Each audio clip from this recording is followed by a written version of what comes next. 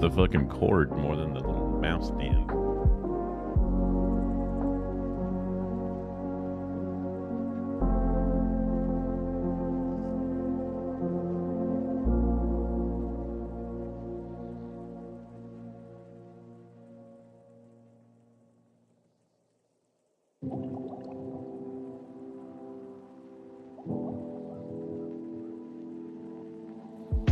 What? Oh my god. So sorry.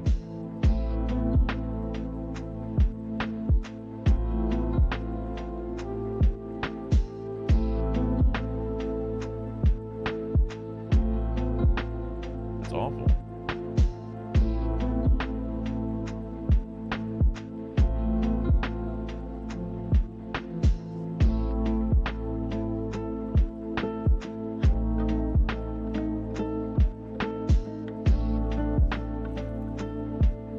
Oh, yeah.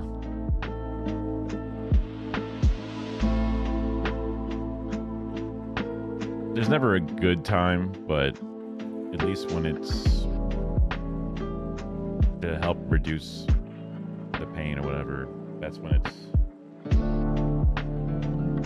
I've had some pets that had to be put down for their own good, in a sense.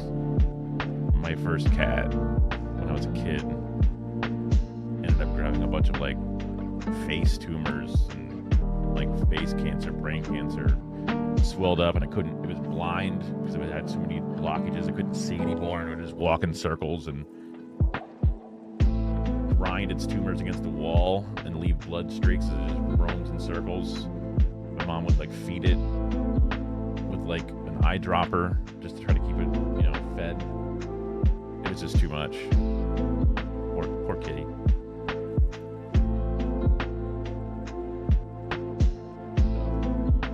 That's tough. It's one of the reasons that I was even worried about having pets in the first place after a certain point, because I was like, I love them, they're amazing, but just that eventual sadness that comes. I guess it's just about enjoying them while you have them, and it's a lesson in life.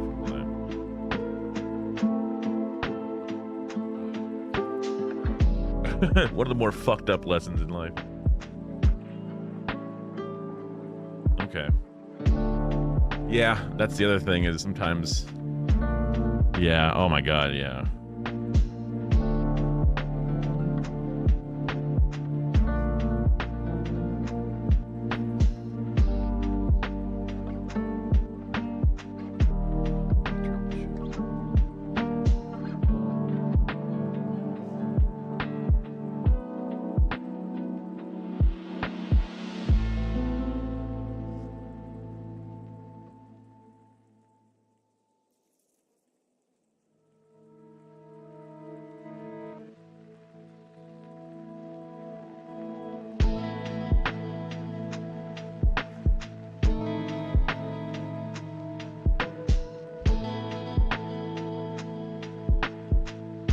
It tells you about Valorant because every 5 gifted subs, Valorant gifts at least 1 bonus sub. Wowies.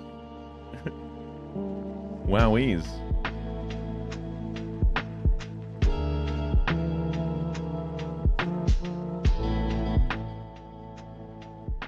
All right.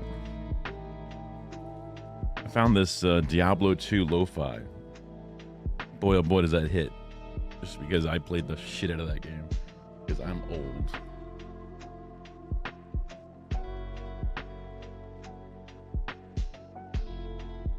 My dog had a couple of spots. When I was growing up, I had one dog. His name was Putty. He was the sweetest little boy. And he had a couple of spots he would lay. Including one spot on my floor in my bedroom. And that ended up getting like this weird... shade, this one because he was a greasy, he was a beagle pointer mix mutt kind of dog, and he was so oily, and there was just this weird like slightly darker spot on the carpet where he would just lay all the time, and he just sort of left his oils there.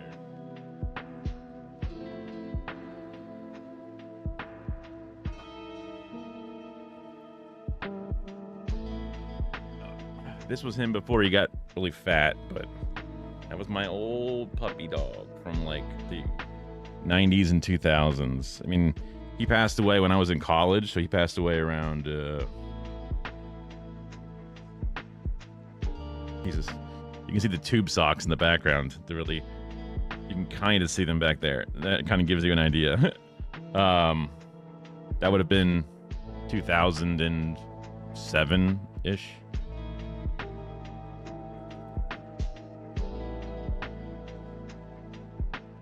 He also would lay against one part of like this, like there's a little outcropping of like our pantry, kind of like where it merges with the kitchen and the living room. And he would always lay with his back against that. And then one Christmas when we visited and we were bringing our cats with us, my cat Filco, he laid in the same exact spot with his legs sticking out in the same exact way. And I was like, oh my God, that's exactly what Putty would do. You weren't even born. Holy fuck. Oh fuck. Yeah. That's, I mean, yeah, life moves on. When I was, I think I've said it before, but when I was at my job, I was considered the baby. You know, I was young. I mean, I wasn't like the youngest person to ever work at the job because I started when I was like 23. Because I was in college for 5 years because moving from FSU to USF and then also trying to do some electrical engineering and some math stuff at first. So I had some extra credits. I had to move around. So I ended up taking 5 years to do it. And I had the one semester where I had to like mulligan because I got flattened by the car accident. But so I was like 23-ish when I got there, 23, 24. But I was like a young guy. And then immediately over time, it became less and less of the young guy, more of a regular age guy. And then eventually the guy that's been there for 15 years. And people were like, wow, that's impressive. That's different. So it happens slowly, but you get used to it. Every person I would ever talk to or get trained by or had over me was older, and then they were about my age, and then sometimes they're actually younger, right? And it's a little different, but it's fine. Whenever I would end up training somebody for a position, like, oh, this is how you do graphics, this is how you do assistant director or whatever, I always felt weird when they were like much older than me, just because I'm never used to training somebody that, and whenever I'm helping out somebody, either a peer or younger, you know. I mean, there were definitely people that are older than me. There are definitely people that were there longer and people that were older, but it's one of those things. Oh, yesterday. Well, speaking of which, just bad timing. I ended up being a little eepy boy and didn't quite get on schedule.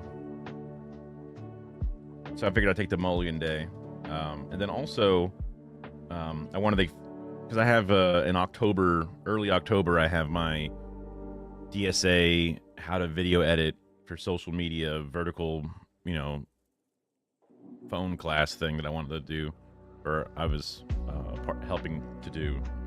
So I need to make like a little class curriculum PowerPoint / example edit. So I need to grab some of that footage.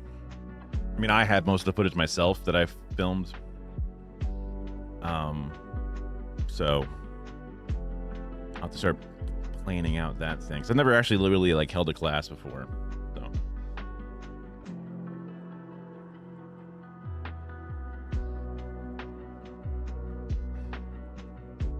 also, it could be anecdotal, but y'all ever take creatine before? I keep hearing about how good it is for you. And then I was all fucked up in my muscles. Especially after that one time I worked out. So then I figured maybe I should start dosing up on the creatine again. It's supposed to be like, I don't know, puts water in your muscles or something, makes it better. I don't know. But anecdotally, my incredible bad soreness and bad back and whatever felt better the next day. Could have just been placebo effect and or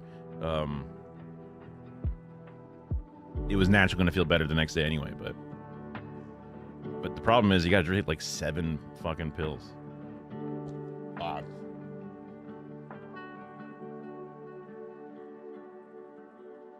Tasty.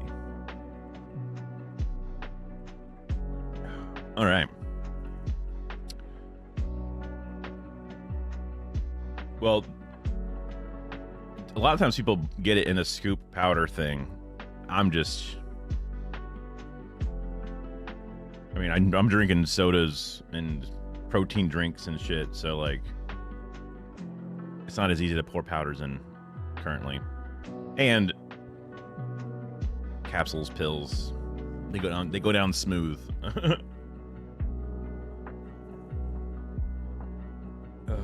Kara's got a bunch of work to do this weekend, as always. Her job's always kind of making her, I guess I've never worked a salary job, but she works salary, and they seem to kind of like, whenever she has a salary job, they take advantage of that shit, man. Where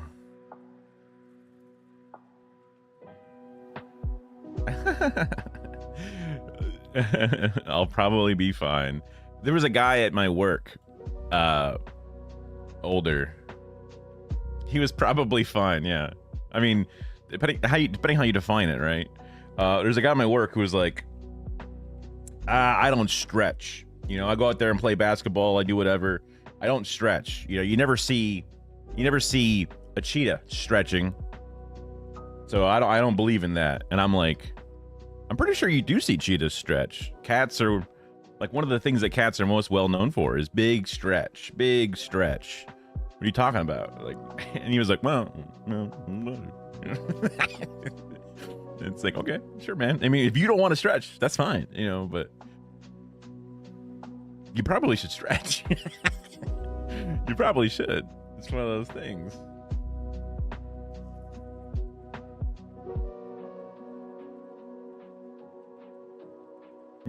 Yeah, also different muscles, right? True. Another important factor. Gorillas only eat, you know, grass or whatever. Gorillas eat, what is it? I forget what, there's like a certain like meme where someone was buying gorilla feed because gorilla big and strong, so they could just eat the same thing. And it's like, it's not gonna work for you. You know, it's just not gonna have the same effects.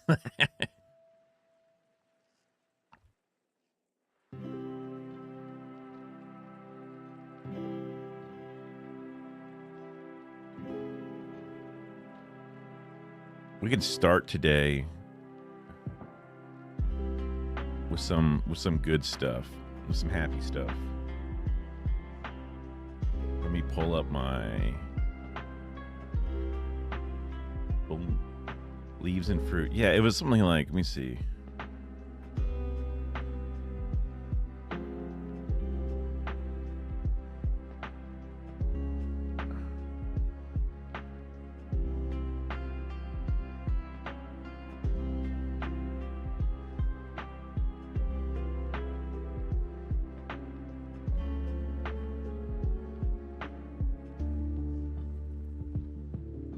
Yeah, eat like gorilla, become strong like gorilla. 25 pounds of gorilla food is what he ordered. Of course, the only image I see is this blurred out TikTok thing. Straight, you're gonna eat gorilla food. Actual, real gorilla food. That's the plan. Because eat like gorilla is, like you said, become strong like gorilla. I'm really actually excited to see how this comes out. This might either work out very, very well or go very, very poorly. I want to guess it went poorly. Oh. I'm going to imagine that the gorilla dietary habits is not formulated properly in this bag. You know what I mean? Like, this is like the Purina ass shit. Yeah, this is the stuff that's going to like... I need updates. This is the shit that's like Oh, well, is there? Do you think that, I mean, there's got to be, especially considering what a gorilla can munch and chew and crush, and then has the enzymes for versus the human. I imagine there must be so much fiber in that, right? Just because it's got to be just, it's got to be just a bunch of like what is essentially feels like lawn clippings to a degree. You know what I mean? It's got to just feel like mulch he's eating. That cannot be. That cannot be enjoyable. Leaves is 100% leaves. Yeah, yeah. That's gonna have some trouble going in, going out, and going in.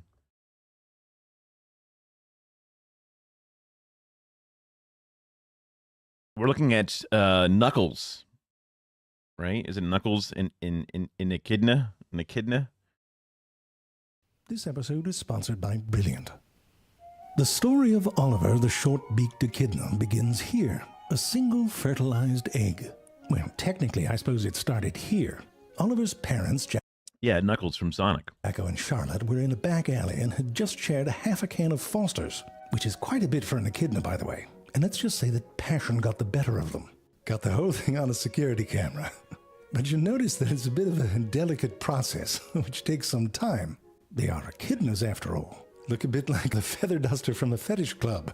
So let's just say that the Echidna Kama Sutra doesn't exactly have that many pages in it. More like a pamphlet. But listen, besides navigating the pointy bits, you've got the whole four-headed penis thing going. And to avoid confusion, I don't mean a penis with a forehead. That's just normal. I mean that in its flaccid state, the male echidna's penis looks a bit like how they might grow craisins. It looks like what happens when you ask a witch to... I thought that was a foot. Like an infected foot. But that's a penis. I would not have normally thought that was a penis. Bring a fart to life. For some time, this four-headedness was a bit of a mystery. Holy shit. Damn, homie, what the fuck? Seeing as the female's bits would only require 2. And that's when one scientist decided to do the obvious and just ask. Turns out echidnas can't talk, so real shit scientist, by the way. Anyway, another science hippie decided to take a closer look. It turns out when the echidna penis is erect... I mean, it's just an echidna penis, whatever. It's fine. Still, it's just it feels a little weird. It looks like a punk snail singing opera. But you can see here that only 2 of the 4 tips become erect, and the whole thing rotates a bit, so functionally it becomes a 2-headed penis. Just right for the female counterparts. And these alternate. One pair becomes erect and ejaculates, and then the other. It's sort of like... It'll come to me. Kill me. Now, this double-barrel shot dong seems to be controlled by blood flow from a single vein that splits into 2 right before the tips. Anyway, back to the alley where the pair are now smoking a cigarette and Jacko's sperm is rushing on its way to Charlotte's uteruses. Echidna sperm, it turns out, are sort of into carpooling. They twist together in these bundles that end up moving faster than an individual sperm would. It's smart. It's what happens when you put your heads together. Get it? No. When they go, it looks a bit like a shuttlecock. And quite... I know that ducks have a corkscrew dick, which is... which is just its own insane thing. Frankly, this is what that word should mean. I'm on fire. So one of these sperms here eventually makes it to an egg and gets Charlotte all pregnant. And that brings us back to Oliver here. He doesn't look like much at this point, but probably a welcome respite from what you've been looking at for the past few minutes. Over the next 20 or so days, this little embryo has to build itself a body. Now, I'm sure you're familiar with this whole development process, but we'll have a little refresher. First, it sort of flattens out and then goes all pinchy-pinchy before transforming into a slightly toothed vagina. Then onto a Salvador Dali impression of SpongeBob before hitting the crucial stage of 2 squirrels humping. From here, as you know, it picks up a bit. Next, we have a goblin that's a human fetus. and fondly admiring his new pet baby dragon into Oh How Sad the Dragon Flew Away, plus major side boob. But then, Oliver seems to take a keen interest into a certain part of his body, if you know what I mean. No, you don't, because look, it was just a hand grenade wrapped in tissue paper, you pervert. And now he's on to you with your dirty mind. Look at that side eye. Then to a, well, it's still a side eye, but he's getting sleepy. And then he falls asleep and dreams that his belly button has become a fist. Now at this point, if you get a close-up on the face, sure, you might think that's a butthole of a sleeping ghost bear. Or maybe a gummy bear that's thinking, You brought me out of the bag just to give me a kiss, didn't you? the horror. But pay attention now. When it turns into a zombie testicle with a 5-head, Yeah, the dolphin thing with Charlie Kirk. Yeah, you can see something interesting start to emerge.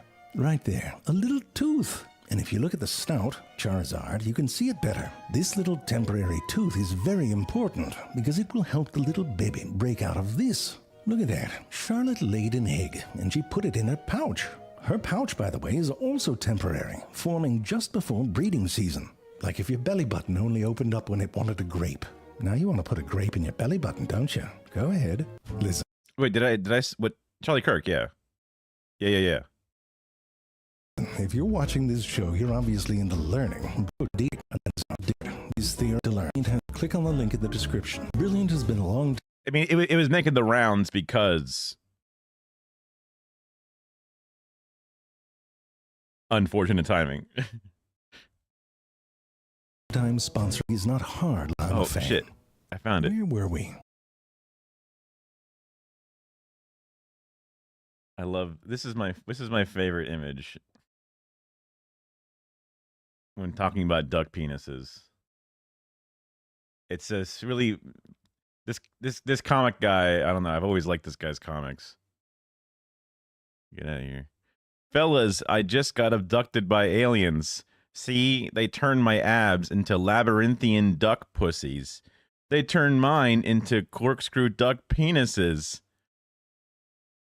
Are you guys almost done hugging? I need a ride home. I just love the idea of labyrinthian duck pussies.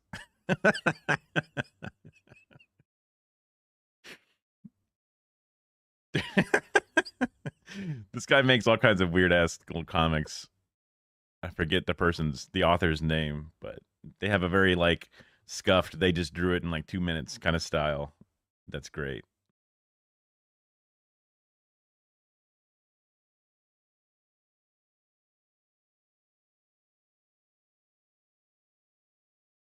Oh, there's like a extra fabulous is what it's called. It looks like they upscaled it and made it better.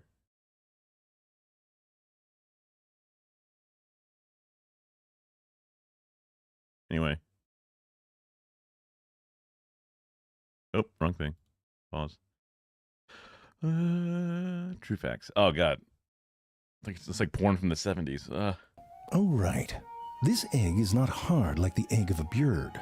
Instead, it's made of a tapestry of keratin-like fibers and is soft and leathery, which is more like the eggs of some reptiles. And when it's time to bust out, it's handy to have that little tooth. And That's a little gummy bear. there he is, for the first time in the open air, little baby Oliver. Now, not The air's got to feel awful against that like translucent skin.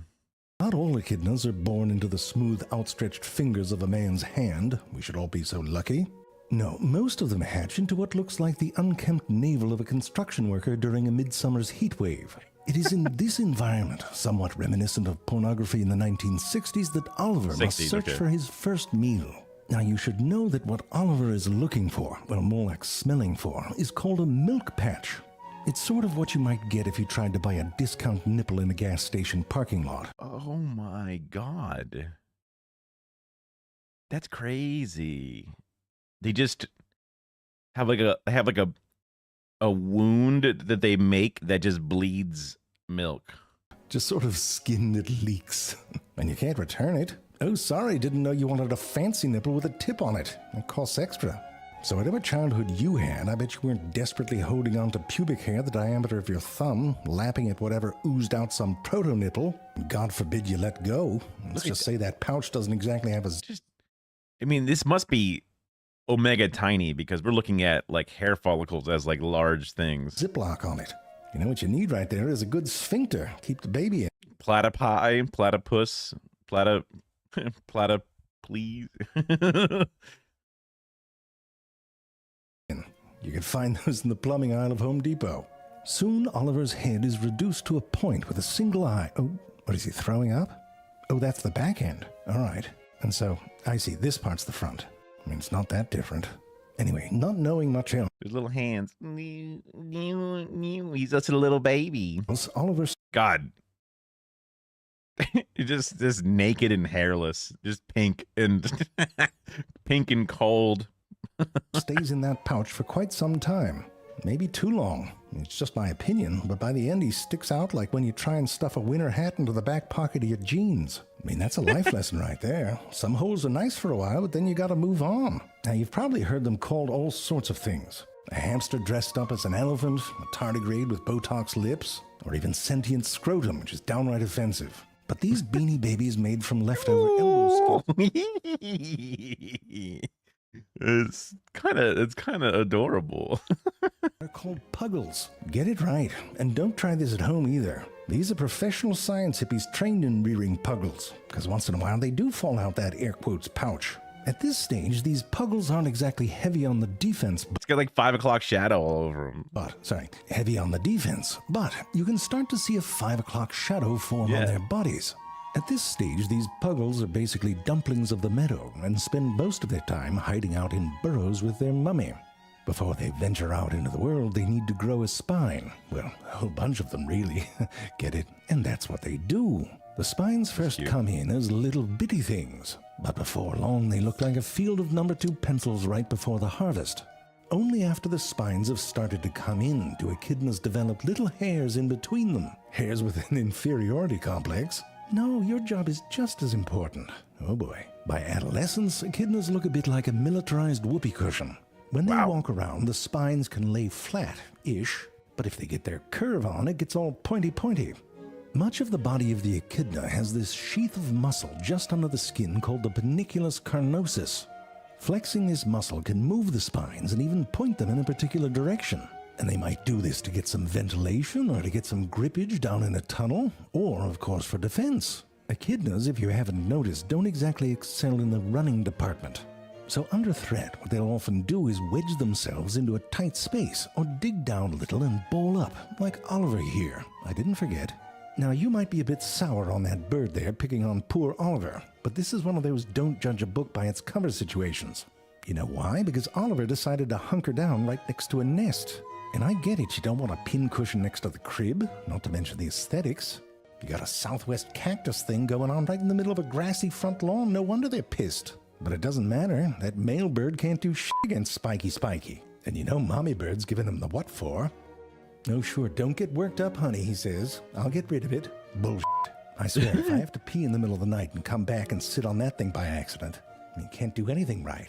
Now, with a defense like that, you might expect that echidnas would be pretty good at digging, and you wouldn't be wrong. They've got some good equipment, too. Curved claws on their front feet and some excellent technique. More of an off-to-the-side scoop. You don't get dirt on your nethers like a dog do. In fact, their whole body plan is a bit splayed out to the sides, like an alligator, for example. And their pelvic girdle, which is what connects your top half to your...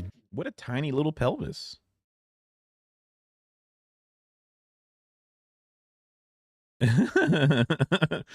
Yeah, I mean, crazy. It's the organic beasts. The fact that a life cycle can formulate all of this from what is essentially single cells or a few cells. I don't really know if, I mean, a sperm is definitely not a single celled thing. So, but the DNA that melts out of the sperm once it makes it into the egg and shit, or kind of like, you know, but even the egg itself is not a single cell. I mean, I don't know. I never really got down to the counting of bullshit, but you get the idea. It's crazy that it grows and does all these different things. Why was there a random button? Bottom half is more similar to a reptile than to... Oh, they lay soft eggs. They don't need big... Well, we lay no eggs. I guess we give live birth. Oh, I see what you're saying. Because the soft egg is like a big shit. So you don't need much of a pelvis. But when you give birth to a live being or a hard egg, then you need a big, meaty pelvis.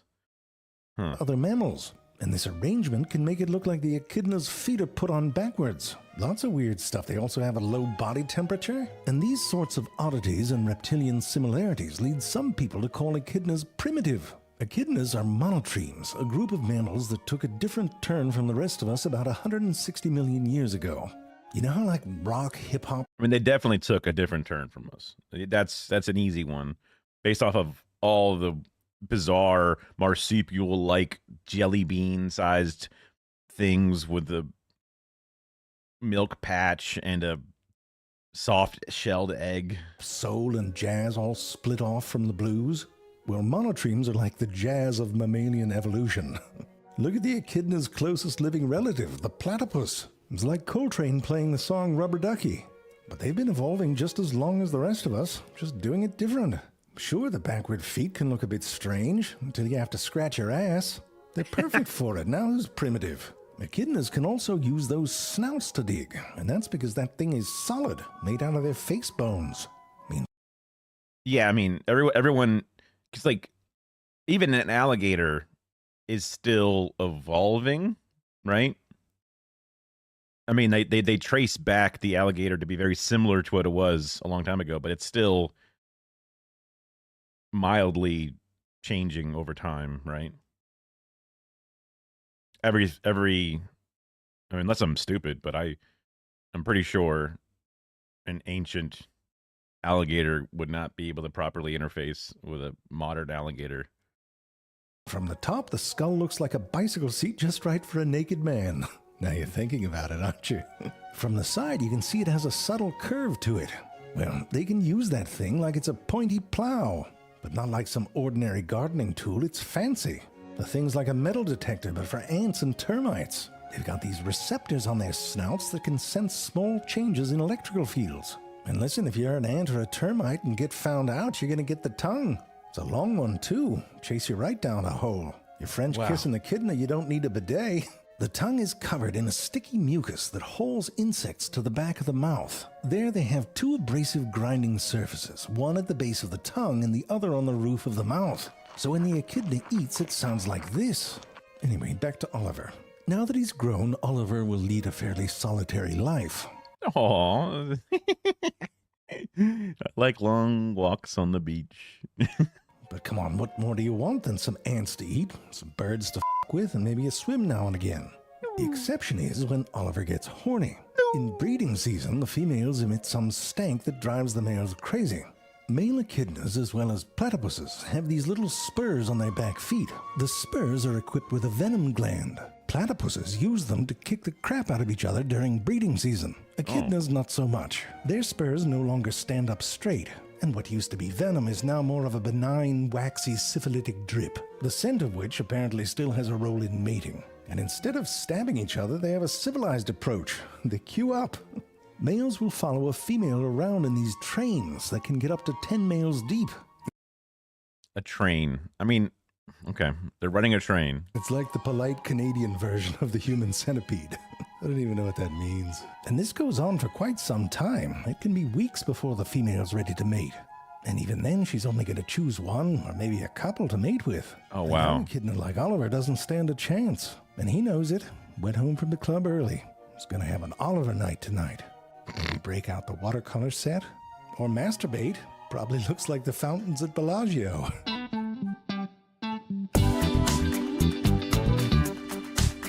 All the doctors. It looks like one of those party blowers, but made from buttholes. Like a sausage octopus. That makes no sense. Like what's left. So how do they get the photo with all four erect? Unless maybe these aren't erect. I guess these aren't erect. This is a shriveled. I can see the shriveling going on, so I guess that's the difference.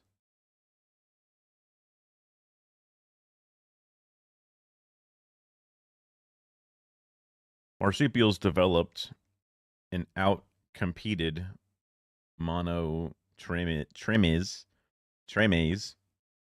and then Viviparous developed and outcompete marsupials, and that's why only the marsupials left on an island no one can get to. Huh. I feel like I'm not Andrew Tate. Aiden Ross reading the word fascist and having trouble. Interesting. I like animal stuff. It's cool. Oh, loud. Trying to get my easy path to having quiet music in between sections. Okay, I have my little dials and shit for the browser volume, so hopefully it works. And I have my new loudness meter that I'm trying to monitor. It looks like I'm a little bit louder than I was before. I went back to the smaller wind muff on the mic. This one was a lot bigger, and I was worried that my volume wasn't quite getting to the same level because the top end of it has so much more material. So then I was equally far away from that, which pushed me even further away from the microphone, which made me quieter. But I'm worried that my "please bring pizza pronto" is causing some plosives, but maybe it's not.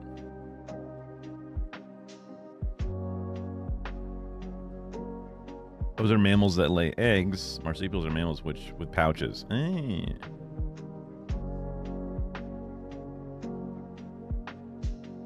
Oh.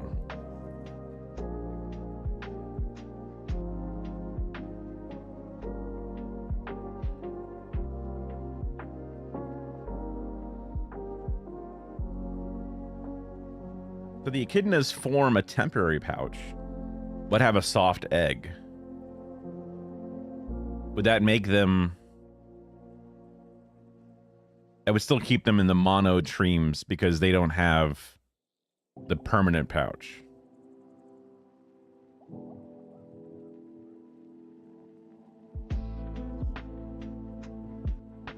So are platypuses also monotremes and not marsupials?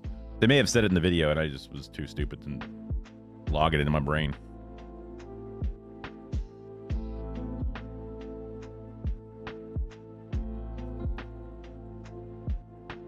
Oh, there's some other stuff I wanted to watch.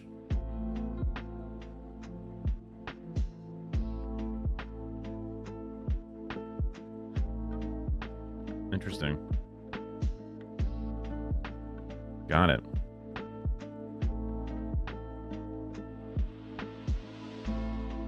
Oh, I'll do that later.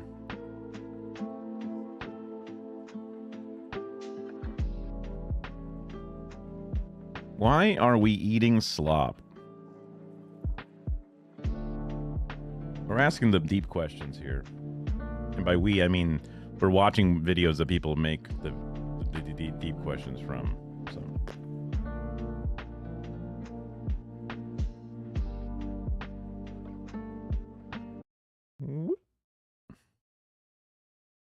Why are we eating slop? Kava, sweet green, chipotle, dig, naya, chopped, just salad. These are merely a handful of the dining institutions in which one can procure a mush-colored leaf and protein porridge known as a slop bowl. These fast casual dishes are the go-to meals for urbanite employees as they embark on their cute little lunch breaks. But with all of the ways we human beings feed ourselves, the uniformly corporate vibe of these places has me wondering, why do so many of us choose to eat slop? Today, we investigate.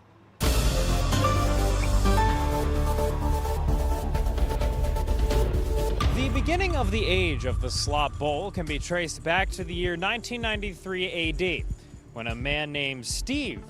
Just seeing that FedEx worker pull down a handcart and go through the New York area, I wonder what it... Because my dad is a FedEx delivery guy. That's his, like... job he's had for an obscene amount of time. I wonder what big city FedEx guy's life is compared to suburban sprawl FedEx guy's life. Because my dad is driving and running around and schlepping shit. But I can imagine in shit like this, he's just walking down with a handcart down the street and just there's so many doors and addresses all in the same sort of fucking block, and then a big business building that you deliver to the mailroom, and it is handled internally and shit. So it's just such a different thing. Colorado opened a humble burrito shop near the University of Denver campus by the name of Chipotle. Pretty soon, Chipotle started spreading like a bomb when you press explode. Today, there are exactly 3,799 Chipotle locations across the United States. Colorado Steve is a billionaire, and many It almost looked like it's an electoral college map, but I guess that would be crazy. Yeah, Gore Bush. Okay, yeah. I was like, what the fuck? Yeah. Chipotles.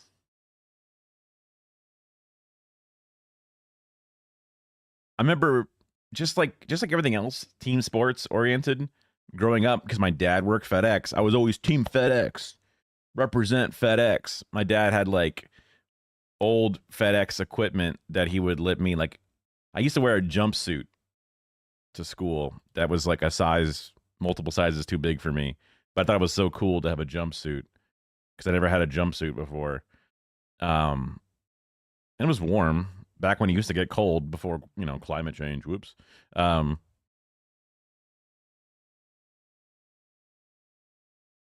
a little nerd. But yeah, why did I have this connection to one delivery service over another? UPS, ugh, brown, spit. Orange and purple, hell yeah. Movie Castaway, hell yeah, that's our boy. Whatever, dumb. Chipotle locations across the United States. Colorado Steve is a billionaire, and many restaurant entrepreneurs have tried to replicate Chipotle's slopularity, combining the speed of fast food and actually healthy ingredients with other non-Mexican cuisines. There's Cava, which is Mediterranean Chipotle, Naya, which is Middle Eastern Chipotle, Dig, which is Republican Chipotle, Just Salad, which is Chipotle but just salad, Chopped, which is just salad but shitty, and Sweetgreen, which is just salad but for the hot daughters of generational wealth. And these are just some of the bigger ones. Outside of the major leagues, you got hot young upstarts like Springbone, Inday, The Little Beat, Oxedo, Bango Bowl. My dad also voted for Ralph Nader because he's an independent thinker. And then he voted for Obama, and then he voted for Trump. Twice. I've never had any of these other ones. I've never heard of these other ones. But it's funny that all the big, places, the big cities have all these little, flop food places. China, and 3 others that were created since you started watching this video. It's a very crowded category. Everybody's jumping in. They all want to be the next Chipotle. Lisa Jennings is a veteran restaurant reporter who I coerced into telling me more about the fast casual space. Fast casual has, I think, really, probably for, since the 1990s, been the growth category. Last year, among the top 500 restaurant chains, fast casual sales grew 9%, and that was much faster than fast food, which was 2.3% growth, and 1.3% growth in casual dining. That's right, folks. As a peoples, we Americans go hog fucking wild for slop. Roll the tape, Peter. I'm about to get Chipotle for the 3rd time in 3 days. Chipotle, 2 nights in a row. Everything at Sweetgreen is made with quality ingredients. All of these bowls are divine. Crispy rice ball, please. You see how I eat my bowl and it still keep its composure and structure. But enough slopping around the Trophmus tree. It was time to talk to some real certified bowl knowers. Yeah, I'd say mostly just have a lot of experience in the space over the years. Once I started working, kind of dove fully into that world, was eating Chipotle. I mean, sometimes lunch and dinner multiple days a week, just going as my only meal Chipotle for days on end and then mix it in. I mean, I get the idea that you can get a container. It's 1.5 pounds of just food. You've got the different varieties of the fibers, the vegetables, the starches and the proteins all mixed together. You can eat it and throw it away, especially in an environment where like you don't really have a kitchen. You don't really have, a big freezer and shit. It's very, very big city living style. It's fast and easy, no dishes. You throw it away, you get moving, Yeah, I guess. Yeah, I know. I could tell that was a joke. Cava in there and Naya and all that type of good stuff. I'm a resident expert on Chipotle, and I'll mix in Cava and Sweetgreen. Candidly, I eat Chipotle 2 to 3 times per week, on average. Like when I did my internship when I was in I did my air quote internship, fake internship when I was in high school. I was in the downtown, what the hell? Downtown Tampa area. And it was the old location for Tampa Digital Studios, some little editing shop where I learned editing, beta stuff, all these different things. And it was an internship that I did because my dad was a FedEx driver, and he saw some like mullet, beer belly, Hawaiian shirt, super tanned leather skin from being on the beach his entire life guy grilling outside.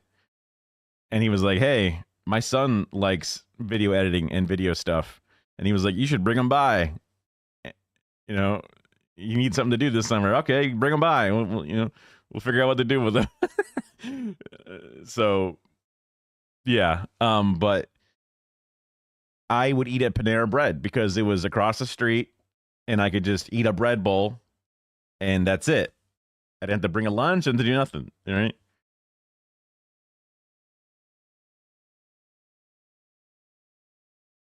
Well, when you factor in like your 5-day work week, right?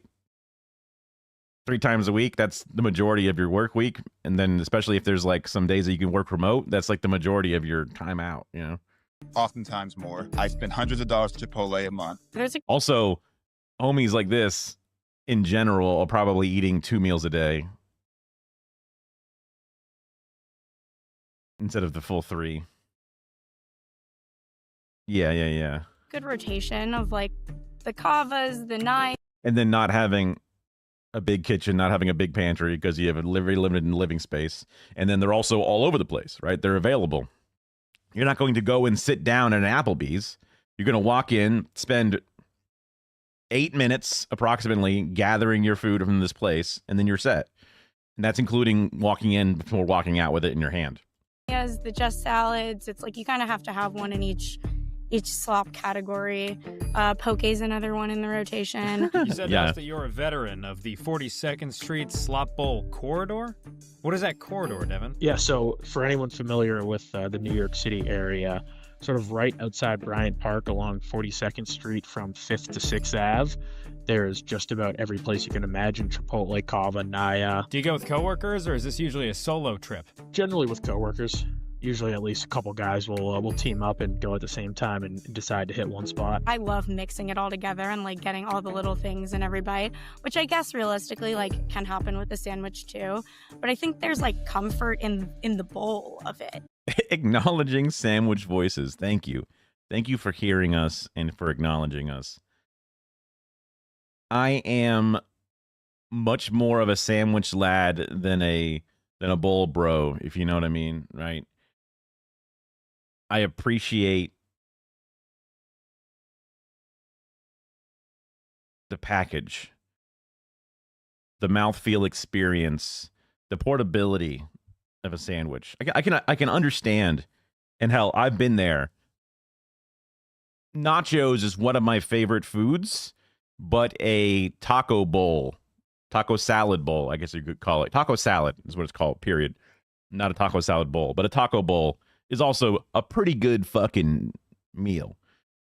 I loved the taco salad from Taco Bell, which is just a very large tortilla fried into a bowl shape, because you just basically put a tortilla into the fryer, just splop, throw it in there, and then you just kind of like push it down with this. I guess it's not actually just thrown on top. It's like a cage. You load it into a thing, and there's another thing that sits inside of it that kind of punches into it, and then that would create the bowl shape, and then you fry it like that, and then you open it up and you pull the thing out. It's been a while since I've been there. I had to think about it. Food goes in mouth mania. Like eating out of a bowl is like the greatest thing I could eat. God, I love eating out of a bowl. Oh, I'm sorry. Like all my meals out of a bowl. It's still reasonably priced, depending on which one you get. And how does your wife feel about such consistent Chipotle consumption? She probably thought it was a little bit weird, like, hey, you're eating a lot of Chipotle, but now it's like, it's whatever. And often she might see me eat Chipotle for dinner once or twice, but she doesn't know that I also ate it 2 or 3 times for lunch that week. I think some people say that there's an ADHD thing about like consistency, or some sort of autism thing about consistency. Being able to eat the same thing forever without too much variation, appreciating certain aspects of things. I don't know how much of that is just people trying to make correlations and causations or whatever, but not causations, but just connections. Maybe his mom took Tylenol or something. Because she does keep working, so she knows I eat Chipotle, and I told her This is a joke, by the way. You eat a lot of Chipotle, but like, I don't think she even knows how much Chipotle I eat. I'm not hiding it. It's just so much. Everybody, I'm about to tell you why you should consider investing in a Surfshark VPN. Hey, I see your fingers. Don't even think about skipping through this. Do you know why? Because if you skip through this, somebody on the internet is gonna steal your fucking shit. They're gonna... I'm pretty sure VPNs are not actually good for keeping yourself safe and private or whatever. Also, the more VPNs get pushed, the less good they're going to be. When a VPN was what the hell is a VPN? I could imagine it being very good at keeping you safe from certain things. But now that it's so commonplace, like it's for decades.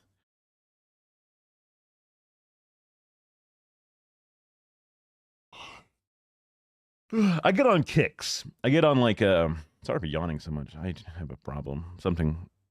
I have some brain issue. Something about me makes me yawn. Or health issue. Probably more of a health. Anyway, I'll get on a kick where I'll eat one thing for like a month or two, and then I'm like, okay, time to mix it up. Although I've been on my current diet plan of cottage cheese, peanut butter and jelly sandwiches, protein shakes, fruit bags. This has been a nice variety of simplicity is a big part of it too for a while now. Although I mix it up and get a bowl of ramen in there occasionally. So I'm not entirely stuck in my ways.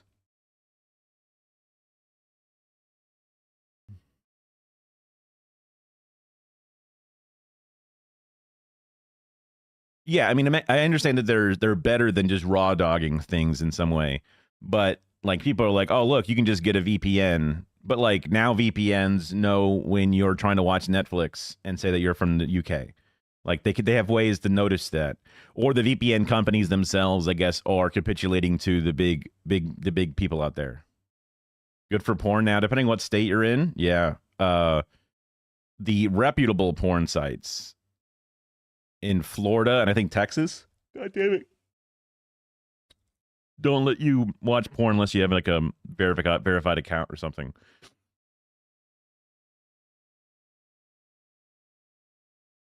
For years and years, I never paid money to anybody on Twitch or subscribed to a Patreon or whatever it was. And in the same idea, I never paid for porn. I still have never paid for porn. Something about paying for porn just felt like I'm not that rock bottom yet. You know what I mean? Where like, because there's so much free porn out there. It's one of those things that it never felt like it made sense to ever pay for porn. You could just Google the word boobs and you'd have porn. You know what I mean? So like paying for a very specific type of porn. Now I appreciate sex work and all that stuff, right? Like that sex work is work, right? So it's kind of fucked up to say I don't buy porn, right? But I don't buy porn. I don't know. I mean, I never donated to streamers and stuff until eventually my brother was like, how many hours have you watched such and such thing? How much have you committed to them? And I would watch their YouTube and I've got an ad block on and all these different things. And it's like, I have been relying, I've replaced my consumption of media, of cable television, all these different things with specific creators. And also, oh no, I get you. It's fine. This is not a plea for, this is more about explaining my own path of realizing I should pitch in some money for the people that I really appreciate and want them to still be able to do the thing that they do. That's all. I guess it still kind of comes across as like throwing shade or whatever, but you have not been watching me nearly as long as I was watching Beagle Rush, right? So you're safe for now. Steal your shit because you don't have it. In Krenz, Surfshark Also, a lot of these great VPNs choice. come from There's Israel. Also, So. more tools on rocks, especially with and an anti. I think it's safe. Nice. Right now, you can go to Network at checkout. Thanks for watching and supporting our advertisers. Now, back to the trough, piggies. Relationships aside, This is all to say I'm launching an OnlyFans. Only sniffs, right? It's where you can somehow through the screen, through email, you can smell. You can smell. No, I'm kidding. it's obvious that for high-functioning, busy folk like these, the appeal of slop bowls lies in its health and efficiency. And I agree that these are huge benefits. In fact, my fast casual shaman Lisa went so far as to say that Only J's. That's pretty good. I like that. we shouldn't be calling these bowls slop at all. I think slop bowl has become a term that is The slop is the term for everything. People talk about how Peak is a game called Friend Slop, where it's where you and your friends go and play a game and you play that and you consume it like slop. There's Roll Slop. That's an Elden Ring game, right? There's Metroid Slop. That's the new Hollow Knight game. Everything is just slop, slop, slop, slop, slop because you know, it started with AI slop, I feel like, when it came to like its majority. But then we realized a lot of things are also slop, and then people use it as being like a I don't care about anything. I'm a nihilist. I'm above, really being a fan of something that's cringe. Therefore, I just see it as slop, superhero slop, all these different elements, right? something I think is derogatory. It's, sort of the newer version of what used to be called the sad lunch salad. Okay, so this is our modern version of the sad desk lunch. Sad desk lunch, that's what it was. The term really came from the internet where, you've got all the gym bros who are trying to pile on their proteins. Then the term sort of has shifted over to, what we know as fast casual bowl concept. The fast casual concepts are defined by the fact that they're offering something better for you, better ingredients, and all of Chipotle, Sweetgreen, Cava, those are places you can get a very nutritious, filling meal. I think it's good money for the price for what you're getting. But what exactly? One of the tips from both my dietitian as well as just like lazy dumbasses like myself was go to a place like Chipotle and order what is like from their catering side of their menu and their website, where you can order like 2 pounds of cooked chicken, and it's just a bunch of like strips of cut up grilled chicken, and it's mildly seasoned, cooked in a plastic tray that day, right then and there, and you buy it instead of going to the store and buying raw and then having to chill it and then prepare it, cut away all the fat and the gristle, cook it up, throw away the things, clean all the stuff. You can just, you pay a little bit more, obviously, because of but you're also buying it in some degrees into a certain amount of bulk. But you could buy something like 10 pounds of grilled chicken, and you would just buy that on Monday, and you have that all week until next Monday. You put a date on the fucking container with a Sharpie or something, and then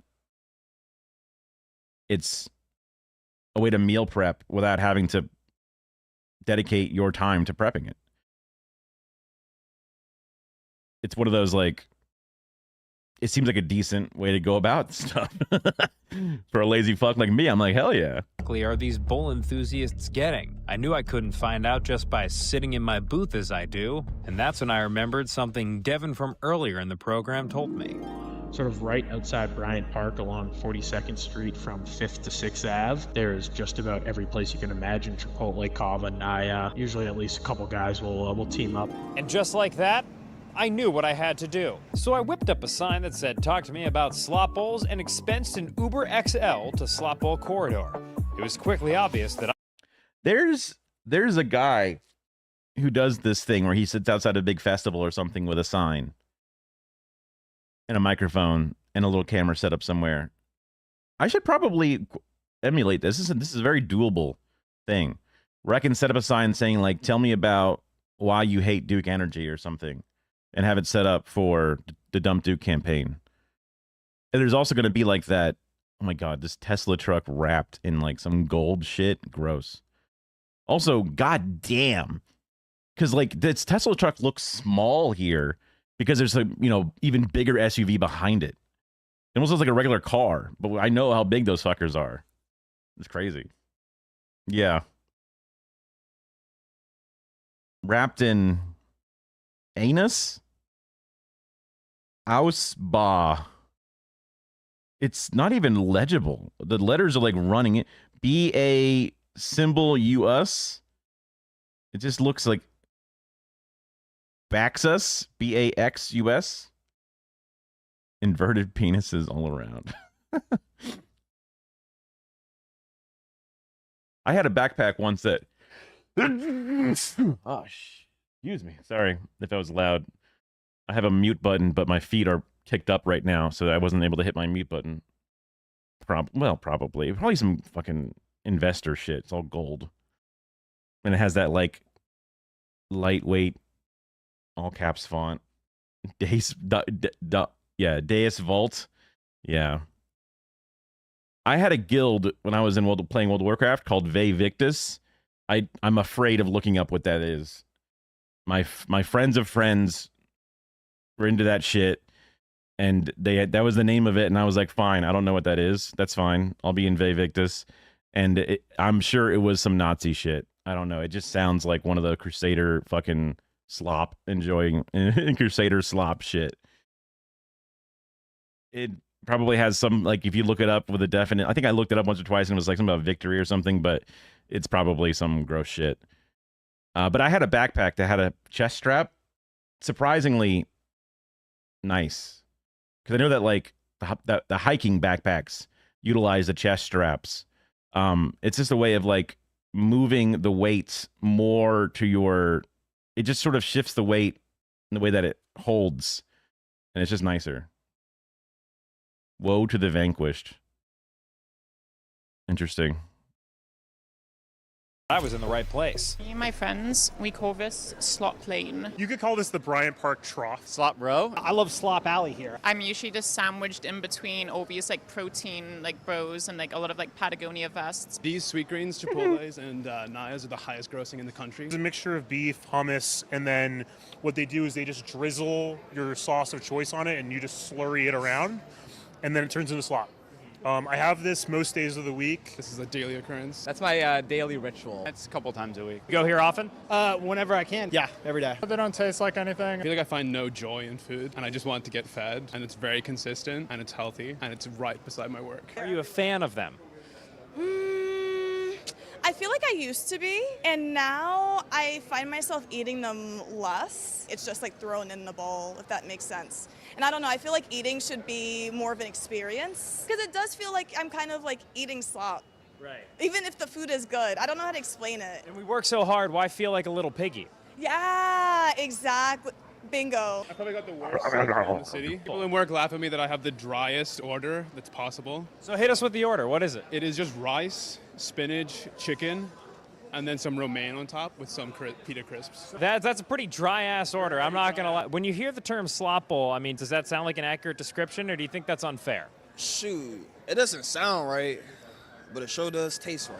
What's the appeal of a bowl-based lunch? I think it's just portable, and don't mind the shape. It's quick. You can get back to your desk faster. That's basically what you're going for, is speed. It's got everything I'd ever want in a single bowl. Which is what? What do you want? Oh, I want hummus, I want chicken, I want rice, I want veggies, all of it. I'm fueled by slop bowls. Kava's got that sauce. Do you get these for lunch? I don't know. I'm more of a soup girl. I just don't like when my food touches sometimes. I'm very anti. But soup is... It's all touching. Do you mean like a... Not homeopathic. Homeogenic. Wait. Fuck. There's... Like... Mixed things are heterogeneous mixtures. and there's homogeneous mixtures. So like water is homogeneous, whereas Kool-Aid is sort of a heterogeneous because it's mixing water and the sugar together. Although I guess you could argue once the Kool-Aid is mixed, then that's now a homogeneous mixture. I mean, the rice holds some moisture to it, depending upon how the rice is cooked and served. So that's where the hidden moisture is coming from, the stickiness to kind of mush it all together. But no sauce, and yeah, I mean, I've only done the soup thing for a little bit. One of my easy ways to get a meal was to buy the $2 can of Chunky's soup, peel the lid off, throw it into a bowl or a cup that was designed to go into the microwave. But then that plastic cup started getting this weird like bubbling texture to it because it would get so hot, it would like micro melt the plastic. And I'm like, that's not good.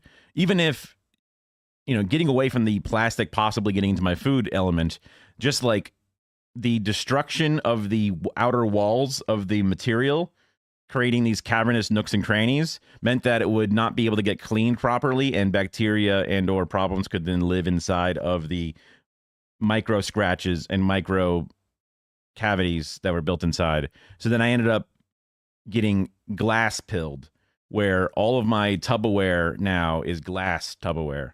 Tupperware. I heard a plosive there. Hopefully that wasn't too noticeable over the air. Because I love glassware for cooking and storing your bullshit. Because you could have rotten chicken festering inside of a glass bowl, and you could just boil that glass bowl, put it through the dishwasher, and it is clean. And you trust it because it is a smooth surface, non-porous, does not get stained, does not, you know, it's just, it's the way. It's heavier, and it's a little bit more expensive up front, but it's so fucking good.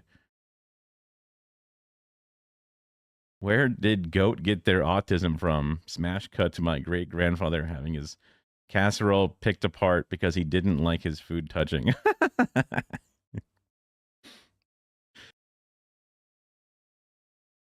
Yes. There was, that's funny. Also, girl autism is a thing that everyone pretends doesn't exist, but boy, oh boy, does it exist.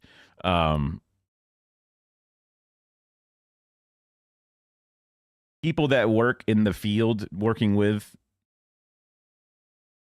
different needs children, autistic children, disabled children, the parents will come in to pick up those children, and then the people are like, oh, hello, sir.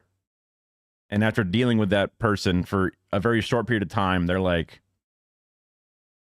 okay, you know, it wasn't the vaccine, it wasn't the Tylenol that has led to this child's development being different. Chances are it could have come from you, sir, you know, without really saying it to them, but you can really notice. Because there was this dude in my work who was very different. Everyone sort of did not like them because of the way that they were different. And they have legitimate reasons to not like certain elements of what they've done. But then I find out that person has an autistic child. And when the boomers talk about autistic children, they only usually mean it in like a very specific way. They don't just mean like they like trains or whatever. They mean like they consider it to be developed as they see it as a disability. So like they see that there's negative impacts on their ability to manifest a regular life or whatever. And then I look at the dude and I'm like, oh yeah, he has that too. And he's just had the boomer / Gen X style of getting over it and having to deal with it. But he definitely fits that model, which then made me interact with them a little differently. There's definitely more charitability to it. But then also, like, you know, they were being like creepy and weird on women and being like sexually abusive and shit. So never really fucked with them. And it's the corporate structure. So despite I even went to HR and escalated elements because someone had come to me and said, this has happened to somebody. What do we do? So then I escalated that with my manager, who was their boss or whatever. But then what do you know? The corporate structure found that there was not enough evidence and just let things go. And I'm just like, and then even when I was having that discussion about that, I escalated. I was like referencing another story about somebody kind of just using like the R word or being like transphobic. And then they escalated that as well. And then again, that went nowhere. So corporate HR structures, how useful they are, you know, because I always had this weird guilt because I grew up in an environment where, like when I first started working there 15 years ago, I was the young guy. I had no idea what I was getting into. Certain elements of like the people would come up to me and say, hey, which model would you want to fuck? Right? That they would just whisper that to me like on set and point at the women who are standing on stage modeling the clothes. And I'm just like, whoa, right? Like there's this like a toxic masculinity built into workplaces, built into society in general, right? But I didn't report those things because like everybody was it, and then I was like trying to find a way to fit in, and I'm like, I don't know, man. I just I never really thankfully those things kind of died down because I realized that I wasn't going to feed into that shit. But I never reported anybody because you don't want to be a narc or whatever, and you just don't know. But I had this guilt about like, am I turning a blind eye to the Me Too movement type shit? You know what I mean? So then when I finally did escalate things, it didn't seem to really go anywhere. And then if anything, it now put a target on my back as like somebody who's going to cause problems or something. Or people could find out that I was the one that reported them, and then that would cause further problems and things. I'm not saying that you should never report, and I'm not saying that you absolutely should report and you're a bad person if you don't. It's a balance. I think that you'll find inner peace when you do report to some degree, and then you might have a worse experience than I did, or you might have a better experience than I did. So, I mean, this conversation went to a different direction. Slop bowl. I'm waiting like 30 minutes to get probably 5 pieces of chicken. There's nothing in there, and honestly, it's kind of gross. Also, bring back the 3 martini lunch. The old power lunches they used to have back in the day. Hour-and-a-half lunch, you sit down, you get a steak. Why do we have slop bowls now? There's 10,000 bodegas in the city. Okay.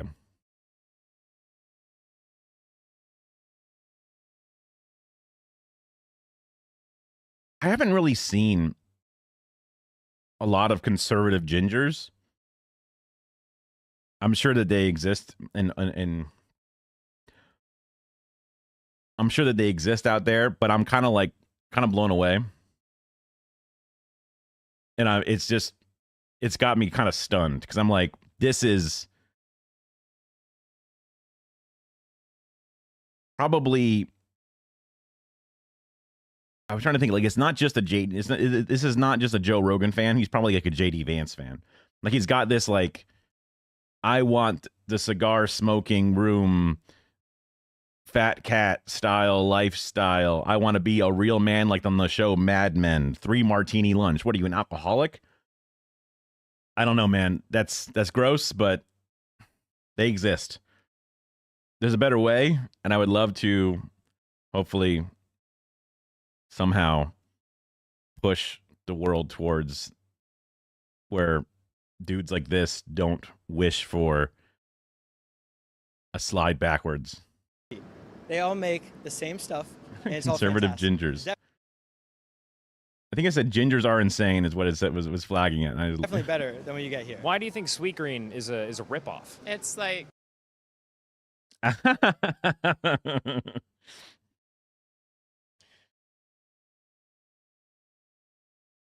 yeah, I could see how people could take the white people or actually have it harder in life nowadays than black people because, hey, look, affirmative action in DEI makes it easier to be a black person. That's a rule that makes it harder to be a white person. Like, no, it doesn't. It specifically does not make it harder. You don't understand how those rules work. But also, then they add on top of that the ginger element, right? Yeah. $18 for like some lettuce and like a little cardboard like $18. What the? I guess it's New York. bowl. It was during my time speaking to these chicken-breathed worker bees that I began to realize the real meaning of slop. For some, it's a tool of efficiency.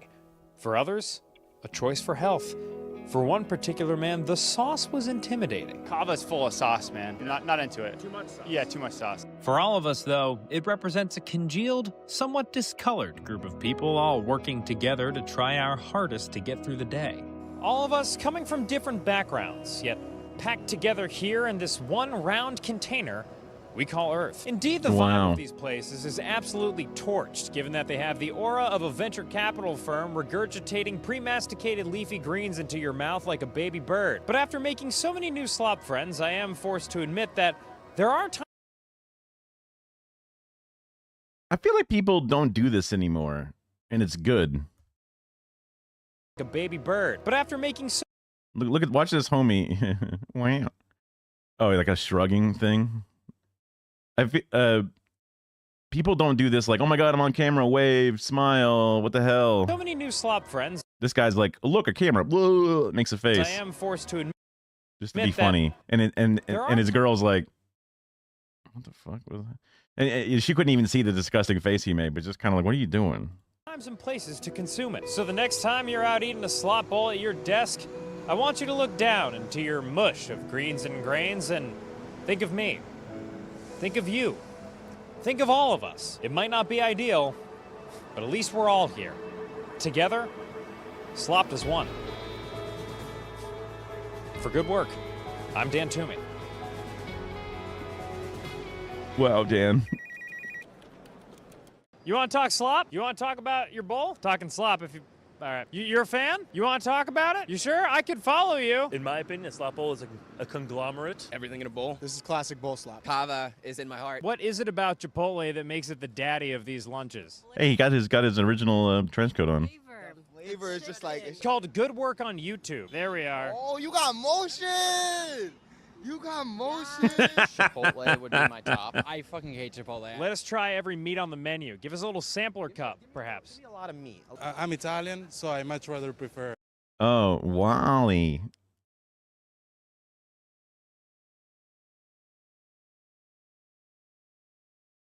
This is disgusting to you. There's a flavor, but you can't really taste the individual things in this bowl. Double meat if I'm like feeling really good about myself or really bad about myself.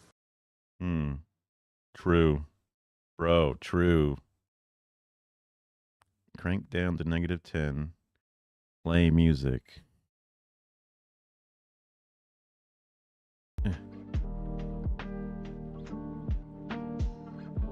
Gorilla feet make men strong. True facts echidna, I can get rid of that. All right, let me clean up my list here. Remove. Okay.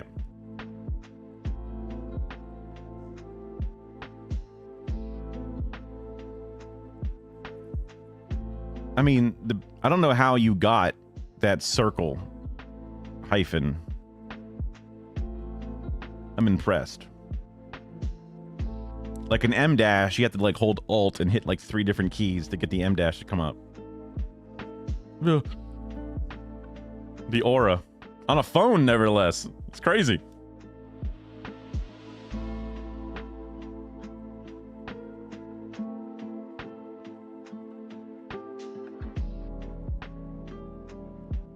An M dash is like a longer dash. Like there's a hyphen, and then there's like... Oh, shit, I don't have it here. Unfortunately. Hold on, real fast. And that's an M dash. My scene note for my other scene had it. Ah. But so the M dash was it's like a different, it's almost like an ellipse, almost like a semicolon, but it's used fucking, what do you call it? Oh my god, you have the triple dashes. 3 different sizes. 3 different uses. I don't even know what the other one is just so... It's only slightly bigger. It's kind of crazy. And a frog.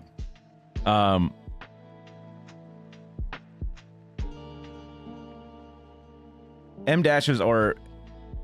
English majors love them because they know that they know how to properly use them, and then ChatGPT uses it too much.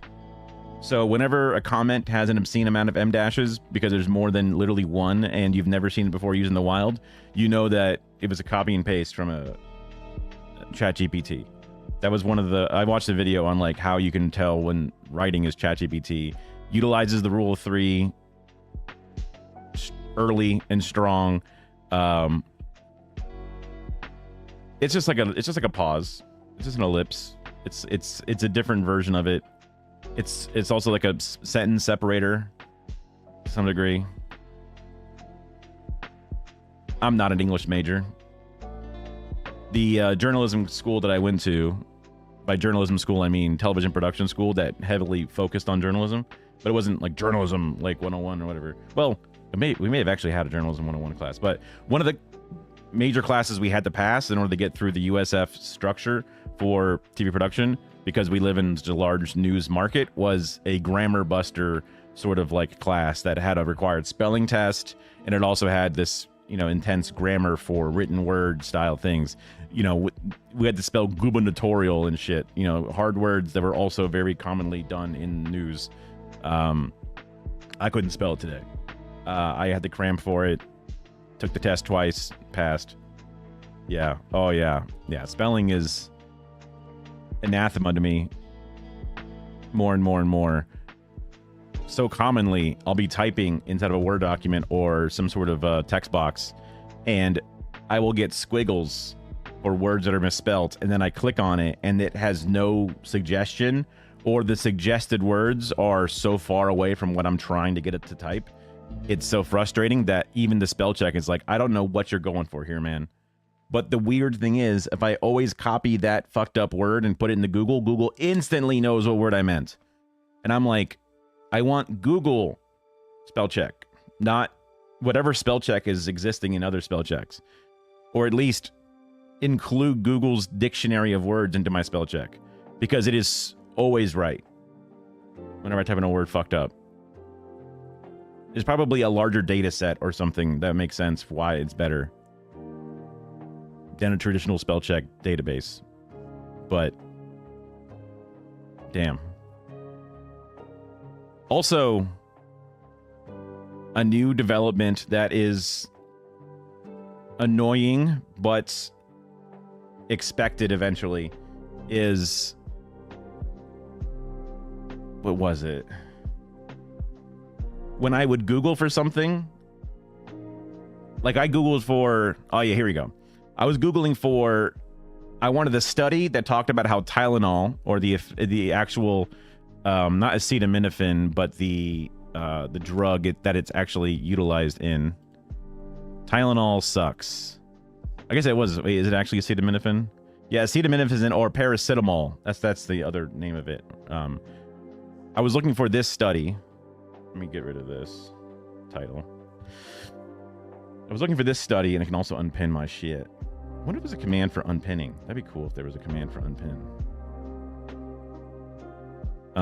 For Twitch. I was looking for this study. Acetaminophen for chronic pain, a systematic review on efficacy.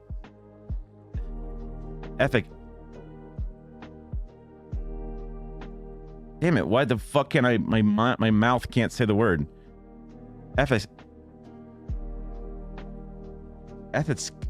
Fuck. Stupid lips. Efficacy. Oh my god. I think I'm stuck on it. I can't get it right. Efficacy. That's almost right. It's just weirdly slow. Anyway,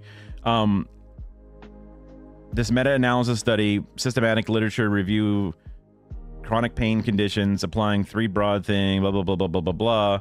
They found that little to no efficacy with dubious clinical relevance. In conclusion, there is little evidence to support the efficacy of acetaminophen treatment in patients with chronic pain conditions. So I guess it's more about chronic pain than like a short-term headache or whatever, but it seemed like it wasn't all that useful for things. And then continuous, as always, continuous understanding and looking into different elements of things. I was looking for this review. I was looking because I remember this being a thing that was shared with me about how Tylenol sucks, and you probably should just use ibuprofen or something else instead in your daily life. But when I was Googling for it, it would not come up to save my life because everything was about Tylenol's most recent RFK Jr. Trump shit. But the AI overview knew what I was getting at. And that's where I see the best impact of AI in my life for sure, and for most people, is especially as these search engines get worse and worse and worse by the bogging down of more and more bullshit, right? Having the engine having a better understanding of what you're trying to type in based off of the large language model behind it, and then being able to, with a bit more of a grasp, like it's not an intelligence that's listening to you and understand what you think. It's just able to, instead of you commonly, like when you were typing into Google, you used to have to use commas properly and minus signs to like include things in your search and exclude things from your search. But the internet's getting wider and wider, and it's getting more and more filled up with slop. So the words you type in and then what's getting pumped in the SEO is coming into your face faster and faster. But at the very top was talking about this study with a link that pulled up the side and had this thing in it. So I don't think I'm going to be trying to minus AI all of my searches because it's able to find the things I'm looking for faster. I think it's definitely a better indexing tool and a search tool than the default search tools we've sort of been building for ourselves. But I'm not going to use it to build my entire life around it, you know what I mean? Yeah. But, I got to give props to when it works. And that was very helpful to have it work. I've been saving loads of articles on things whenever I find an article that like is a thing that I want to bring up more commonly, but I always struggle to find it, right?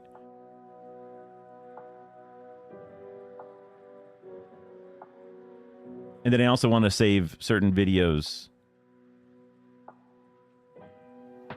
whenever they come up. Like this is a classic banger. Wait, didn't I? Oh no, I did something different. Pause the music. Also, I should go in here and loop just so that way it's easier just to hit the mute button. Like this is a classic video. May Allah awaken the people and help them to see the evil doings of Israel and the United States. It's a banger. It's a classic. Never wanted to lose it, so I can just save it to my GOAT folder. Greatest of all times. May Allah awaken the people to the evil doings of Israel and the United States. I should download that and make it a fucking alert for things. Also, the Dune scream is a great way to put it in. Greatest of all time. Greatest of all time. You can take that as a point of compliment. That if you share something with me, you end up in my GOAT folder because it's goated. Oh, I should get out of this. Okay.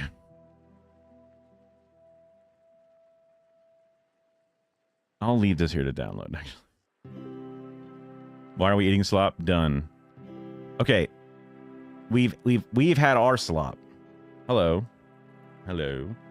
Now it's time to learn.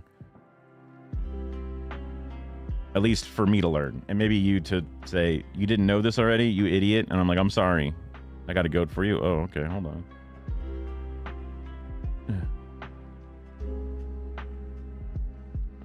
Alec Jones. Oh, hell yeah.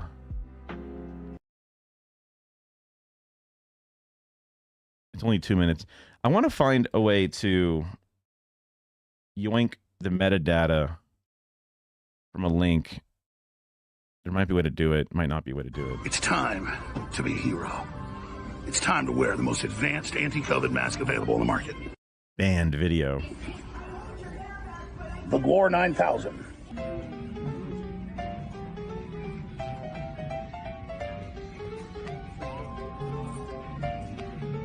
What's wrong?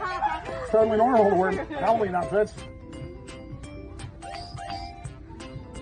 He's the same guy I say he can't live with a N95 mask on his face. Not even a KN95, just an N95.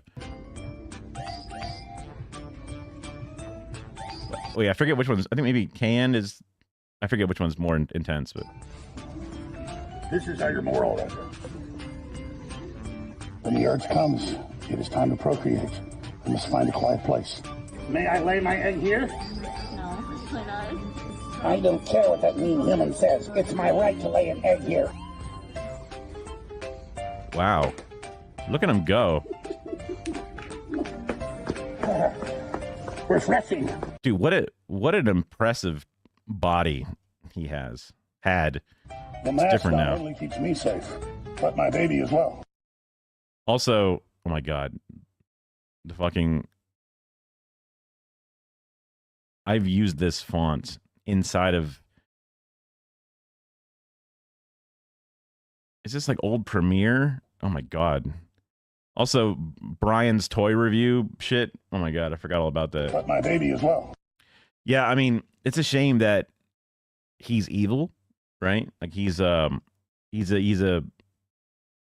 element for bad things because he's such an impressive, charismatic personality. No, exactly. Yeah. Yeah.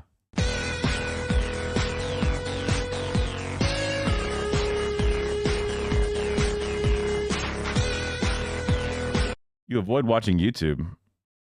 What do you watch? Billy Billy? Like, what do you?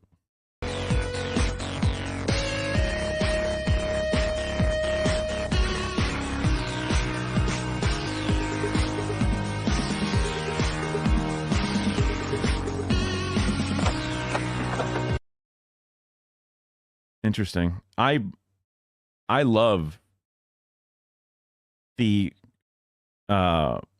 individual creator space beyond what you. I mean, I don't want to say like, oh, I'm so not mainstream. I'm so indie and off to the side, but television got so formulaic and annoying to me. The coming back from commercial break and recapping the thing we just talked about, even TV shows that are kind of fun and, you know, carefree, just constantly stretching things out and overplaying elements. And it just got like, I would come home to my mom's house and she would have the TV on and I would just like, oh, I cannot stand the way regular television is done. So I just would flock to individual stuff. Even stuff like Good Mythical Morning was like a better, fun, carefree thing to watch than the actual television carefree things on TLC or HGTV or whatever kind of bullshit. It just, or Food Network even. It just had like a better, more pure humanity to it. YouTube isn't regulated. I never thought about the regulation of television being the benefit to the television, to the media, or moderated for that matter. Okay, that's a different, but I get how that's similar, but I mean, I guess I moderate. Like, I could look up the Tyler Oliveira videos and all the most racist bullshit and freaks, or I could find the things that I want to find. That goes both ways. Netflix would never say Palestinian lives matter, Israel is doing a genocide, but someone on YouTube would be able to say that, right?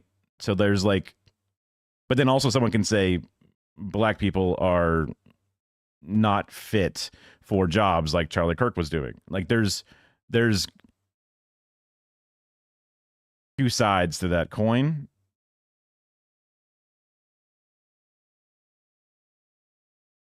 crazy. It's just that I'd never, even back when I was less politically involved and I was still making the choice to move to YouTubes and Twitches instead of Netflix and television, because I just appreciated being able to find more pure forms. I mean, I didn't even think about it that in that like context, but just pure forms. That's also, but I have missed out because I have not watched movies and television shows, and I have an urge to make sure I go back and catch up on a lot of things. So there is that side of things as well. I'm definitely loud as fuck. Sorry for being super loud. I should just move the microphone further away. That'll achieve the similar effect. Also, I like project sometimes when I'm like on stage. Kick should not exist. Horrible people on there. Yeah, the moderation I can see being an important element of it. Twitch is pretty good about its moderation for the most part. I mean, with there being a large amount of people that exist, like Kick is a platform that I will avoid, because it is there to prop up gambling, crypto gambling, to get either current whales or to be a loss leader that breaks the brains of a generation of young people into becoming addicted to gambling as well. There's a net negative that's trying to be formed from it. And even if they chose poorly, I don't want to feed into it. I've watched like Nutty, the person that helps me learn so much about StreamerBot and do OBS things, especially when I was first starting, built a lot of the widgets that are on my website currently, or my Twitch stream right now. He has started being on Kick, and I've like voiced, he's had votes or like, do you guys think I should do things on Kick? And I'm like, no, I do not think you should do things on Kick. And other people are like, yeah, Kick. He's the only person developing, widgets and things for Kick, but it seems like he's starting to realize how gross and racist and bad it is. And I hope that he gets off of it. He gets an hourly wage for streaming to Kick based off the number of viewers he has, and also based off of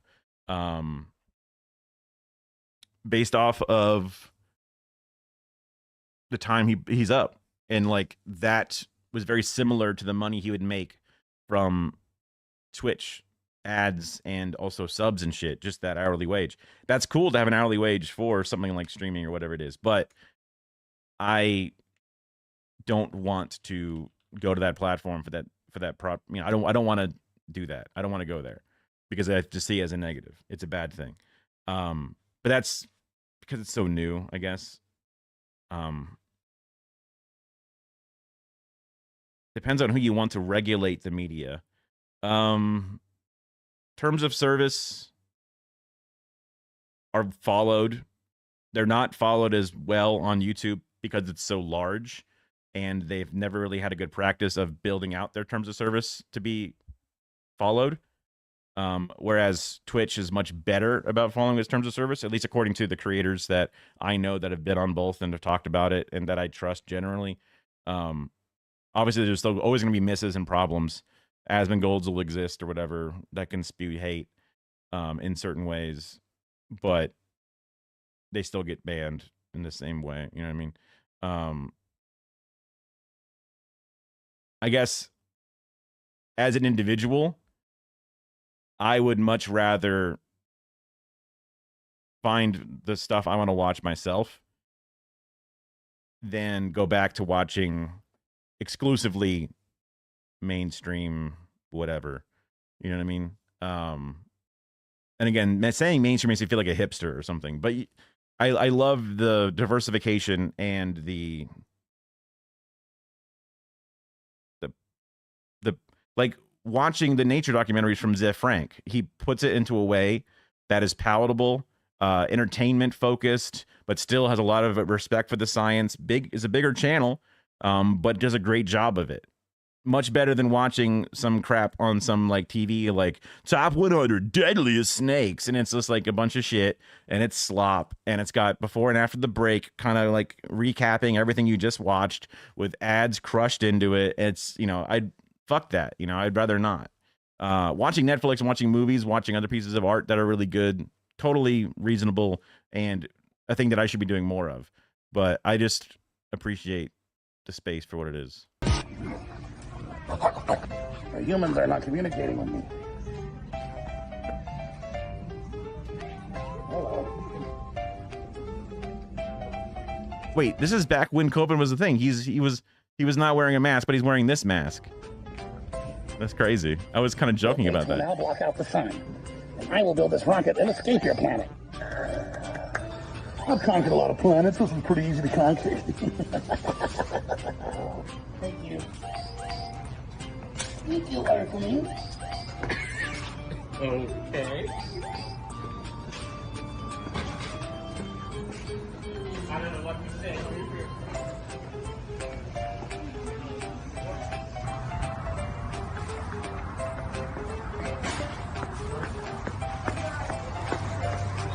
But I think you have a reasonable you have a reasonable approach.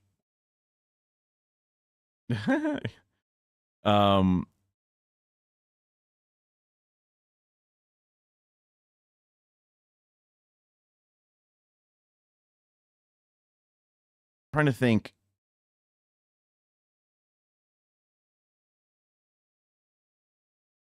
Because Alex Jones and what's his name? Alex Jones and Nick Fuentes just got banned off of YouTube. I saw a tweet or something that was like they made their accounts and then got banned within 24 hours or something. So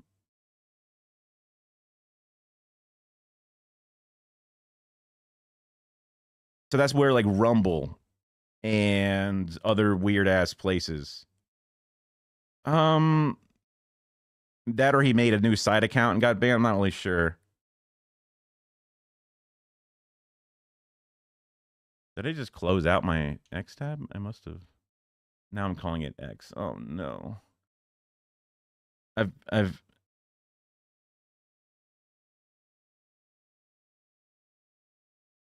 anyway.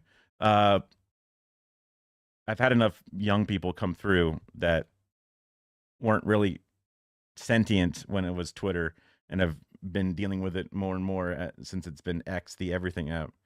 He was banned years ago. I don't know where my window was that had it. I guess I closed the tab out without realizing it. Well, closing out Twitter is not a bad thing.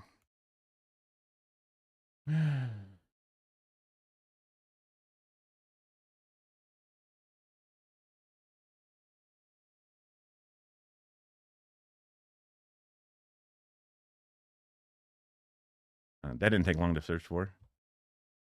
YouTube has banned Alex Jones and Nick Fuentes in less than 12 hours after they created their channels. That was a couple of days ago. This was him spraying the woman that went to knock on his door. Banned in 2018. Sandy Hook shooting, yeah. Banned in 2020. On their new channels within 12 hours. Okay, so they made new channels. You are 400 of that.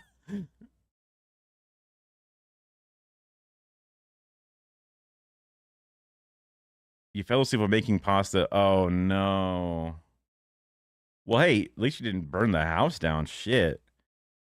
The other day, I was making ramen, and I hadn't made ramen in so long that after pouring the pot into my water and moving along, I left the oven on. Like, it was like, you know how the oven will, like, the stove top will, like, I have, like, a glass top stove, which is basically just an element under a piece of glass. So it'll, like, turn off and then not be red. And then when it notices the temperature is too low, it turns back red again and then goes back down. I left it on with nothing on it. It was just burning to the air, just wasting energy. But I fucked up before. We always had like rule number 1, check the oven to make sure there's nothing in the oven, like the actual like oven. Open the door and look in, Because sometimes people would store like a pizza box or something in the oven because it's a way of keeping it sealed so bugs don't come after it. But you would never want to turn the oven on to preheat it with like paper in there because you'll start a fire or something. So it was like rule number 1 was always check the oven. Rule number 2 is always, I don't know, turn off the oven when you're done kind of bullshit. There was always these rules about using big appliances and things growing up as a kid. The stovetop didn't have those same rules put into it.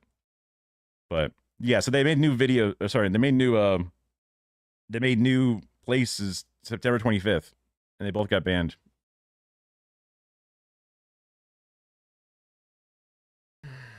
Leaked into YouTube? I mean, I wouldn't really think about being, I mean, because these are, I mean, most of the problems on Twitter are just a bunch of old fuckers who have been on YouTube just as long. You know what I mean? But them being banned shows decent moderation. And whenever there's a space that says we have no moderation, that just turns into hate speech, and it turns into N-words, and it turns into Nazis. So every space needs some form of moderation. How heavy-handed the moderation is always a debate, and it's always a private company. Good luck to, I mean, I guess literally China does it. China has its own sort of like, if not hand-in-hand, but direct control of certain things. So, because in America, if there was a, you know, the Biden network or the Biden channel or the Biden, you know, app that could like show you videos and things. Oh yeah, CSAM shit. Yeah, totally. Yes, that would be the problem. So there obviously has to be moderation to some degree. It's just how much. Mainstream stuff, Netflix, cable television will have an intense amount of moderation to the point that they won't even allow Palestinian voices. So, as just a small example. The 2chan. I've heard of 4 and 8chan. Never heard of 2chan. There you go. 4. I know 4chan is bad, but 8chan's even worse.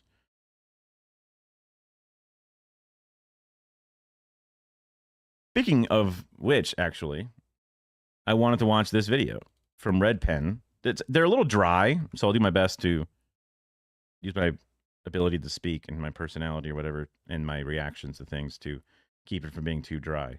But I wanted to know about Xi Jinping because, like, I don't even know how, like, they don't have family dynasties as far as I know. Do they have elections? I just don't fucking know. So I would love to learn about China, literally. This video presents a summary of key points contained in Xi Jinping's governance of China. I made this video for those who are interested in learning about Xi Jinping thought, but don't have the time to read all 2,400 pages of the governance of China. Oh yeah, I don't have time for that. I don't have time for 2 pages. If you like the content produced on this channel, consider lending your support at the links in the description below. The Governance of China is a 4-volume collection of speeches and writings by Xi Jinping, the General Secretary of the Communist Party of China, which outlines the— Right, he's not Chairman Xi, he's the General Secretary, aka the President. Official party perspective on China's development in the 21st century. Now, I also imagine his own writings on things will have biases built into it, right? It's reasonable to understand that and also reasonable to expect that. And then doing your best to be able to see it through both charitability and also a critical eye. The writings encompass Xi Jinping's views on economics, domestic and international politics, infrastructure, technology, environmentalism. Like this softened filter is an example of, I know he's not that smooth. Even when he first started, he was not this smooth. And I can understand that they make him look smoother. He makes himself look smoother, whatever. And I can see through it to some degree, right? Should it be more real? Whatever. It's not a big deal. But peaceful coexistence, a small example, and military affairs. The Governance of China is a unique text because it is a book written from a global historical perspective by a statesman with the power to actually shape the future course of a major country. Through an extensive... That would be my book on Sniffin' J Thought. On Sniffin' Thought, it would be just like, dang, he sucks. What a bitch. He's always failing his goals. He can never get anything done. Literally his entire young adult and adult life, he's been trying to lose weight, yet still fat. L. More like Sniffin' L, not Sniffin' J. That'd be my books. They go, okay, he's got biases where he hates himself because he has low self-esteem. We got to look through that. We got to look past that. Grasp on Chinese as well as Western history and literature, Xi Jinping not only articulates the intricacies of China's internal development, but relates China's development to its growing role in global politics. The text does not present a Western-style critique of capitalism, couched in the language of negation and idealism, but instead presents a tangible framework for concrete steps in the arduous struggle of building a communist I'm society. gonna put some stuff back up on... With the rise of the People's Republic of China, its growing power on the global stage, as well as an emerging soft power conflict with the West, it is increasingly important that the world understands what China is doing, how it got here, where it is headed, and how nations across the world factor into this world historic transformation seen with the rise of socialist China.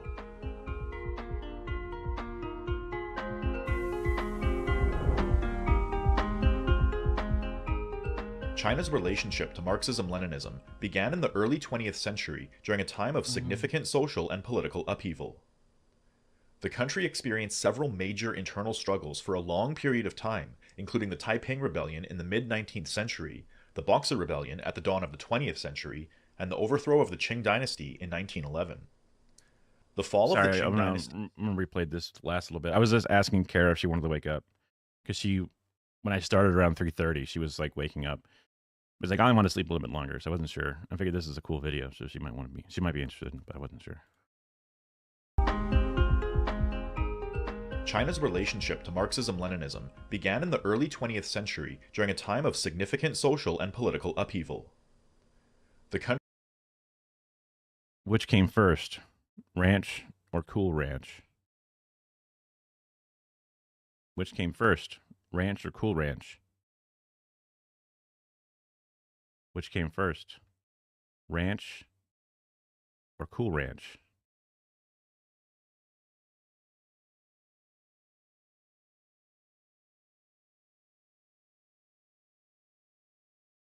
She's doing okay.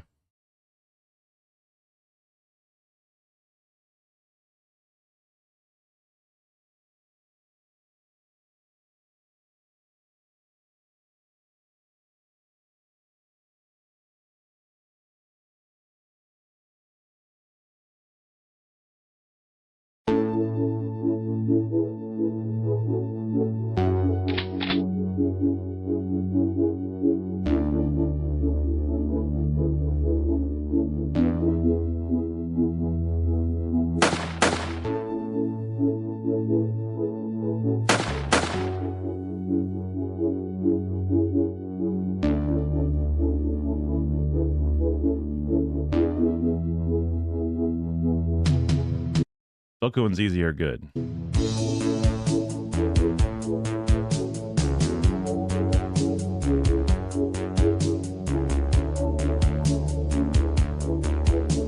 I think you should kill yourself, Dilbert.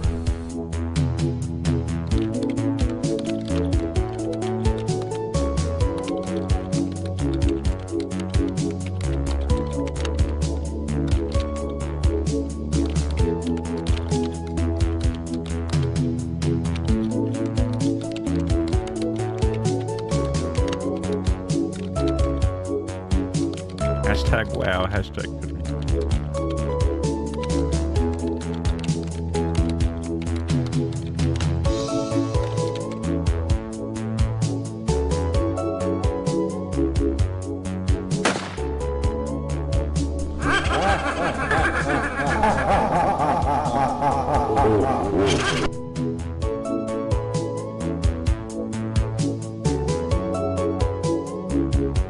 Please don't kill me.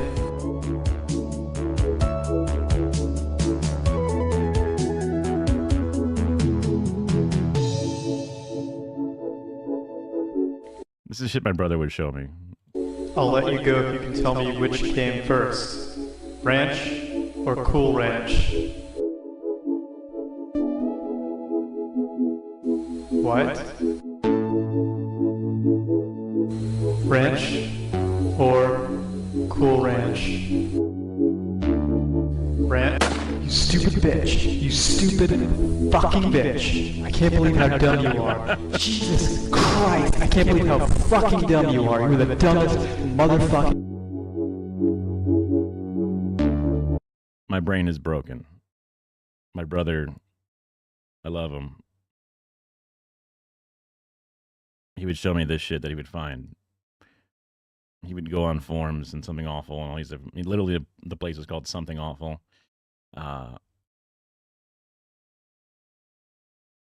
Formulative videos. I can't think of, whenever I think of ranch or whenever I think of Cool Ranch, this is all I think of. On the count of 3. 1, 2, 3. Oh yeah, I forgot to tell you I always loved you.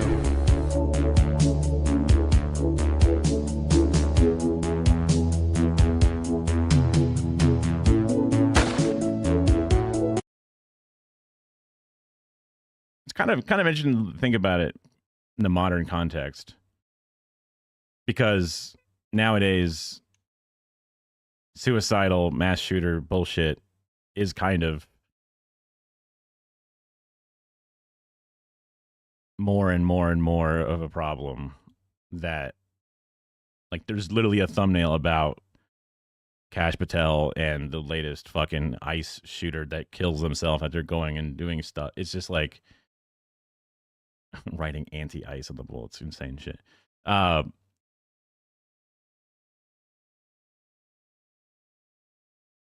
There's elements of the internet that are a problem, right? That case in point, not so much the video talking about it, but just the fact that that shit exists.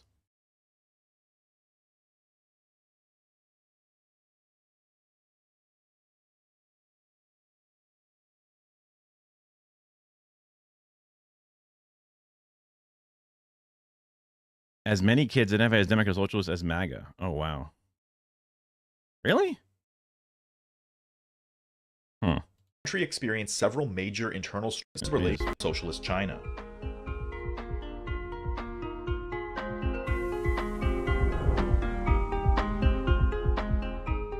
China's relationship to Marxism-Leninism began in the early 20th century during a time of significant social and political upheaval. The country experienced several major internal struggles for a long period of time, including the Taiping Rebellion in the mid-19th century, the Boxer Rebellion at the dawn of the 20th century, and the overthrow of the Qing dynasty in 1911. The fall of the Qing dynasty was followed by the fragmentation of China into regions controlled by warlords and the Kuomintang, leaving the country in chaos and vulnerable to foreign powers. It wasn't until the 1917 Russian Revolution that the Chinese... There's a longer video about Mao, but that was like an hour and a half long, hour and 20 minutes long. And maybe it was better to start with that one first, but I figured I would just jump in with this and then move forward. Chinese saw a clear example of how Marxism-Leninism could be applied to overthrow a repressive regime and establish a socialist state. Inspired by the developments in Russia, Chinese intellectuals began to explore Marxism-Leninism as a solution to China's problems, which quickly led to the 1919 Democratic Revolution and the founding of the Communist Party of China in 1921. Mao Zedong, a key member of the party, played a crucial role in it. Damn, look at him. Yeah, and I want to learn more about that as well. I've heard it said it was a bloodless revolution at one point, that Lenin's revolution was bloodless, but then I asked Carter, and he's like, "No, it was very bloody. It was it was very bloody." And I was like, "Oh, okay." Adapting Marxism-Leninism to China's specific conditions and predominantly rural. In my illiterate version of that, I listened to the Behind the Bastards episode about Joseph Stalin. Robert Evans. Apparently, there's a different Robert Evans that's famous for writing and poetry or something. I don't know. But this Robert Evans is like an anarchist, kind of a online trader dude. he seems pretty cool, even though I don't necessarily agree with anarchy entirely. But he seems like a really cool dude. Loved his podcast. Very funny as well.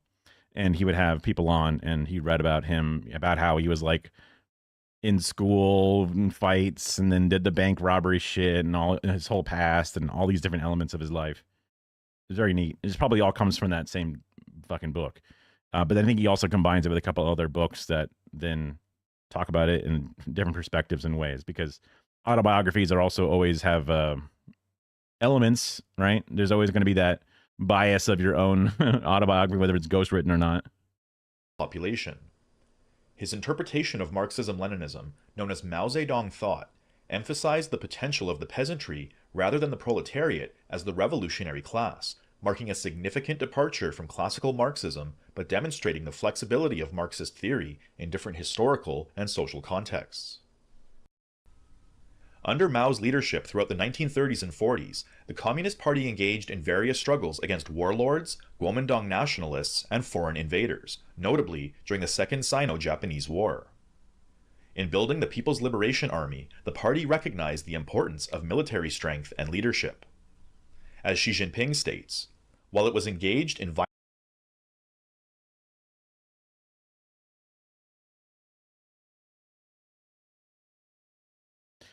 Maybe he was thinking of the Civil War element then.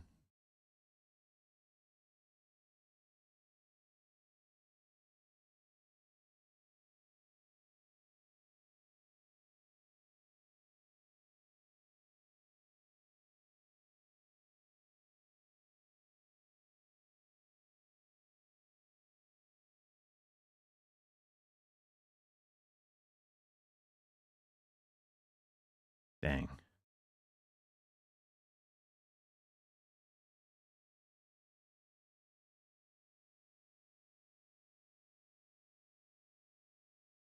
Sorry, I was just turning to the side.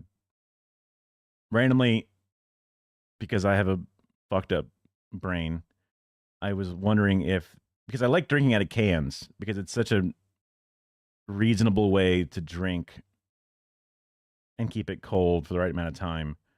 And I was wondering if my beloved Diet or Mountain Lightning Zero comes in cans, and they only make it cans in the Diet Mountain Lightning, which is different than Mountain Lightning Zero Sugar. But even cans, they just cost 3.1 cents per fluid ounce versus the 1.5 cents per fluid ounce in the 2 liter. It's just not reasonable priced.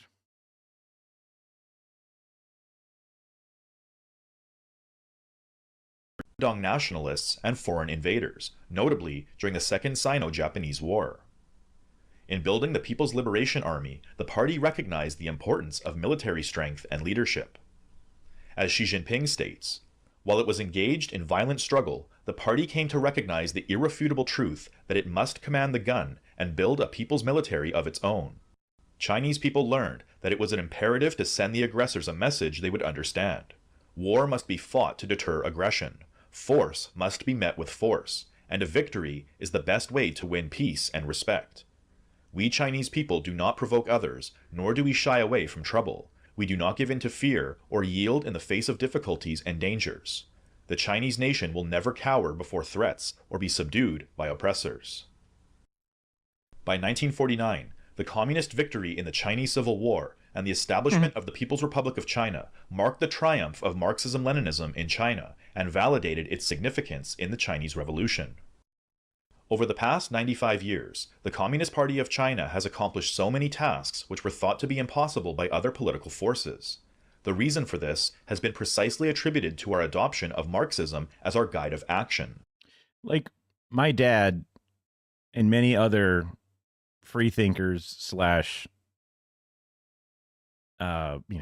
super smart, whatever, independent thought guys will tell themselves that while they agree that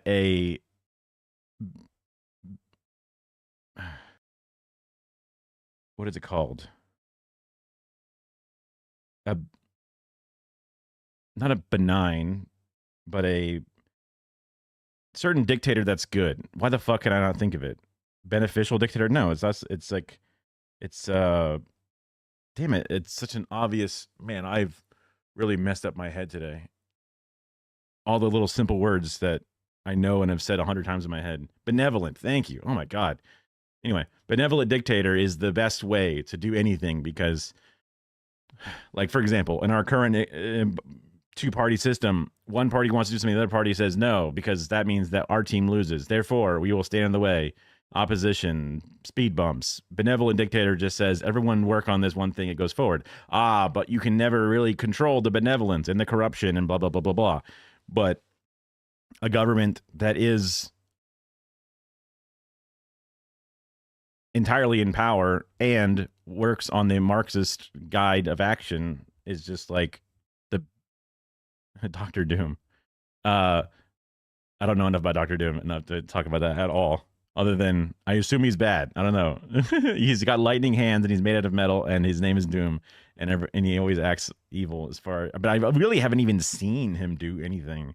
I never really got into Fantastic Four. Fantastic Four just seemed like a really, I think it was just poorly named. Like it's the Fantastic Four and they got fours on their shirts and they hang out in a giant four. And it was just like, I don't know. It just seems so artificial isn't the right way to put it, but it just seemed like generic bad. I don't know. It just, some people love Fantastic Four. That's like that's what they got into that shit for or whatever. But it's just like, I never was into it. And then whenever I saw cartoons of it, they were super old. I'd imagine all the different pieces of media that were output from Fantastic Four or any of the comic book things, not fair. Super old comics and TV shows are, you know, not very good compared to the better version of things. But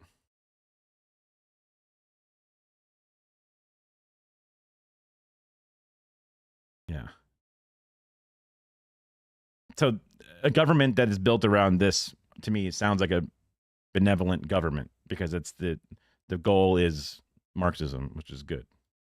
This has allowed our party to free itself from the limitations of all previous political forces, which focused on pursuing their own special interests. Departing from or abandoning Marxism, the party would lose its soul and direction. On the issue of Marxism as the fundamental guiding thought, we should not waver under any circumstances.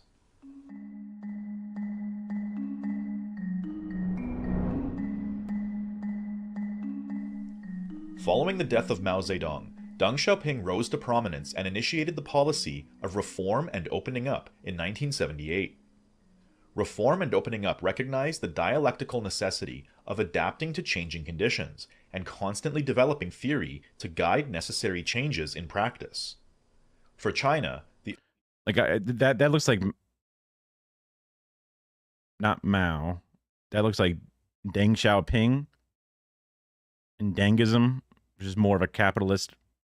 Like Mao was more one way, Deng was more the other way, and then it seems like Xi is a bit more in between. As Mike from PA has said that Xi Jinping is the only social democrat in the world, the only true social democrat. Like he's not even communist. And the fact that people paint him as such a thing is crazy. But yeah.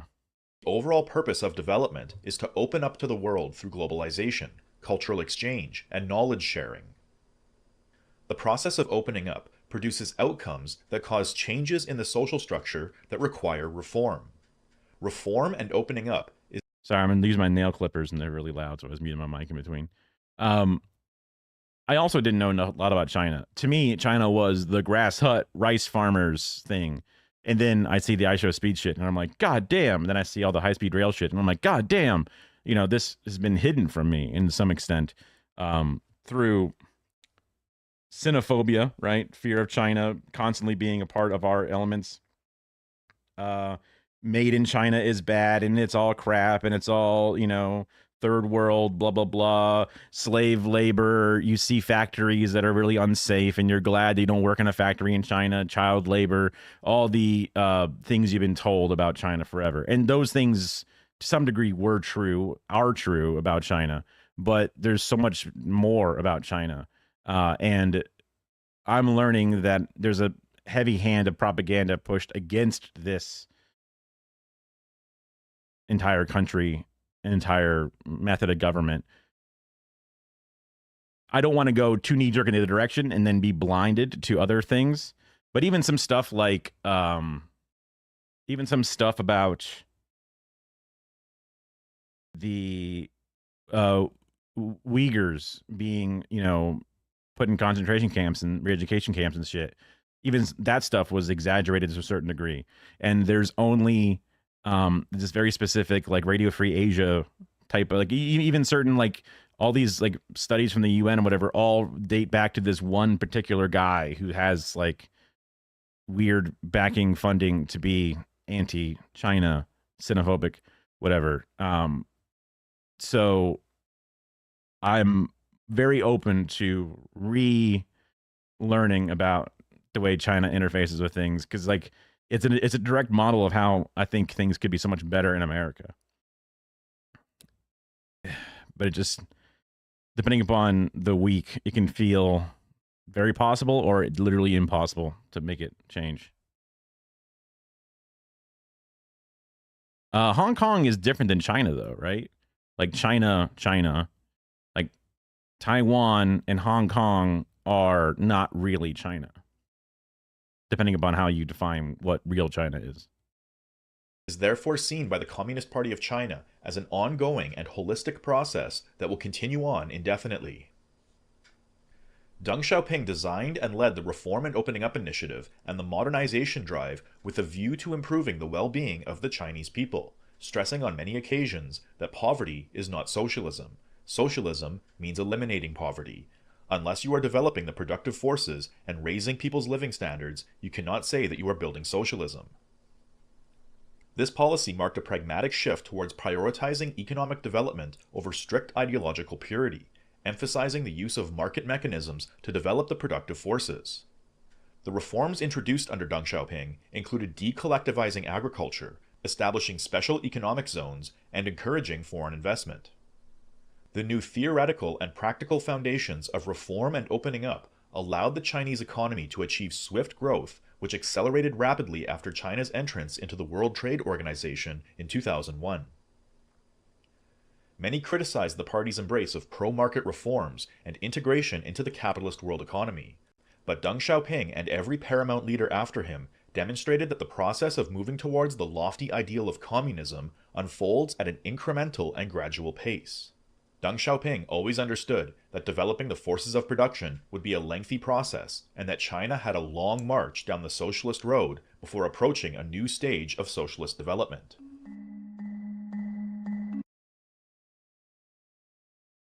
I've definitely seen this model be not so much like, well, just the capitalist systems would look down on the producers, and they wanted to be consumers. And China seemed to, in not to personify the entire country as one sort of like intelligence, whatever, but maybe it was through Deng Xiaoping's leadership or whatever, but they just sort of saw that side of it and decided to take on the challenge to improve their own sort of like industrial revolution in a sense, but this is like the manufacturing hub to become like the way that Germany was seen as a world power, because it was its industrial might is what kept it strong in the World War II, World War I era of things. They saw they decided to invite in the capitalists, but through the capitalists' own arrogance, they thought so little of them that they gave them all of their business and allowed them to build themselves out of literal poverty into now having the industrial might of the entire world, right? So interesting to see it talked about, how that's a long road to build and whatever. And you can argue there's some ethics involved where, like, allowing yourself to sort of be the cheap manufacturer for the world's commodities could cause hardships for your individuals and whatever, right? and that could be seen as like you're building an incredible nation on the backs of laborers for a couple of generations, right? Like I could see the negative implications of that, but also in the face of being colonized and in the face of being exploited even worse. I don't know. I mean, I'm not the one in the decision making that call, right?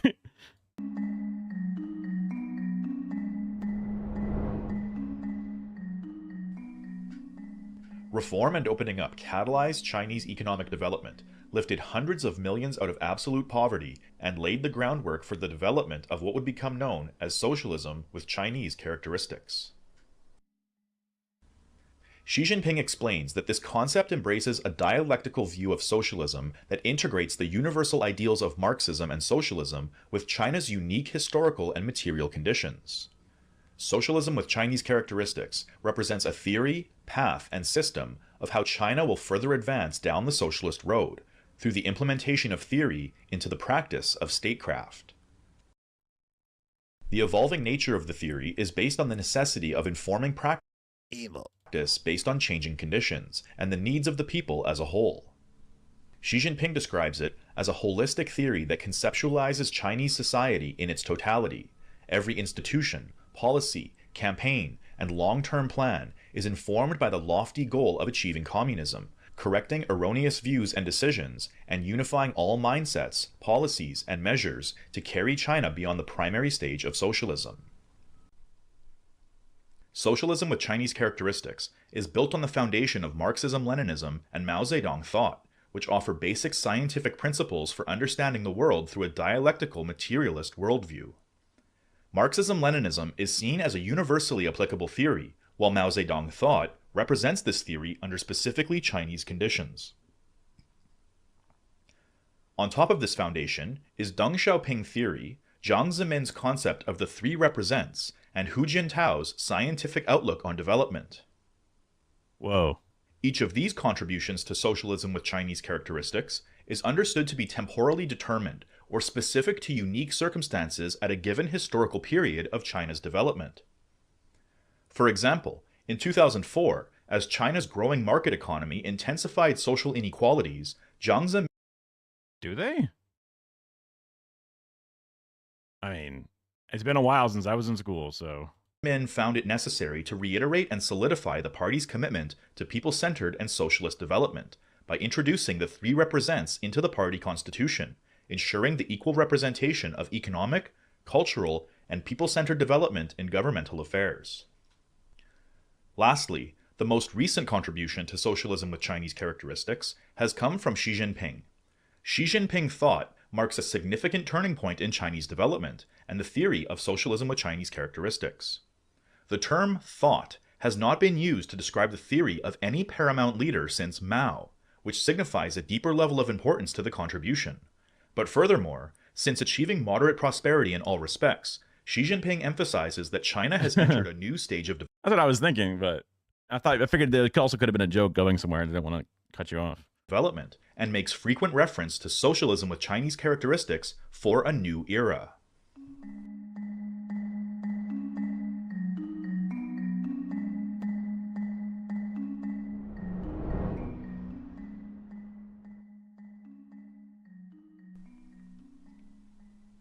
In 1997, Jiang Zemin introduced the concept of the two centenary goals: to achieve a moderately prosperous society in all respects by 2021, the centenary of the Communist Party of China, and to achieve a modern socialist country that is prosperous, strong, democratic, culturally advanced, harmonious, and beautiful by 2049, the centenary of the People's Republic of China.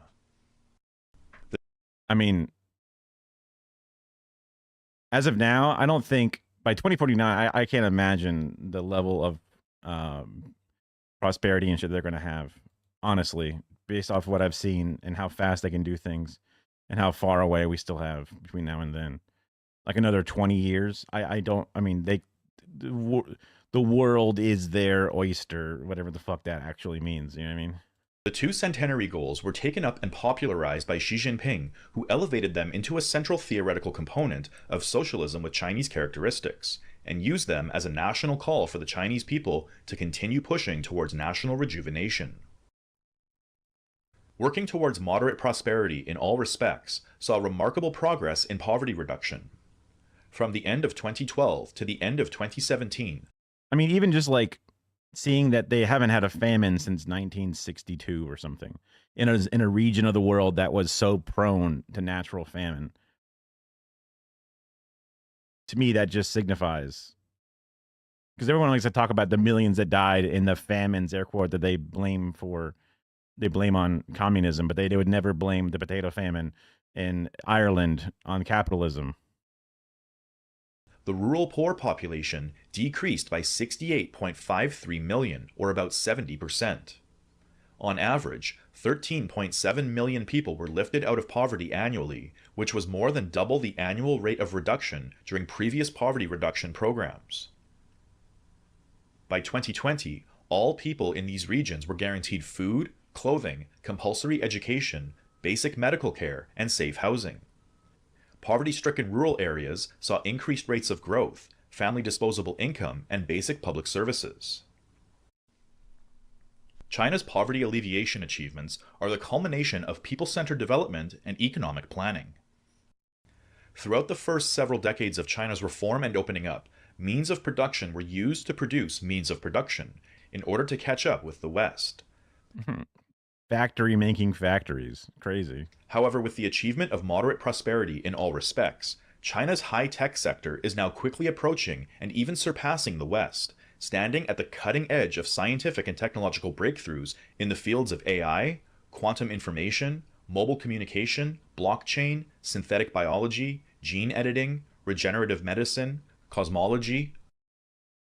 There was this new thing that came out just the other day.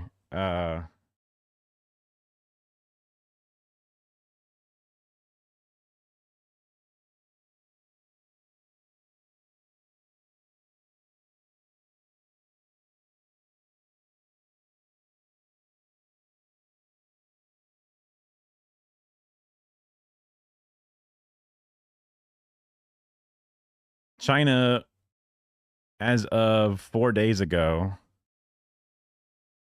China's J-35 beats US F-35 to become world's first catapult-launched stealth jet. Aircraft carriers, not only is China producing more boats in like, what, 1 year than we've ever created ever or some bullshit, some like insane like comparison.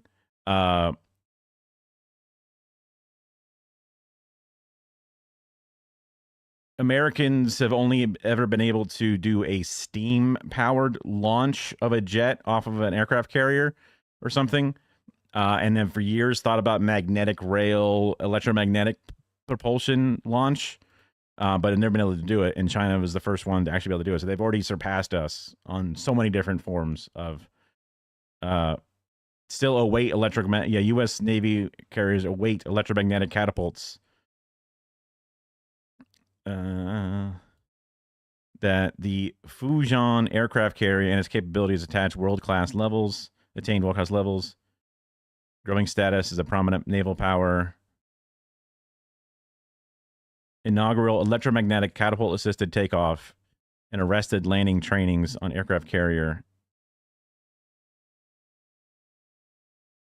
Also, the F-35 is a joke. Spent however many trillions on it. Shit sucks. Great. Well done, guys. Well done. Oops. That's oops. Robotics and many others. Also, America has done too late at this point, but they're trying to do the Cuba shit, but China's too integral. It's too connected. It is too much of the world's production. We are all consumers. We need our slop. And we cannot ever cut off China. But they're trying to cut off China from the best silicone chips. They're trying to cut off China from all these different things because they're worried that they're getting too good.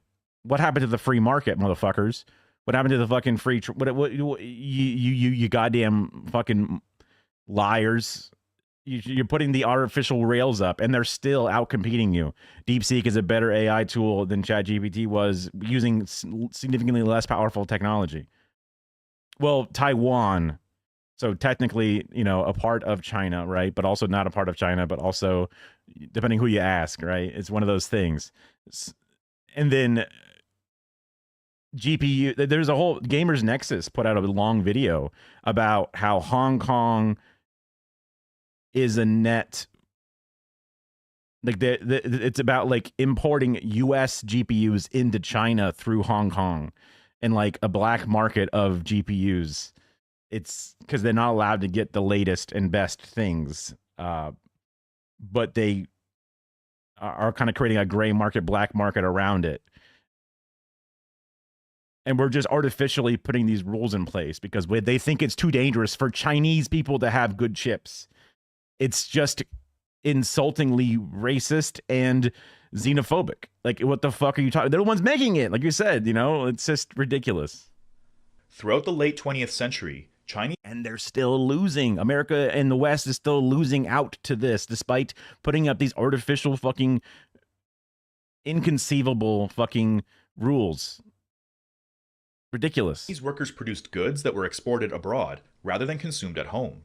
However, the economic success experienced throughout the 21st century has allowed for greater considerations to be made regarding people's well-being, the natural environment, and social justice. China's new economic strategy emphasizes high-quality development that is innovative, coordinated, green, open, and inclusive. As Xi Jinping says, we must put the people's interests first. Under no circumstances can we ever alter our standpoint of breathing the same air as the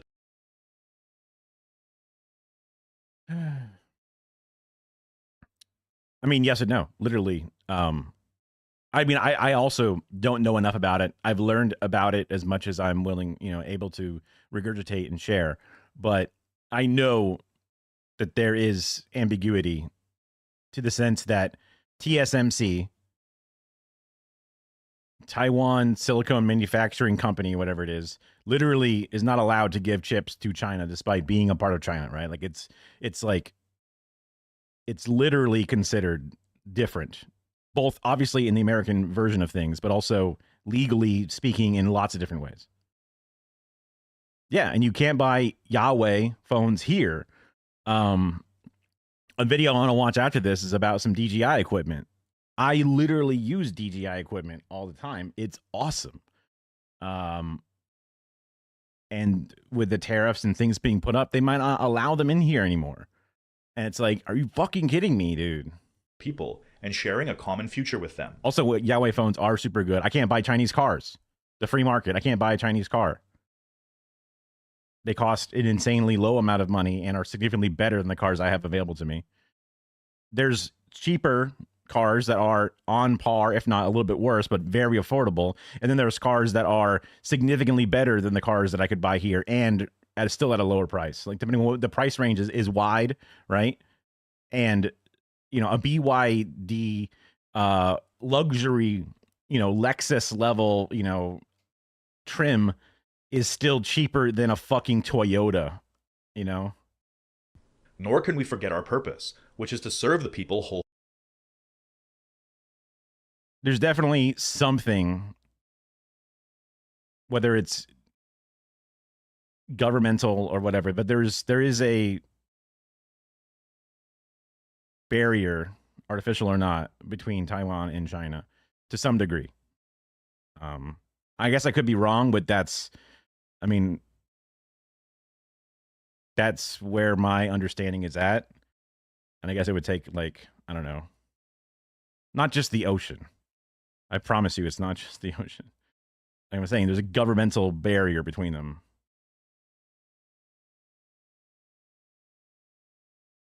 On the world stage and even on the Chinese stage to some degree. Wholeheartedly, nor can we discard the view of historical materialism that the people are the real heroes. Serving the people whole. Like, because there's also Tibet, and my dumbass brain with geography can get that confused with things. Where is the competition? Right, allowing the competition for these to enter the market. Yeah. Wholeheartedly, and always representing the fundamental interests of the greatest possible majority of the people, are the important preconditions and foundation for the implementation and development of consultative democracy. According to Xi Jinping, from 2021 to 2035, China will build on the foundations created by its moderately prosperous society with 14 more years of hard work to ensure that socialist modernization is generally realized. The party's vision is that by the end of this stage, China's economic and technological strength will have increased significantly, the rights of the people will be adequately protected, social etiquette and civility will be enhanced, people will lead more comfortable lives, the size of the middle income group will have grown significantly. Dude, those I have these tassels. That's crazy how big they are. What a wild looking. It's almost like a trick of the eye. It's crazy. Modern social governance system will have taken shape, and society will be full of vitality, harmonious, and orderly. Xi Jinping emphasizes that this process represents the movement towards the higher stage of socialism. Achieving communism is the highest ideal of the Communist Party of China, and party members. I'm aware of the autonomous zones setup. I don't know if it's exactly like similar to a states versus the federal government to some degree. That's how I'm mentally compartmentalizing it. Obviously, I imagine there's differences, but to some degree there are states' rights that are whatever, but there's also the federal rules. I don't know how exactly those work together. It's like Puerto Rico. Oh, that's very different than the state model. I mean, surprising that the oppressive, overreach, authoritarian Chinese government is like so separated in the sense of like Puerto Rico. But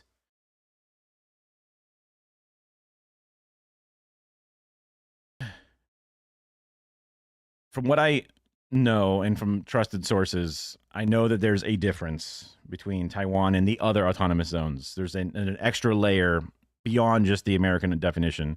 Again, I could be wrong, but that's where my understanding is based off of. And I could be convinced otherwise, but just not through just like a sentence saying it's different or it's the same. You know what I mean? And this video might cover it. It probably won't, but I mean. Members, particularly party officials, should maintain a firm belief in lofty communist ideals, along with the common ideal of building socialism with Chinese characteristics, and pursue them with dedication.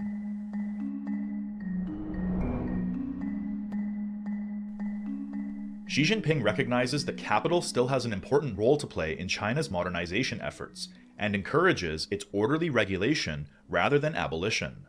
He says that after the launch of the reform and opening up, we broke free from a restrictive mindset on ownership and came to realize that capital, as a major factor of production, can serve as a tool for the market to allocate resources and an effective means to grow the economy. Yet we must be aware that capital is profit-driven in nature, and if unregulated and unconstrained, it will cause immeasurable damage to the economy and society. The 2008 global financial crisis has taught us that allowing capital to blindly pursue profit will result in chaos, and that global prosperity cannot be built on the shaky foundations of a market without moral constraints. The growing gap between rich and poor is both unfair and unsustainable. It is important for us to use both the invisible hand and the visible hand to form synergy between market forces and government functions, and strive to achieve both efficiency and fairness. Central planning is that benevolent dictator element, right? It's a clear mind with a goal and the arm to push it forward instead of like Kara.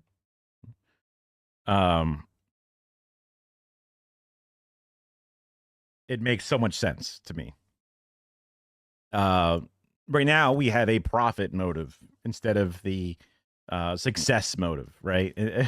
Instead of just making sure we are able to provide for the people and build infrastructure that empowers us and makes us also more prosperous and able to then succeed even greater, there's just the profit motive. These people, these select few, are allowed to hoover up all the money into profit. It's like every time I try and just think about all the different models that exist, whenever it's like, well, you should want to have this private company do the electricity in your municipality. And it's like, but this is a private profit company that just sucks profit out of it. No matter how you define it, there's always this loss of this profit that goes to the select few.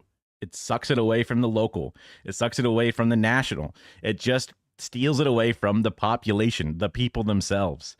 So it's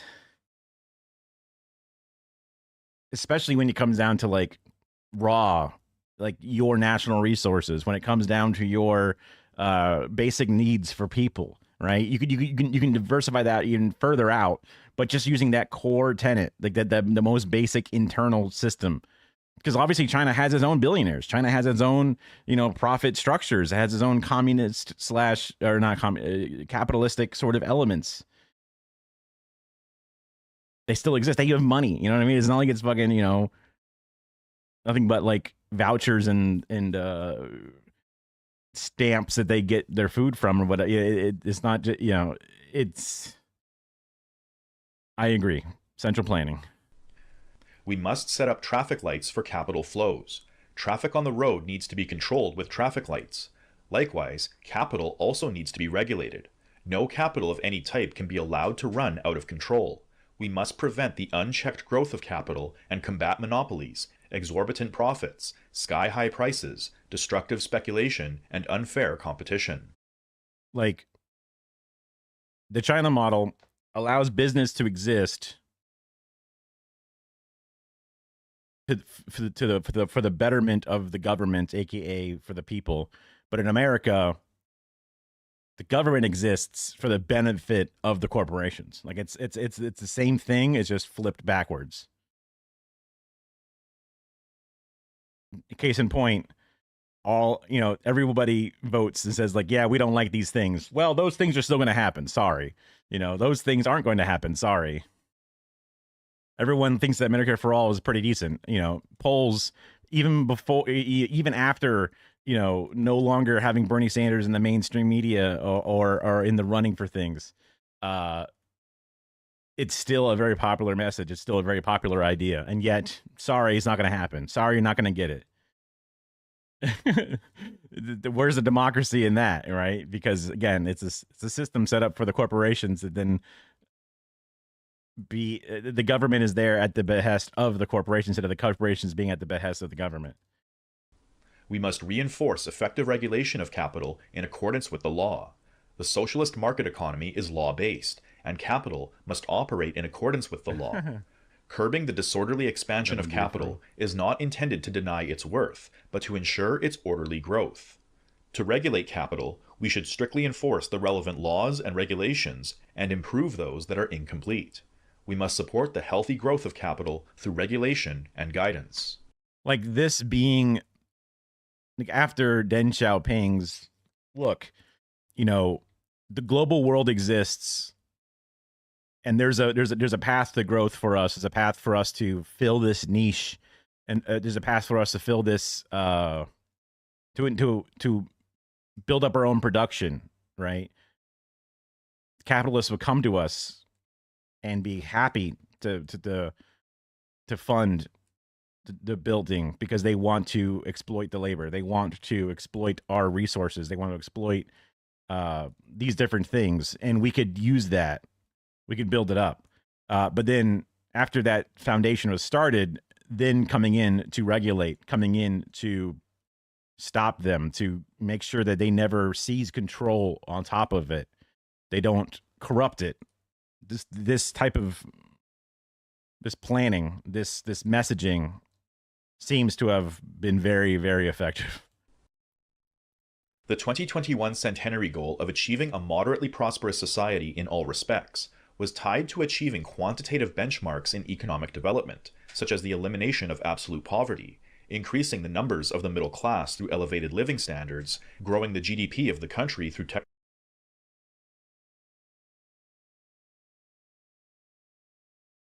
Okay, I thought it was Deng straight into Xi. I had no idea that there were so many more in betweens. Or maybe Deng wasn't technically the PRC president or whatever. People's Republic of China General Secretary. 80, 85, 90, 95.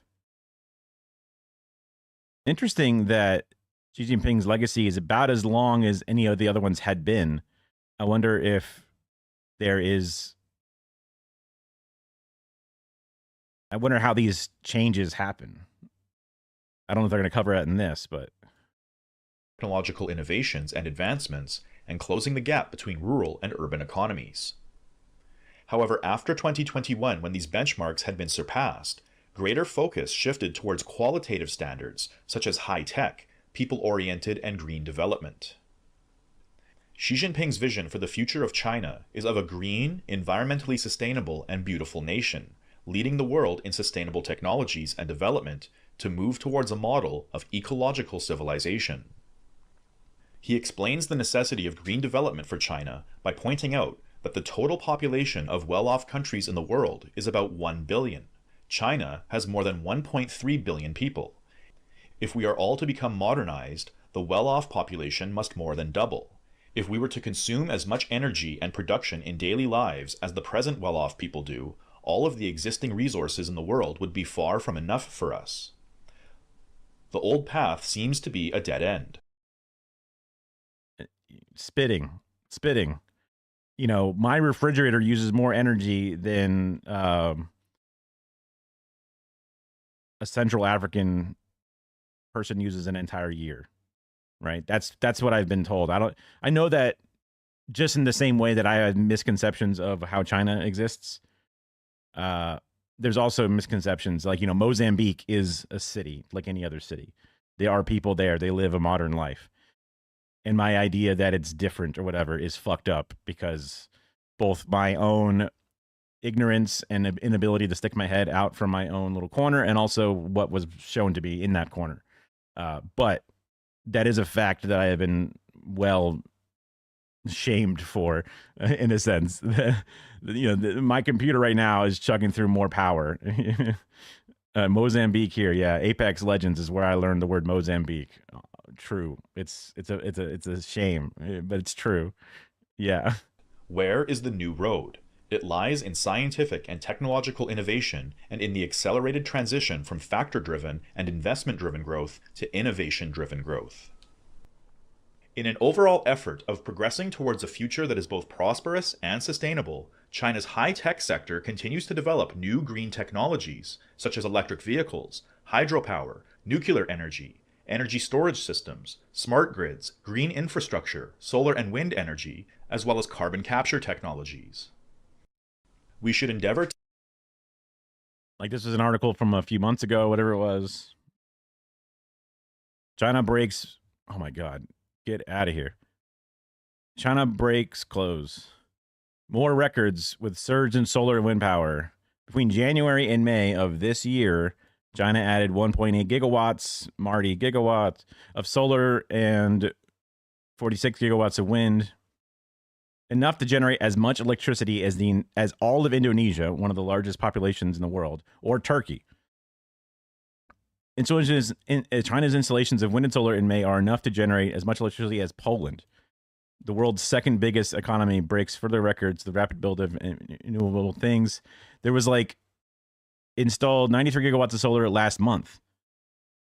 Almost 100 solar panels every second.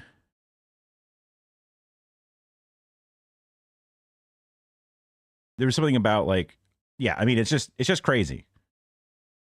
And that's just China number one for sure. In so many ways. And that's just in the 5 months of this year, they did so much. Let alone what they have done in years past. What they've done again, what they're going to do more in the future.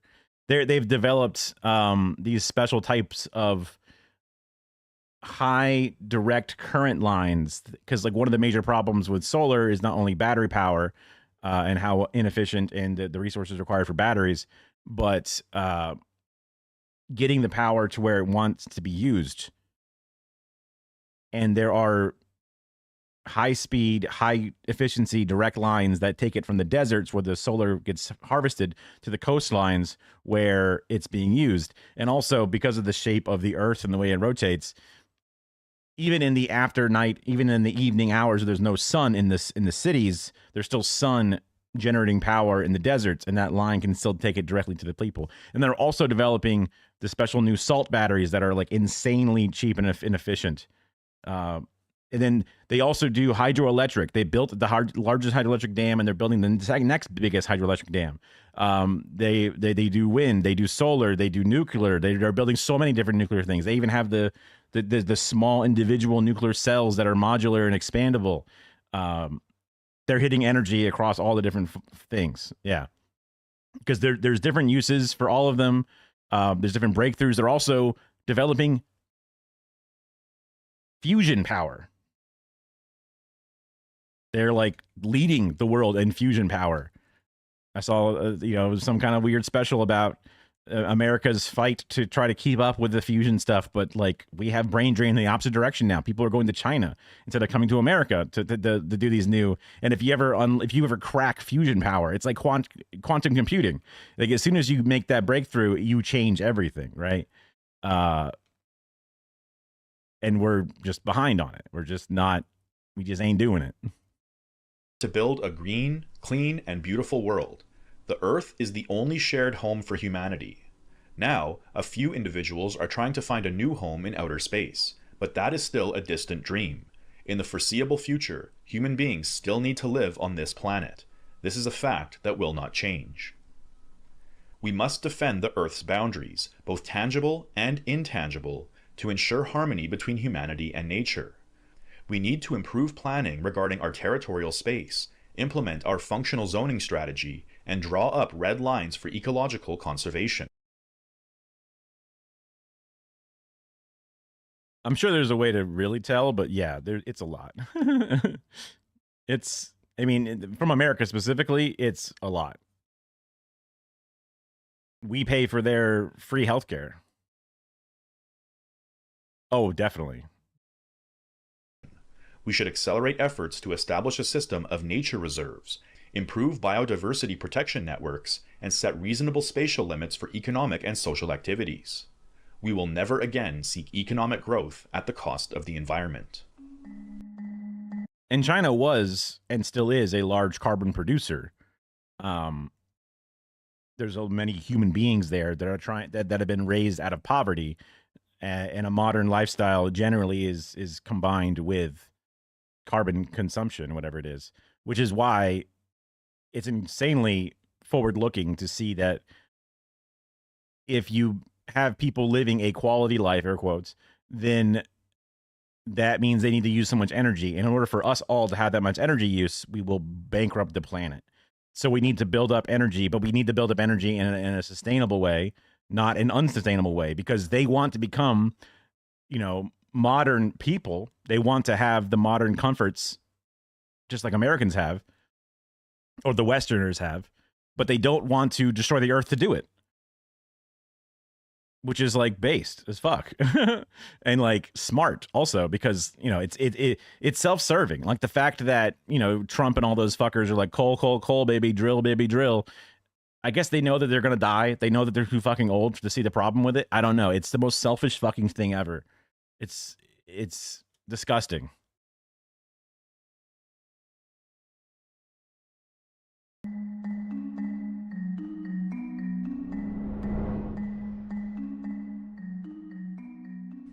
China's rule of law functions as one of the primary means of cultivating a harmonious society of internal stability and social order, where conflicts are managed in the interests of overall social cohesion.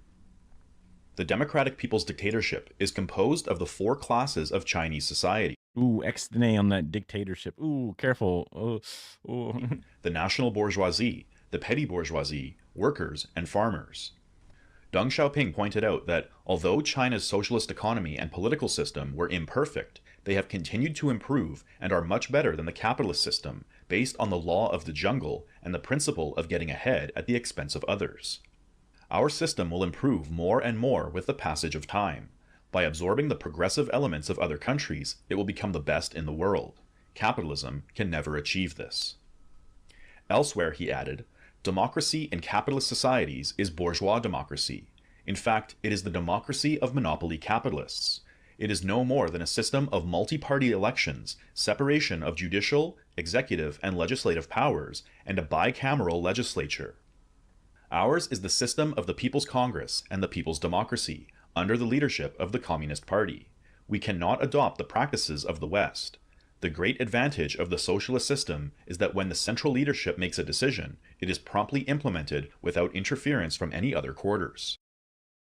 So this is, like, I guess, where you get more direct into the full-on governance examples. Money in politics, APAC money, people getting, you know, super PAC, mega PACs, whatever it is. You can see the issues with the system we currently have. Leaders that don't listen to constituents, give money, fund wars, judicial branches that strip the rights away from its citizens. So I'm really curious to learn the People's Congress and the People's Democracy under the leadership of the Communist Party. I would love to have the civics understanding of how that is balanced. Because again, there's never going to be a perfect system, which is reasonable to understand. But also, I would not want to blindly just agree with the system that is just one evil person away from being, you know, completely destroyed, right?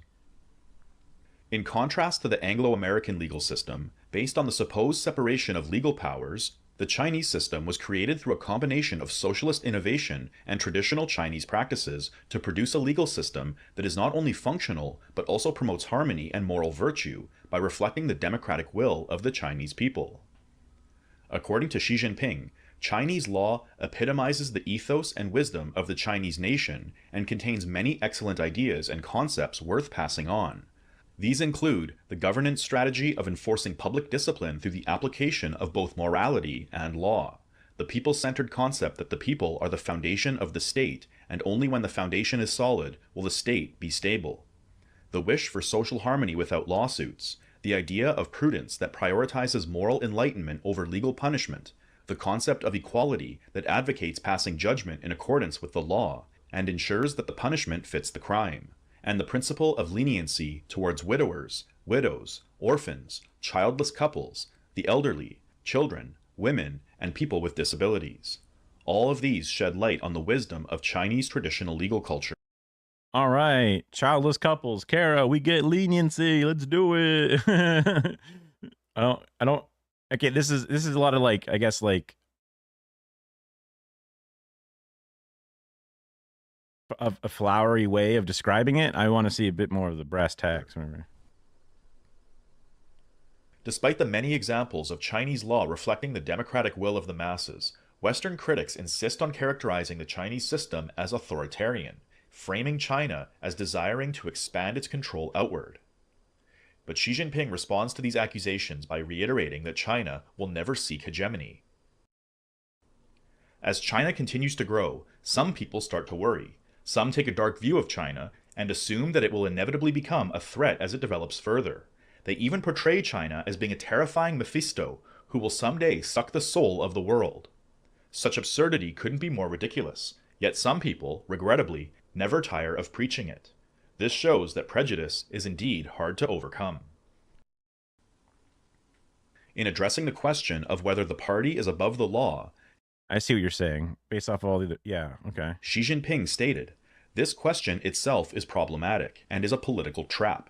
We must leave no room for confusion, but answer the question clearly. Party leadership and law-based governance are not in conflict, but inherently coherent. Our country's laws embody the will of the party and the people, and our party acts in accordance with the law, which manifests an inseparable relationship between the two. All party members should keep in mind that the party leadership is the soul of our country's socialist rule of law and the biggest difference between Chinese and Western rule of law."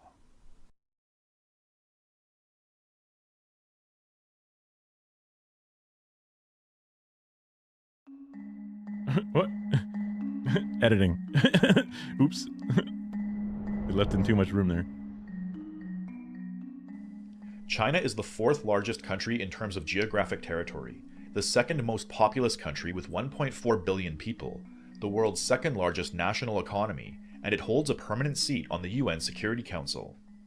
However, China's economic underdevelopment has historically hindered its ability to outwardly exercise power or influence.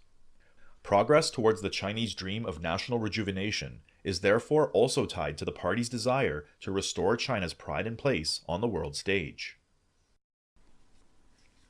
Xi Jinping's vision for China's global role is deeply influenced by the principles Is this going to be the Belt and Road element? of peaceful coexistence and mutual benefit.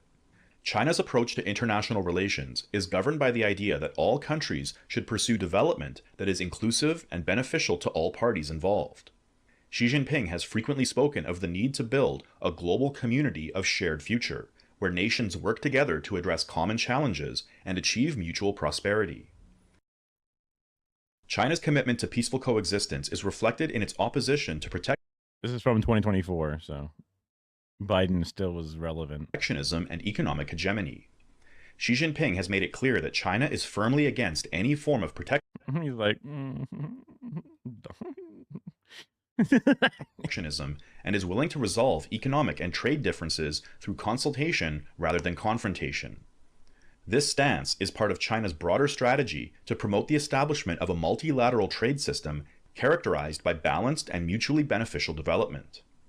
By advocating for a rules-based international order, China seeks to ensure that global economic governance is fair and inclusive, allowing all nations to benefit from globalization. It is ass cancer guy, yeah. Ass cancer in his bones or bone cancer in his ass. I forget which way it went, but is important for all countries. Oh, believe me, you won't hear the end of it when it happens. No. To pursue inclusive development for the benefit of all. Or maybe to we lead won't. A happy life is the common aspiration of people all over the world. The progress of human society requires. They replaced his photo in the White House with the picture of the auto pen signing his signature. The most childish, petty ass fucking thing. Just so low class. I don't even like him, but it's like, that's just dumb. Makes you look like a bitch doing that. Requires a continued effort from all countries to further opening up, cooperation, and win-win development, and reject isolation, confrontation, and monopoly. In a world of deeper economic globalization, the pursuit of the law of the jungle and winner takes all leads nowhere. Like, exploitative control over countries causes the world to suffer. And then it even causes your own country to suffer. You have the momentary gain of having seizure of their power, of their population, of their resources, but you miss out on their humanity. You miss out on their combined, like they are no longer seen as a part of the world. They are seen as a resource to burn in the world. You've turned what is the most valuable resource, humanity, into just coal, and you're there to burn it. And then it's going to give you cancer and get you sick and die, because you end up with the blowback situations that we end up having. You end up with the destabilization. You end up with the cartels and the drug markets, the terrorism. You end up with all these different elements that would not be there if you did not do them. There would be petty crime. There would be the small things, but there would not be the larger conflicts. There would not be the larger animosities. The number of democratic elections that we have seen as a problem and have overthrown or thrown wrenches into or have artificially astroturfed counter-revolutionary dictatorships, guerrilla, it's just amazing the amount of damage we've done, the cartels we've built, the opium fields in Afghanistan to fuel the CIA's drug. It's just, there's central planning for the most evil things possible to accelerate and to grow and to nurture the fungus that grows in our armpit of the world. And instead of treating it right and cleaning it and showering it and treating it with dignity, we misuse it. So the idea of the Belt and Road, where you go to places and you help them build infrastructure and you help them build things, and even the fucking low interest loans they just forgive, and instead of holding them down forever, that there's benefits to having this other country to be developed and to have goods to buy from you or to buy from you instead of just being a subservient resource producer. And then they don't fucking want to destroy you. They don't, build up cartels that smuggle drugs into your country, or it's just, they don't need to have to worry about these like outside black market elements to give themselves prosperity. They have the direct prosperity that you help them build, and then they appreciate that. They're human beings. Such a huge, like when I forget which country it was, but there was, a government leader from Africa talking to somebody, and he's speaking French because the French came in and colonized their area. And when Europeans come to our countries, they give us a lecture. When the Chinese come here, they give us a hospital, right? There's a difference. Inclusive growth for all is surely the right way forward. Countries need to rise above differences and that's just like just normal, be a good person type of shit that can be extrapolated out even in the governments. Like the idea that governments have to be like, you wouldn't make it in government. You got to be cutthroat and murder populations and doom people to die, whatever it is. Like, nah, you could just be empathetic. You could to the degree that this shows the difference, leverage their respective strengths to pursue inclusive growth in the face of common risks and challenges.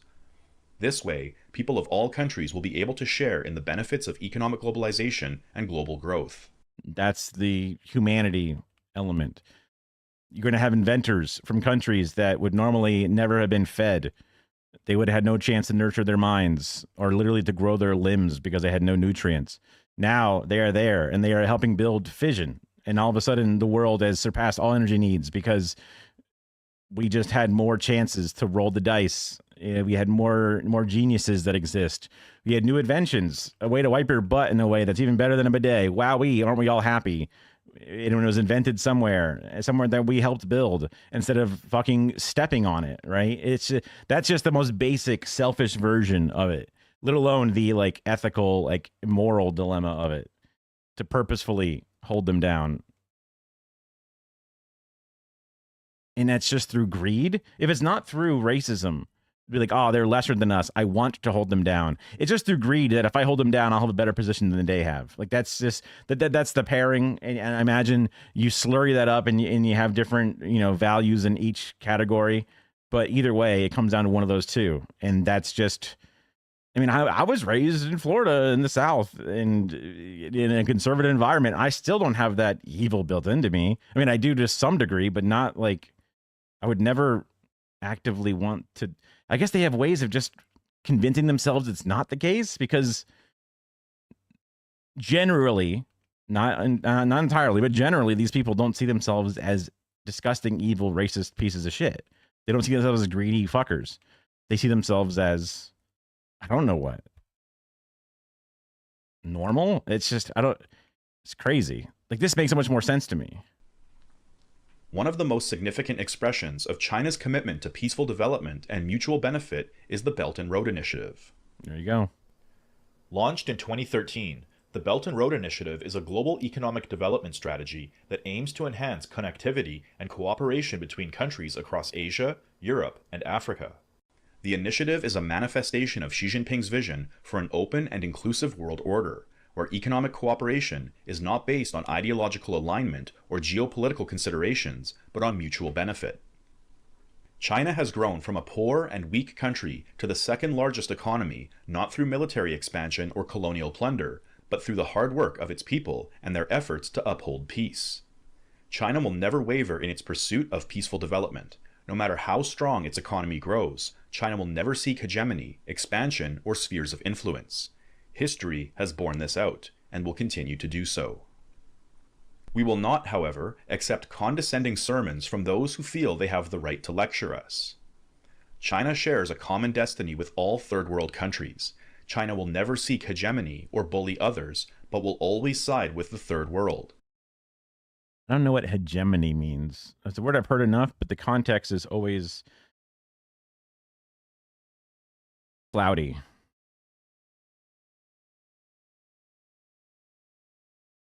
Predominance or dominance of one group, state or entity over others. It makes sense based off of what it kind of sounds like.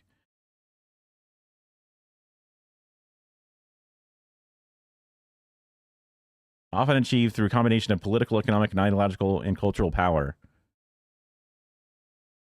So when they say like America is the hegemonomic superpower or whatever it is, or world power, they mean like dominance of our group, state, or entity. Makes sense.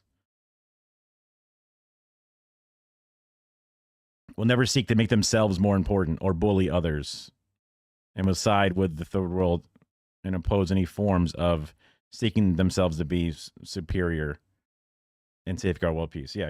And China will oppose any forms of hegemony and safeguard world peace. Xi Jinping has repeatedly emphasized that the Belt and Road Initiative is not a geopolitical or military alliance, but an economic initiative aimed at fostering global development. The Belt and Road Initiative was launched in response to the call for reforming the global governance system. It is an open and inclusive process that does not exclude any party. It is not designed to form an exclusive bloc or China club. Its participation is not based on ideology and is certainly not a zero-sum game. Any country that wants to participate in this initiative is welcome to do so. Because there's also like the BRICS thing, which is like, I don't know, the different countries, BRICS or CKS. But I know that that's like outside of the Western powers, there is the BRICS nation, which a lot of times when nations get in trouble with the Western nations and get sanctions put on them, they could look to the alternative market to buy goods and services, to trade energy, to do these different things. And the sanctions system gets worse and worse and worse the more places that you sanction and get out of the mainstream, and then all of a sudden the alternative stream is just as strong, if not even stronger than the mainstream. India, Russia, China, South Africa, some others, yeah. Like, I guess Brazil, BRIC, like I can try making some guesses. Indonesia, maybe. Like, I just don't know. I know India is definitely a part of it, though. And Russia makes sense. Like North Korea can work, not allowed to work with the Western powers, but it can work with Russia and China, right? There are things, but like Cuba is stuck on this part of the world, unfortunately, where it's at. So it's still very embargoed and held out. But Cuba would be, chill with these groups for sure.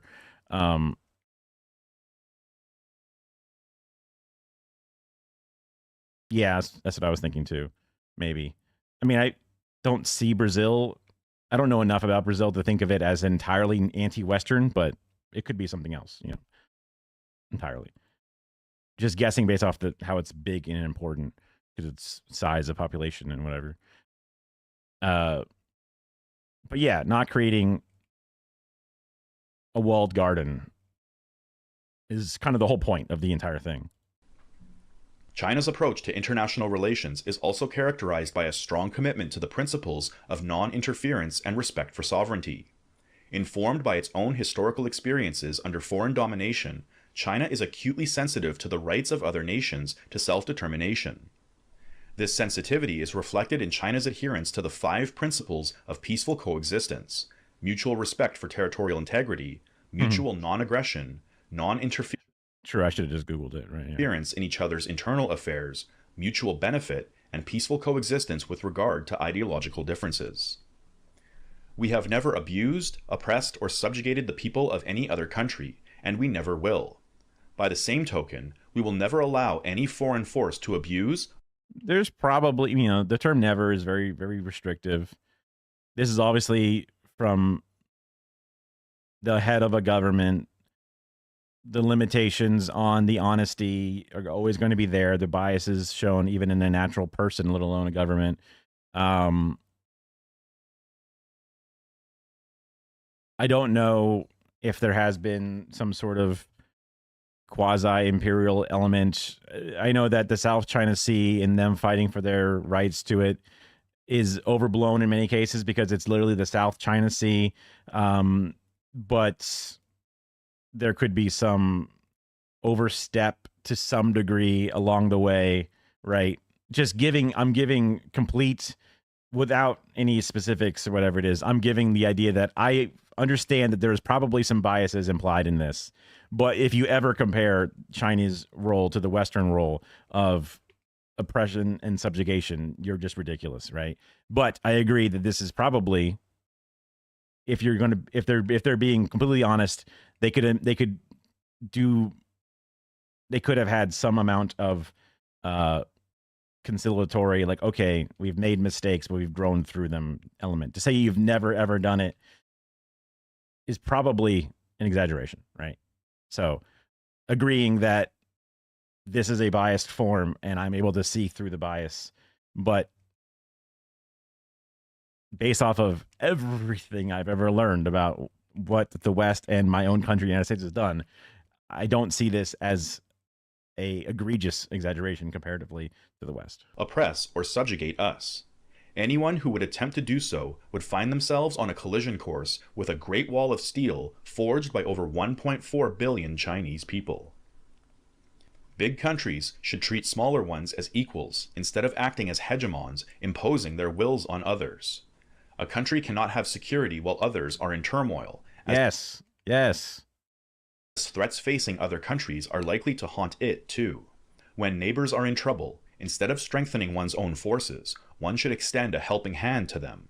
As the saying goes, united we stand, divided we fall. All countries. What is Obama's last name? Countries should pursue common, comprehensive. People love calling him Barack Hussein Obama, but yeah. It's like somebody asking me, hey, Sniffin, what's your last name? And it's like, well, wait, Sniffin is my last name. Wait. And sustainable security through. Oh, I'm just so used to calling you Sniffin, I just thought it was your first name. Cooperation. For all the rhetoric about a clash of civilizations or the superiority of one civilization over another, it is the diversity of civilizations that sustains human progress. Indeed, mutual learning between different cultures is a shared aspiration of all peoples. I mean, you know, you're taught to share, you're taught to be kind, you're taught all these things by adults, by your government, then somehow it never manifests out beyond. This is the most simple, do unto others as you would want to be done to you. Clean your room kind of shit. Make your bed. Be a good neighbor. It's just like, and like that simplicity and pure, like, just heartwarmingness.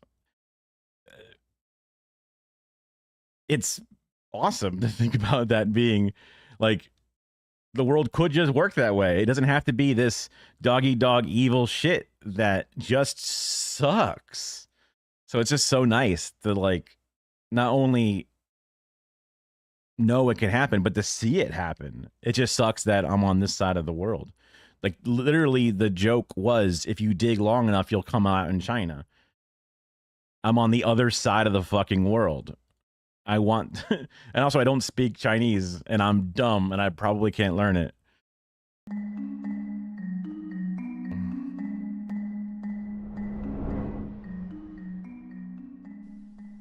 The People's Republic. Well, just like, there was, you know, the books about sharing is caring. There were lessons about learning to share, probably because there are many unrealized incentives to not share. In many ways, we are taught to be selfish. So to counteract that, they try to teach children to be kind to others. I mean, also, but children don't have empathy. Like their brains don't have the power. At least that's like the going statement. So teaching the empathy and enforcing the empathy is important to its own degree.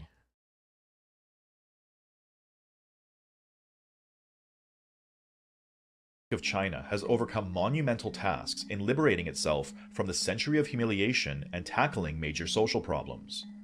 Victory in the Korean War, eradicating widespread opium addiction, and lifting hundreds of millions out of poverty are only a few examples of the monumental achievements by China under the People's Republic. However, China still faces challenges that are deeply rooted in the past. One of the greatest and most persistent challenges facing China today is the need for national reunification with Taiwan. They are going to cover it to some degree. When China was a weak country, the Japanese invaded and occupied Taiwan, inflicting a traumatic experience on all Chinese people on both sides of the straits. While Taiwan was under Japanese occupation, many Taiwanese shed their blood and laid down their lives to fight against this encroachment on China's sovereignty, proving they were inseparable members from the extended family of the Chinese nation. The Chinese nation has an honorable tradition of opposing division and safeguarding unity. Secessionism directed towards Taiwan independence is the greatest obstacle to national reunification and a grave danger to national rejuvenation. Those who forget their roots, betray their motherland, and seek to split the country will come to no good end. They will be condemned by the people and indicted by history. Taiwan is seen by Xi Jinping as an inalienable part of China, and the Taiwan question as a wound left by history. He states that the blood of the Chinese nation flows in every Chinese person, and the bond between people on both sides of the Taiwan Straits cannot be altered by any force. I'm cautious around the blood of these people are, whatever, right? That language has negative things from a different time. Nationalism is also a thing that I'm wary of. True. But at the same time, if, I don't know, Maine was annexed by Canada, we'd be like, hey, those are Americans. You can't just take them. Right? Like that would be kind of one of those things that you'd be like fighting for the blood of your people. But it's like, well, no, like there's an element, like Crimea being stolen from Ukraine. And it's like, okay, hold on. Right. Like there's parts that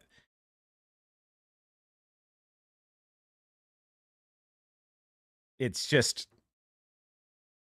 saying that the from the outside dumbass perspective, that sentence structure hits a couple of like notes, but I'm trying to make sure, just trying to be aware of it. We people on both sides of the Taiwan Straits are Chinese and share a natural affinity and national identity built on kinship and mutual assistance, a fact that can never be altered by any force or any people. Xi Jinping invites all Chinese on both sides of the Taiwan Straits to recognize their common history, reunite as a people, and share in China's growing prosperity. We must handle cross-straits relations on the basis of a clear understanding of the trend of history. The great renewal of the Chinese nation has never been closer thanks to the tireless efforts of all the sons and daughters of China. We should view from high ground the great trend of history with changing times and the rise of the Chinese nation, and realize that the peaceful development of cross-straits relations has become part and parcel of China's great renewal. Sooner or later, we will have to resolve the political disputes that have long existed in cross-straits relations rather than leave them to later generations. No one should underestimate the resolve, the will, and the ability of the Chinese people to defend our national sovereignty and territorial integrity. The complete reunification of our country can and will be realized. Like one of the things people are always talking about is, will China invade Taiwan? And some people are like, you can't invade China when you are China. But some people are like, well, they could.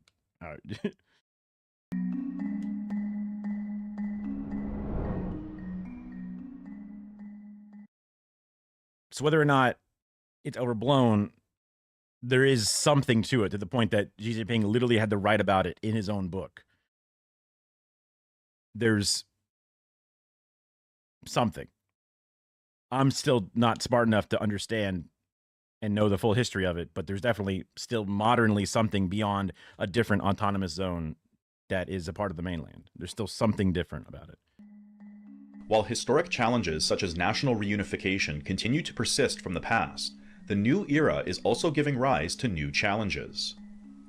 Perhaps the greatest and most threatening problem confronting China in the new era is the threat to the Communist Party's authority amid the growing economic power of the national bourgeoisie. If the economic power of the national bourgeoisie is translated into political power, it threatens to strengthen counter-revolutionary tendencies and drag the country back into factionalism, violence, and chaos. Therefore, the party keeps tight controls and— Yo, that dude's head is crazy. You got two normal dudes to the left, and then, I don't know, small eyes, high chin, big forehead. I don't know, something crazy. Regulations on the economic power of the national bourgeoisie in order to suppress its political power. This is also why Xi Jinping frames corruption as an existential threat facing the party. The biggest threat our party faces as a governing party is corruption. Facts prove that if corruption is allowed to spread, it will eventually lead to the destruction of a party and the fall of a government. In combating corruption and upholding integrity, we must also oppose ideas and practices smacking of privilege.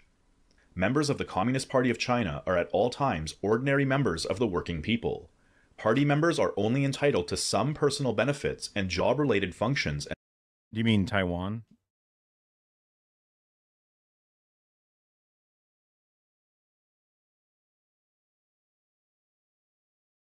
And powers prescribed by law and policies, and must not seek any Well, no, I meant for GOAT, because it said China's version of the Confederates all fled to China. And I'm like, I think you mean Taiwan. Yeah. And they want to succeed. Succeed, not succeed. If they wanted to succeed, they would be a part of China. Full bore. Personal gain or privilege over and above those. Combating corruption means upholding the party's commitment to the people and the high ideals of communism. The party came to power through unwavering dedication to the people, demonstrating unparalleled sacrifices in serving their interests. And today's leaders have large shoes to fill in upholding the legacy of the party and continuing the long march down the socialist road. Through China's revolution, development, and reform, innumerable party members laid down their lives for the cause of the party and the people. What supported them was the moral strength gained from the utmost importance they attached to their revolutionary ideals. Some are skeptical about communism, considering it a fantasy that will never come true. Some do not believe in Marxism-Leninism, but in ghosts and gods, seeking spiritual solace in feudal superstitions, showing intense interest in fortune-telling, worship of Buddha, and God's advice for solving their problems. His Reddit atheist phase? What? Some have little sense of principle, justice, or right and wrong, and perform their duties in a muddle-headed manner. Some even yearn for Western social systems and values, losing their confidence in the future of socialism. And others adopt an equivocal attitude towards political provocations against the leadership of the Communist Party of China, the path of socialism with Chinese characteristics, and other matters of principle. They passively avoid relevant arguments without the courage to express their opinions, or even deliberately deliver ambiguous messages. Isn't it a monstrous absurdity that party officials, especially high-ranking ones, take no position in the face of major issues of principle, political incidents, and sensitive issues? As part of its efforts to combat party corruption and promote upright public officials, party probably a lot more among the individuals, right? The populace, the people, is one element of it. I think a part of it might come from the original revolution, where like they both claimed victory, and they both claimed that they were China, and that's why there was like kind of like two Chinas or whatever. I feel like I remember that being a part of it. Probably if I watched the Mao video, it would cover that side of it way more. At least that timing. Discipline is enforced from the highest to lowest ranks. All party members are mandated to learn the teachings of Marx, Engels, Lenin, Mao, Deng Xiaoping theory, the Three Represents, the scientific outlook on development, and Xi Jinping thought to. It's kind of a cool idea to be like, look, you got to learn the original framers, but you also got to learn the ones that came after. And you got to see the wins and losses. We're not so stuck. Like the people who are fundamentalist, like constitutional realists that believe every letter of that document is the only thing that should be law, and even the amendments are kind of a spit in the face of the framers or some bullshit. It's just like, well, that thing was written so long ago, man. Why the fuck do you think that matters about what we do today? Like, why do you feel like that should be the driving force of whether or not, like, hold on, let's decide if we should moderate AI use? Well, nothing about it here in the Constitution. And it's just like, that's ridiculous, you know? The U.S. invade Guam. Playing ball with both Chinas and few. What? They finished building something. That's crazy. Grasp the history, outlook, tactics, strategies, and goals of the party. Xi Jinping emphasizes that studying these works helps ensure ideological unity, strengthen the legitimacy of the Chinese Communist Party, and guide future governance. I mean, I don't know if they've even done it yet, but they want to destroy or dissolve the entire Department of Education in America and go back to the States. Just whatever they decide is best for you is best for you. Ridiculous. We might as well just become a balkanized 50 different countries at that point. Gross. Learning from past leaders and adapting Marxism to China's evolving needs helps maintain political stability, reinforce party discipline, and address modern challenges while promoting a distinct Chinese path forward. Xi Jinping asserts that communism is not as simple as a meal of goulash, and it cannot be attained Ooh, that's the Russian element, yeah. easily, but we cannot dismiss it as an illusion. My aunt used to live in Guam. I couldn't tell you where Guam is on the map. I know it's way out there. It's more on like the Indonesia, Australia, China side than the America side of the Pacific Ocean is my guess. I don't want to say it's where I know it is, but I'm pretty sure it's out there somewhere in that direction. But I could be wrong. I mean, Guam could be over there fucking above Cuba for all the fuck I know. But I mean, that's like where Puerto Rico is. So I'm probably right. But anyway, I mean, I could Google it. But yeah, I had a family member who was very like a hippie kind of like free spirit sort of person who went out to live in Guam. Don't know enough about their full story. My family's weird. And my mom's side of the family is different. My dad's side, and my mom's side has more eccentric characters for sure. I guess one day I should learn about it. Or choose not to be loyal communists just because there is a long way to go. I don't know. I don't think it is. I think it's just kind of like in the Atlantic, just kind of out there a little bit. Also, that could be because the maps, whenever they would show it, they would just kind of attach it in that little space that's available outside of Florida. But it also could just be where they could fit it. I mean, like Hawaii and Alaska are kind of both put down in boxes in the bottom left. But I know the Hawaii is more south than Florida is according to the equators. And obviously Alaska is way up there. But yeah, out by Indonesia, kind of. Yeah, okay. Pretty sure. Oh, Puerto Rico's below Florida? I know that Hawaii is below Florida, for sure. Just because of, I know we're on the Tropic of Cancer, and they're on the equator, basically. Right next to Cuba. Makes sense. Our revolutionary ideals are of supreme importance. There's a lot more islands out there than I ever really realized. You kind of just see Cuba. No, I know it's nowhere near Florida, but it's more south than Florida. When did I say Hawaii? Did I misspeak? Because I never said Hawaii was near Florida. I was talking about the map, like on the globe. Like whenever you see a map, they would have like a picture of the continental United States, and there'd be a little box that says Here's Alaska and Hawaii, and occasionally they have a little box in the area near Florida, but kind of like in that little water section. Oh no, it's definitely more south because I was a team sports guy, so I was thinking like, are we the most south state? And I looked it up, and I found out that we weren't. But I knew that we were on the Tropic of Cancer. So like, there's the equator, and then there's the Tropic of Cancer, and there's the Tropic of Capricorn. I might have those two flipped, but there's a Tropic of something, and the Tropic of the other one, right? Those are two lines around it. Hawaii is near there.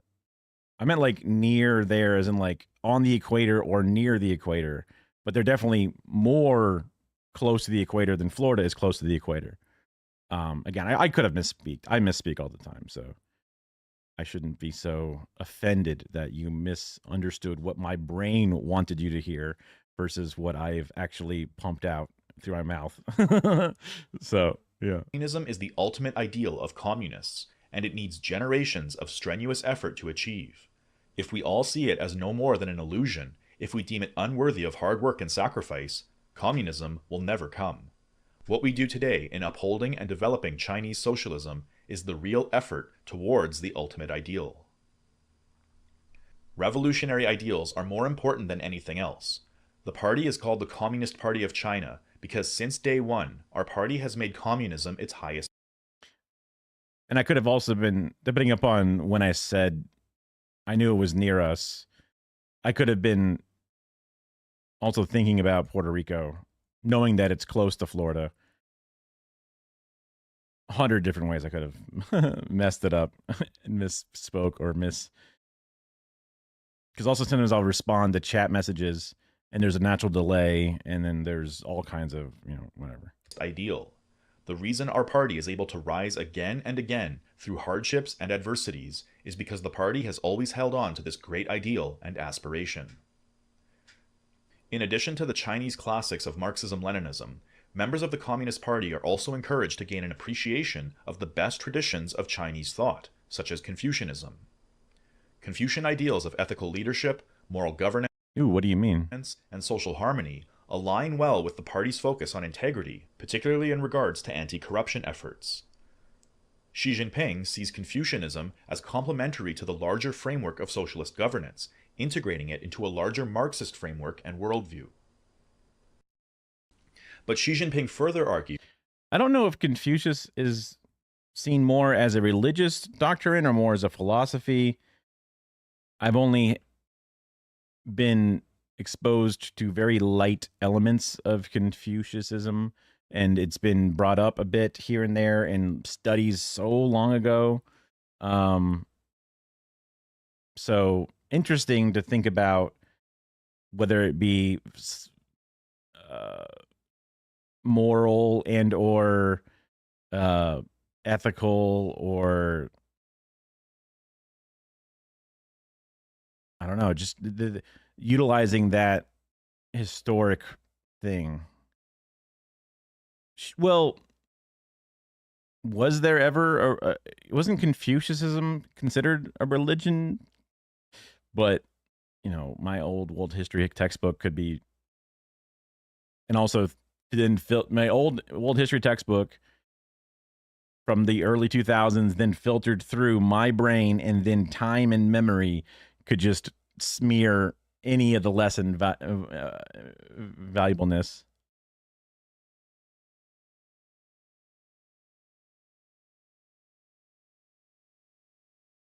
The way he's been acting with Palestine and Sri Lanka aren't non-interventionist like all people love to say.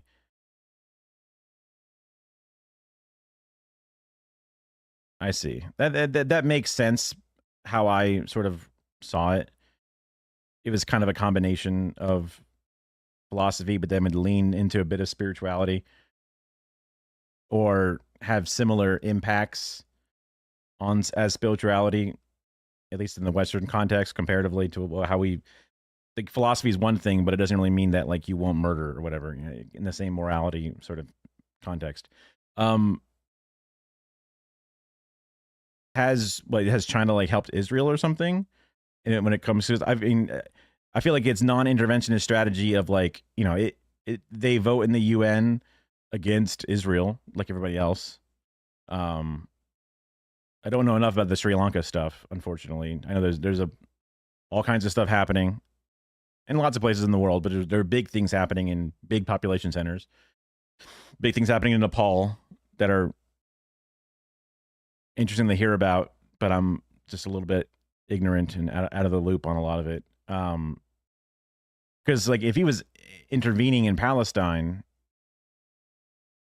doing deal with Israel, selling services that oppressed and surveil Israel that isn't being non-interventionalist. Yeah, I mean,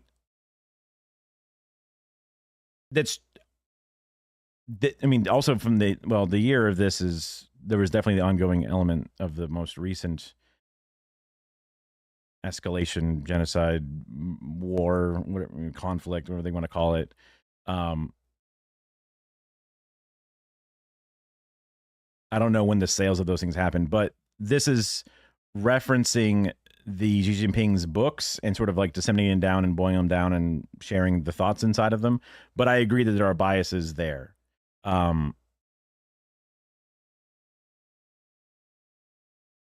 I wish he was more interventionist when it came down to intense moral issues.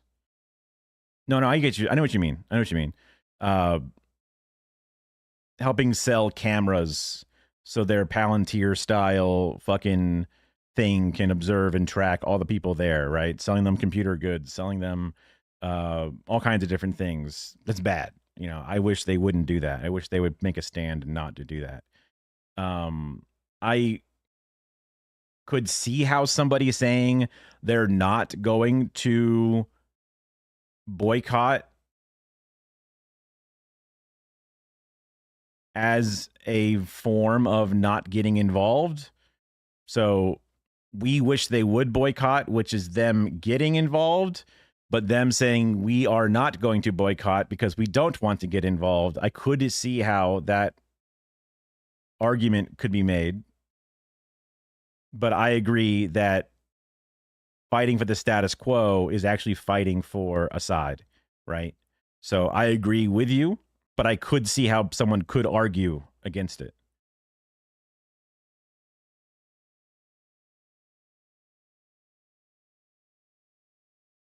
They also work with Russia, and Russia is doing the Russia shit, right?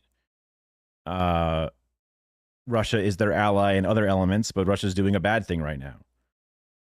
But theoretically, China is also working with America, and America's been doing and has done an insane amount of evil shit, including Israel, in a sense. Like, we literally fund 70% of Israel, whatever, right? Depending upon which element of Israel you were talking about. Whether it be the bombs or the war efforts or the, general healthcare they get to have and all the other shit. Their energy needs, all these different things. So I guess I do see it as more, we're not picking sides, we're just continuing to do things. More of a Switzerland style.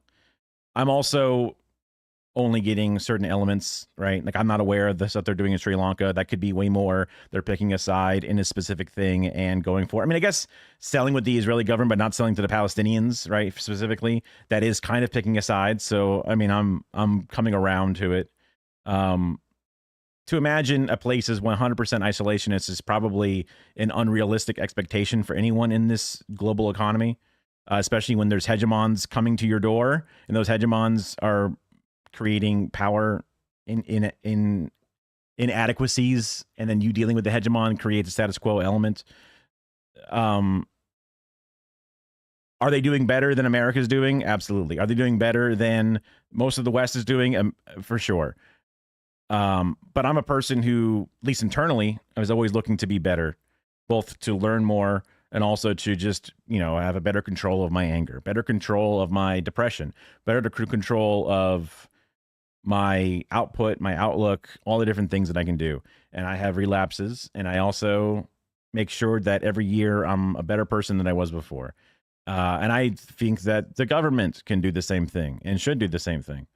I'm not here to say it's perfect, especially considering I don't know enough about it, right? But I could even think about like Bernie Sanders wouldn't say it was a genocide for the longest time. Now that the ICJ or the ICC, I think the court said it. I forget which thing just came out, but then he puts out a statement saying, okay, fine, I'll call it a genocide. You know, but he starts that statement with, this war started on October 7th. And it's like, come on, brother, motherfucker. You know, he's got problems, but I still love Bernie Sanders. I still love, especially his domestic things, but also, you know, I think he's better than most that we have. AOC has kind of gone back and forth on a few things, but I still think that she's awesome and would love to support her more and more.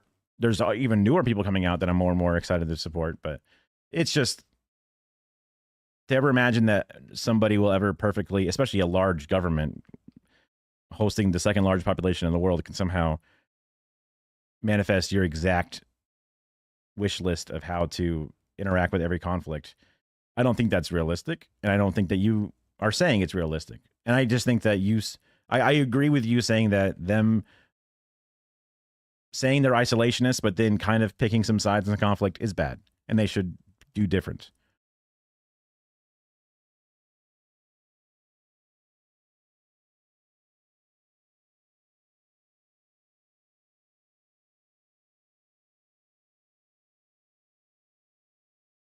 That's why you don't believe on communist aspiration. They don't stick to the ideology. Sticking to the ideology, you know, you say you're a socialist, but you have a house. I mean, stick to the ideology might be, you know, you'll find one element, but there are 99 other elements that do, and that one now disqualifies the others. That might be heavy-handed. But you're not wrong to point out the inaccuracies, and you're not wrong to point out their mistakes. I don't think that's wrong to do. And your criticism is more about Xi talking about a communism or socialist ambition. Yeah. They are currently, technically, as they've said before, in a socialism with Chinese characteristics, which is not even a full communist model, and it's not even a full socialist model, right? It is a long-term, and it takes a lot more things to happen. They were talking about having plans for things happening by 2049 or something like that. Big things to come through. I mean, I think ICC prosecutes individuals, ICJ prosecutes countries. Got you. So the ICJ may have been the one that came out, or some other thing. Something came through and talked about it. But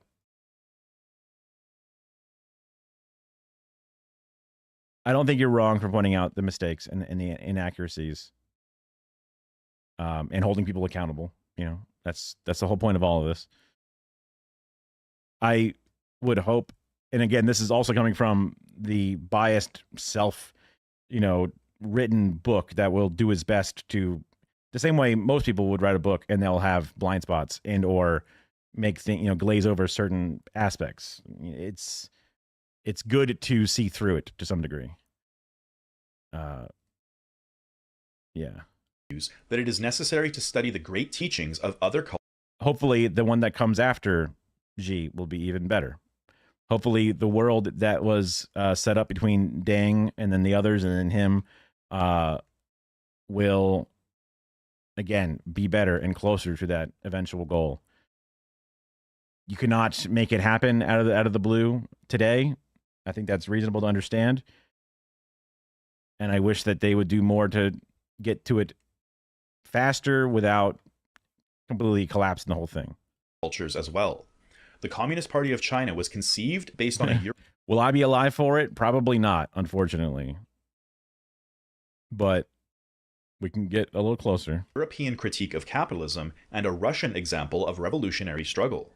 Therefore, the ideological foundation of the Communist Party of China is firmly grounded in the works of foreign cultures. Xi Jinping argues that it is necessary for China to continue learning from other cultures, but warns of the danger of becoming overly subsumed by Western influence. A number of people, even including some party members, cannot see the underlying dangers of accepting the universal values that have developed in the West over hundreds of years, along with certain Western political dogma. They argue we need not reject them since we would not suffer any significant harm by accepting them. Some even regard Western theories and discourse as the gold standard and thus unconsciously become trumpeteers of Western capitalist ideology. Studying Marxist classics, the theory of socialism with Chinese characteristics, the great works of traditional Chinese culture, as well as the worldly literature of other civilizations, is necessary for cultivating strong socialist values and practices. Xi Jinping explains that the core socialist values that we should cultivate and practice are prosperity, democracy, civility, harmony, freedom, equality, justice, the rule of law, patriotism, dedication, integrity, and friendship.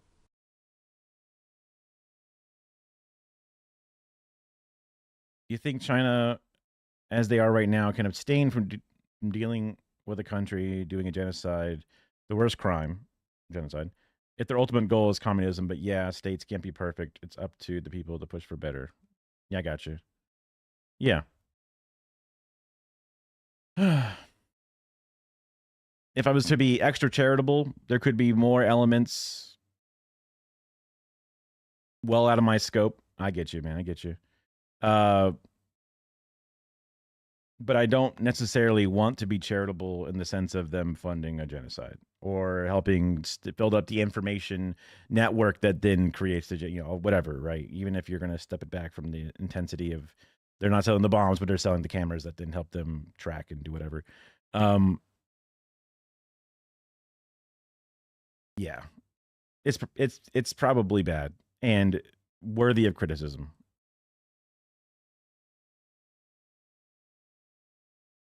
Even like, what was it? Like Stalin had like his eras and then he got super paranoid and fucked up shit. So, it's probably a reasonable thing to make sure that these core tenets that were written however long ago and then put in the books and then put out and then someone makes a summary of it all. If this mindset was one thing and he might even believe that he's still 100% fitting into it, but then slowly begins to slip on certain aspects, keeping them in line to make sure they don't continue to slip or slip in a worse way, because then they're going to get even further and further away from that eventual goal. It'll make it harder to come to that goal instead of easier. I don't know how the election /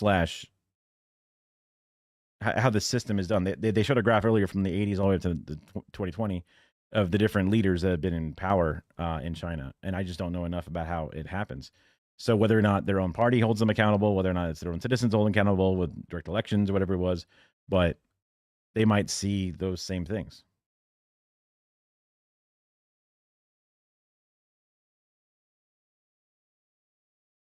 What China's doing in some countries in Africa. Yeah, the whole Belt and Road thing seems super awesome, especially with the way that they're even like not only doing the low interest loans, but then also forgiving the loans. Even if they don't forgive all of them, it's way better than what the West does. Like literally the way that the French creates these countries have to deal in francs, a currency that is no longer used in France, and they use euros, but instead these countries have to use a franc that only trades with the European or the French version of the euro directly, and to keep them in power of their economy and shit.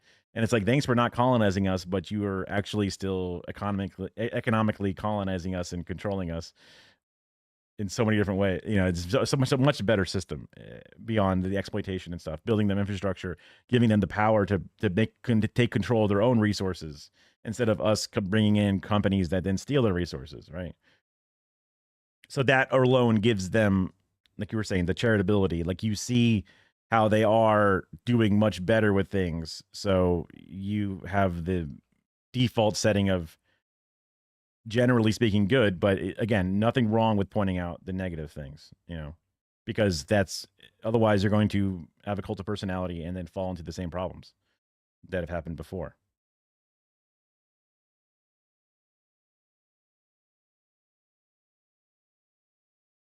China likes it and the other countries like it. Doesn't matter what I think. True. But you do like it too. Yeah. Fair. Also, that's the isolationist point right there, which is like, hey, it's none of my business. I mean, but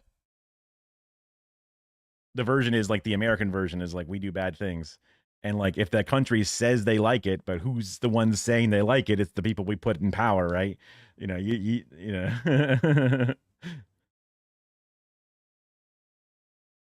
Yeah. Yeah, for sure.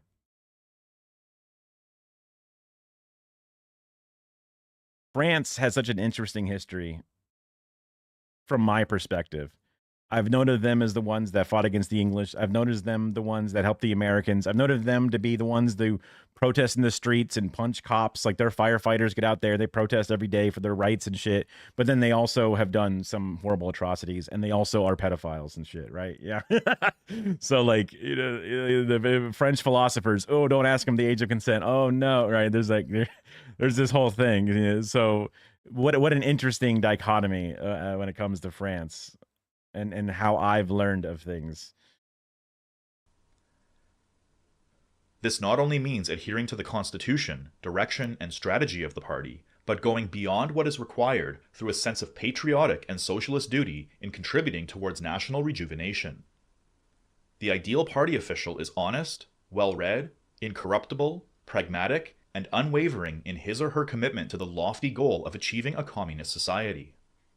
However, only a small minority of party members approach this high standard. Some party officials have learned socialist theory by rote and don't have a firm grasp on how their role relates to the broader social totality. Some party officials simply join the party as a means of advancing their careers in the public sector. Others have become complacent, having given up on the prospect of ever achieving a communist society and simply go through the motions. Still others seek to do the bare minimum to get by and avoid making any difficult decisions for fear of being scrutinized and pass the buck down to lower officials.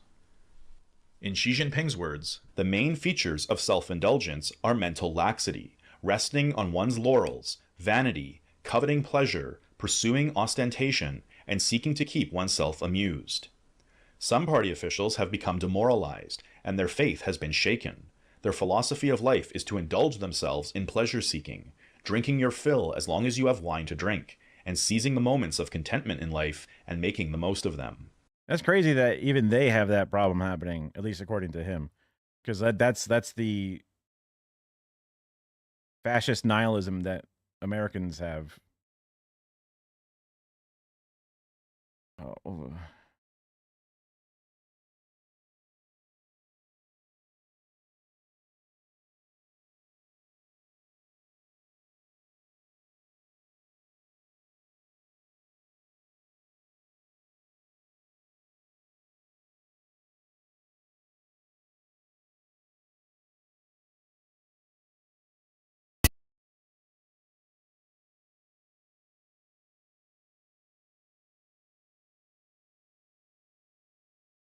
Zen fascism, that's what it's called.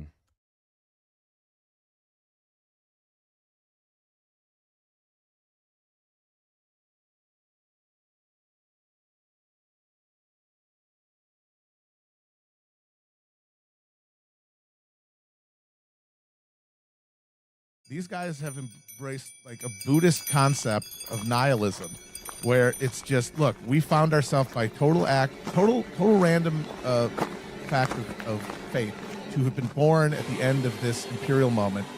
We have access to this incredible bounty of exploitation, of the bounties of exploitation, and we're gonna fucking use it and have fun. You're also in the same boat as us. You were born in the same situation. You have access to this same bounty. Why don't you just enjoy it? Yeah, everything's going to die. Everyone's going to die. Sure, it's not sustainable, but we're going to be the last to die, so why not enjoy it? Why fight against it? And I actually finally got the point of all that hypocrisy mongering that Republicans do, where they say, oh, you drive a car. Oh, you use a cell phone. It's not to try to get you in some petty hypocritical gotcha. It's to say, we're all in this together. We're all on the same side. Why don't you just enjoy it? Why are you torturing yourself? Why are you like, oh, this is actually bad, and oh no, we're exploiting all these people. Yeah, but that can't change it. You're in this situation. Just eat the fucking slider, drink the goddamn beer, and enjoy yourself.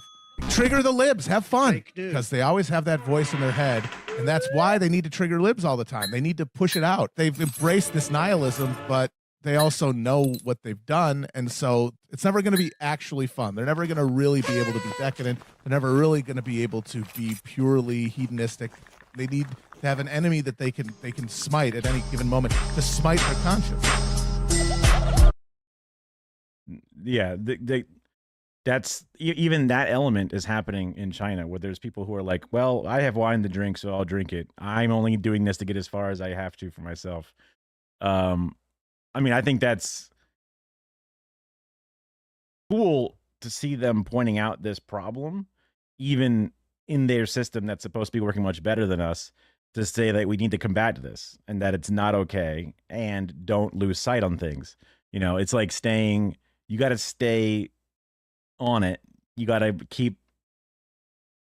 get out. It's like the urge to make sure that I still get out there and canvas and do things for my DSA chapter, that I still get out there and mobilize for, you know, bigger movements and things. Because if I go, fuck it, you know, Trump's out there being fascist and he's out there, you know, kidnapping brown people, but I'm white, I'll probably be okay, and I just sit back and let it happen, that's just going to backslide us further and further and further into problems, you know? You hate France for what they've done and still in your country, only the good hospital we have in the military bases, and I'm certain they build and maintain with our own money, which all African countries will put France, like Burkina did. Oh yeah, Burkina Faso. Yeah. I know that I think Burkina Faso's leader did something like, you know, ban gay marriage or some shit recently, which is like, it sucks or whatever, but whatever.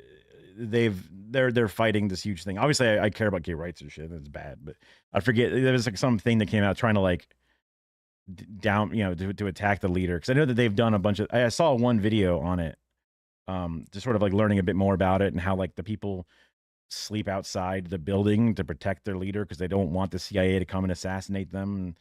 It seems like it's a long fight. It's like a Libya situation, you know, with a Gaddafi. It's something that can be corrupted and or sabotaged from all sides. So I wish them the best, you know. China is changing fast. The society not far ago got through hell. Oh yeah, I mean, the China of the 90s, even though it was probably still an exaggeration what they said to be, they were living in a whole different world than they are now. And it's just sort of mind-bending to understand the rapid industrialization and rapid modernization that they've done. It took them years to build a terrible fucking overpass that no one wants to use, and it costs us money every time we do. They've stopped an intersection outside of my house, and it's like 2.5 years they have this like sign saying that they're going to be constructing. It won't be done until like December of 2026 or some shit. And I'm like, what the fuck? You know, they can build, you know, a high-speed rail across like a half of their continent in 2 years. They can't get my intersection fixed. You know, it's just so insane.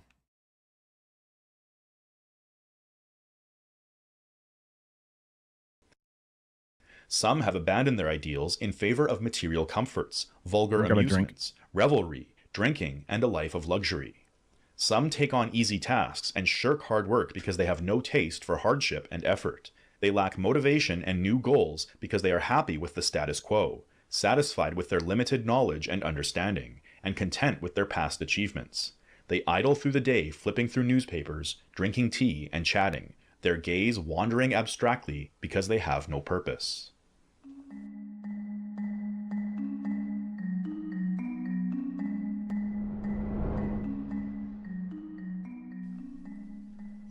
Xi Jinping's approach to governing China. He's like, they're quiet quitting. They're not working hard enough. They're just sipping tea. He's like, fix your shit. Get your stuff going. Go out there and talk to the people. That's crazy. He's like, he's yelling at the lazy fuckers. It's crazy. Is also informed by the historical lessons drawn from the collapse of the Soviet Union. He cites the failure of the Soviet Union as a warning for China, emphasizing that one of the key reasons for its collapse was the detachment of the Communist Party from the people. In Xi Jinping's view, the Soviet leadership became a privileged group of bureaucrats who served their own interests rather than the broader population, leading to a loss of popular support and ultimately to the downfall of the Soviet Union. Was that a Russian? Was that Gorbachev? Who's that? I mean, I don't see the little mark on his head. Who is this? For Xi Jinping, this experience serves as a powerful reminder of the importance of maintaining a close connection between the party and the people. He insists that Chinese leadership must be vigilant in staying connected to the populace, ensuring that policies are effective and serve the broader public interest. This emphasis on connection between the party. Yeah, your point about the nihilism and how they're willing to look at it and we're not willing to even think about it. And the people is seen as crucial for avoiding the pitfalls that led to the collapse of former socialist states. As China becomes wealthier and people experience a better life, many no longer feel the need to become politically engaged. This is a major concern for the Communist Party and its connection with the people as a fundamental basis for political action. As Xi Jinping says, we must be very clear, there are still many inadequacies in our work and many difficulties and challenges to face. The main ones are as follows: unbalanced and inadequate development, public well-being, poverty alleviation, disparities in developing between rural and urban areas, income distribution, employment, education, healthcare, housing, elderly care, and civic awareness. Decisions made by the Communist Party must be informed by the people through democratic processes at the grassroots level, with active engagement in elections for local people's congresses and village committees, as well as consultative democracy. Interesting. So it must come down to local governance, the local local congresses or whatever, that then move on to elect their party's leadership or whatever it is. That's my guess on how it balances out and how it works. I also heard that when a local leader is not working with its community well, there's a lot of pushback among the people, and they're very willing to hold them accountable, which is good. But if they're seeing a backslide, because they're doing a big push to make them more consumers, they want them to consume more because they've done the manufacturing part and they're willing and ready to sort of transition, especially as America is like cutting off with the tariffs and things. They can drive their own consumption within, but you have that problem where people then go, wait a minute, I'm just going to kick my feet up. It ain't that bad now. So you want them to still stay engaged in the overall vision. The challenge of building socialist values, political consciousness, and democratic participation is a growing concern, particularly in regard to Chinese youth. Unlike many previous generations who were required to sacrifice so much to build China's productive forces, Chinese youth today are born into a world where those sacrifices are bearing great fruit. In contrast to the life of struggle carried out by previous generations, the youth of today can expect to enjoy a much freer and more prosperous lifestyle. Under such conditions, the theories of Marxism-Leninism and Mao Zedong thought are increasingly being seen as irrelevant or outdated to the quickly modernizing and prosperous Chinese society. Today's kids these days, tough times make strong men make good times make soft men, is sort of the message. I mean, there is a truth to it, and there's also a dangerous overestimation of it.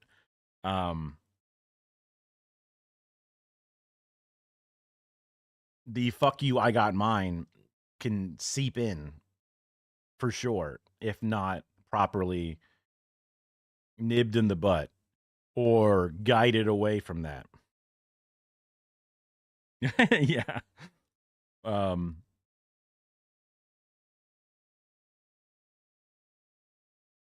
Because I've had chatters come in and talk about how, like, it'd be terrible to have all these foreigners come in and steal our social services. You in America, you don't have social services. But in my country, whoever this is, we do. So when these immigrants come in, they steal from us and make things worse. And, like, that's an incorrect mindset by the data and by the studies or whatever. But that's the concern.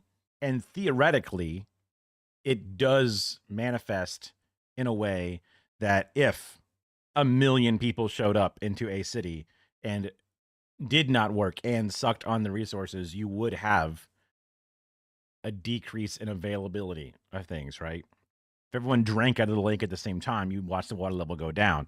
That is a fundamental truth. That is what's preying on their minds when it comes to that xenophobia, and allows them to sort of justify it. So the intense sacrifice that has built this increase in quality of life now has people who can enjoy the quality of life, but then if they're not able to sacrifice a similar or even a reasonable amount of effort into it, I guess you could see how that could then begin to spiral in the wrong direction. To me, I guess that comes down to a combination of cultural and also governmental mandated, like in Cuba, when you, or in other countries, when you are a doctor through the school program that's paid for by the government, you then have to do X number of years in rural areas to provide doctorship for those people who would otherwise not have doctors in that area. It's sort of like a built-in, like, we helped you with this, so then you do that.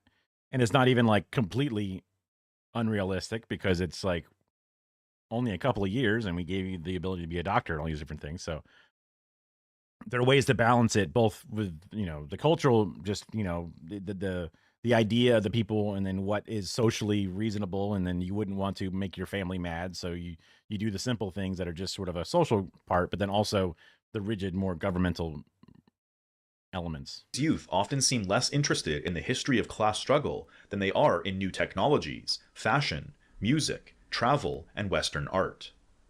Because to some degree, it's important not to undervalue the adjustments and the changes in life.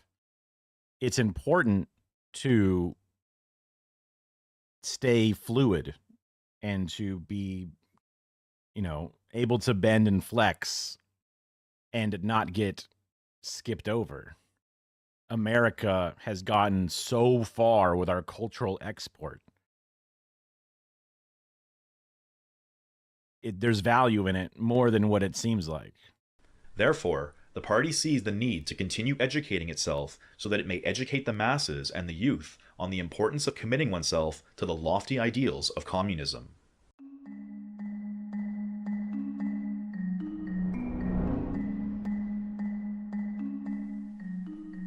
The emerging digital realm is one new area of social life that is giving rise to novel social problems. China has more netizens than any other country in the world, and the Communist Party of China encourages them to use the internet as a...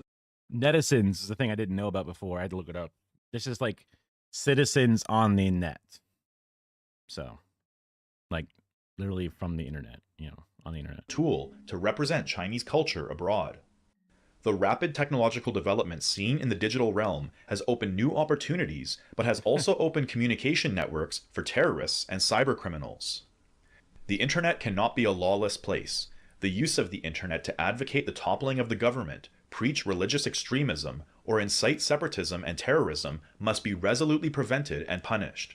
Under absolutely no circumstances can such activities be allowed to go unchecked.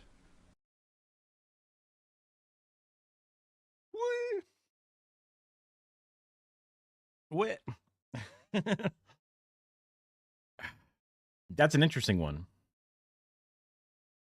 Because there's different perspectives. Imagine saying this inside of Nazi Germany.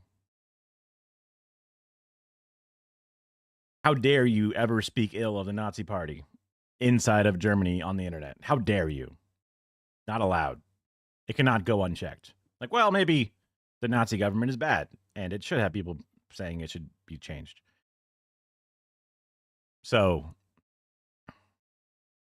but from the concept of like the anti-Nazi government not liking the Nazis being out there saying that they want to start a Nazi party, that's more understandable, right? It's a balancing act, and theoretically, you might not even realize you are the Nazi in the situation. Obviously, you should. But assuming that humans aren't perfect, you can understand how they might not realize. So this is a more sticky one. Oh yeah, the Winnie the Pooh stuff. Yeah. Also, apparently that was also a bit overblown. For example, they have a Disney World or Disneyland or whatever, and there's Winnie the Pooh rides and shit. So it's not like it's...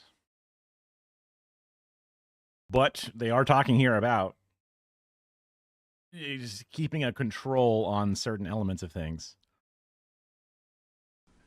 Digital platforms have also introduced the problem of online circulation of disinformation. Despite the many historic achievements in advancing human rights and the well-being of the people, the Communist Party... I feel like it was still... It was definitely talked about, so it was real to some extent. But it's easier to say a bit exaggerated instead of entirely made up or whatever, right? Especially if somebody's first words in my chat are, "Oh, look, Winnie the Pooh," you know? of China frequently comes under attack by Western powers through disinformation channels such as Radio Free Asia. With the vast growth in the number of users of microblogs, WeChat, and other social network services and instant communication tools, how to strengthen oversight within a legal framework, guide public opinion, and ensure the orderly dissemination of online information while safeguarding national security and social stability has become a pressing problem for us. A sound atmosphere for the expression of opinion online does not imply that there should be only... Yeah, all good. I understand. No worries. I mean, Philip DeFranco talked about him being Winnie the Pooh. So, does he have blind spots? Was it a long time ago? Sure, but that's how I learned about it. Only one voice and one tune. Rather, it means that people are not permitted to conflate right and wrong, circulate rumors, cause trouble, violate the law, or commit crimes. It means that people cannot overstep the boundaries of the Constitution and other laws.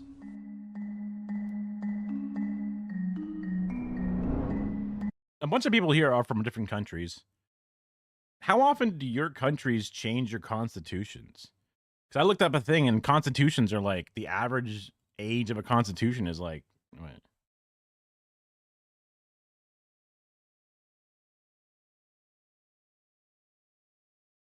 "17 to 19 years.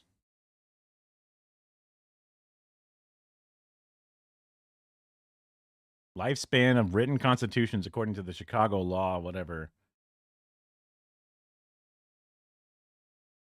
That's nuts. Yeah. I used to watch them a lot more. Yeah, well, I mean, because before I went to college, this is 2007, I was very interested in the internet. I was making stupid spoof commercials of Taco Bell commercials and shit.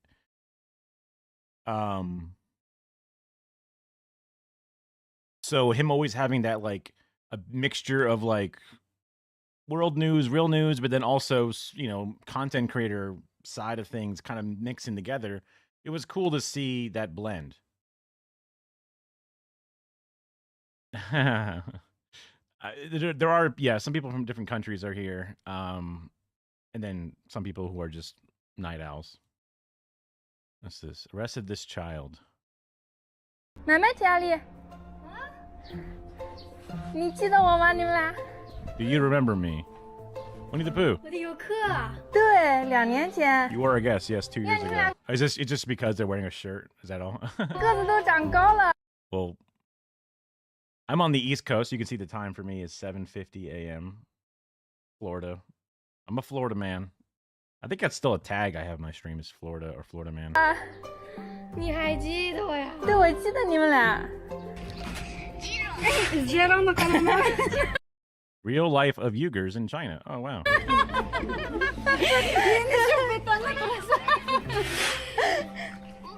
The houses here are so unique. The more sophisticated those wooden windows are, the richer the family is. There's also an old mosque in a village. A wager tie. There's like UYGH. But I don't know how to spell either, but yeah. It is said this is over 200 years old. I've always wanted a drone. Look at this. Look at this sick ass drone footage. But I've always been intimidated by the rules in order to get a drone. airspace. I live near airports, right? Problems. But apparently, I think you can fly a drone if it's under 250 grams within 0 to 400 feet, and it's like chill. I get you. I just thought it was funny. And I'm like, maybe I should get a drone. Fuck yeah. I mean, FPV sounds fun as fuck because you can like fly. It's like you're flying.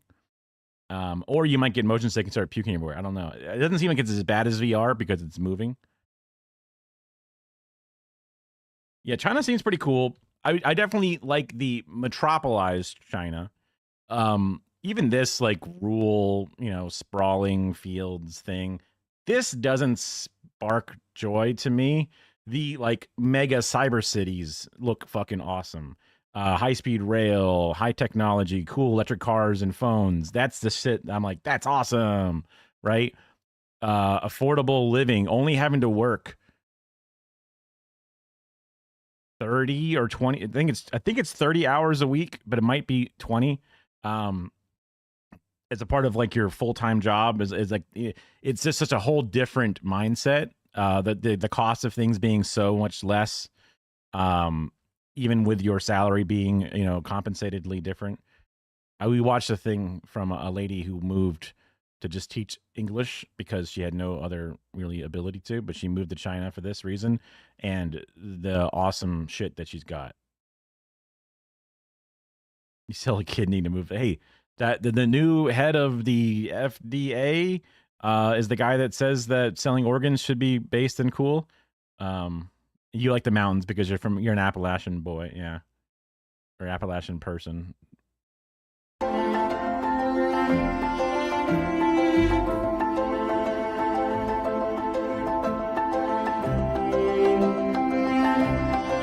I am a bit of a Reddit atheist, and then Xi Jinping saying like, being worried about religious extremism.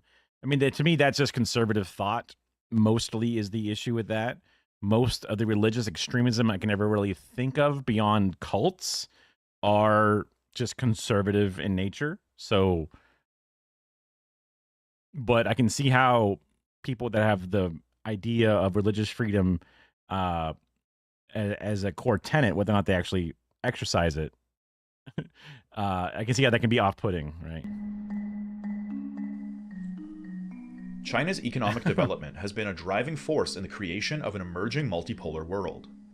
This global shift in the redistribution of economic power can be seen in the flourishing development of Chinese projects, notably the Belt and Road Initiative and the BRICS multilateral partnership. Yeah, that's the BRICS thing we're talking about. Under Xi Jinping's leadership, China has emerged as a dominant power on the world stage, which has presented hegemonic powers with a new challenge.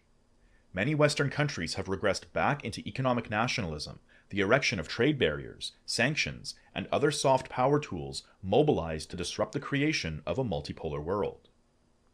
But this is before Trump came to office and did all of the tariffs we've been doing. So, as Xi Jinping asserts, whether you like it or not, the global economy is the great ocean from...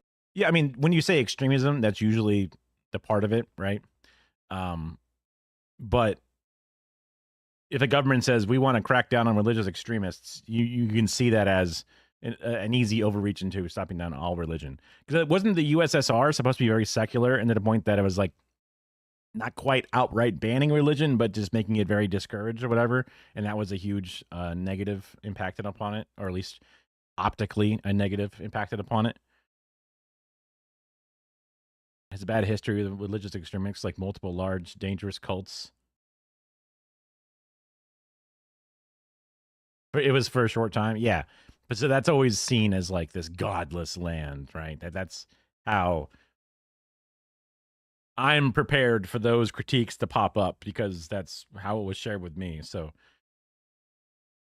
interesting that he's not seeing that same concern because he's writing the words and putting them out there. But, it's one of those, like, I could see this coming.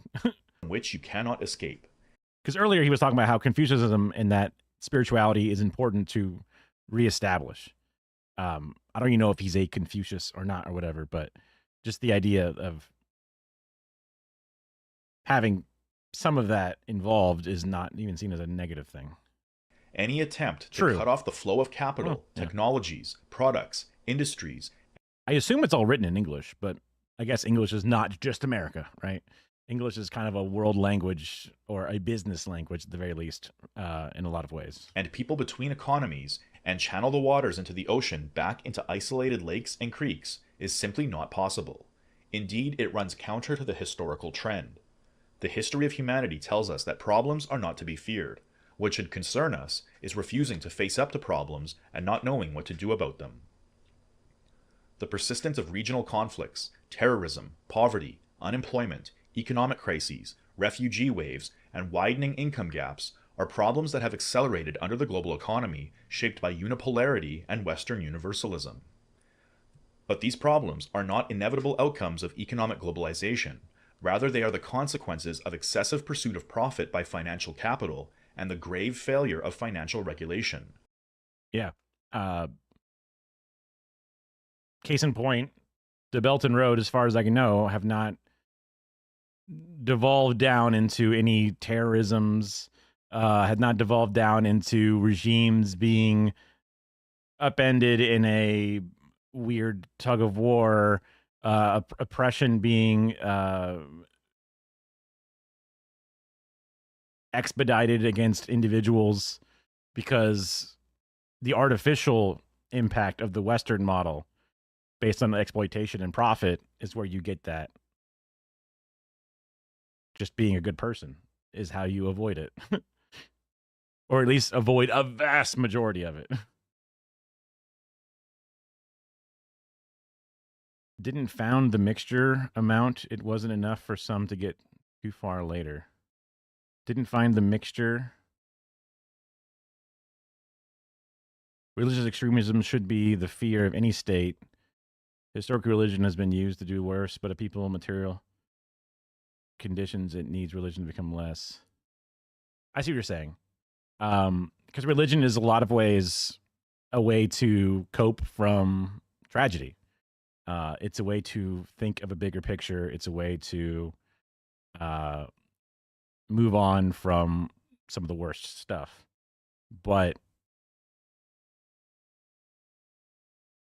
which is why I'm not, going to make fun of somebody that is religious. Whenever they're like incredibly religious, that's always a bit of an off-putting element. Whenever somebody makes it a gigantic part of their personality, it is off-putting. Probably as off-putting to others when somebody is overly political, right? Not completely worthy of cutting them out of your life, but generally, like, I'm just not going to mess with them too much. You know what I mean?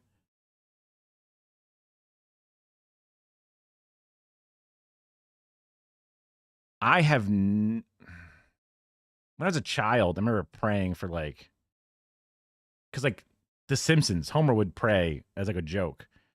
He'd be talking to God or something, and then oh God, I don't normally talk to you, but if you do this, woohoo, never mind, haha, and then it was always an element. So I remember at one point thinking oh man, I really want the Buccaneers to win a game of football or something, and it's stupid.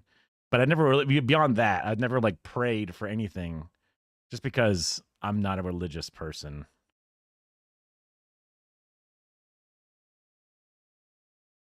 But I might at one point, I don't know, as I begin to slowly die and I realize the end is coming, I might become more religious. But even when I was in the car accident and almost dead in the car, then the priest came out to read me my last rites. I was like, no, thank you. I'm not religious. All good. So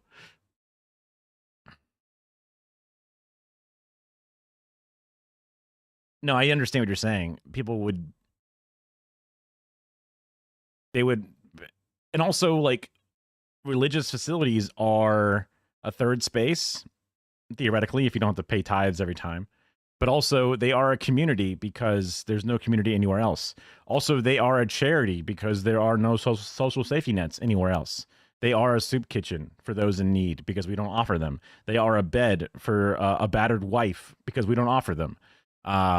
So religion is sort of, that's why it gets to be tax exempt, because we see them as a necessity because we're not willing to do certain things, right? as a country, at least in America.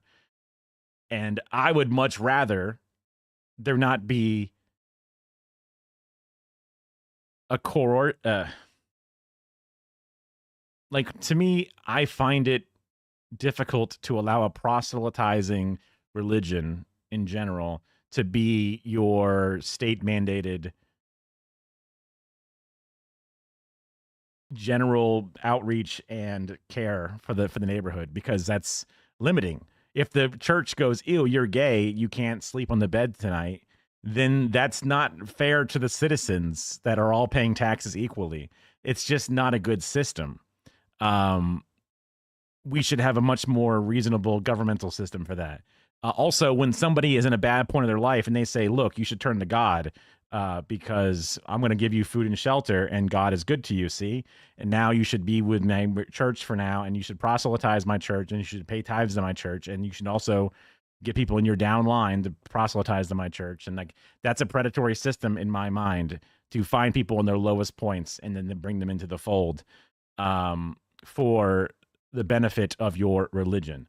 That can be somewhat unfair because those people are doing more good than I am. They're doing more soup kitchens and all these different things, but that's just my view.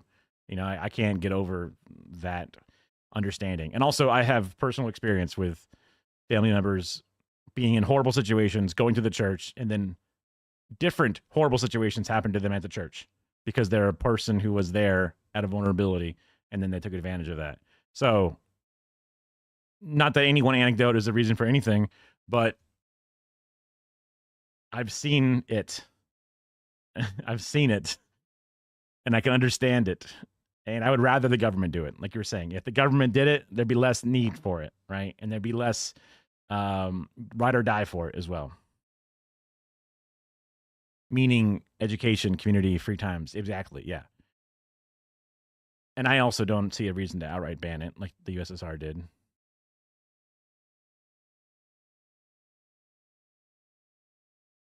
They ban predatory religions outright. What's a predatory religion?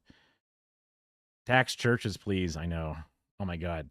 I would drive by so many mega churches. I would drive by baby mega churches and then like the real daddy mega churches. Oh, like Scientology? Okay. The Tampa Bay St. Pete area / Clearwater. Clearwater is an area that has apparently like the nexus of Scientology. So I live very close to, I don't know, the Mecca of Scientology. I don't think you're supposed to like go there, but it's like where like a lot of it is sort of held up, apparently. A lot of businesses are owned by it. A lot of land is owned by it. It's weird.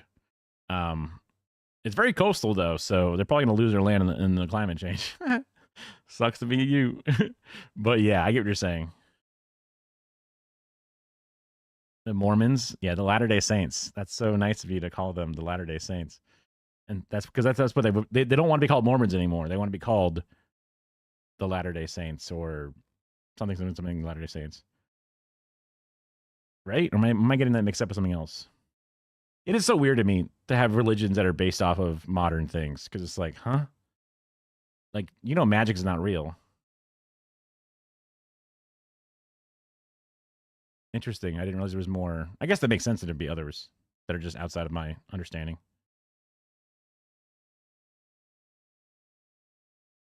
Yeah. Well, just preying on the most disturbed, preying on the most downtrodden. People come to them in the worst part of their life, and then they use that manipulation, the love bombing, and, you know, all the different gaslighting elements, all the different, it's so ripe for it. And also, there's an easy cover. There's the religion, you know, Toro blanket for like a bullfight. You can just hide behind that element, and it's so easy to, it's fertile ground for bad things. I agree. Absolutely. Case in point, Catholicism and pedophilia. You know what I mean? Like, it's just so easy. There's so much trust. It's so easy. It's just like, No, no bueno.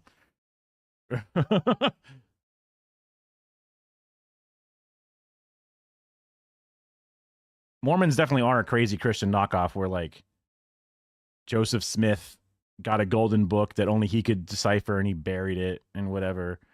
And it's all about being in Utah. Oh, the Moonies. Yeah. Dude, there's some crazy shit. I forget if it was you I was talking about the Behind the Bastards podcast, but there's a strange alien. Oh. Show. That is definitely not it.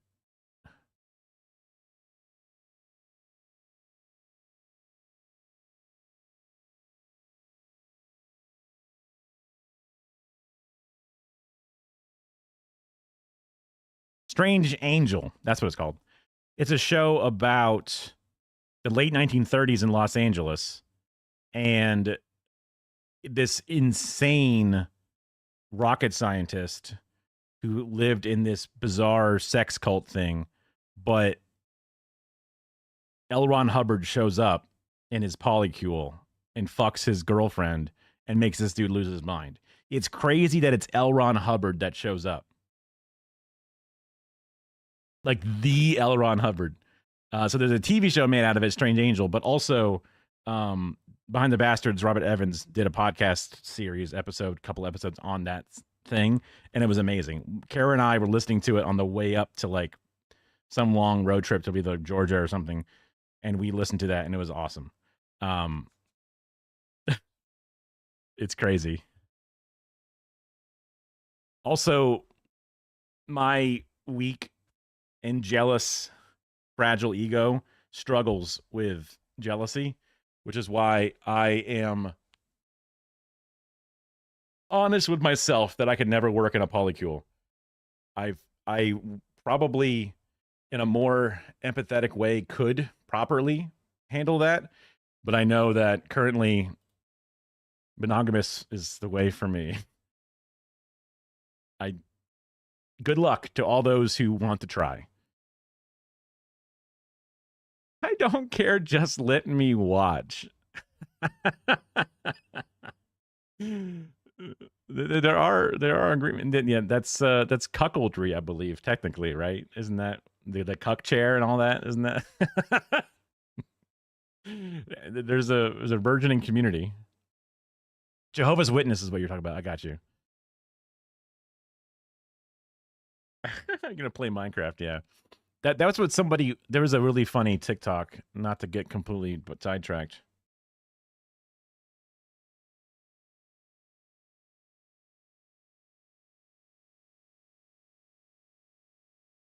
Read this guy's name.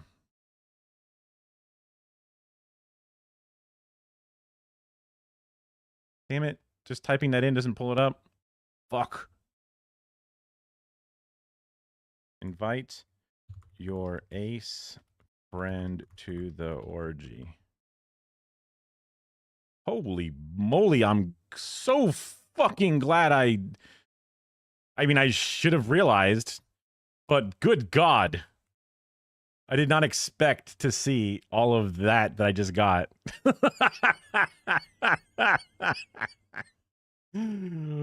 Holy fuck. Yo, I'm like double checking my screens. Make sure that's not the on-screen one. Holy fuck balls. Literally fucking balls. Why does Austin's accidental call come up? What? Whatever.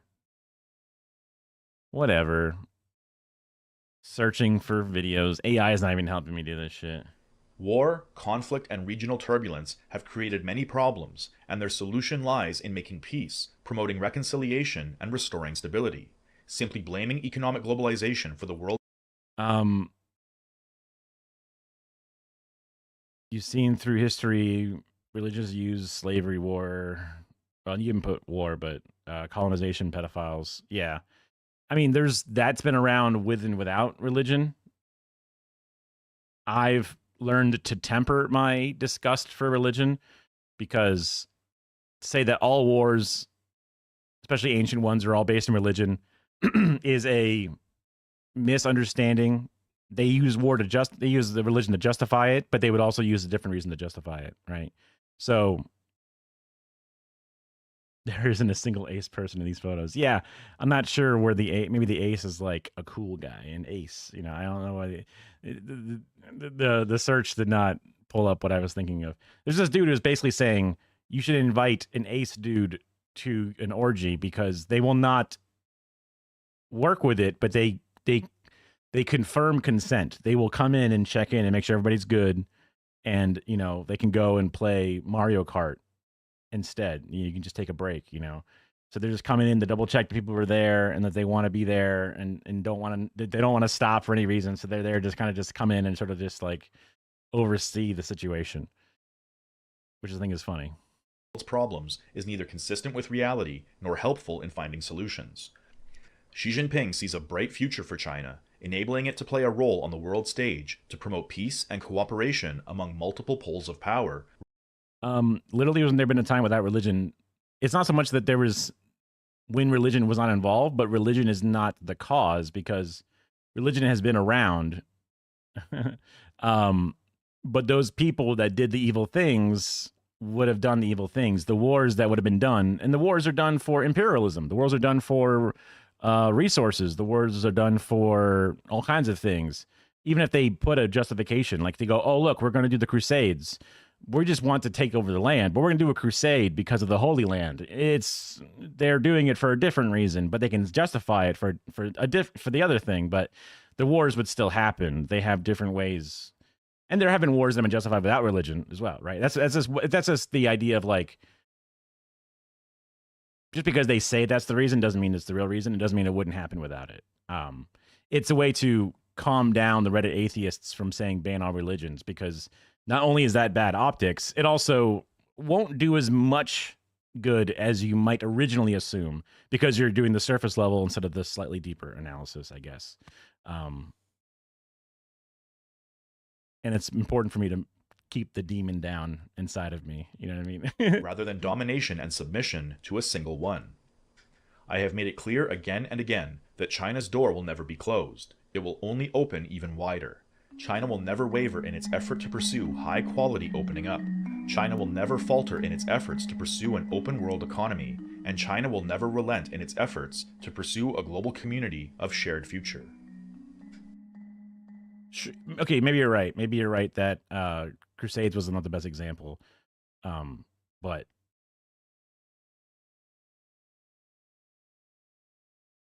and I don't disagree that it's a tool and dangerous people use that tool. I want gun control to exist, right? So that's a tool, and people will use that dangerous tool. So I want a way to control that dangerous tool. Does make sense. Yeah. Deaths would not be avoided entirely if guns were gone, but I do want to control that tool. Yeah. Okay. I think 48 minutes is definitely my limit on my ADHD ass, because I lost focus and was pulling up bizarre ass videos. Like we started off with some like Dilbert bullshit because someone said about Cool Ranch, and then at the end there I was just finding orgy TikToks.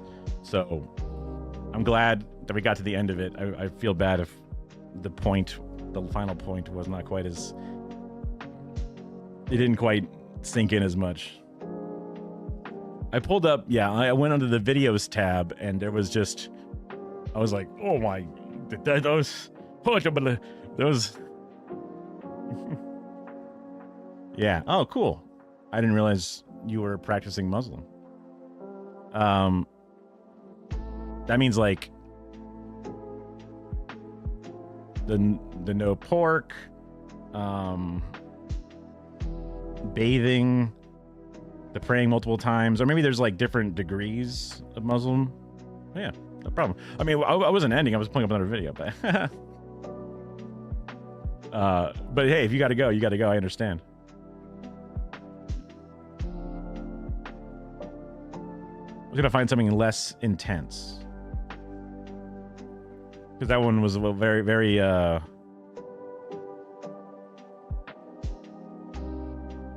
No porks and prayers. Cool. Well, I would be annoyed by the prayer part, but I'm also just not used to it. So, it's all good. Yeah.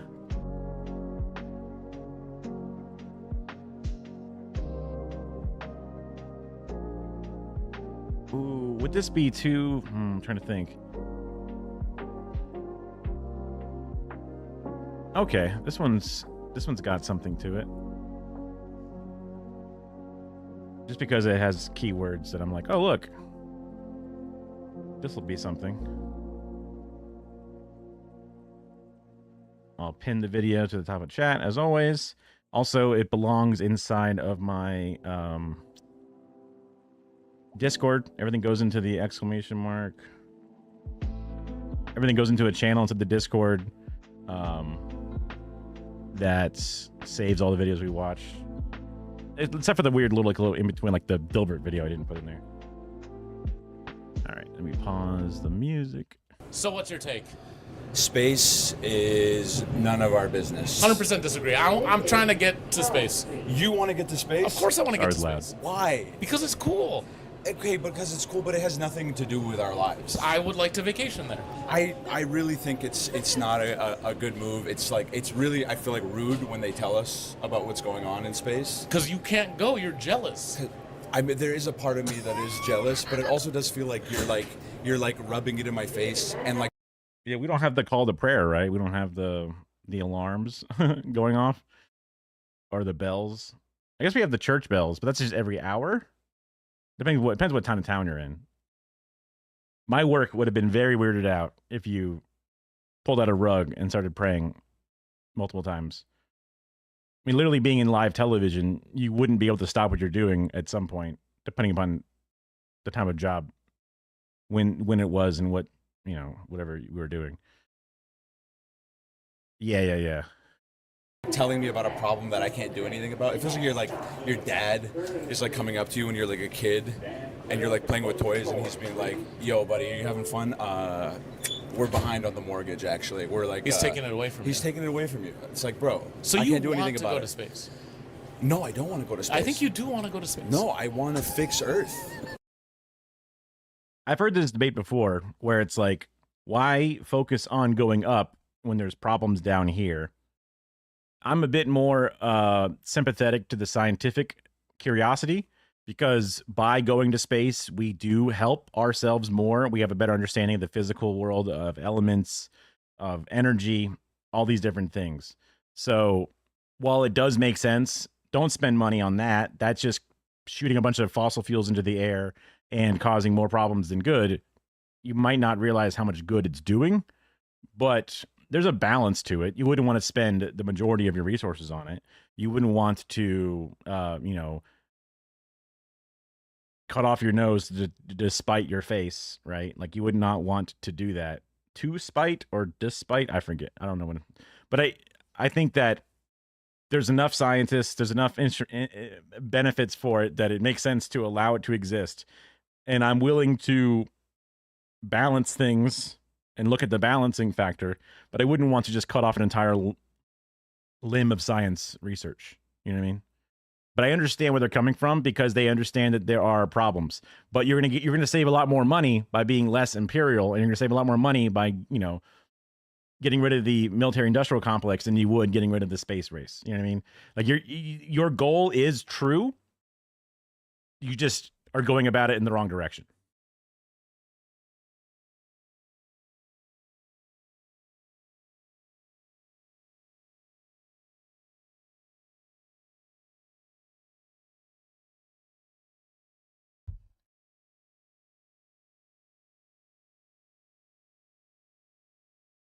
You already left your hijab or scarf since I put my foot here. Oh, yeah, well, yeah. I mean, I've seen how Like even like Frogan,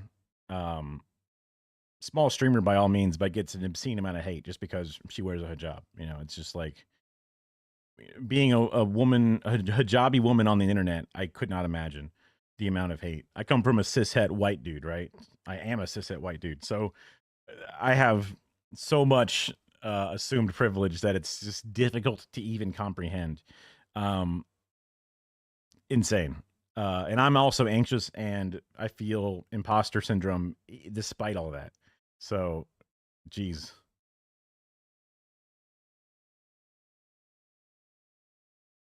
There are entire planets made out of alcohol. Okay, that's a good point. Fix Earth. We could fix Earth. We could easily fix Earth. But everybody's trying to go to space. Everybody's trying to go to space. They've given up on Earth. But why? Earth is still good. I mean, it's mid. Earth is mid. Let's be honest. 100%.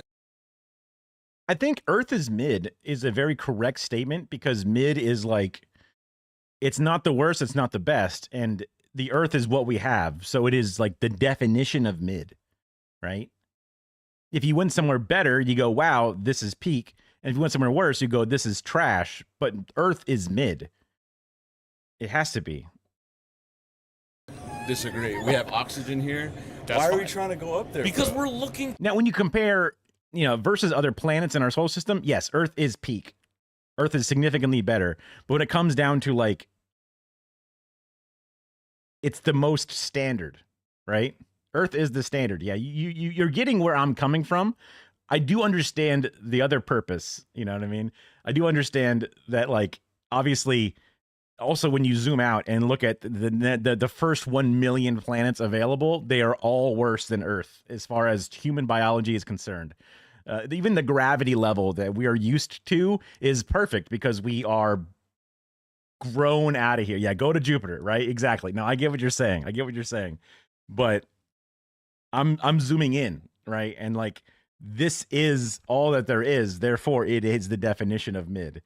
Because when you go to another planet as an astronaut and you get off and you're on the moon and you go, okay, how is the moon? Well, the Earth is better than the moon, so the moon is bad. But when you go back to Earth, you're like, this has to be mid. Like, if you're going to follow that terminology logic, you know. To see if there's oxygen up there. Because I think Earth has become mid. No, man. See, this is what we're so thirsty for aliens. It's so embarrassing that we want to go up. They're thirsty, all right. I saw those alien Area 51 memes. They wanted to fuck those aliens. Everyone's saying Gen Z doesn't fuck, but they wanted to fuck the aliens. Okay, I saw that. I saw that stuff. Bro, I have FOMO. You want to go up there? How is Earth mediocre? Earth is the standard. Earth is the expected value. Earth is... I'm trying to think of something that's similar.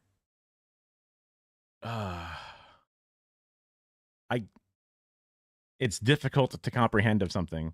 S tier planet. I'd fuck a Torgida?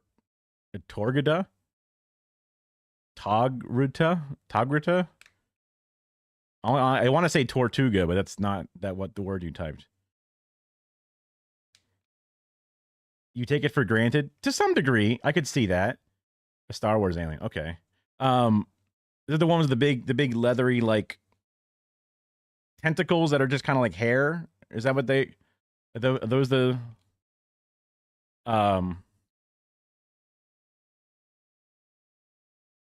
Definitely... That would I definitely am taking it for granted in this context. But when you define all the planets you've lived on, right? If it's only one, it has to be in the middle, like on the bell curve. It's with nowhere else to place it. It belongs in the middle. Now, when you're comparing it to others in the area for survivability, it's on the very, very far end of the bell curve in the good side. It has to be because it's the best. But when you're only comparing planets that you've ever been to or lived on, that's when it becomes the center point, and the center point is literally the middle, aka mid. And it's just a semantics argument to call it mid. I would be a better streamer if I was saying clips and saying Earth is mid because of this, that, and the other, and making a big declarative statement. But I'm too weirded out, and I'm not able to lie like that. I'm just saying semantically in that context, that's the only way you can define it. Because he said it, and I'm like, I understand in that semantic argument only. with the Nazi billionaires and Earth is flat and the planets don't exist. See, there we go. Now we have a real thinker. Yeah. No, I don't want to go with the Nazi billionaires. Maybe people who are rich are not allowed to go to space, but maybe we can go to space. Okay, I see. But I just think going to space in general is tone deaf. Why? It's tone deaf for what's going on because people can't afford their groceries, and people are like, we're going to go to space for dinner. No. Katy Perry went out there, yeah. No, it's certainly a waste of money. Yeah, it's a huge waste of money. And I'm not against wasting money. I'm pro space exploration. I would like to explore the universe. You're out. No, bro. There's so much here on Earth that we don't even know what's going on. And then whenever they tell us about space, I'm like, bro, just leave us. Let us do our lives. Do you regret the moon landing? I don't think we needed to do any of that stuff. You don't think we needed to go to the moon? No. It's ridiculous. Why? What for what? To check it out, man. Okay. It's like going to Bushwick. I've never been. I know you've never been. I've never been to Bushwick. You know, everyone at one point in their lives, they have to go check out Bushwick. I do everything in my power to avoid Bushwick. I don't. And you feel the same way about space? Yeah, because I feel like that's like the ultimate like transfer. I don't even like transferring on the train, so I don't want to like have to transfer. You could just take the L, straight shot. We are taking the L. Just doing a quick Google search. Cordless drills were invented through space exploration. I'm on the videos tab, that's why.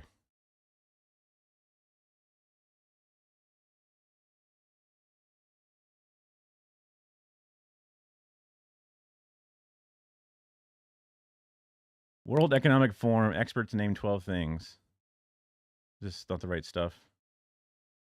Earth's observational system, satellites, GPS. The fact that you have Google Maps is because we did space bullshit. The most obvious thing possible.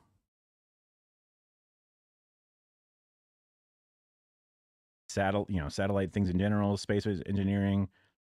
This might be more about actual outer space stuff. But I'm a dumbass. And I know I'm a dumbass.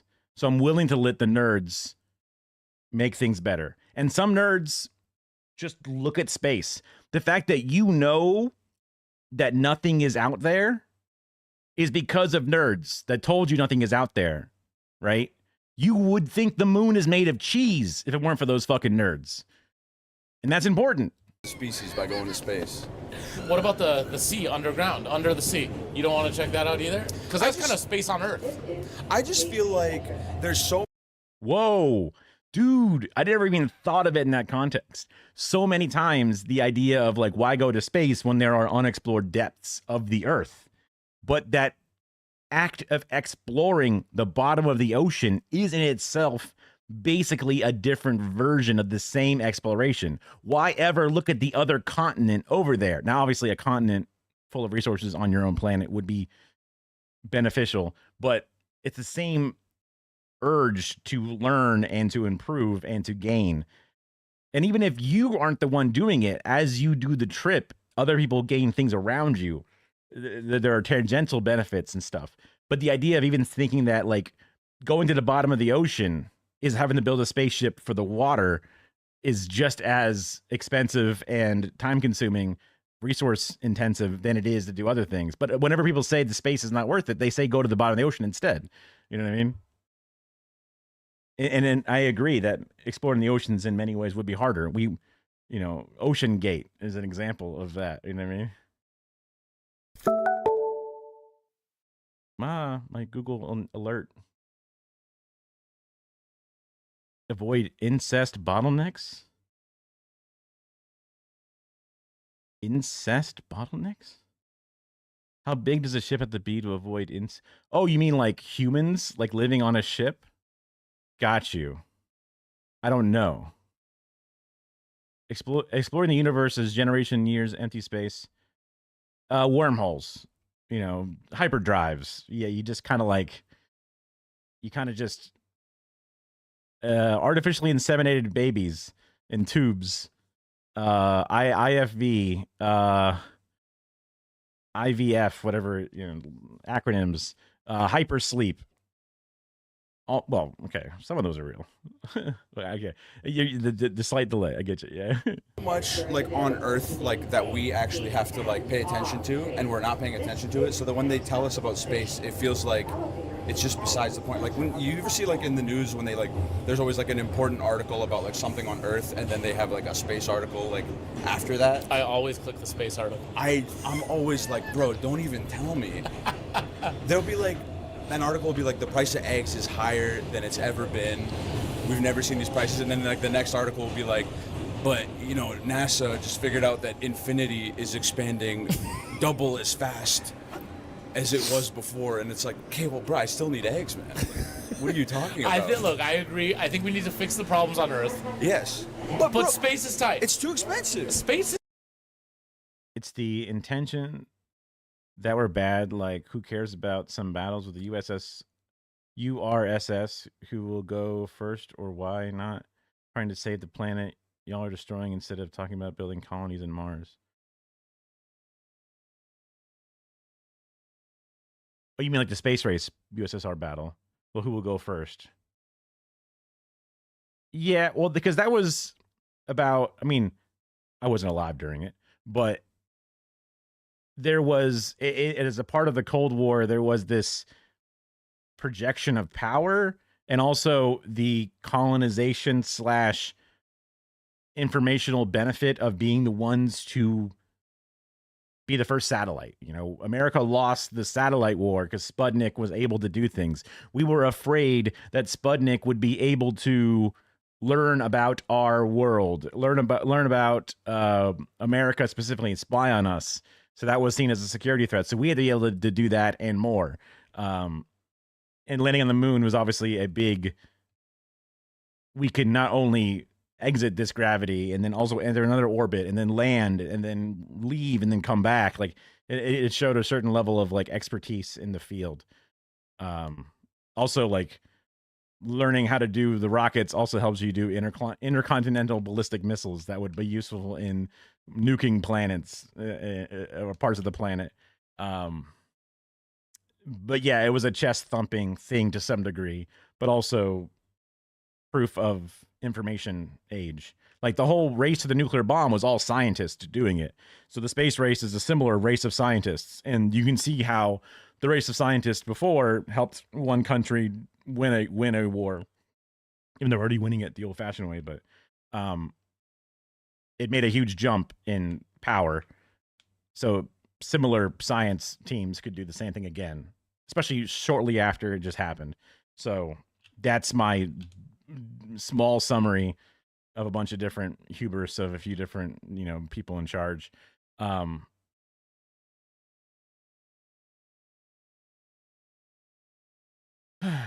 Dick measuring contest. Right. Yes. Dick measuring in terms of just country's power, but also in terms of scientific power. But yeah, ultimately dick measuring.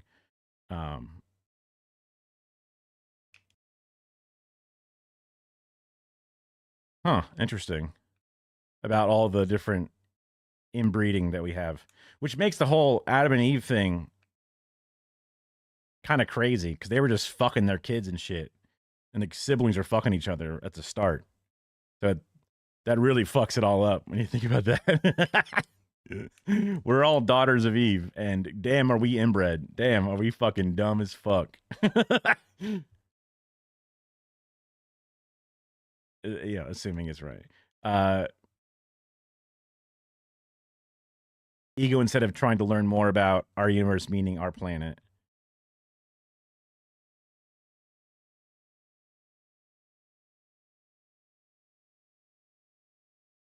That or maybe like they were like Space Marines. They were just like insane human beings of like an incredibly powerful, awesome form. But by inbreeding, it became these busted ass monkeys that we are, right? Who knows? Like you just be literally Giga Chads just there, and now we're just. I got anxiety. Ooh, you know, like we're all fucked up, you know.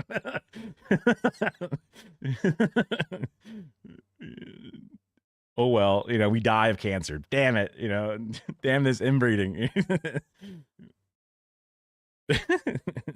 We got the Habsburg autism instead, you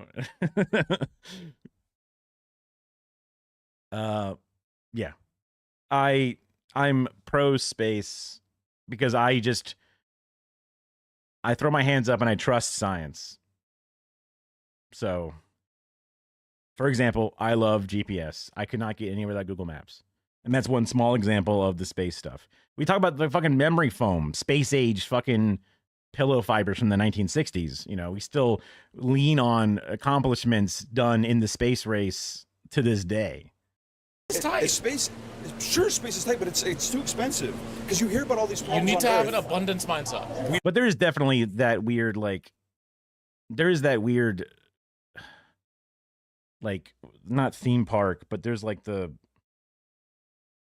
some flippant use of going to near space orbit as a experience, it being done for novelty or for bragging rights. Like every NASA thing had been done with scientists on it, and they literally hemmed and hawed about how much weight each module would take up on this flight and factoring in the fuel costs and which thing, you know, should we bring the ant farm to study ants in zero gravity, or should we bring this? Like they would have to decide what's the most important and reasonable thing to bring first, because I let the scientists deal with it because they're the ones that figure it out. I don't question the scientists when they are, you know, transgendering the rats or, you know, putting fart smells on the back end of a raccoon in a fox habitat. You know, I don't question them because they have a way better reason than I can ever understand to do those things.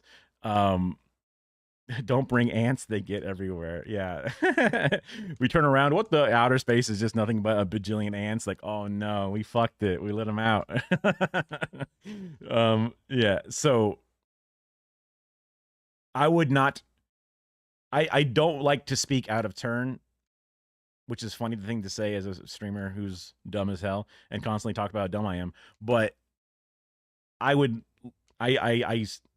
bow to them and I say, I know that you probably have a better reasoning for this than I do. And especially not just one person, but it's the whole community of people.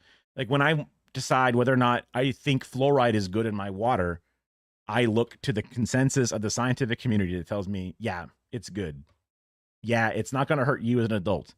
And too much of it might mess up a child's growing teeth, but just the right amount of it will make them very strong. I go, oh, okay, cool, thanks. And yeah, that's it. Do I think it's going to make me servile and weak-minded and easily to be confused by communism? Probably not, because the scientists don't think so. And it's not just my scientists in my country, but all over the world. We don't have that. We need to do, I think we need to eat our vegetables here, do eyes on your own paper, because there's all these things on Earth that are like easily solvable with money. Like you hear about that. Yes. They'll be like, okay, it'd be like, it's $5 billion, let's just say $5 billion to end homelessness. We should do that before we go to space. I agree. We should do that, but then every time you see that, they're like, yo, bro, we just went to space with that money. I'm so sorry. Like, I don't know. As if not wrong to think that there are inadequacies and that there are problems at home. Not wrong to think that, and I agree. And I could even argue that what is more important, learning these deeper, I guess that could be the argument here. It's not that there's nothing to learn. It's just that it's not as important to learn. And to that, the only follow-up I could have, being charitable to the rocket scientists that exist out there, is that you could not take all the rocket scientists and tell them to instead work on a better subway, because they don't have the skill set and the knowledge to do that. They're really only there to do the other thing. It's like saying, why can't every cancer researcher just fix breast cancer? Why do they hate women so much? Why can't they all just fix breast cancer now? And it's like, because it doesn't work that way. The closest thing we had was Operation Warp Speed with COVID-19, which is the closest thing you can get towards, at least on a global scale, communism and or central design. But like rocket scientists weren't working on that. It was just global immunologists specifically. So it's not exactly a zero-sum game. You can't just move a slider in a video game and say, all right, all power to shields, all power to terrestrial knowledge, and then it just works. To tell you, It's true. It's true. They spend a lot of money going to space on vacation. Yeah. I mean, I do like to think that like maybe I just took a Tylenol. It's just like a funny thing to say about autism, or like my mom took Tylenol or whatever. It's just another one of those funny, like, ironic pill humor that is enjoyable. But just looking at China scientists, yeah, I mean, because like I pulled up an NHI study where it was about the efficacy of acetaminophen for chronic pain use.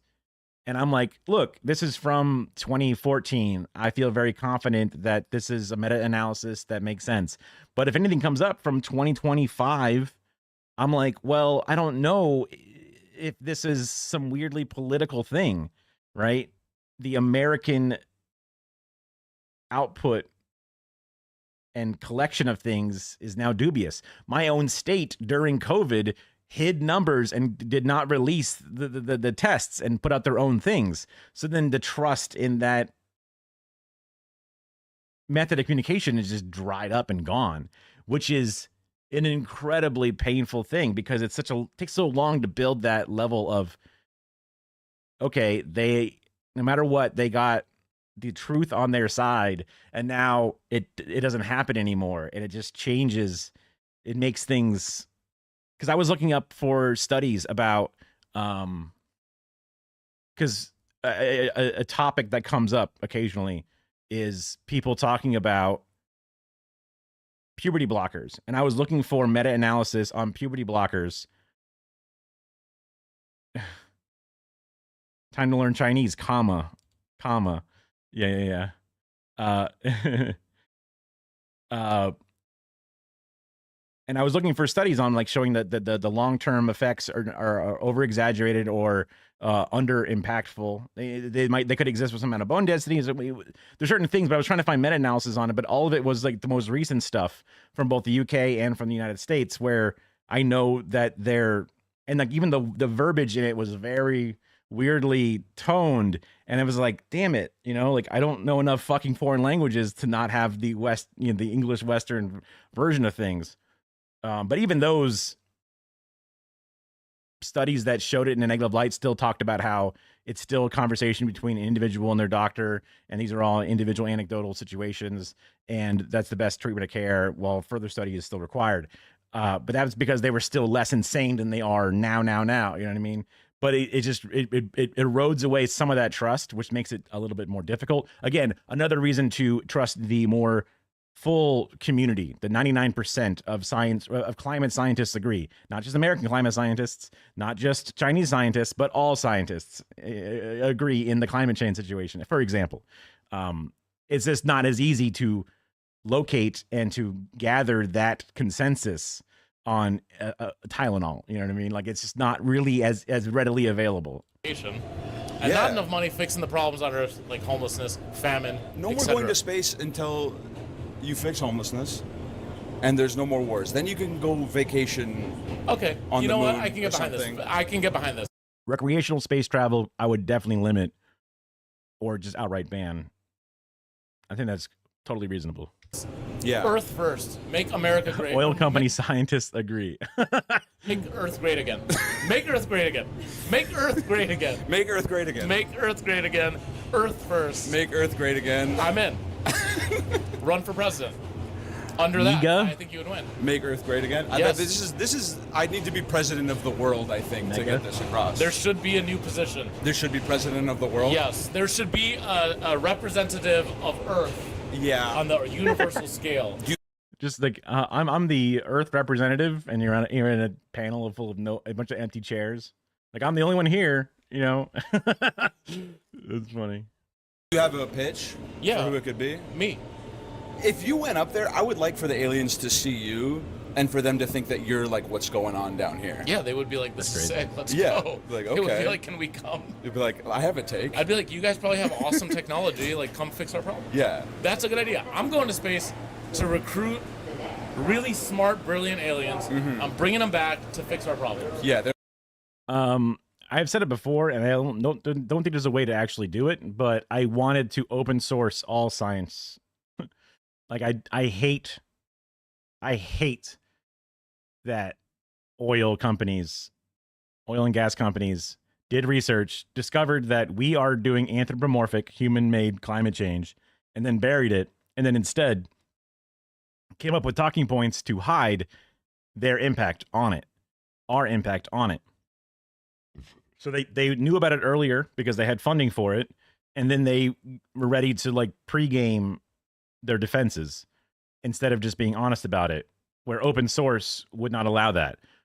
Duke Energy, the power company in my local municipality, and many others had done studies about the groundwater from all the coal ash secretions of a pit that they buried or something, and they had done studies to show the chemical leakage, but that was not a required thing to report at the time, and they just kept it under wraps, and they were just hoping it wouldn't be a problem. That's what they said. But like, they knew about it. Again, more research done by science for evil. And I get it. A scientist wants to get a good job, and they get a good job in a field of like water seepage management something.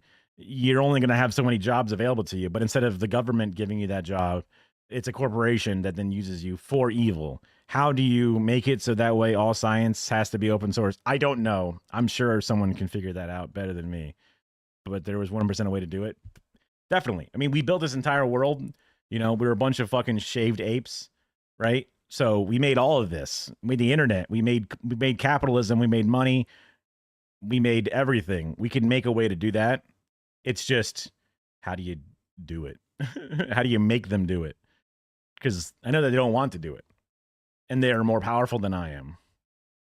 They're like, take me to your leader, and then they're on the F, and then they're here. Take me to your leader. I'm like, that's me. Okay.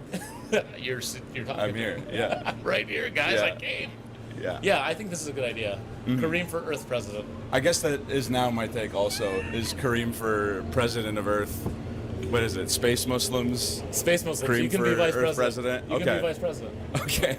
We're spreading it. I saw the title, All Aliens Are Muslims, and we were talking about Muslims for a second. So I was like, oh, sick. This would be perfect. Islam through the galaxy? That sounds like a fun movie. But it only came in at the very end. Two guys spreading Islam through the galaxy. Space Muslims. There's not enough shows about Muslim space. So you're not curious what's other? You don't want a fucking alien or something? No, I don't want a fucking alien. I don't want to, bro. Why are you so upset? Bro, I have a tough time dating non-Muslim people. This dude has not played Mass Effect, okay? He has not seen the blue tentacle-haired Astarians that are all sexy ladies for some reason. He has not gotten out there, you know? He doesn't want to kiss Grex with that weird little predator mouth with the needle teeth. He doesn't want to kiss that either. He doesn't want to do any of it. I mean, assuming that most aliens are just weird little things, it makes sense not to want to fuck them, right? A Krogan, yeah. Shepherd. Oh, I guess. I mean, I thought it was just like a soccer jersey. I assume from a country in an Arab-speaking part of the world. I know that football is very big in lots of places. I'm gonna date an alien. Are there Muslim aliens? Probably not. I mean, Allah is the Lord of the universe. So by that standard, all There might be aliens, Muslim aliens. No, all aliens are Muslim. I guess I do believe that. All cats are Muslim. All dogs are Muslim. Martians are Muslim. For Oh, okay. French got it. sure, and put some respect on their name. Yeah, of course. So what's your take? So what a cute show. I need to have some weird thing that I say when they say, what's your take? I guess the closest thing I can think of on top of my head is my take is people need to have hobbies, but you can't let your hobbies mix with the real world.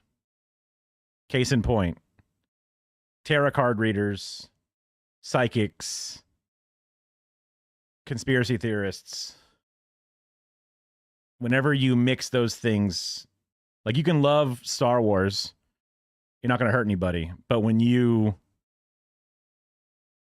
love guns, you buy guns that shoot people. You know what I mean? It's just one of those things where you can get hyper fixated and super invested in something, but when that thing starts to blend in with the real world, QAnon, you know, that kind of shit, you get super invested into it and then it shuts it up. I have no idea how to police that because, like, theoretically, I commit the same crime because I say Jeffrey Epstein did not kill himself. That's a conspiracy theory. That's dangerous thought crimes, right? So I don't think there's a way to properly police it. French kiss are invented because people don't have lips. Is that your take? Is that your take on the subway take?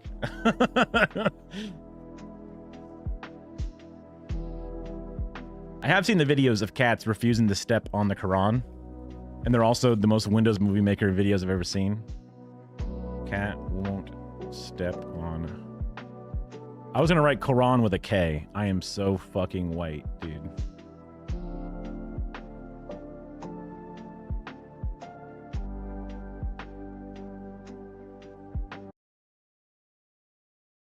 Eh.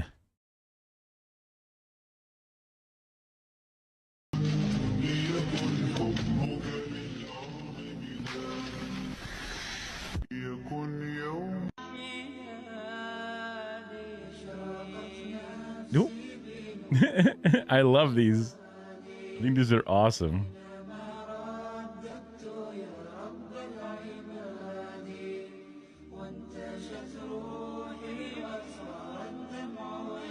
Subhanallah.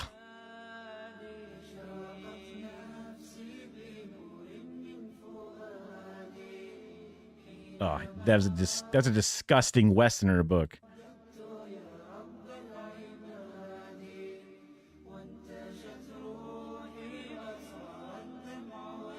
Oh, I don't have a crank, sorry. Apparently your cat won't walk over the Quran compared to a normal book. So I wanted to test it for myself. Normal book. Normal book. The Quran. VS the Quran. VS the Quran.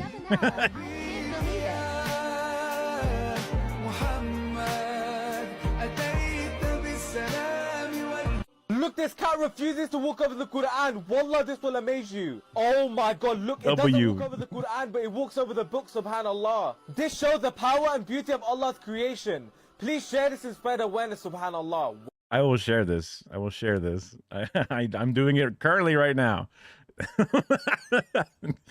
I love these. It's just, I mean,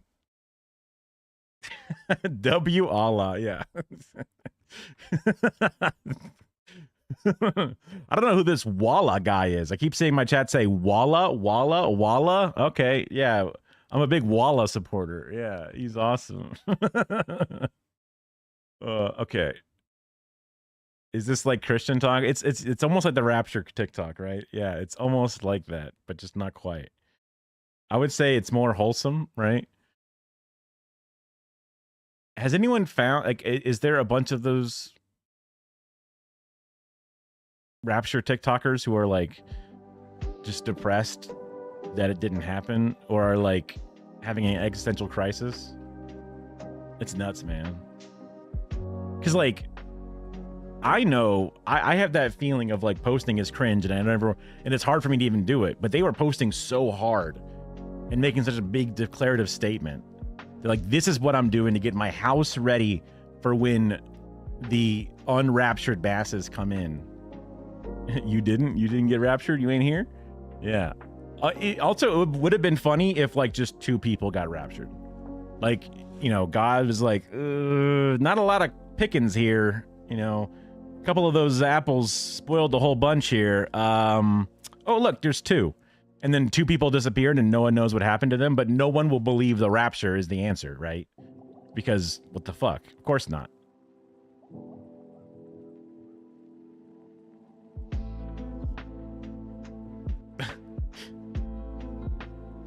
Like, if only Jeffrey Epstein his suicide was the day of the rapture. You know what I mean? You'd be like, oh man, maybe he got raptured. Maybe he did and no one else did. Maybe God's a weird pedophile guy. I don't know. Next year, for sure. Next year, they didn't carry the one. They ooh shucks. Ah shucks. You know, they held off the vote. But don't worry. Next year, the next one's gonna be the real big one. I mean, I was alive in 2012.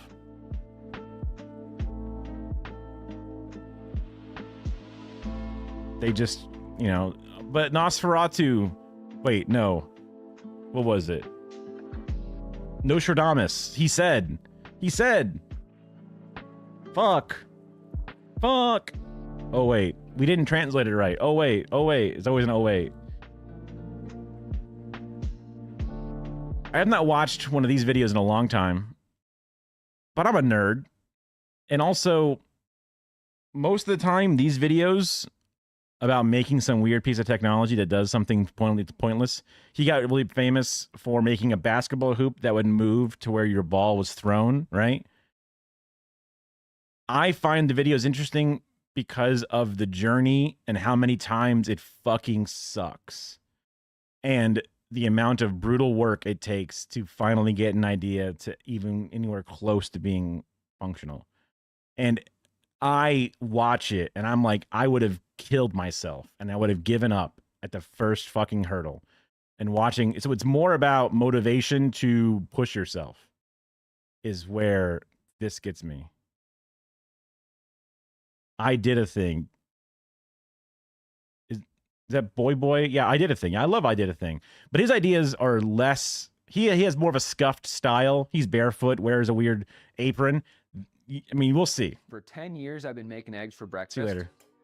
And for 10 his levels above. Well, he's very like, you know, he's got like, where like I did a things like, wow, look at this. I just bought this one CNC machine or this one like drill press off of Facebook Marketplace. This guy has like an industrial level thing in his garage. Like it's a very different thing. years, I have been annoyed. I always get egg on my fingers. So I go wash them off, grab the next egg, and do it again. Ugh. Which drives me absolutely crazy. I've been fantasizing for years about some kind of tool that would cleanly crack an egg for me. So I decided to make my own, thinking, how hard could it be? Turns out, very, very hard is the answer. If you don't like egg on your hands, I could not imagine egg in gears. Oh my God. Thank you. Yeah. I was thinking this would be a pretty simple mechanism, but one thing led to another, and I basically ended up designing a mechanical computer, which of course was very hard to get working. And since every failure basically meant exploding an egg in my shop, it wasn't very fun to test, and the smell, ugh. And after all that, my wife wasn't nearly as impressed as she should have been. It's huge. It's complicated. It's ugly. But they say you can't make an omelet without breaking a few eggs, or in my case, a few pallets of eggs. So come watch me go from youthful optimist to... It was his fault. He made the eggs expensive. This motherfucker. Mature pessimist as I try to solve one of the trickiest kitchen... Oh yeah, I've seen the I Did a Thing Beyblade. I think he did it twice. He did like because he took it in some weird like crack house, drug house, abandoned house, and just set it off. tasks. I want this to be a handheld thing that I could actually use in a kitchen. So no electronics, no software, no 500-pound milling machine, no lasers. Handheld, compact, purely mechanical, and I think I have an idea for how I could do this. Eggshells are brittle. If you stress them beyond a certain point, they just crack, which reminds me of a cool thing about glass. If you scratch it and then crack it, the crack tends to follow the scratch. And I'm wondering if we could do the same thing with an egg. Put a scratch around it where we want it to break, and then start a crack, and hopefully split the egg in half. It's actually kind of hard to make a scratch on an egg that goes all the way back around to where it started. So, I really hope this doesn't blow up in my lathe. That would have been a lot easier if I hadn't glued the egg in with an inch of runout, but we have a decent scratch. Let's see if we can get it to crack. Yeah, it totally split right along the crack. And it hasn't just split in half because there's still that membrane on the inside holding it together. So to that's actually crazy. crack it, we're gonna have to hold it on both sides and hopefully tear it. Oh man, I crunched it. But the side that didn't get crushed looks great. Nice clean break. I think this is really promising, and we can make a device that does this. Scratch the egg, crack it, dump the contents. Let's go make an egg cracker. I'm imagining a handheld tool that kind of looks like this. It would hold the egg from both sides with some kind of gripper that can spin it, and then it would have a cutting head with a little knife to scratch the egg, and then a hammer to hit that scratch and crack it. After that, the grippers would pivot down to tear the membrane and dump Oh, you mean like the sound of it, like nails on a chalkboard kind of thing? the egg. And we don't want egg on our fingers, so they also have to eject the shell. And I want this easy to use, so all of this will happen when you turn a crank. And it's the crank that makes this crazy. Like, how do you scribe, and then hammer, and then dump, and then eject, just by turning a crank? It's gonna be bad, but we have to put a pin in that thought because there's a riskier problem we have to solve first, which is holding the eggs. We have to hold the sloped end of an egg, which is going to want to just pop right out of the gripper. And then there's a lot of variation in the shape and size of eggs, and whatever I come up with has to be able to hold them all. I spent a really long time trying to figure this out. I considered everything from spikes to glues to suction cups. But I have an idea that just might work. So let's see. Oh, he's resin 3D printing stuff now instead of just using a regular 3D printer. Interesting. I say regular, but so this is a FDM mold that's 3D printed. I'm using it to cast silicone around a 3D printed part. Oh yeah, yeah. I mean, go to culinary school. They'll teach you how to crack an egg with one hand, and you just no eggs on your fingers at all. Also, there's some weird shit where you can like, if you just drop an egg at a certain height or something, it does a thing where it cracks. It's just some weird shit. Which is surprisingly easy to do. You inject the liquid rubber, wait a few hours, and then you have your part. This is called overmolding. The egg just slides in like this, and it basically palms the egg and holds it really well. And the stretchy silicone can expand to accommodate pretty much any egg size. One of the tricky things about making something like this is that the silicone doesn't really bond to the plastic. So we had to make a special shape within the hub that the silicone will mold around and get physically trapped so that they can't come apart. And then after the egg has been cracked, there's a built-in spring-loaded ejector that can eject the shell. I think the easiest way to do that would also be to have an air gap to allow air through. Because like a suction cup works because it's holding onto it and there's a pressure difference. So that's a part of the force. But if you release a little bit of air, pressure difference equalizes and then it no longer is stuck. So I wonder if that's an element to this. I mean, this dude knows so much more bullshit than I do. So. Oh, that was close. And then, oh, having too much fun. So I want to test these to make sure they work before we build anything else. I'm going to scratch and crack it by hand. Then we're going to see if we can split the membrane with these, which I think is the hardest part. So if I put the other gripper on here and twist, it should split. It's not even close. Man, that membrane is strong. Ugh, I thought this was gonna work for sure.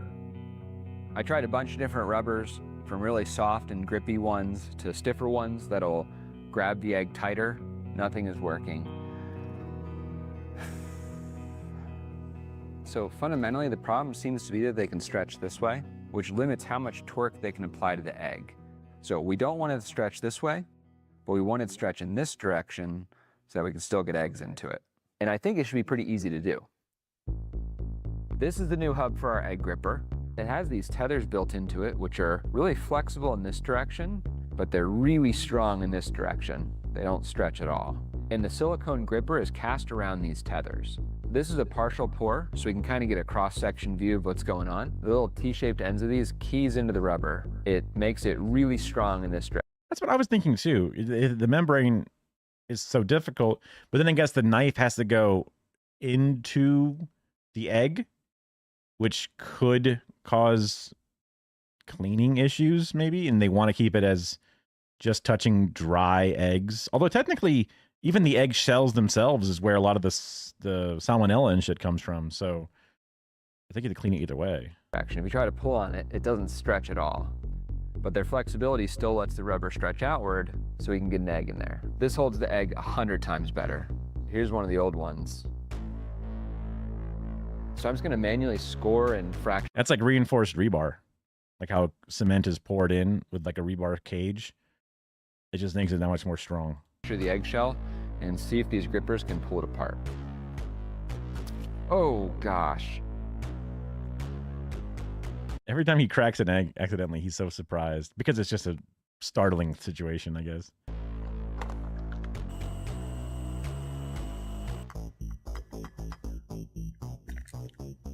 Yes! I knew it! You just have to hold the egg right. We can finally hold the egg. Now we have to make everything else. And what we're gonna have to do, I think, is work backwards from the egg grippers to everything else because these are sort of set in stone. Which means we need to figure out the main body and crank. When you're trying to figure out how to even do something, it makes it 10 times harder. Like I'm pretty sure when I was trying a few different silicones, stronger, weaker, whatever, I'd be like, fuck it, I fucking hate myself. And stop. Harder. And then designing this, are you crazy? Only have a tiny bit of space to do the thing in that you don't even know how to do. Every time I've ever made something handheld, I've said, I'm never doing that again. And then I do it again. These are some of the most complicated parts I think I've ever had to design. And it's for a stupid egg cracker. But I think I have something that might work. So let's get them made and find out.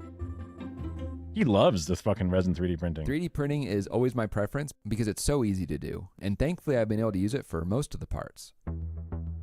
There are a few select machines. So weird to use resin to 3D print. I mean, resin is just a different form of plastic, I guess, but I would find this to be much more brittle than traditional FDM printing.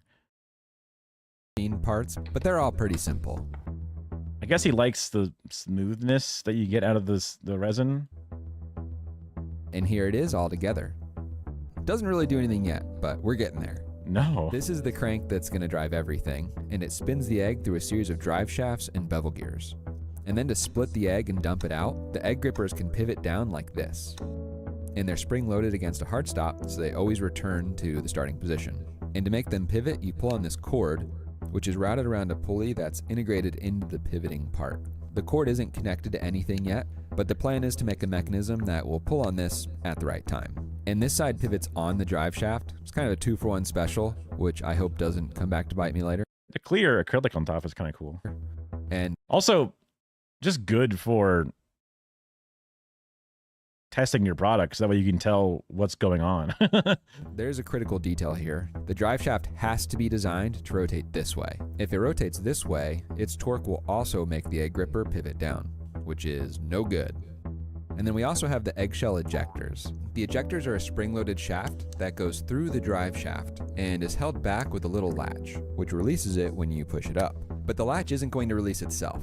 We need something to trigger it when the time is right. But it's tricky because they're inside this rotating gearbox, and running another mechanism through this pivot would be a nightmare. So I designed the egg dumping to have 2 positions. The first would dump the eggs, then we'll rotate even further, which lifts up the latch with a little ramp, releasing the ejectors. And even this was tough to fit in here. And then the last detail is this side slides back and forth so we can fit all the different sizes of eggs. Now that we can spin the egg, we need the thing that scratches and cracks the shell. I'm imagining a sort of floating head with a tiny knife that can cut into it. And like a record player. Then next to that, we'll have a spring-loaded... I probably have used a record player a couple of times in my life, but my parents had them somewhere in the house because I was, technically born in the 80s, but I've never used a record player. Metal rod, which can hammer on the scratch to crack it. And here's what it actually looks like. This cutting head is tiny. It was a challenge to fit all this in here, but we got it done. So, let's go do some 5-axis machining. Yeah, this is his CNC machine. It's insane. Parts like this cutting head make me so thankful to have a 5-axis mill. It has holes and features on every side that are off-axis and a lot of stuff. That's coolant because the thing gets so fucking hot. It needs lubricant and coolant to spray over the part as it's drilling through it. It isn't even square. And the 5-axis can rotate the part to all the different orientations and machine it all in one shot, Well, except for that tab on the bottom, but we don't talk about that. And so much for everything being 3D printed. This used pretty much all of my tools. Even some weird ones. This tiny little part on the end of all this is the cutting head. It is so tiny, and ultimately it's going to mount on the main drive shaft floating above the egg like that. And this is the cutting blade. It goes in like this so that we can tune how deep it cuts and try different blades. Oh, he made his own proprietary blades? That seems like a recipe for disaster. Just use something that exists, because now you have to manufacture these for your own little stupid thing. The cutting head will contact the egg right about here. Getting the shape of this dialed in so that it could cut all the different shapes of eggs was really challenging. And then this is the hammer. It's a metal rod.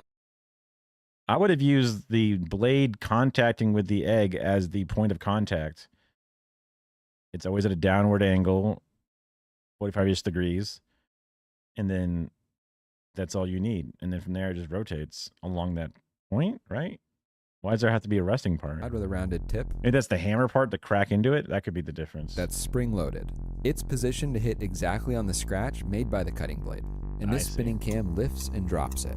The main drive shaft will go through here, and as it turns, it'll spin the cam with this belt.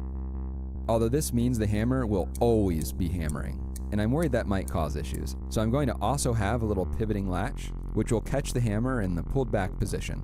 But if you push the latch out of the way, then the hammer is free to hammer as much as it wants to hammer. This gives us a simple way to turn the hammer on and off by pushing and pulling on a rod with some other part of the mechanism. So that's true. Just like all the other trader videos, Michael Reeves and all those people making these insane things. I was just looking at this, and I realized I'm an idiot, unfortunately. So I designed everything for the hand crank to be turned this way. But that'll just jam up the hammer. I even had an item in my to-do list to check that everything was turning the right direction, and I checked it off. This is a link to the sponsor of the to-do list thing? It's gonna take a bit of hacking. This ended up being less bad than I was expecting. I just stuck another gear in there and it reversed everything. I don't think I've ever had a literal Uno Reverso card work before. Awesome. Never mind. At this point, this thing has all the hardware that it needs to crack an egg, but if I turn the handle, it'll just spin the egg forever. And that's because there's nothing in here to actually make it do all the different functions in the right order. So we basically need to program it, but we don't have a computer in it, so we're gonna have to do it mechanically. Imagine connecting our main crankshaft to another shaft with a very weird set of gears that look like this. Every rotation of the crankshaft will make this gear move through a set of distinct positions. I'm going to call this the program wheel, because we should be able to use its movement to make this thing do a series of programmed steps. For example, when we start cracking an egg, we want the scribe to be pressed into it to cut a groove. We could make a shape that pushes the cutting head into the egg when the program wheel is in the first position, then when it moves to the next position, it would release the pressure. And because the egg is also spun by the drive shaft, this would scratch the egg all the way around. This shape is called a cam, and with a bit of cleverness, we should be able to use cams to control everything. Remember that little latch to turn the hammer on and off? We can make a cam push on that to turn the hammer on after we're done scratching the egg. Then after that, we can make a cam that lifts the cutting head out of the way so it doesn't get dirty when we dump out the egg. And then the trickiest part is making it pivot the egg grippers down. Both sides have a cord that if you pull on it, twists them down. So we can attach those cords to a pivoting arm that looks like this. Engineers call this kind of thing a bell crank.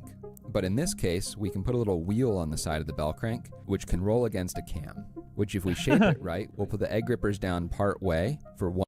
Yeah, like doing like the organized gears with the cams to release physical mechanisms on a timing of like, okay, there's 15 spots in this gear. Each click of this is how many rotations of that. Then you can set up cams within those individual rotations, but then by the time you get back to the 15th one again, you've reset everything, which is crazy. But it also means that it's hard to reset without doing a full cycle. So if you fuck it up, you got to like keep cranking until the entire thing resets. Think, okay, now we're ready for the new egg again. Hold on, get it ready, and then one rotation of the crank, which will dump the egg out, and then the next rotation will rotate them further, which will trigger the eggshell ejectors. Then one more rotation and everything sets back. And putting it all together and running it does this. It presses the scribe into the egg to cut a groove, and then releases that pressure and turns on the hammer to hit the scratch and break it. Then it lifts the cutting head so it doesn't get dirty, and dumps out the egg, and then pivots the egg grippers more to trigger the ejectors, and then resets for the next egg. Pretty crazy how much mechanical engineering it takes to replicate like 4 lines of code. It's simultaneously really complicated, but also really simple. You just turn the crank and it cracks your egg. I've watched this guy fuck up on the software like 100 times and have to like rebuild all the code from scratch a bunch of times. So I guess like going through all the mechanical steps of, okay, how does a cam thing work? When do I put it into the process? Okay, how do I fit it into the process? But that's all physical, right? It's so much more like just logistics. I mean, maybe there's more to the video, so we'll find out. So it's beautiful. I love it. Although it would have been a lot easier just to write 4 lines of code. But aren't you glad that I didn't? I mean, just look at this thing. It's so ridiculous. I love that this can exist. But at the same time, all the incentives are not to make stuff like this. The pressure is to make things that are simpler, more mainstream, more tuned for the algorithm. And I feel this pressure, and I'm afraid of it because I don't want it to change what I make. Like, imagine if instead of doing things that I think are cool, I was trying to do things that would perform well. All right, what's up, team? I made a money cannon. Let's go out and pretend to help people.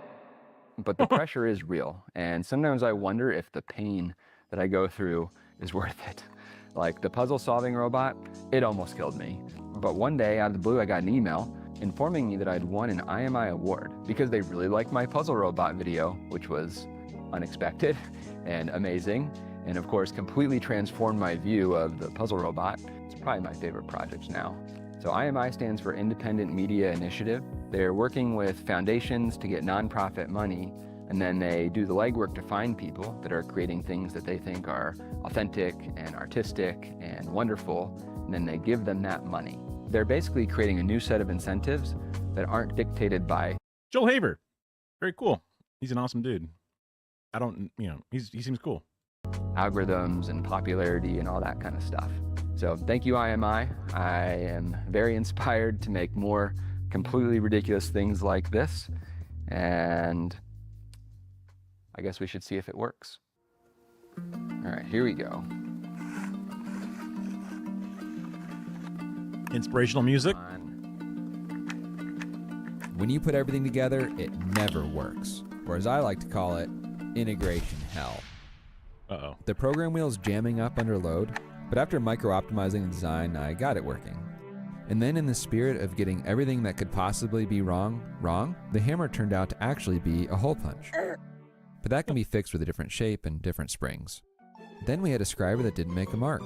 The blade was too dull. Then we had a scriber that ripped chunks out of the egg. The blade was too sharp.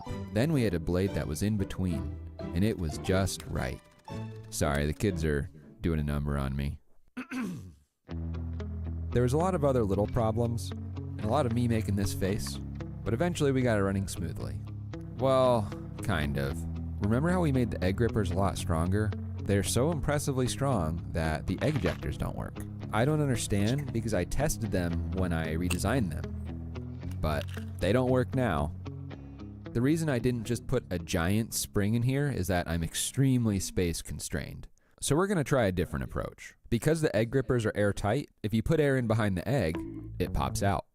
I like this because it's a surprisingly easy mod, and with air power, there's basically no limit to the egg ejection force. The trickiest part is getting air to the spinning egg holders, but since they have hollow shafts, we can just make a spinning seal on the end, and next thing you know, you got loose eggs. I don't know what I did to my boy. This is a complete hack job, but it's gonna let us test the concept. We've got air lines going to both the egg grippers, and pushing this syringe in will pump air behind the eggs, releasing them. But I realized this can do something else that's really useful. If you pull the syringe back, it vacuums the egg into the gripper. I'm not sure if we absolutely need this, but more grip is better, especially with weird shaped eggs. So let's see if this abomination works. All right, so here's how I put the egg in. Push it in the one side, bring in the other side, close it, squeeze. And if we try to pull a vacuum, it'll just pull the syringe back in. So for now, I'm just holding it back with this bolt. Very user-friendly. This egg is fully cracked, but the program is going to keep hammering it for 2 more rotations, which is busting up the shell and ripping chunks out. So I'm just going to lift up the cutting head for now and see how it cracks the egg. Oh, yes! It's amazing. Although the egg spinning is bad. That's going to break off shell pieces. All right, now let's see if we can eject the shells. 3, 2, 1. This one come out? All right, just about. Very close. This thing can definitely work. The syringe basically did what it needs to do. I think with a bit of tuning, that'll be good.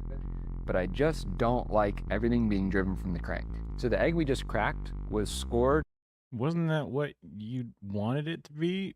Because I thought it would have made more sense to have multiple, you know, a button for loading or unloading, a crank for going around it, like, but he wanted it all to work off of one crank, which was like, okay, you want the most simple mechanism possible with one crank, but now he doesn't like the crank. And ready to crack in like 1 or 2 rotations.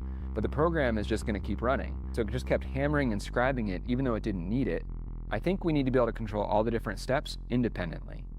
I think I see a way to do this without changing everything, but unfortunately it requires us to change almost everything. So I think I know what I'm going to be doing for the next week. It's insane, bro. I tried to keep as much of this the same as I could, but I ended up changing like 90% of the parts. But on the plus side, it was mostly water jetted or 3D printed parts, which are a lot easier to remake. A big part of my effort was making the air eject system easier to use. But homie had to design it all in CAD, all from scratch. And not crappy, which meant routing all the airlines internally, which was a huge pain and changed almost every part. It is finally together. It's almost like a real thing. Everything is properly designed. On some level, maybe it was worth it. I don't know, probably not. Let me show you how it works. You put the egg in just like before, then pull this back to vacuum the egg in place. And if you want to eject the egg, you press this button. But let's not get ahead of ourselves. The next thing we do is turn this knob a few times to score and crack the egg. And then instead of the program wheel, we have this little lever. And this operates all the cams, lifting up the cutting head and pivots the egg grippers, which should... That's not suction cup, dude. Not do that. What? Ugh, I thought we were done with this. Let's just say there are problems with the vacuum system, the egg grippers. Oh my goodness. And the shell ejection system. Now, it'll probably eject this side first. And it should eject this side now.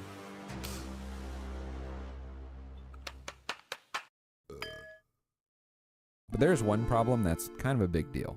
Do you see it? Only half of the egg is coming out. This happens when one of the shells comes off first, which releases all the air pressure, and no air pressure, no eject. I saw this on the previous version, but I thought I'd be able to tune it out. Nope. I mean, that's a good point. You want 2 separate syringes. Oh, you're going to set up a fucking T-valve? Just do 2 syringes. Proper fix is too much work, so I just added this valve. Now if one side fails to eject, you can close off the open side and run the ejector again to get out the other shell. I actually spent a whole day trying to make pistons that would push the shells out with little check valves in them so they could still pull a vacuum. I just couldn't make them reliable. So this is what we have for now, but I'm okay with that because this is a prototype. I know if I did another iteration of it, I could fix all these things. But right now, I just want to see the process work and prove that the concept... Because you can almost have the same pull mechanism pull 2 syringes at once, each with their own independent line. And there's no T-valve required. But I guess he wouldn't want to have to reinsert and rerun lines. He just wanted a T-valve, so that's a faster fix, I guess. The sound. And it's looking pretty good, so let's see if this thing will work.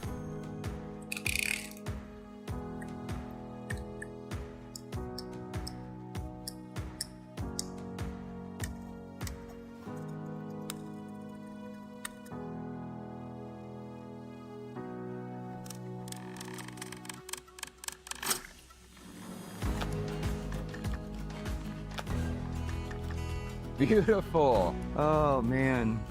And look how clean this brake is. It's like almost perfect. All right, now it just has to eject the eggshells. All right, here we go. 3, 2. That looks pretty rough. I mean, it is a straight line-ish, like, for most eggs, but the testing results before showed much different. I imagine shit like this must exist inside of like baking factories and shit. There's got to be shit that already exists for this, right? 2, 1.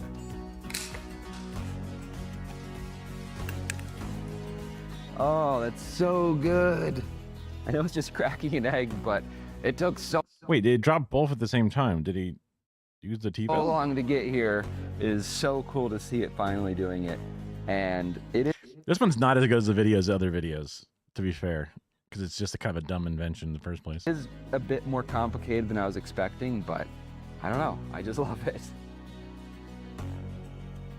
With another iteration of redesigning and remaking probably every single part, we could get rid of the valve. I think we could get rid of pulling back the syringe and always eject both shells reliably. But kind of tired of redesigning and remaking stuff, so we're not gonna do that right now. What I'm curious about is what my wife thinks. I suspect she's gonna find it a little bit hard. These are always very scripted and very stilted in their performance, but they're, I assume, I don't know if they live in Utah. They could be Mormons. I don't know. There's so many secret Mormons out there. It's kind of weird to use, but only one way to find out. All right, wife is here. She's ready to judge things. She looks like she's got her judging face on. Does this look like the future? It looks like the stuff of future infomercials. Okay, let's not get ahead of ourselves. Here's your egg. Put the egg in there. All right, pull that. Way too complicated for HSN to sell this shit. Way too large. We would sell you some little piece of shit, small thing instead, and sell it in a 2-pack with different colors for $20. Back. The egg is now suctioned in place. And give this a few cranks. Right. See the little crack? Ooh. Now how do we get the shells out? Press this button.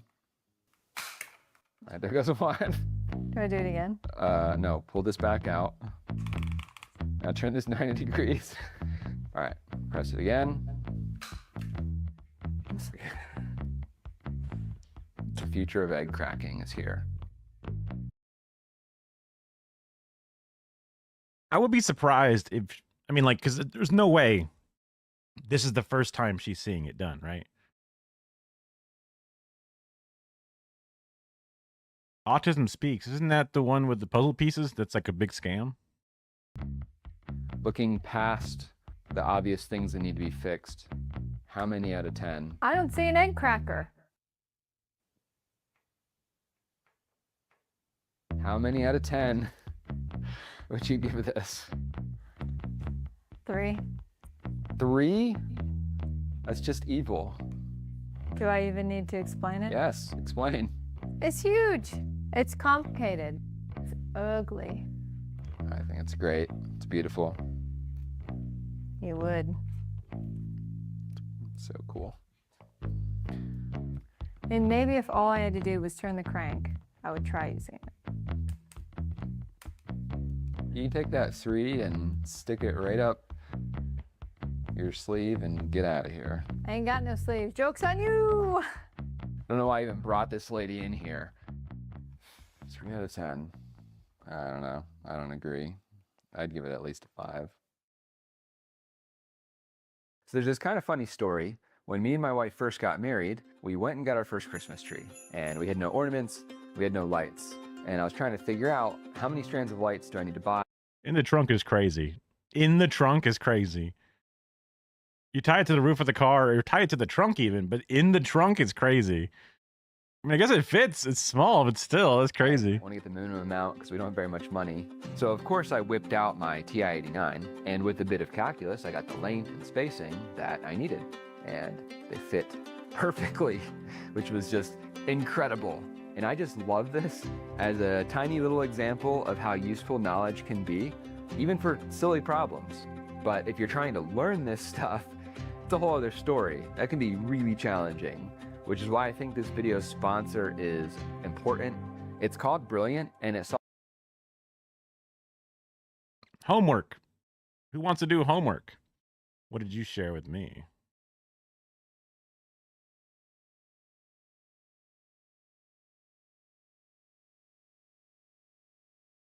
Interesting.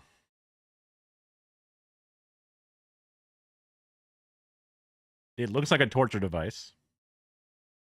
For sure.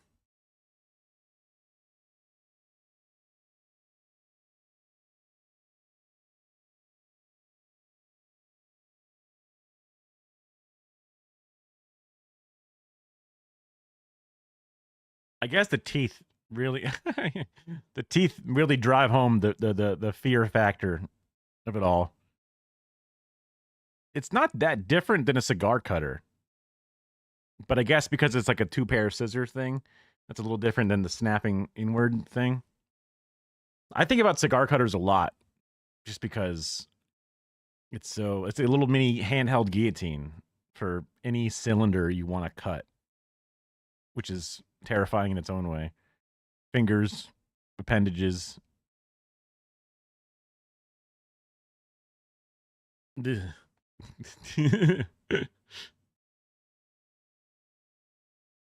Okay.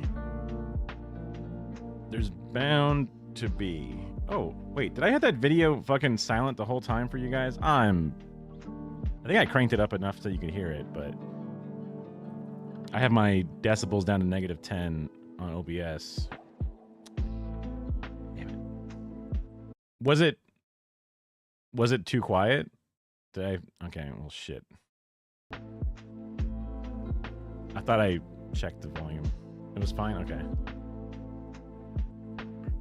Oop.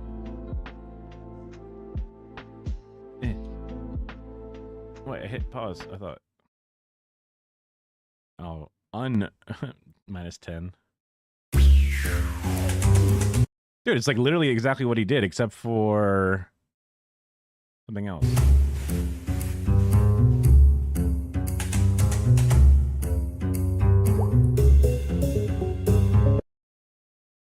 I feel like it definitely has some kind of suction of the blue coming through.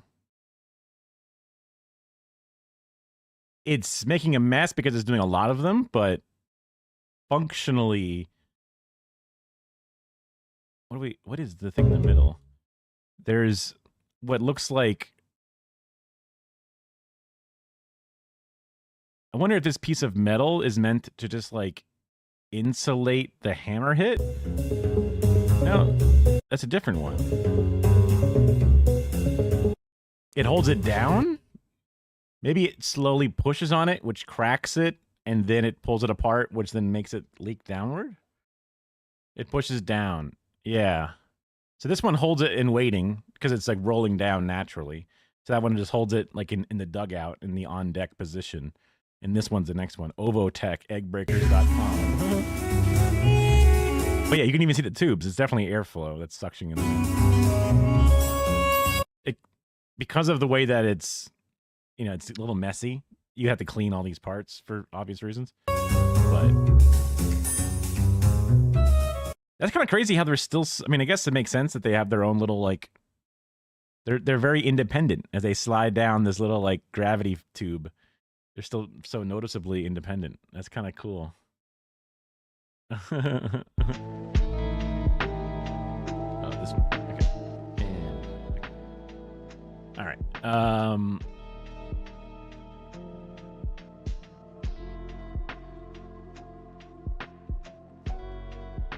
I forget.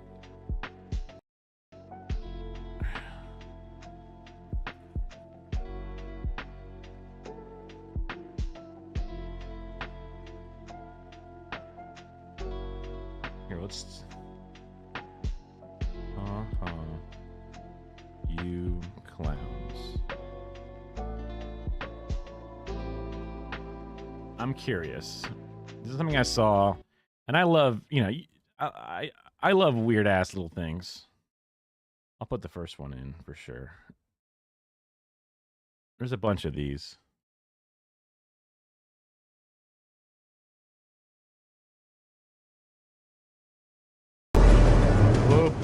What? Attention passengers, this is your captain speaking. At this time, we ask you to put your seat backs and tray tables in their full upright positions, and please make sure your seat belts are correctly fastened.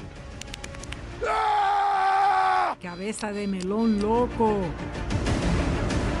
There's aliens? Do you guys know what cabeza de melón loco means in Spanish?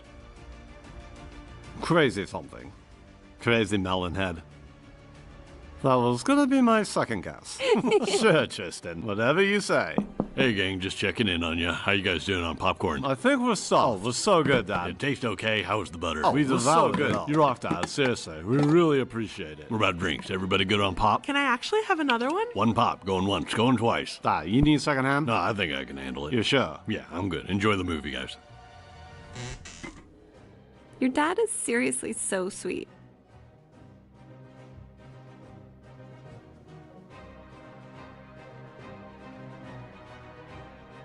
Oh, Dad's amazing. There's no doubt about that. No look in all eyes, our Dad is Superman.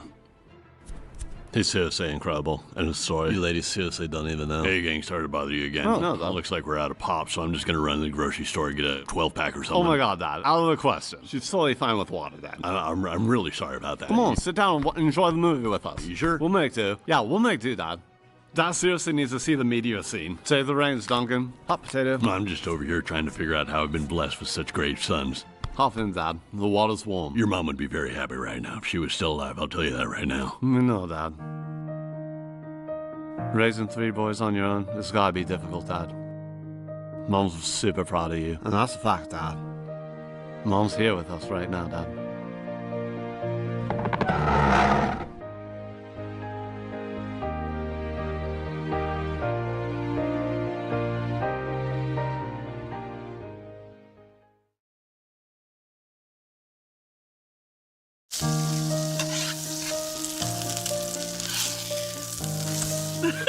I can't be the only one that thinks that, right? I'm not exactly sure that's how that works. Yeah, not sure about that. Oh my God, did you just snort? Okay, because that's freaking adorable. All right, gang, burgers should be done in about 10 minutes. Are there any vegans in the audience? Any vegans? Speak now or forever hold your peace. Vegans? Okay, Dad's officially lost his marbles. Haha, very funny, Dad. What? You can never be too careful these days. I'm likely to be sued or something if I don't ask. True. Okay, so... Sad but true. All right, show... And they say white people don't have culture, you know? What the fuck? Show of hands. Who wants cheeseburgers? Okay, Dad's cheeseburgers are seriously the best. Trust me on this one. I want to see everybody's hands up. Let's go.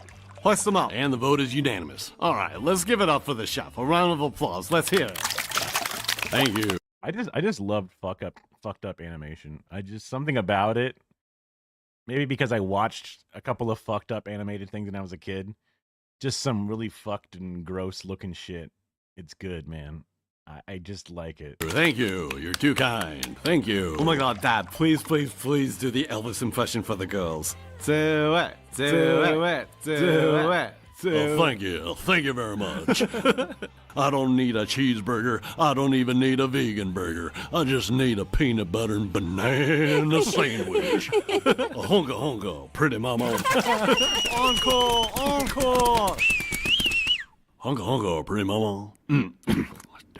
Damn. Screwed it up in a couple of places. Not my best work. God damn it. No, Dad, seriously. Super funny, Dad. Oh, thank you. Thank you very much. Dad.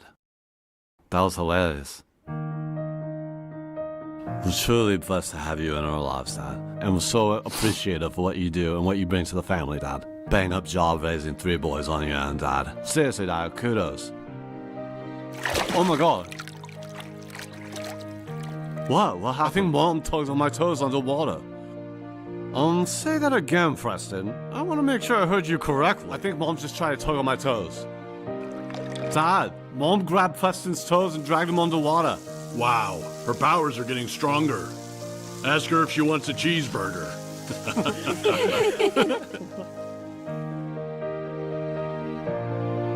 I'm mildly interested to see if there's more to it. I think it's going to be more of the same over and over and over again.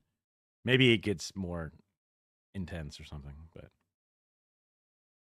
I had saw a thumbnail of that thing, and I was like, okay, I'm in. I wanted to give it a shot.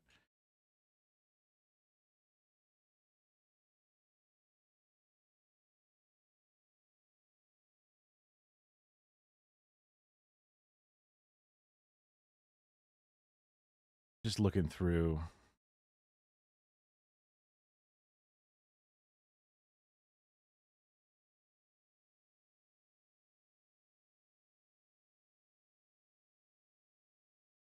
Okay. Let's go a little bit. Well, we went a little nerdy, but let's go more nerdy in my field of whatever. That was the URL, so I put that in here. On pin manually. Curious. This is a person that I followed way back when I was first interested in cameras and stuff. I'm curious to see what the new DJI camera can do. And also, he kind of covered some of the tariff stuff as well, so I'm curious if he has more information on that. All right, so right now I'm filming on the brand new DJI Nano. I'm gonna go ahead and magnetically attach you onto this metal post right here. Now, since DJI is a sponsor, they gave me early access to this camera, so I've been able to take this with me everywhere for the last couple of weeks. And at the end of this video, as always, I will tell you my favorite and least favorite things about this DJI Nano. But first of all, what exactly is Nano? And I would consider it to be DJI's re-entry into wearable cameras. So we've had action cameras for the last decade or two, and you can put on a chest harness and head mount and all that stuff, but it's not necessarily wearable in just like regular daily life stuff, right? But it just kind of crosses that threshold to where you can comfortably magnetically attach it to a pendant or a hat clip, and it doesn't really get in the way. And typically whenever a camera gets smaller, we have smaller sensors, less good optics, and just the image quality takes a hit, right? It looks like it was shot on a small camera. But I feel like this is the year where we're really starting to see that shift, because even with its size, we're still getting a 1/1.3 inch sensor. It has wireless receiving for 2 microphones straight into this tiny camera. Also a f2.8 wide angle lens, DJI's Rocksteady stabilization, 10-bit D-Log-M. And actually the first time I was really impressed with the image quality out of this thing is my last video. I just hung it off of one of my mirrors on the bike, and I don't feel like any of these shots felt out of place. And this is Frank's first time seeing it. Oh. So this is like the Action 2 Part 2, but not the Action 2. This is the Nano. Oh, this is cool. So this is basically the same exact concept as Action 2, where you have the wearable portion of the camera, put it back on the dock, and it recharges the top camera. You could also offload the data onto the bottom half. Action 2 versus Nano. This is what, 3 years of technology? Let's go in the bathroom. Oh yeah, Frank and I are in the bathroom together, hanging out. This is what we do. It's exciting because people have been asking for the Action 2 Part 2. And here it is. Yeah, Action 2 Part 2. Yeah.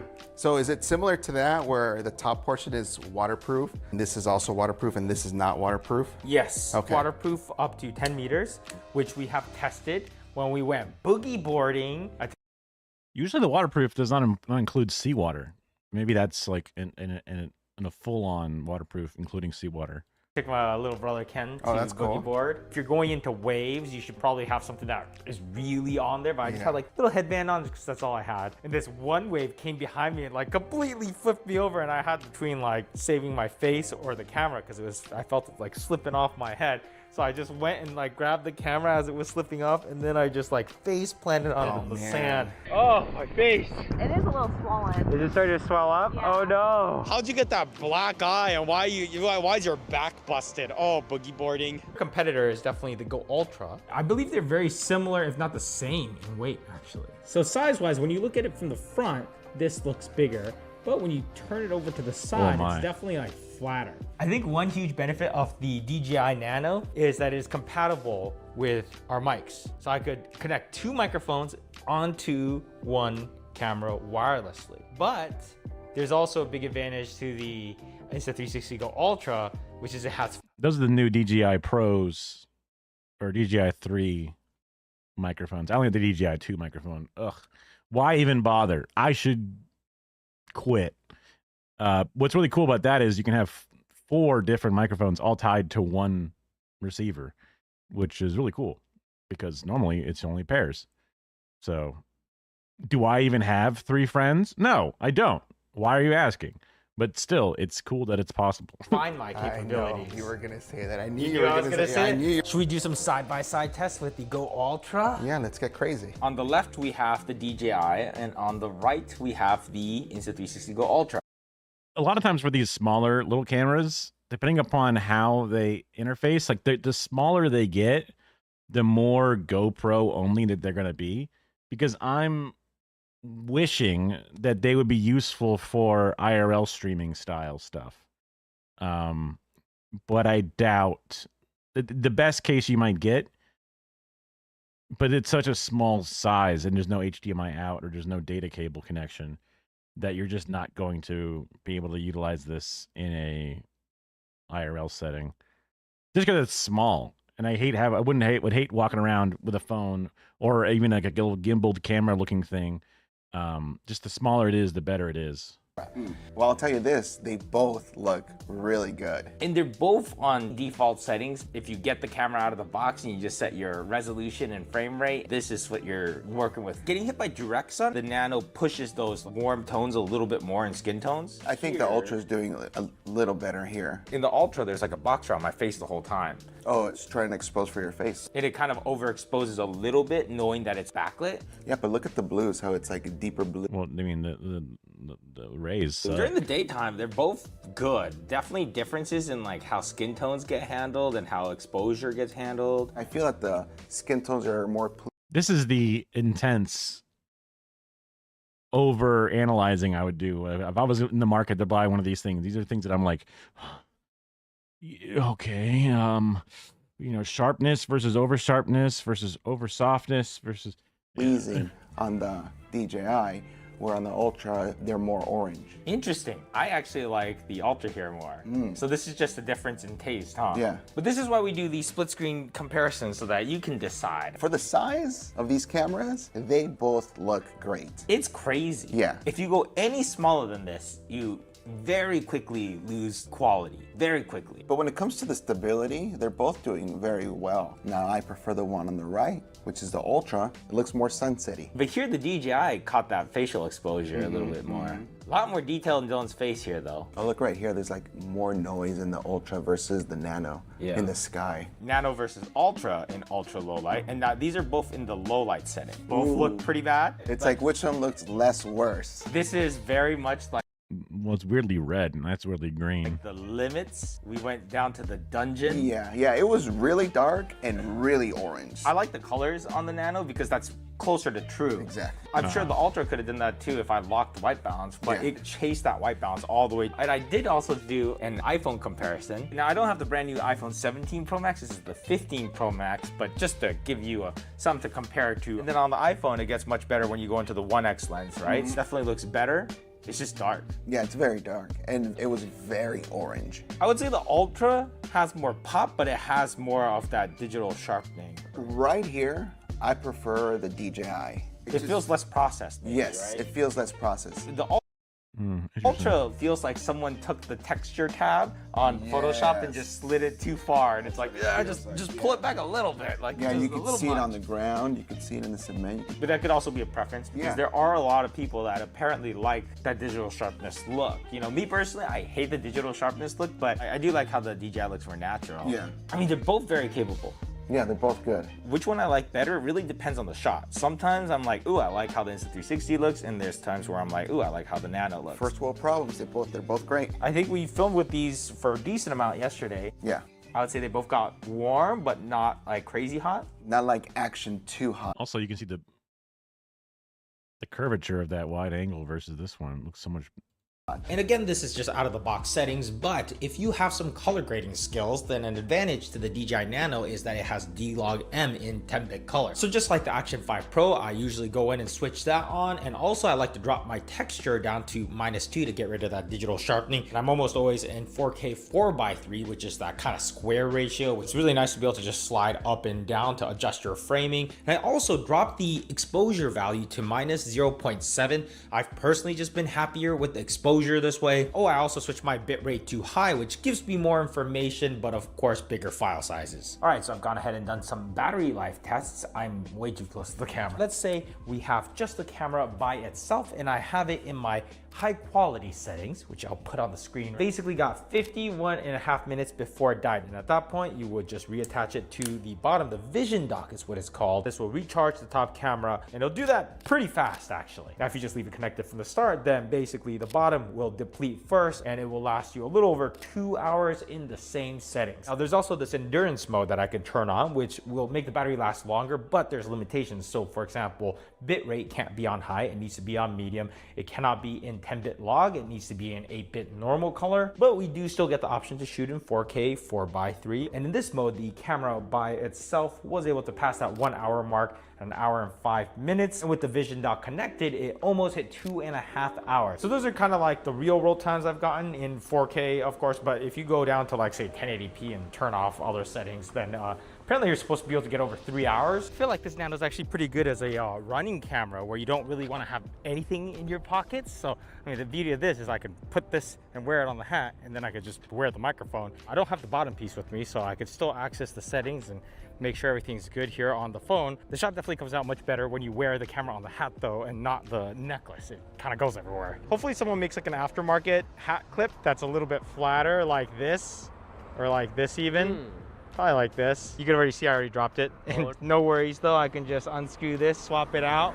You can change them. And when we fly this thing on FPV, ND filters. You know, it still blows me away that this little tiny camera can connect to these two microphones and give us like such a good picture and audio quality. I mean, it's like an awesome little ultra tiny vlog camera.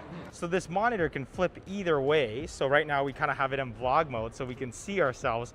But let's say I want to take it and film you, we would actually have to flip it. But notice when you take it off, it disconnects. That's only because we have these microphones attached right now. You can see that the microphones are wirelessly connected. So that basically takes up the wireless bandwidth. So you have to actually physically connect the camera, and then the video feed should pop right back up. So now we are in filming other things mode. All right, cool. Yeah. But if we're not using our wireless microphones, then we continue to see the screen. So you get one or the other. I wonder what the range of this is. Should I start walking away? Okay, let's see. I'm running off into the sunset. Oh, we're losing it.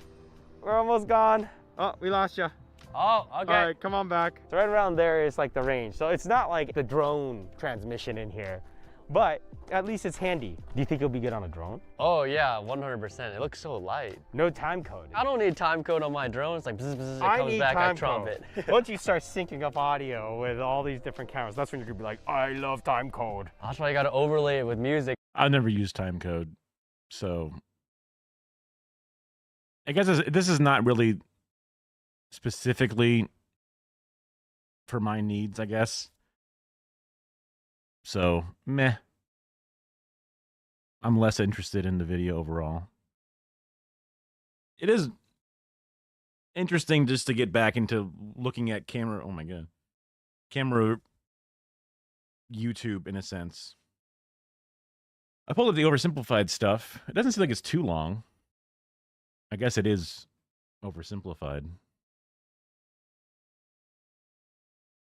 20 minutes.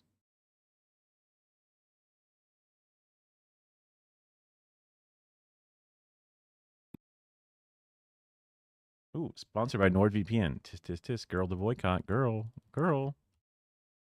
Girl.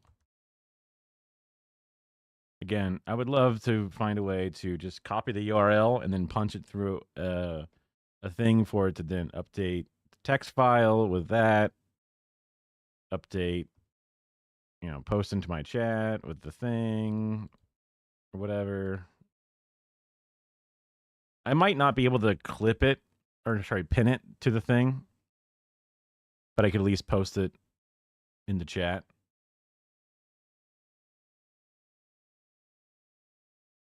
This video was made possible by NordVPN. Click on the link in the description below to get an amazing 68% off a 2-year plan. Also, commemorating the weirdest bromance in history. Get your new character pins and Russian Revolution merch available now. Link down below. I can't remember if Rasputin was. When I first saw Rasputin, it was in the movie about the Russian Revolution. I think he was in it, obviously. And I think that's where I saw him, you know, getting killed and living and doing all kinds of crazy shit. And he kind of looked crazy. Hey Jimmy, it's the 1800s, an exciting time to be alive. Why don't you get out there and explore the world? Gee whiz, Mom, thanks. This place is amazing. Where am I? Why, you're in France, my boy. Here we come up with wacky new ways of running a country. Liberty, equality, fraternity. Whoa, welcome to the United Kingdom. Here we invented the train. Whoa, aboard! Holy smokes! You're in a German factory, my friend. Here we harness fire and coal to create all these sexy lederhosen. This is incredible. I can't wait to see where I'll end up next. Where am I? You're in Russia. Have I gone back in time? No, this is just how it is. Are you a farmer? Worse. Technically, my landlord owns me, which makes me a serf. I'm scared. You should be, because I haven't eaten in 4 days, and you look pretty tasty. Hey, Jimmy, how are your travels? I hate you! Russia in the 19th century. Feudal, underdeveloped, and stuck in the past. While the rest of Europe had been modernizing and improving their citizens' lives, Russia's rulers were taking a different approach. My lord, we're falling behind the rest of Europe. It's time to industrialize, give the people rights, and share your power. Russian czars had no time for pathetic ideas like liberty and modernization because they were too busy having the time of their lives. While the serfs were breaking their backs in the fields, the czars held all the power, and they didn't have to listen to anyone. Want to run the country like a backwards feudal kingdom while the rest of Europe outpaces you militarily and economically? Go right ahead. Want to keep the people uneducated so they don't get any ideas? There's no one to stop you. Want to keep exporting grain even when there's a massive famine causing hundreds of thousands to die? That is your God-given right. While all of this was great for the Tsar, if you were literally anybody else, it probably sucked because Russia was falling behind. If they were to keep up with Europe, they'd need a strong ruler with some big ideas. Oh look, here comes one now. Hey everyone, it's me, Tsar Alexander II, and I've got some big news. I'm releasing you all from your serfdom. You're all free. Yes! Yep, I'm the best. Oh, there is one thing though. I spoke to your local lords and they weren't happy about losing all their free labor. So as a compromise, you're all gonna have to pay them back a near impossible amount of money for the next 49 years. Expect your lives to barely change. Okay, bye. Now I know what you're thinking. This Tsar Alexander II seems like a pretty cool guy. He's trying to reform the country and get Russia on the right path. Everyone must love this guy, right? Wrong. Why does one man get to decide the fate of everyone in the country? This whole system is dumb. Somebody should do something. Like what? Like kill the Tsar. You're gonna kill the Tsar? Well, me? No. I'm busy. I was kinda hoping you'd do it. Okay. See? The people love me. They're throwing flowers, confetti, and high-grade explosives.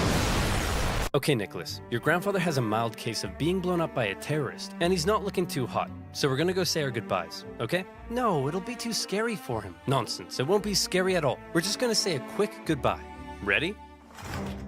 Boy, look at me. The people did this to me. And one day, they'll do it to you! See? Wasn't scary at all. So Alexander II was dead, but luckily, they had another Alexander lying around, Alexander III, and he felt his dad's reforms had weakened the Tsar's authority. Russia was massive, and as a result, had many ethnic minorities. Non-Russians? More interested in their own cultural heritage than in loving me? Isn't it great? So much beautiful culture and diversity in our great nation. Alexander thought all these minorities should be a little more Russian, and thereby loyal to him. So he repressed religious minorities. He repressed non-Russians. He introduced the Okhrana, a secret police force that repressed anybody who thought having a Tsar was dumb. If Alexander II was the great reformer, Alexander III was the great repressor. Now that's how you run a country. Hey Dad? Ugh, great. It's my son Nicholas, who I like to call a girly girl because he's so weak and pathetic. When are you gonna grow up? You still look like a girly girl to me. But Dad, I grew a beard. Yeah, an ugly girly girl beard.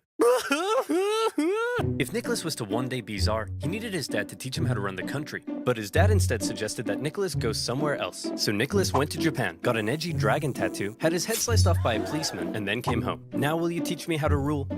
I suppose it's time. Okay, there's a lot you need to know before becoming Tsar. He went to Japan to learn from Imperial Japan.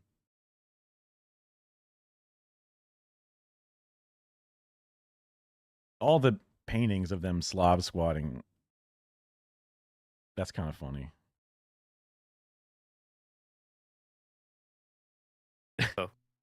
What? I've got kidney inflammation. Oh no! Upon his father's death, a totally unprepared Nicholas II ascended to the Russian throne. He wasn't a reformer like his grandfather, nor was he a repressor like his dad. Nicholas was Nicholas. Timid, easily swayed, and more interested in doing whatever the hell this is. Or this. Or this. He wasn't ready to rule, and he himself admitted it, saying, I'm not yet ready to be Tsar. I know nothing of the business of ruling.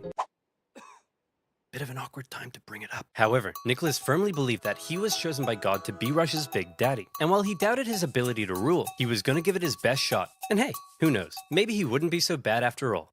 To get things off to a good start, Nicholas promised free pretzels and beer to a huge crowd in Moscow to celebrate his coronation. So enticing a proposition to starving peasants that the ensuing stampede left nearly 1,500 people dead. What the hell happened? We're not sure, but you're scheduled to go party with the French at 8 o'clock. Shouldn't I stay here out of respect for the people? When have Russian czars ever respected the people? Nicholas's decision to go party with the French immediately tarnished his image. Some were calling him Nicholas the Bloody. The czars had been partying hard at the expense of the people for long enough. They'd emancipated the serfs, but failed to lift them out of poverty.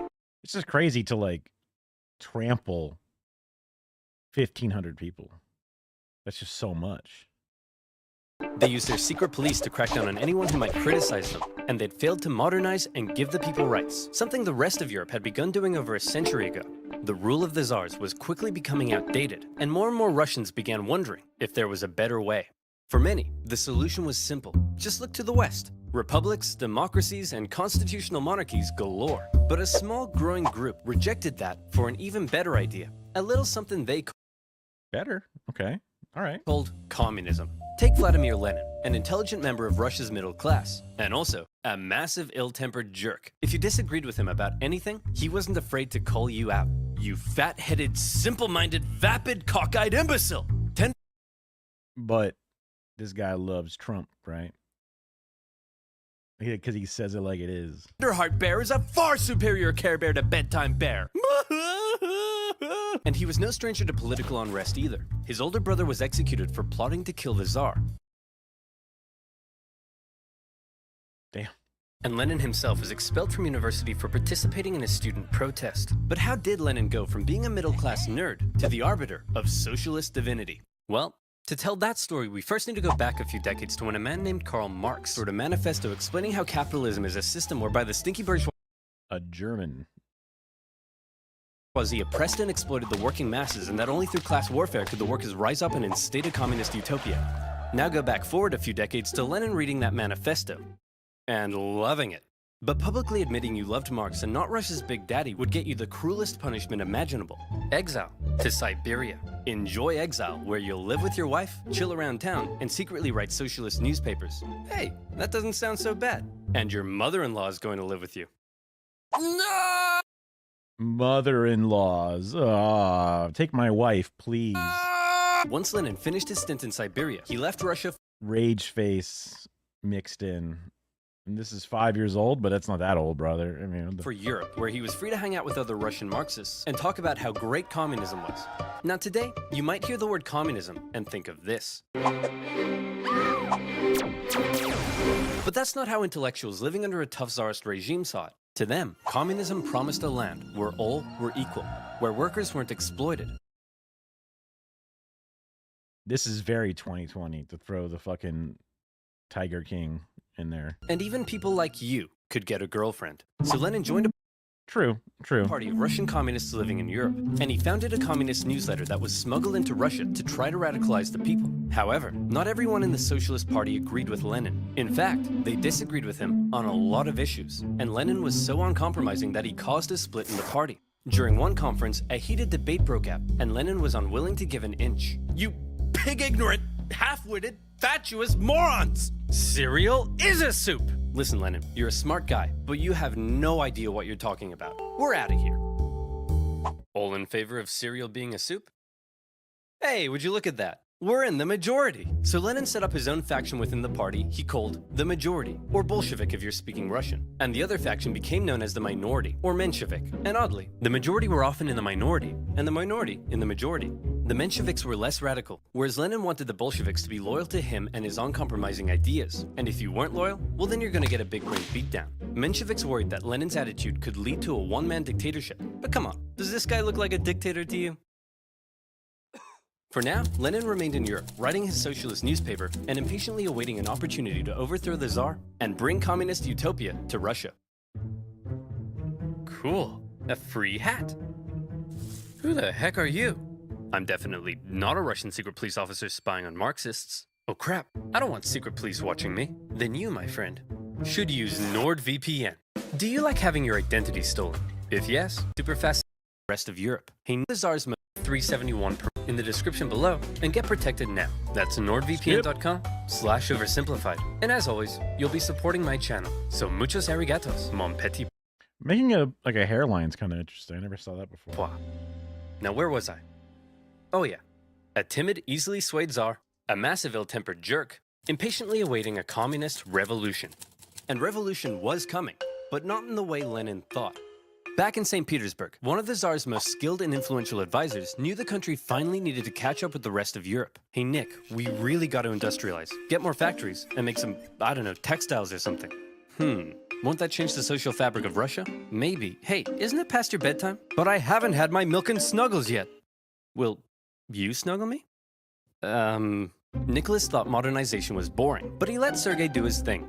And do his thing he did. He borrowed some money and got Russia some sexy factories. And you know what sexy factories means. Sexy workers. Dirt poor, sexy workers. Long hours, low wages, filthy disease-ridden factories, sleep in overcrowded dormitories with all your stinky worker friends, get your arms ripped off in a freak Russian doll accident. Conditions were terrible. But this growing working class wasn't about to take it lying down. They started to do what workers do best. Strike. Despite Sergei's efforts, people in Russia still weren't happy. Peasants were still poor, liberals still wanted reform, and now the workers wanted better working conditions. And the problem with being an autocrat is that when everyone's unhappy, there's only one person to blame.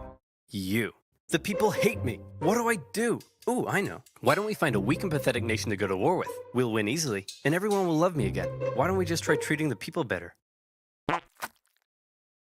As luck would have it, an opportunity for war was forming in the Far East. Russia wanted to expand its sphere of influence into northern China, and coincidentally, so did Japan. But Japan didn't really want war, so they proposed an idea to reduce the tension. Hey man, we'll let you do your thing in Manchuria if you let us do our thing in Korea. I don't think so. We've got the largest army in the world. What do you have? I'm the Emperor of Japan. I have a giant mecha suit. Whoa.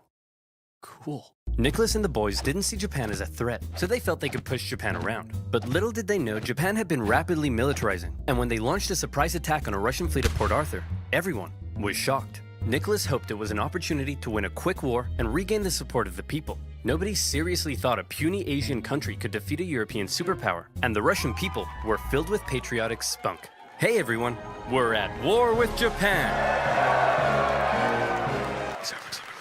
Hey everyone, we're losing the war. The Japanese won, an embarrassing defeat for Tsar Nicholas. Russia had enough problems, but now it had been internationally humiliated. The public were outraged. Unrest increased. Nicholas needed snuggles now more than ever. The tension was rising rapidly, and Russia was on the verge of revolution. All it needed was one disaster to push it over the edge. And that disaster would come in January 1905 from an unlikely source, a handsome Orthodox priest named Father Gapon. Father Gapon was leading workers and their families to the Winter Palace, but this wasn't some violent uprising, it was a peaceful protest. They wanted to deliver a petition to Nicholas, which simply asked for more freedom and better working conditions. The protest was actually so peaceful and respectful that the Marxists thought it was a big waste of time. Hey Nicholas, some priest is leading a peaceful protest. Revolutionary leftists feeling that protest is not worth the effort. I've seen this before. I recognize that. Says here they want to give you a petition. A peaceful petitioning priest? I better get out of here. Nicholas had actually left the Winter Palace days earlier, and in his place, they brought in a truckload of troops, ordered to stop Father Gapon from reaching the palace. Hello, good sir, and long live the Tsar. Please, allow me to pass this simple petition to our dear father, Nicholas II. Good day to you too. Please, allow us to respond by opening fire.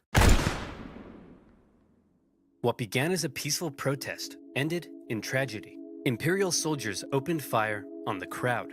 Around 200 civilians died, 800 more were wounded. All they wanted was the opportunity to ask Nicholas to improve their lives. Instead, they were met with bullets. Nicholas didn't personally order the troops to fire, but as an autocrat, he got the blame. The event became known as Bloody Sunday, and Nicholas's reputation plummeted. Strikes erupted. Wait, Bloody Sunday was the Russian one? I thought the song Bloody Sunday was okay. Across the empire, workers' demands increased. Liberals demanded political power. Peasants demanded land. The country was out of control, and the 1905 revolution had begun. Listen, Nicholas, peasants seizing my land and murdering my family I can tolerate, but illegally chopping my wood, that's obscene. And the worse I treat my workers, the more they strike. I don't get it. Everyone relax. As long as the military is still on my side, there's nothing to worry about. Sir, the sailors are starting to mutiny. Well, my life just sucks. With Russia still losing to the Japanese, unrest was growing in the military, and some sailors had even taken to killing officers. Having the people against you was bad enough, but if the military joined in, it would be game over. To make matters worse, in October, workers and Marxists, including one Leon Trotsky, began setting up local elected councils called Soviets that coordinated strikes and supplied the workers. Sergei could see the writing on the wall. Things were going south fast, and he needed a big idea to save the Tsar. And luckily, he had just that. You see, all these angry people from different parts of society weren't really working together, meaning there was a weakness to exploit. Sergei wrote a manifesto that would give the liberals an elected assembly called the Duma. It took some convincing, but eventually, Nicholas agreed to share power and have his laws approved by an elected assembly. Hey, liberals, here's your stupid manifesto. Happy now? We certainly are. But what about these guys? Aren't you going to give them what they want? Oh, goodness no. I was just going to kill them. With the liberals satisfied, and after ending the war with Japan, the Tsar brought thousands of troops home, who then dismantled the Soviets, arrested their leaders, and crushed the peasant uprisings in the countryside. And how about that pesky parliament Nicholas had agreed to share power with? Well, he then wrote a bunch of new laws, which basically said, hey, remember that manifesto I wrote and how you guys were going to approve my laws? Slight change of plan. Actually, I'm going to do whatever the hell I want, and you guys are going to shut up. What? The people won't stand for this. People? What people? You know, this is why people don't like you. And just like that, Nicholas had survived the 1905 revolution. But wait, a revolution? In Russia? Where was Lenin? Well, Lenin and his communist pals were still in exile. He tried desperately to radicalize the uprising, but all he could do was watch. As the movements failed to organize, the liberals sold out the poor, and the Tsar outplayed the people. Furious, he believed Russia had missed a great chance for a real revolution. From now on, he felt the only way left was an armed revolution by the workers. Watching the events of 1905 unfold, Lenin learned a lot. The Tsar, however, would prove to have learned nothing. After the 1905 revolution had failed, the Tsar's new top man was Pyotr Stolypin, and he had big ideas to prevent any more chaos. Step 1, reform agriculture. This'll make the peasants love you. And step 2, we'll kill anyone who doesn't. To discourage any more revolutionary ideas, Stolypin began to crack down even harder on the Tsar's opponents, and thousands were sentenced to death. The noose even earned itself a new nickname, Stolypin's necktie. I don't get it. Oh, I see, because it goes around my neck. That's so funny. But despite the oppression, many positive reforms were also being made, and the Russian economy even began to improve. This was a problem for Lenin. If the people weren't suffering, then they wouldn't support a revolution. Still in exile and lacking funds, the Bolsheviks simply weren't in a position to do anything. Luckily, it was around this time that Lenin met an incredibly handsome Georgian with your second favorite historical mustache, Joseph Stalin. Lenin and Stalin met at a communist convention in Finland, and Lenin liked Stalin because he was a real go-getter and was great at fundraising for the Bolsheviks. And by fundraising, I mean kidnapping, robbing, extorting, bribing, ransoming, assassinating, prison breaking, stealing, bank raiding, executioning, and stealing again. Hey Stalin, the Mensheviks aren't so hot in all this stealing, but we still need money, so the next time you do a big heist, just do it quietly. Okay, quietly. Got it. If this isn't quiet, I don't know what is. Stalin's wacky antics eventually got him exiled to Siberia, but he had established himself as a big balls Bolshevik. However, no amount of Bolshevik balls could stop what was happening. The Russian economy was making a recovery. For the Tsar, things were looking up. This is great. All Nicholas has to do is sit back and not mess anything up. Hey everyone, big news. I'd like to introduce you to my new best friend. He's a crazy, drunken, beardy, horny, scandal-ridden magic wizard man, and he smells like a goat. We're screwed. Rasputin. a dirt-poor peasant from dirt-poor nowhere. But unlike all the other dirt-poor peasants, Rasputin had holy healing powers. And when this holy mystic wandered into St. Petersburg, people began to notice. He quickly became famous, and word of this mystery man and his healing hands made its way to the royal palace. The appearance of a holy homeless healer was of great interest to the Tsar and his wife. As far as royals go, they weren't that inbred, but they were just inbred enough for their son Alexei to get hemophilia. Or in layman's terms, Mamma mia, that's a lot of blood. Knowing Rasputin could... That means he can't clot his blood, right? Hemophilia. I'm a hemophiliac. Means like you have no platelets, whatever. Could heal people. In 1906, Alexander asked for Rasputin to come and see if he could cure their son. And crazy as it sounds, Rasputin did heal Alexei, possibly by taking him off his doctor-prescribed aspirin. Having seemingly done the impossible, Rasputin became... Also, aspirin is a blood thinner. That would not be good for hemophiliacs, so that would make sense. Very, very close to the royal family. But having a crazy homeless wizard man hanging around wasn't a good look for the Tsar, because Rasputin was freaky. Not only was he a big fan of alcohol, but he'd also throw these crazy parties with Russian nobility, where he'd and all night long, and then he'd his whole head hypnotic eyes, and nobody knew how the goat got on the roof. Initially, the press were banned from talking about Rasputin, but eventually, the ban was lifted, and the tabloids went to town. The whole thing was a huge scandal, and everyone was freaked out that this guy was influencing the Tsar and his wife. Nicholas could have spent this period of relative peace improving his image. Instead, he spent it doing this. But as weird as the whole Rasputin thing was, so long as the economy continued to improve and the people's lives kept getting better, maybe Nick would be okay. Maybe there would be no more revolutions. Maybe this video could even end right here. Or maybe things were about to get worse. A lot worse. You see, the year is 1914, and that means it's time for World War I.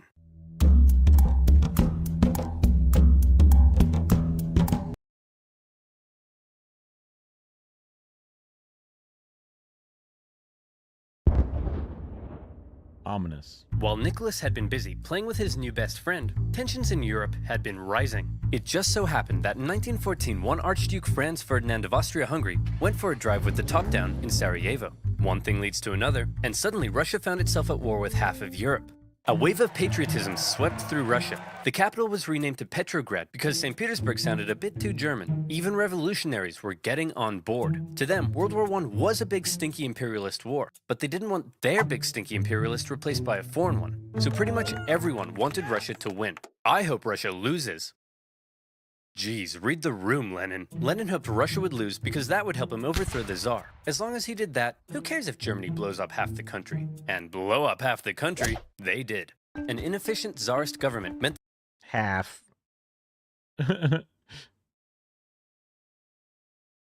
Very small part of the overall landmass, but I guess the Western Front of Russia was seen as high value because of its connection to Europe. there were shortages of just about everything you need to fight a war. And if losing a teensy-weensy war with Japan upset the people, losing a giant Wyatt war like this was much worse. Soldiers were deserting, the economy was imploding, and in no time, Russia was starving. The peasants were getting more peasanty, the workers were getting more workery, all the while Germany was getting more Germanery. Dmitri, we need to win this war. I need someone with a great military mind to step in and take control. You're right. How about General Hickenlooper? How about me? You can't run the war. Who'll be in charge of the country while you're gone? Obviously, my German wife and a homeless wizard.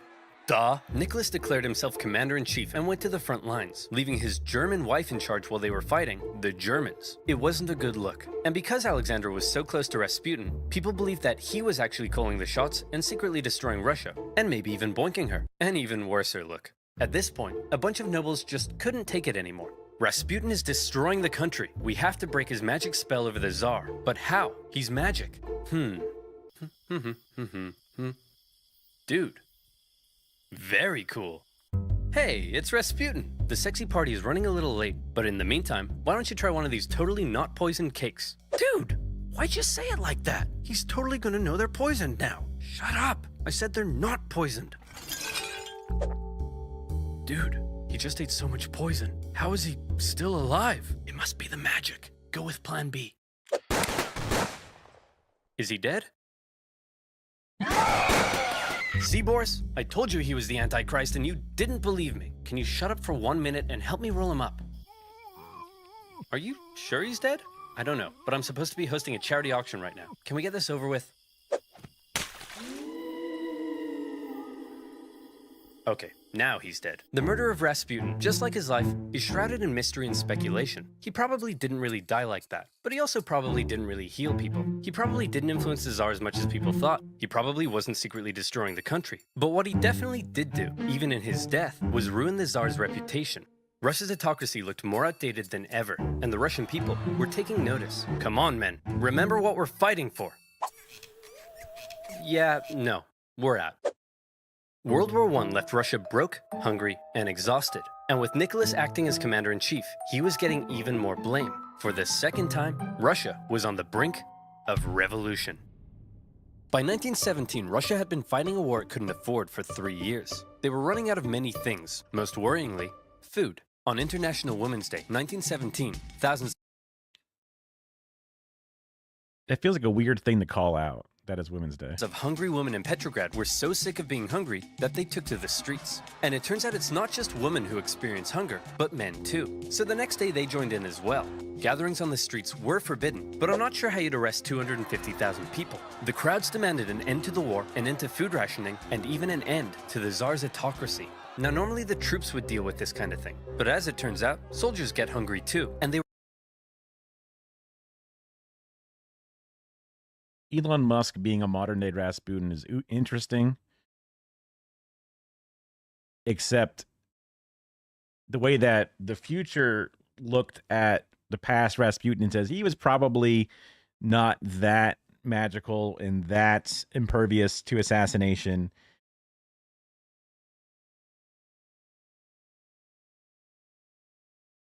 People will look back and say, well, Musk was probably not that stupid. And it's important that history understands that, yes, he was, in fact, that stupid. I worry that they're going to go like, there's no way the richest guy in the world was actually this fucking moronic and lacked personality. Was, in fact, that magic.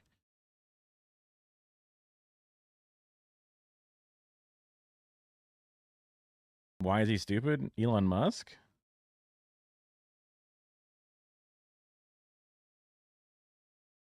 There's lots of... I mean, case in point, he lies about being good at Path of Exile. It's stupid. If I was trying to lie about being good at Path of Exile, I would have done it better than he did it. Supposed to be the CEO of like 5 different giant companies, and yet he has the time to somehow grind from level 1 to 90 something in an insanely difficult hardcore game, and then when he plays it, he can't even like understand how to open his inventory. Do you think that's a reasonable thing to do? That's stupid to think that you could just pass it off like it's just chill, like you actually did that stuff yourself. That's stupid. That's about as stupid as it is. And it's that has then, like, gamers can see that and they go, oh, wow, he's a liar. He's stupid. Oh, wait, he's a liar and stupid about everything he does. Because whenever there's a thing that comes up, a specialist is like, no, you're stupid. You don't understand this. People would just kind of go with the idea that, oh, you're rich, therefore you must be smart. And everyone says you're smart, so therefore I guess you're smart. Oh wait, you're talking about the hyper-specific thing that I actually have knowledge on? Wait a minute, you're really dumb. Wait a minute, you've been dumb about everything. That's just that's the through line of how it's always happened. You can go back to the fucking, you know, submarine thing. You can go back to the Boring Company. You can go back to all the different things that he's done. I mean,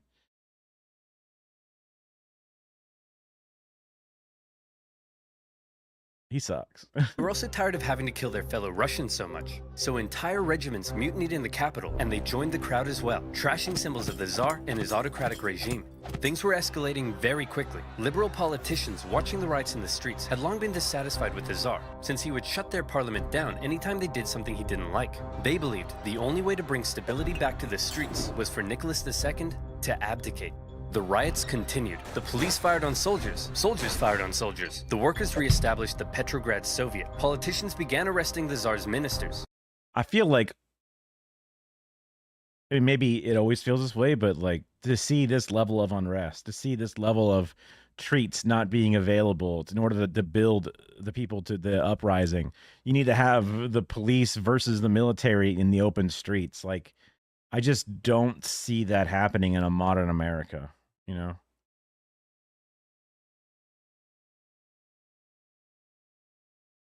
They all form up in their own different ways, but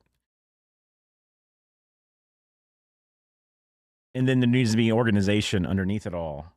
And for that to exist in this Palantir future that we're in, I don't see a violent revolution being reasonable, which I guess is a safe thing to say online on Twitch, but also I guess I'm a pessimist in that regard. He may have been an autocrat, but he just lost complete control of his capital city. Talk about embarrassing. Nicholas, the troops have turned against us. The people have taken over the city. They've even cut my phone line. Hello? Hello? The phones are down. Things must be bad. I'd better go back there. Nicholas hopped on the next train back to Petrograd, but he never made it to the city. His train was met by military generals and other politicians. What's going on? Nicholas, look man, we need to talk. It's not you, it's us. Who am I kidding? No, it's definitely you. During the whole crisis in Petrograd, the liberals convinced the generals that if Nicholas abdicated, the people would calm down, and the generals were on board. They didn't have time to quell the chaos, because don't forget, they were still losing a global, all-encompassing war against the Germans. And with the military no longer on his side, Nicholas had no choice but to step down. Throughout his entire reign, he had done everything he could to keep all the power for himself. And in the end, that's exactly what left him with none. But then there was a big question. Who would replace Nicholas? Well, his son Alexei was next in line. Hey buddy, Daddy couldn't handle the complex socioeconomic problems of a giant multinational, multi-ethnic empire that's engaged in total war with all of Europe. You think you could give it a shot? Alexei just wasn't ready to be Tsar. Nicholas did have a brother, but given the state of the empire, he wasn't keen either. And so, 300 years of Romanov rule in Russia just kind of came to an end. The earlier 1905 revolution hadn't changed much, but this new revolution had left Russia without a Tsar. And still, before the year was over, there would be one more revolution left to come. Nicholas's failure as commander of the armed forces was the final straw that broke the camel's back. Do you think maybe you could have done any better? Well, guess what? It's time to find out in Rise of Kingdoms. Rise has a real historical link in the description clan into a mobile slop. Hungry woman. Now where was I? Oh yeah. Hungry woman, absolute chaos, and the end of the Tsar. Oh, hey guys, says here there's been a revolution, and the reign of the Tsars has ended. Oh, come on, I missed another one? Why am I even in this video? Well, it's not like you could have done anything. As long as there's a world war, you can't get back to Russia. Who wants to start a revolution? Dang it! Despite getting rid of Nick, Russia was still at war with half of Europe. The Germans, however, had an idea. They thought that if they helped Lenin get back, he would cause trouble for the new Russian government. So they put him on a train, destination, Petrograd. It was a long journey, and while Lenin was cooped up in his train, things in Russia were changing. Workers were taking control of their factories. Soldiers were socking it to their mean old officers. Without a Tsar, a big old power vacuum had opened up, and someone needed to fill it. The liberals proposed they be in charge, and they set up the provisional government. The workers, however, had already begun establishing local Soviets, largely controlled by the social revolutionaries and the Mensheviks. And since neither felt like they had the power to oust the other, Russia ended up in a classic dual-power conundrum. The two coexisted, with the provisional government becoming the official government, and the elected Soviets issuing orders to the workers and soldiers. This power balance was delicate, and all it would take is one bold revolutionary to come along and give everyone a big-brained beatdown. Oh boy, Lenin's coming home. I can't wait for him to see all the great things we've accomplished, and I'm gonna show him my fan art. Oh look, here he comes now. Shut up, shut up! You all suck! The provisional government sucks, the Soviet sucks, even your fan art sucks! Why does he have to be so mean? In case you couldn't tell, Lenin wasn't a fan of everything that had been happening. In his April theses, he called the provisional government and the Soviets a bunch of big bourgeois bozos. And he kinda had a point. There was still a lot for the Russian people to be mad about. The provisional government hadn't got Russia out of the war, the people were still hungry, and the peasants were still hoping to get more land. Meanwhile, the Soviets hadn't done much to change things either. But even though they weren't perfect, a lot of people did like what the new government had been doing. There was progress. The secret police were disbanded, the death penalty abolished. They even planned to I mean, those two things do seem like a pretty big fucking change. Hold elections, meaning for the first time ever, the Russian people could choose their own government. To many, Lenin seemed like some out-of-touch weirdo. If Lenin wanted to go from whiny irrelevant zero to a hunky communist hero, he'd need to shake things up a bit. So he and the Bolsheviks came up with a hot new slogan that promised to give the people what the provisional government wouldn't. Peace. Don't like war? We'll end it. Land. You want land? We'll give it to you. Bread. Hungry? Scooby-Dooby-Doo. Lenin also called for all power to the Soviets, which meant getting rid of the provisional government and having the Soviets run the place. A communist dream. The people liked these slogans, and bit by bit, the Bolsheviks became more popular. Some Mensheviks even began switching sides, but I mean, policy. Tell the people what you're going to do for them. even though the people thought Lenin's slogans rocked, as long as the provisional government didn't mess up, they'd continue to support it. So let's check in on the provisional government. Oh, provisional government, you've made a big mess. The provisional government lasted for just 9 months, but those 9 months were chaos. The people wanted Russia out of World War I, but Minister of War Alexander Kerensky thought instead of doing that, why not do the exact opposite? If the people saw more Russian victories, they'd have to support the new government, and that went just about as well as you might expect. These heavy defeats worsened the Russian economy and made the hungry people hungrier. And by now, I think you know what comes next. They trashed the place. More looting, more rioting, more violence. It was like the Tsar had never abdicated. Tens of thousands of armed workers took to the streets during some of the worst violence Petrograd had seen yet. And in response, Kerensky called in... So, another interesting element is revolutions that then lead to more revolutions. Because what is done hastily in a seized moment is not ready to be a municipal, federal, overall control of an insane number of people. And Russia is an insane number of people. And it's such a gigantic part of land. So it kind of makes sense that a spontaneous abdication with nobody there to take over would just run into madness.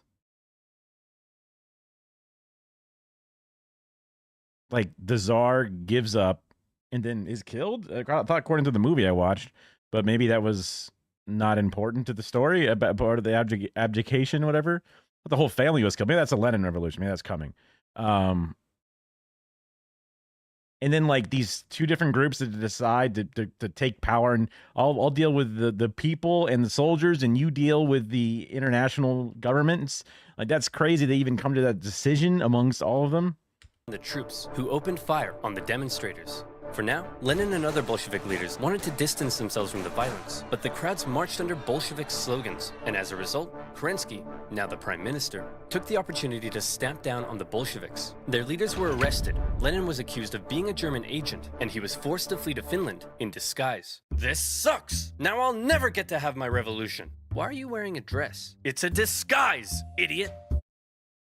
And it makes me feel pretty. Kerensky had successfully dealt with the violence, but he just couldn't catch a break. This increasing support for more extreme forms of socialism, oh, okay. Kind of like a Napoleon situation. along with the poor handling of the war, alarmed traditional liberals and bougie business boys. To appease them, Kerensky decided to promote a military legend to Supreme Commander of the Armed Forces, someone who hated the revolution, loved the death penalty, and was devoutly anti-socialist, General Kornilov. Hey man, thanks for the promotion. That was real swell of you. Of course, with you by my side, who would dare try to overthrow me? How about me? I did not see this coming. Unfortunately for Kerensky, Kornilov hated the liberal and socialist reforms of the new government, particularly the dumb socialist soldiers' committees. The army was no place for undisciplined left-wing snowflakes. Fearing a Bolshevik takeover was imminent, Kornilov ordered his men towards Petrograd to oust the Soviet and take over. Kerensky freaked out, and he needed help. Since he knew Trotsky was finger-licking good at organizing, he and other Bolshevik leaders were released, and they, along with the Soviet, organized the defense of Petrograd. Kornilov had the power of soldiers, But the Soviet had the power of workers, and they did what workers do best. Railroad workers diverted Kornilov's men away. Telegraph workers messed with his communications. They even infiltrated his forces and encouraged the demoralized men to desert. They were also armed en masse, but in the end, no fighting was necessary because Kornilov's coup just fell apart, and Kornilov was sent straight to prison. That's crazy. Everything was coming up Kerensky. Hey, thanks for the help, boys. Couldn't have done it without you. Now that there's no longer any threat, how about you, return all those guns I gave you? No. Oh, no! In order to kill a rat, Kerensky had just given a gun to a bear. A Bolshevik bear. The whole affair was a huge propaganda win for them. They had defended the revolution, and their popularity skyrocketed. They found themselves elected to the Petrograd and Moscow Soviets, with Trotsky even becoming chairman in Petrograd. They were now in a very powerful position. Almost powerful enough for Lenin to return home from Finland and finally stage his long-awaited communist revolution. The Bolsheviks began planning their takeover of the Russian government. Some got cold feet and began arguing against Lenin's armed revolution in favor of a more peaceful approach, and they even wrote newspaper articles about it, which kind of gave the whole scheme away. The Bolsheviks are planning an armed revolution? I did not see this coming. Kerensky began arresting Bolsheviks, and as a result, Lenin and the boys felt they had no choice but to commence the revolution right now. Lenin was back in Petrograd, but was still in hiding, so Trotsky got the ball rolling, using his position as Soviet chairman to organize the Bolshevik militias. Now, if you were to ask Soviet artists, the revolution went something like this. As much as they would like you to think it was a glorious, violent, heroic takeover, the truth seems to be a little more underwhelming. The Bolsheviks just kind of walked into key buildings in the city and took control. Bolshevik supporting sailors even brought in a huge battleship, but there wasn't really any fighting. Nobody really tried to stop them. In just one day, they took control of the city. Next, Kerensky just managed to escape before the Bolsheviks surrounded the Winter Palace, placing the provisional government under siege inside. Is it safe to come out yet? I think so. Fear my revolutionary might! Give me that. That night, Lenin came out of hiding to play a bigger role in the revolution. With him back at the helm, they had one more job to do: storm the Winter Palace and arrest the provisional government. And here comes the final showdown. The palace was defended by a force known as the Battalion of Death, who immediately gave up. And just like that, Lenin had won. As far as violent, bloody revolutionary uprisings go, this wasn't really one of them. But Lenin was finally in charge of Russia. He had spent his whole life dreaming of this moment. He set up the first Council of People's Commissars, his own cabinet, with him in charge. This was it, his chance to finally make his communist utopia, with equality and freedoms beyond compare. Hey Lenin, before we took power, they were planning on holding elections. Shall we go ahead with those? Of course. You can't have a communist utopia without high levels of political participation. The proletariat should be free to elect who it. What? The social revolutionaries won. We lost. Those don't count. Lenin claimed the elections were unfair, and the Constituent Assembly they created was counter-revolutionary. He presented the new assembly with a motion that basically said, sign here and give up your power. And when the assembly was like, no, Lenin said, see, they're disobeying me. Proof they're counter-revolutionary. Shut it down, boys. Moderate socialists and others weren't happy when Lenin had the assembly closed by force, and when campaigners began taking to the streets, they were fired upon. For Lenin, setting up a communist utopia was looking suspiciously like setting up a dictatorship. While he was implementing many of the communist policies you'd expect, he was also refusing to work with other political parties and cracking down on opposition. Hey Lenin, are you setting up a dictatorship? I'll shoot you if you are. Of course not. What a crazy theory. Anyway, I'm pleased to announce I'm setting up a secret police force to repress and kill traitors. And by traitors, I of course mean anyone not loyal to me. Owie, owie, owie, owie, owie. The assassination attempt made on Lenin's life in August 1918 failed, but in response, the Bolsheviks ramped up their oppression. But while all of this chaos was erupting back home, Lenin and the boys were also distracted by another problem. They were still at war with the Germans, and they had promised to give the people peace. So Lenin made Trotsky Commissar for Foreign Affairs, and sent him off to negotiate a peace deal with the Germans. The Germans offered Trotsky really harsh... That's what I was imagining. They're that whole like political alignment that this was set up and fake. Those elections aren't real. I'm willing to understand that there's more nuance to that, while also understanding that this is how it's perceived. But that's, I guess, from my natural bias to knowing that Lenin was good, right? At least from the leftist perspective. But no historian is ever perfect. So And also hoping for the random masses to vote along with your sides, even if for some reason it wasn't true that it was rigged or whatever.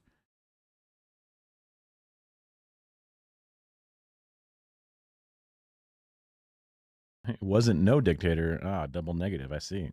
Terms. You know, because they were winning the war. They demanded Russia give up a butt-ton of land, something that would be devastating to the economy. Look, I know it's not great, but I think we have to accept it. Are you insane? This will ruin us. Hey Trotsky, you got a big brain. What do you think? How about no war, no peace? What's that, Mr. Trotsky, sir? It's simple. No war means we'll stop fighting the Germans, but no peace means we won't sign the peace treaty either. Then, when the Germans say we've just stopped fighting, they'll have to leave us alone or something. Trotsky, that's genius! I could kiss you. Do you want me to kiss you? Stop asking me that. Trotsky's no war, no peace plan was a huge success. Oh, wait, no, just kidding.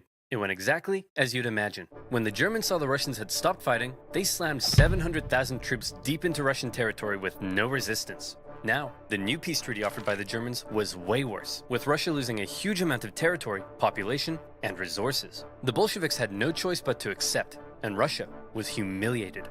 With Petrograd now in an exposed position, Lenin moved the capital to Moscow, just in case. Things really weren't going well for Lenin, and many people were extremely unhappy with the Bolshevik government and its actions.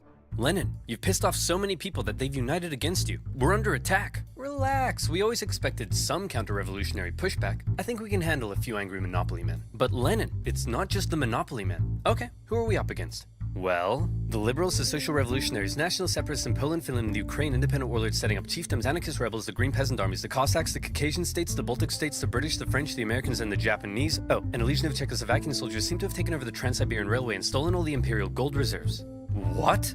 How could this get any worse? Oh, and it says here your mother-in-law is coming to stay. No! A variety of anti-Bolshevik forces had united together to topple Lenin's government, and Russia descended into a full-blown civil war. Now, the Russian Civil War was extremely intricate and would really need its own video, but essentially, the anti-Bolshevik white movement gained control of vast, underdeveloped areas, while the Bolshevik Reds controlled the industrial heartland. Using this to their advantage, along with the surprising military genius of Trotsky and the shocking disorganization of the White Army, the fortified Red Army gradually came out on top. It was an absolutely brutal conflict, with both sides committing horrendous atrocities. To maintain order at home, the Bolsheviks began the Red Terror, and the secret police would execute tens of thousands of suspected traitors. No one was safe from the violence, not even Nicholas himself. You've probably been wondering what Nicholas has been up to this whole time. Well, after his abdication, he and his family were placed under house arrest. At first, they were allowed to live in their usual luxury, but after Lenin took over, their conditions worsened. The Bolsheviks were just holding on to Nick until they could work out what to do with him, but the Civil War complicated things. The last thing they wanted was for Nick to be freed by the White Armies, and so, to stop this from happening, Nicholas's Bolshevik guards decided to act. It's not entirely certain whether Lenin ordered it, or if the guards were acting on their own volition. But on July 17th, 1918, with White Armies approaching, they woke Nicholas and his family in the middle of the night and brought them into the basement. There, a drunken squad of Bolsheviks murdered the entire family. Nicholas, the last Tsar, once one of the most powerful men alive, had... Why is this like specifically sad music for one family when like they were just talking about like thousands of people being executed or whatever? Just kind of a weird shift. Met a brutal end. But after years of fighting and millions of deaths, Trotsky and his Red Army came out victorious. Wow, that was a close one. Okay, back to creating a communist utopia. How are we doing on that? Well, the Civil War helped create a massive famine and about 5 million people starved to death. There's massive inflation and the ruble is worthless. Hundreds and hundreds of kilometers of railway track have been destroyed. Disease and epidemics have killed 3 million. The population of Moscow and Petrograd has collapsed. Life expectancy has plummeted. Sailors in Kronstadt are rebelling. People are freezing to death in their own apartments, and life has been reduced to a constant search for food and shelter. Whoa. Well, this just means I'll have to work twice as hard, day and night, to save the country. Nothing will stop me, short of a couple of sudden strokes. Get the doctor. One thing you have to keep in mind is that everything I've been talking about, the Civil War, the assassination attempt, and Lenin's struggle to maintain control at home, were all happening around the same time, and it must have been extremely stressful. Lenin began getting headaches, insomnia, And in 1922, he suffered 2 separate strokes. As the Soviet Union was officially declared under a strict one-party system, Lenin's health continued to decline, and his ability to lead the Communist Party went with it. Everybody assumed Trotsky would succeed him. He was a great speaker, he'd won the Civil War, and he had a dope-ass train. The last person anyone expected to take over was Stalin. Stalin wasn't a great intellectual like Lenin, or a charismatic war hero like Trotsky. He was, as one Menshevik described him, a gray blur. Someone who operated in the background. Someone who you might not even notice. But it was in the background that Stalin would rise to power. Here's how it happened. After the revolution, all the Bolsheviks hoped to get a cool job in the new government. What did you get? Commissar for War. Sweet! What'd you get? Secretary. Stalin was made general secretary for the Communist Party. It wasn't what he wanted, but Stalin quickly realized that even though it wasn't fancy, it was a powerful position. As secretary, he had the power to give people jobs within the party. So he would give jobs to all of his pals, who in turn would give him their support. The more pals he gave jobs, the more power he got. The more power he got, the more pals he got. Lenin may have been having wall-to-wall strokes, but he was still involved in the party, and he was taking notice. He wasn't a fan of Stalin abusing his position, or insulting his wife to her face. Lenin knew he couldn't let Stalin take over, but by this stage, he was just too sick to fight it. Hey man, tell whoever's in charge of giving people jobs not to let that jerk Stalin become the next leader. By the way, who did I put in charge of giving people jobs? That would be Stalin, sir. Blah. Whoa. Deja vu. Lenin's last wish was to not let Stalin take over, but by the time he died, Stalin was too powerful to remove. He had his remaining opponents arrested or killed. Trotsky was banished and fled to Europe. Is this where the photo of the guy like vanishes away, right? Eventually, he would be assassinated by Soviet spies in 1940. Our dear comrade Lenin has died. We should have a state funeral. No. Let's mummify him and put him on display so people can look at his dead body forever. That's gross. You're gross. Guards, kill him. Lenin had waited so long to take control in Russia, but he never got to see his communist utopia. His short time in charge was spent dealing with the destroyed Russian economy, World War I, and the Civil War. He was cruel and merciless, but he really did seem to believe communism would make Russia a better place. Stalin, on the other hand, would take the Soviet Union down a different path. If you thought Lenin was a tyrant, well, you ain't seen nothing yet, girl. A secret police state, a rapidly militarizing superpower, led by a paranoid man who deeply distrusted the West, would see the world come to the brink of nuclear annihilation. That's right, I'm talking about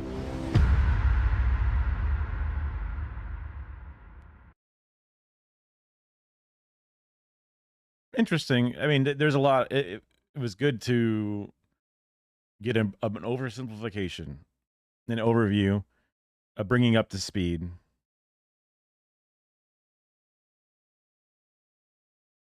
Yeah, I mean, just seeing that incredible, just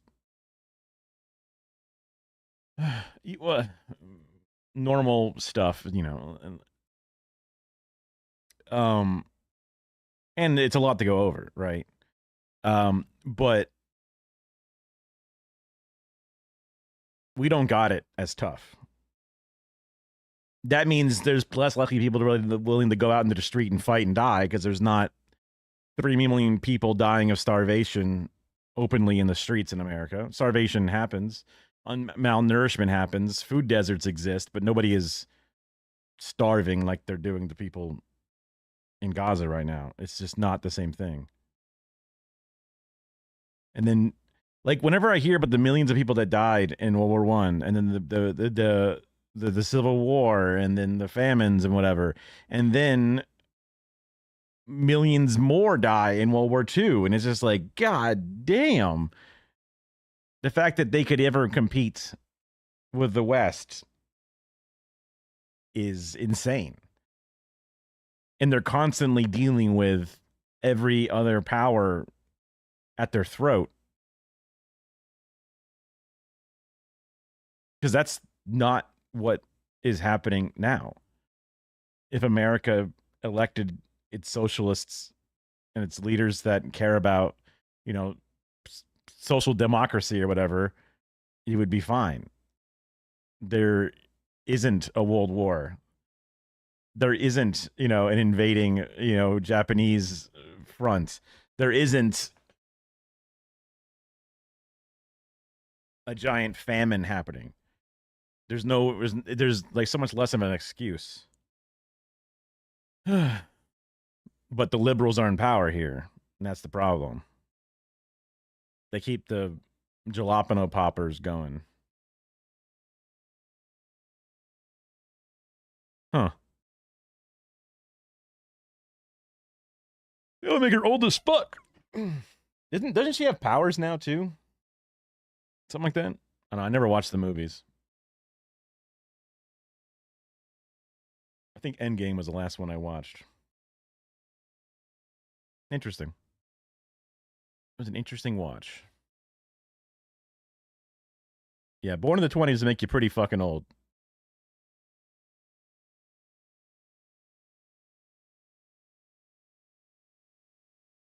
Probably. I mean, I watched her die in the one movie, Endgame. Yes. But it's the comic books, you know, it's like they always fucking, if they wanted to, it was just, a wizard did it. Look, Doctor Strange scratched his ass and then, wah.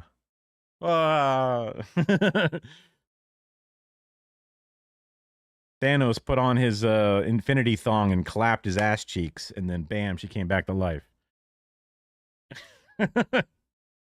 Wow.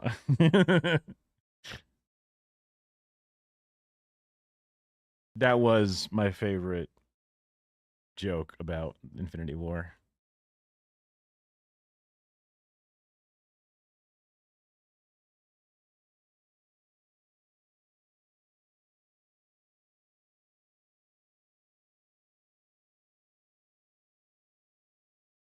Again, glad I searched for this in the other monitor. God damn.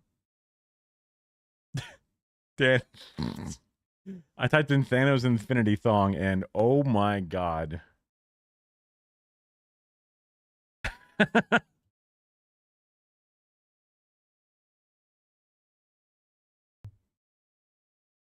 But the joke is he didn't snap, he clapped, you know, whatever. You get it. You can fill your own punchline. You got all the pieces there.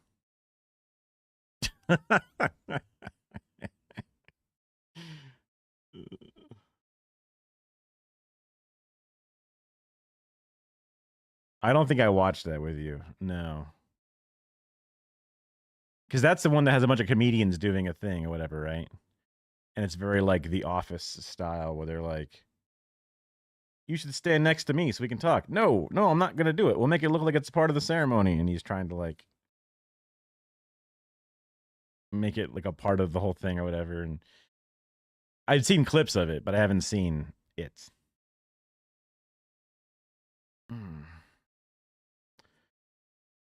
Oh, Kara, I guess she's still sleeping. I mean, she's chatting, but, you know, she's just hanging out. How's everybody else doing?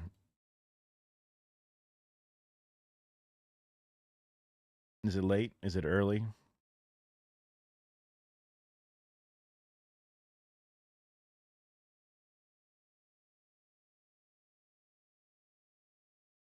Kara just woke up. I'm ready to start the day.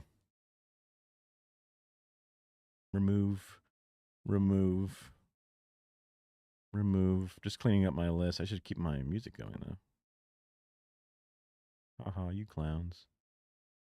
There it is. I'll put this at -10, like I did before. There we go.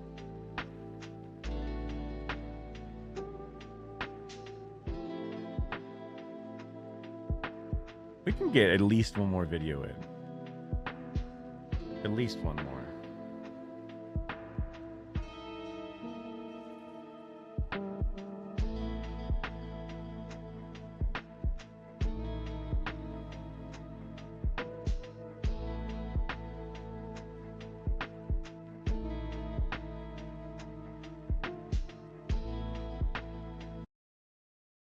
I'm gonna put this way over here. Okay. Now I won't lose it. All right. Why are you so tired? Why you are so tired? I'm tired. I'm tired when I get up. Oh, too low. When I'm working. When I'm eating. When I'm having fun. The only time I'm not tired is when I should be asleep. I don't know what's going on, but it needs to stop. So, I'm finally ditching my phone, finding a better way to wake up, and talking with a sleep scientist to figure it out. Thank you to Hostinger for sponsoring a portion of this video, and to our patrons for supporting the channel. So I think I know what's causing my problem. I think you know what's causing my problem. But maybe it isn't a problem. Have you ever considered that? Like, I've been tired my whole life, and that hasn't stopped me from achieving mediocrity. I just go to bed at 11 p.m. and then use my phone until 2 a.m. when I literally can't hold my eyes open anymore, and then I wake up at 7 a.m. to a blaring alarm, and then I start using my phone again. What's wrong with that? It turns out, a lot. If you use Google Scholar and try to find the relationship between phones and sleep, it's exactly what you expect. Not good. But how bad is bad sleep? I picked up this pop science book, which I thought would answer a lot of my questions, but it really just had me asking a new one. Am I gonna die? Dementia, diabetes, heart failure, death. This book links all of that to bad sleep. And it's freaking me out. While I was reading the book, I did have some issues with the way it framed some examples. It was definitely written to make sleep seem like a life or death issue, but that is in extreme cases. That being said, it was pretty clear that sleep is inextractable from quality of life. Kinda seems obvious, but seeing it in black and white made me realize that I should take this seriously. So I'm gonna do the thing that everybody says I should do. I'm taking my phone and I'm putting it in a different room when I go to sleep. I don't want to do it. But in my defense, other than destroying my sleep, my phone does serve a purpose. It's my alarm clock. So if I'm leaving it in a different room, I need to find an alternative. So I got all of them. I just know I'm gonna get weird ads for a while. I chose these because I wanted to target different ways I That one says gun alarm clock. I guess she's from America. So. could possibly wake up. This is the Lexon Flip Plus LCD alarm clock. It tells the time, it has an alarm if you want to turn it off. 9 hours is so many more hours than I work. Even when I had my job. Like, I would go work 10-hour days, but how much work did I do? Let's be real. Off, you flip it over. Of course, we have the Philips Sunrise Simulator. This will slowly get brighter to simulate the sunrise. Next, we have this. It's an alarm clock with a bed shaker, so it uses vibration to wake you up. I believe these are especially useful. I mean, I have like a Fitbit, and I can put an alarm that makes it vibrate.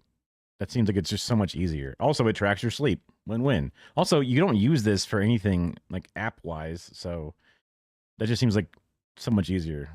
For people who are hard of hearing. In hindsight, I'm not sure the sound is the thing that's satisfying, but look how shiny that is. Bed vibrator. Don't demonetize this video. The Sound Spa Slumber Sense. That'll wake you up. I mean, that'll wake you up. You know what I'm saying? Yeah, you just put the Apple Watch and you know, you just attach it to where the vibrations, maybe your wrist. You don't notice that so much when it vibrates. You know, you attach it to your underwear, you're going to notice it. You're going to notice it. So I can use stink to wake me up.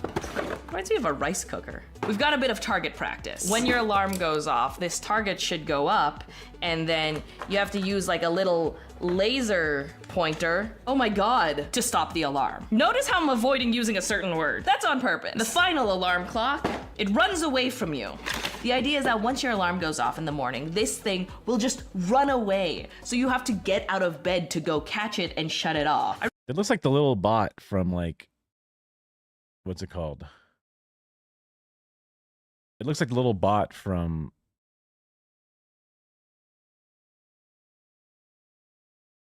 Rainbow Six Siege. That's what I'm thinking of. I wrote up a quick script in Python that'll set the order for me. We are starting with the stinky alarm clock. All right, let's figure out. If it doesn't, it would put you to sleep. Wait, are we talking about the vibrating one? Are we talking about the gun? Or because like the vibrating one, I feel like would only put you to sleep if you use it to completion, right? But if you're just edging with it and it just gives you a little taste, you'd be like, what? I was not prepared for this. You know, it would just like suddenly alert you. It reminds me when we had the clock radio on, yeah, because we would, before we had shit version was you'd put it on the other side of the bedroom So when it goes off, you got to get up, walk over to it, hit snooze or stop, and then you would generally just run right back to bed. But it would make you get up and pump your heart a little bit to hopefully make that just enough to stop you from being able to just immediately zonk back out. Oops, we just immediately zonked back out. How to get this thing working. So we've got the big old egg thing. I'm pretty sure, based off of the little research I've done, so it's fair to say it's not peer tested or whatever. The gentle awakes are healthier, but it also works better when you have a proper night's sleep in the first place. But when you're like, oh my God, I only have 3 hours and 47 minutes to sleep. If I go to sleep right now, as you're, you know, pressured with this huge, intense thing that you had not prepared properly for, it's one of those, you're never going to get a good wake up situation. Plug the adapter into the diffuser, then plug the adapter into this outlet. Seems pretty straightforward. Putting some stuff in. Day one, let's do it. Wait, I need to put this. Bye-bye. Okay, let's get to sleep.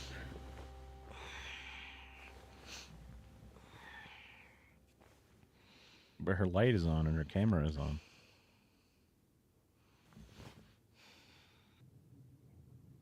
Nope.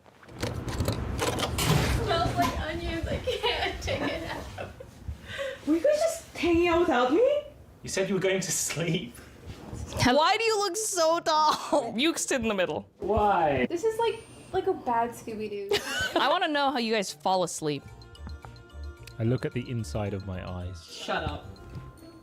Like I'll just lay there and let sleep take over. But if that doesn't work, then I'll listen to like soundscapes, Rainy Day Cafe, but it's the 1970s or something. I don't know. It's like someone else is in the other room, and then There's someone else in the room. but it's normal. It's calming. Look at the inside of my eyelids and really focus on the darkness. You spend all your time trying to see the black. look? It's closed. But I put a pillow on my head. The room doesn't exist anymore. The pillow exists only. If it's a problem with my brain, then I need to like have my brain think about something else. I listen to podcasts at half speed. You watch this video at half speed. It's time for you to go to sleep. Half speed. That's crazy. I never thought of doing that before. We should make sleep stuff. What do you mean by that? Here's what I mean by that. We both know that sleep is really important, and I'm trying to help us get more of it. So I've compiled and will continue to compile boring. all the things that I find helpful, like sources, sleep aids, and other advice that might not make it into this video. Luckily, I can still share it with you using a website I made with Hope, and I can switch with real common advice and get to sleep.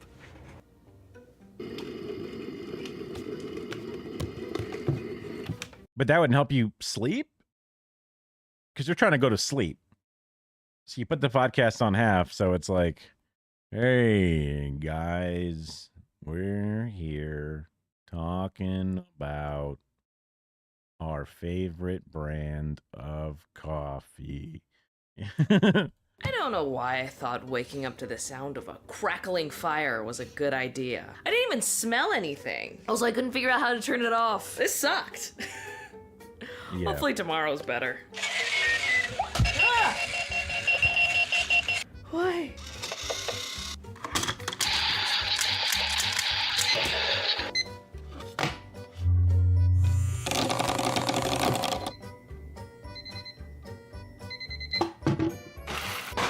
This is... By the way, I have still been drinking coffee throughout this whole thing. I didn't want to change too many variables at once, and after watching Melissa's experience quitting coffee, it's hard. Things might get too bleak. Anyway, I was absolutely convinced that getting rid of my phone would have, like, changed things. And that at least one of the alarm clocks would help me feel better. But I've used all of them, and it's not great. Turn off! Die! I thought that putting my phone in the other room would solve my problem of going to sleep late, but it hasn't. I didn't realize, but I guess I'd been using my phone to silence the part of my brain that has, generalized anxiety disorder. So yeah, now instead of doom scrolling before turning on a podcast and falling asleep, I just feel a sense of doom for a few hours before eventually falling asleep. And this anxiety also means that all of the alarm clocks are basically the same. I'm a light sleeper. I know that I'm a light sleeper. I don't know how I convinced myself that a gentler sound would make me feel better. Bro, I think birds chirping are a jump scare. Now, I have noticed two benefits, right? First, when I wake up in the middle of the night due to any given sound, I can't use my phone. It's annoying, but it probably means that I'm getting more sleep as a whole. Two, I have more hours in my day. Because I'm not using my phone in the morning, I get through my morning routine way faster because I'm not doom scrolling on the toilet. It's the little things in life. Those are two great benefits, but hasn't solved my problem. I am still tired, so plan A has failed.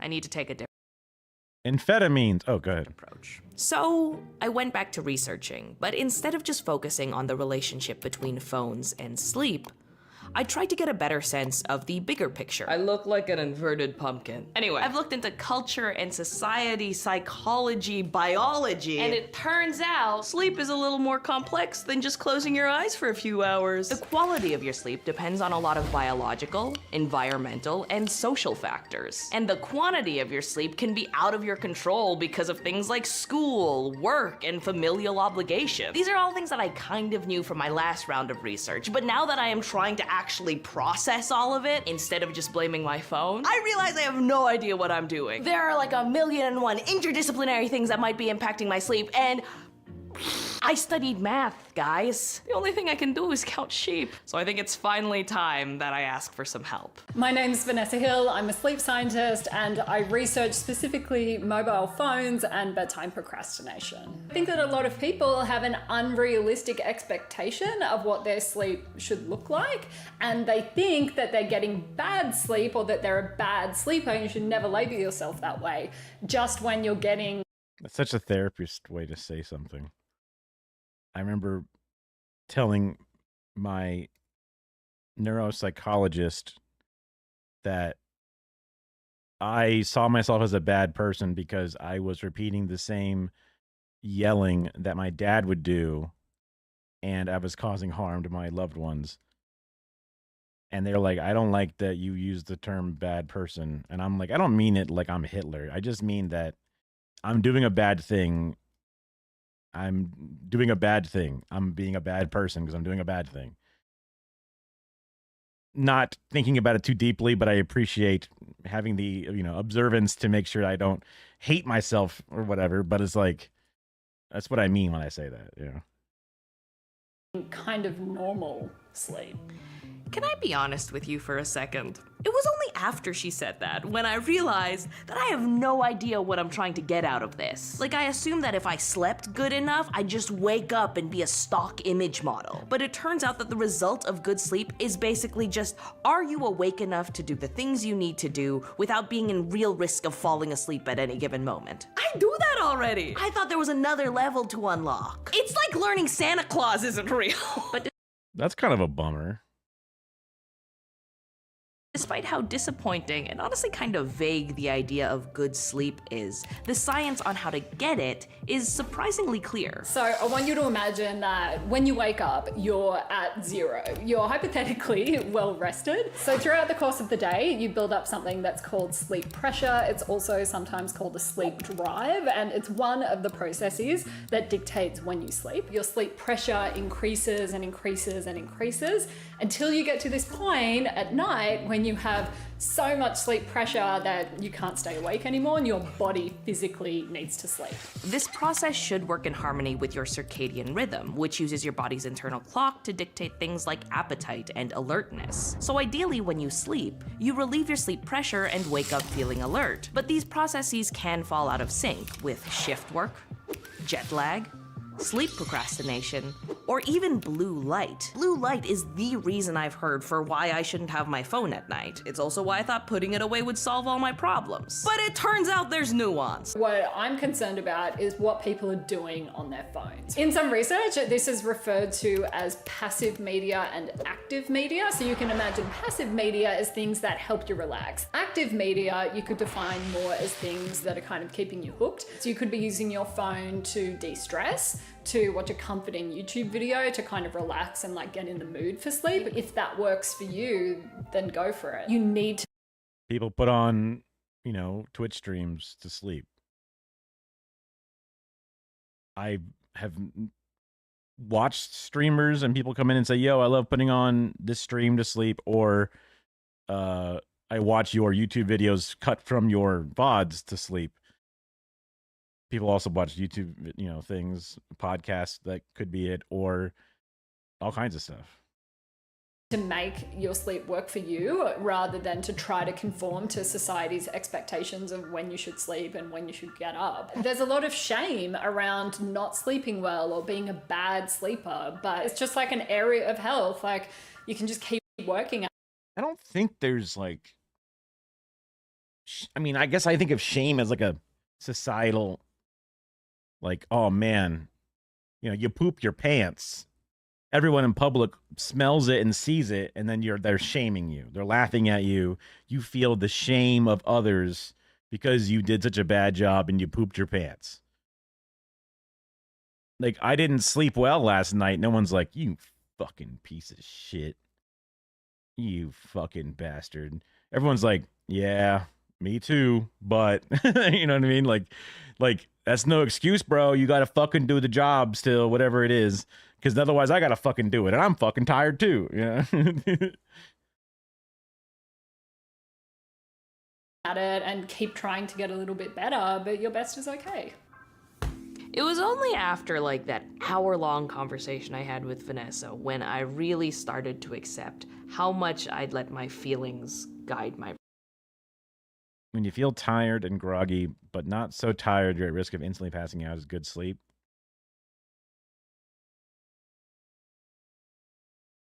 I sleep the best when I feel like I sleep the best when I am in that, oh my God, I did an all-nighter. I stayed up 24 hours. I need to go to sleep now. I made it all the way through and I feel so fucking beat, and just hitting the bed, and I know that I'm out within 90 seconds of like getting out of the sheets, and it just completely falling away. I feel like that's where I don't move. My body's very still. I have pretty calm dreams because I'm just so zeroed that it almost feels like you close your eyes and you wake up and it's 8 hours later and you're like, holy shit, like almost nothing happened. It's that crazy fast. That's when I feel like I sleep the best. Is it scientifically when I sleep the best? Is it when I end up with the healthiest balance? I don't know. That is what feels like gives me the deepest and longest uninterrupted and most rejuvenating balance. It could be because I'm coming from a moment when I am the most tired, so then the next feeling is significantly an improvement, therefore it seems like it's the best, right? Oh wait, are you in delay?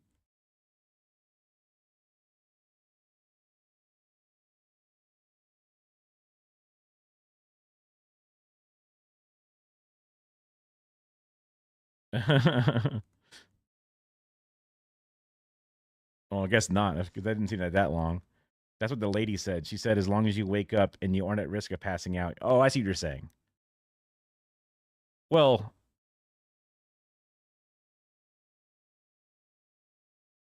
I see. Okay. You were responding to her version of things. Gotcha. So the pog at the end was like a sarcastic element because that's what she was saying good sleep was. Yeah, I guess that is what she said. I didn't take it in that exact way, but it's just that you're able to do the things.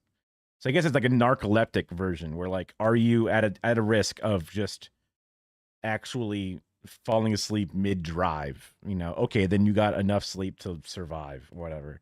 It's not as magical maybe as what she wanted it, because like I'm the same way. I'm looking for the silver bullet. I'm hoping that I've secretly been wearing weights my entire life, and then I get to find this one cure and go like this and take all the weight off and go, oh my God, I can fly. I'm so powerful now, right? Dang.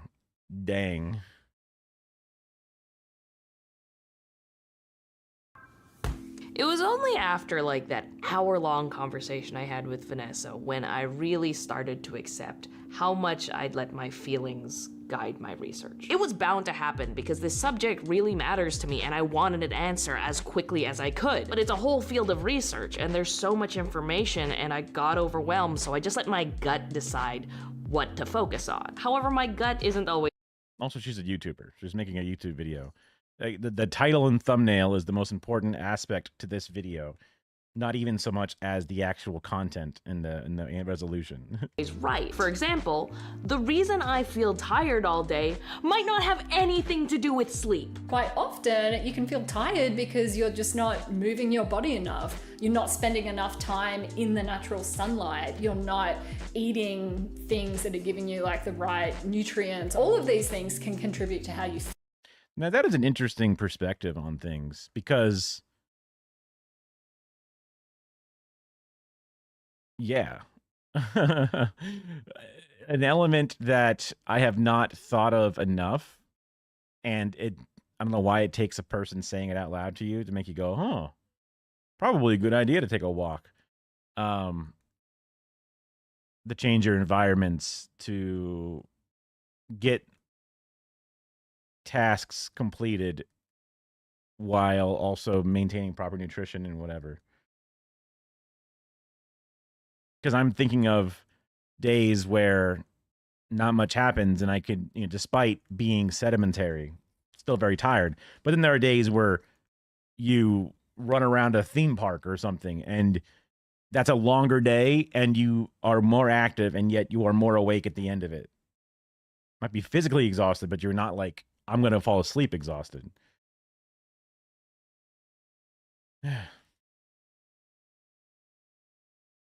Nothing telling you there's nothing wrong and just to accept it. I didn't think that they were saying that that's normal and you should not expect it to ever be better than that. I think they were just saying that there isn't this mythical amount of alertness that you think you might be getting. And more often, like they're saying here, in order to avoid feeling tired of the day, there's different things that are anti-capitalist, like taking breaks, getting good food, the things that would normally not be permitted in a work structure. Recess as a kid kept, got you outside, got you some sunlight, got you some, entertainment mixed amongst all the work. And that don't happen in an office. At the best, you can get a couple of minutes to sneak out for your bowl of Chipotle slop that we saw earlier.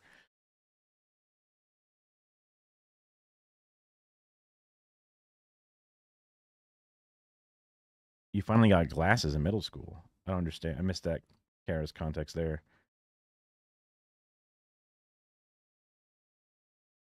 And yeah, the therapist, I guess, was what she was saying. Yeah. I guess the YouTuber said that in response. Like she repeated the words and was like, ah, I see. But I see what you're saying. It is the therapist. Yeah. You warned the nurses because you could feel it coming on, not have my usual weed intake. Oh. But also, weed makes you dream less. And then when you get off of weed for a while, that will make you have a flood of intense dreams because I guess all the juice is stored up, whatever. Maybe that's too like simplistic of a version of it, but that is an element of cannabis, is that it's usually paired with kind of weird sleep that also has very light dreams or no dreams. Yeah. Feel, and they're all kind of spending enough time in the natural sunlight. You're not eating things that are giving you like the right nutrients. All of these things can contribute to how you feel, and they're all kind of interconnected. Even Canada's sleep recommendations is sandwiched in between. Oh, I thought it said cannabis, but it said Canada's. Movement guidelines. I just totally ignored it because I thought if I was tired, I had to fix my sleep. Wrong. So with that lesson learned, I decided to give this experiment one more week. With some changes. Instead of trying to find one big fix, I focused on small tweaks to my sleep hygiene. I kept my phone to listen to podcasts, but I set it to airplane mode to avoid social media. I set my alarm on my phone because it turns out every alarm clock sucks. At least my phone keeps track of the time zone. And when my alarm went off, I got up to keep my bed associated with sleep. And then, this was the biggest change. I went for a morning walk. Just pumped some daylight into my eyes and reminded my circadian rhythm what time it it is. Plus, it was a chance at some exercise and to catch up on the playlist Melissa curated for our newsletter. Throughout the day, I try to stretch and drink water at least once an hour. And when it was time for bed, I'd do it all over again. I didn't stop drinking coffee, I didn't go to sleep at the exact same time every day, and I just stared out the window one morning when I was too lazy to go for a walk. Thank you so much. But 1 week later, I could say that these changes were way more effective than any of those wacky alarm clocks. Like, I'm still not a stock image model in the morning, but a more consistent routine has made it easier for me to predict my energy levels throughout the day. It helped me notice some details that I might need to see a doctor about. Oh my god, that's delicious. I didn't realize how much guilt I carried about being a bad sleeper, and how it created like this cycle of pity where I didn't even get to appreciate the times when I do have like a lot of energy. That's so weird to me. I guess I'm lucky that I avoided that anxiety. Hassan had the Aura ring and it tracked his sleep, and he said that he had stopped wearing it because it gave him sleep anxiety, because he would track how little sleep he got, and that made him feel bad, and then it made him think the rest of his day was ruined. Whenever I go, dang, I got 2 hours of sleep, that ain't enough, that's crazy, and then I just go about my day. I don't know. I just never. I'm like, it's interesting to keep a track of it. So I'll be like, how much have I slept this week? I don't know. I don't remember. And if I actually remember to wear the thing, when I take a shower, I take it off to charge it, and sometimes I forget to grab it.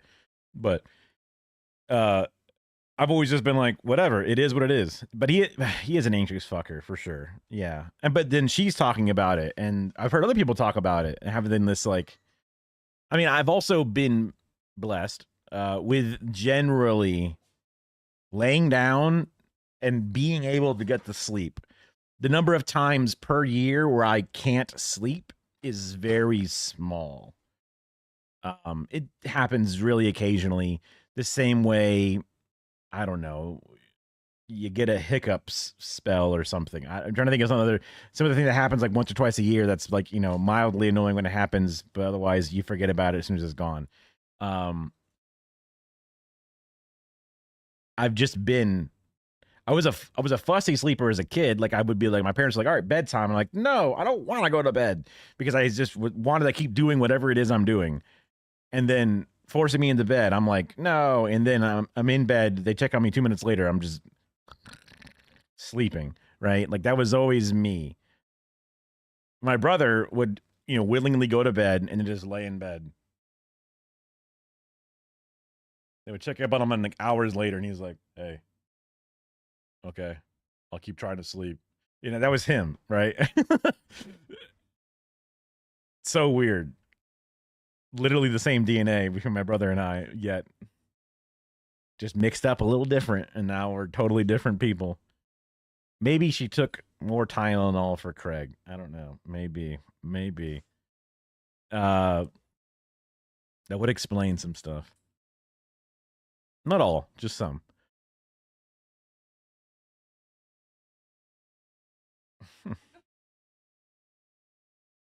I hate ending the day. I hate saying, all right, put a cap in it, it's done. But I also hate going like, uh-oh, I don't want to go all the way through the day and then be very tired at the one time I need not to be tired. Different chunks. Yeah. I mean, like the same 2 samples, but you just sort of like shuffled the cards differently. Although I guess some cards are left out depending upon how the different, I don't know, eggs and sperm compare. I mean, yeah. Because I thought that I just needed to be tired all the time. But now when I do feel like the sense of tiredness that a quick stretch and some water can't quite fix, I take a nap. And guess what? I sleep like a baby.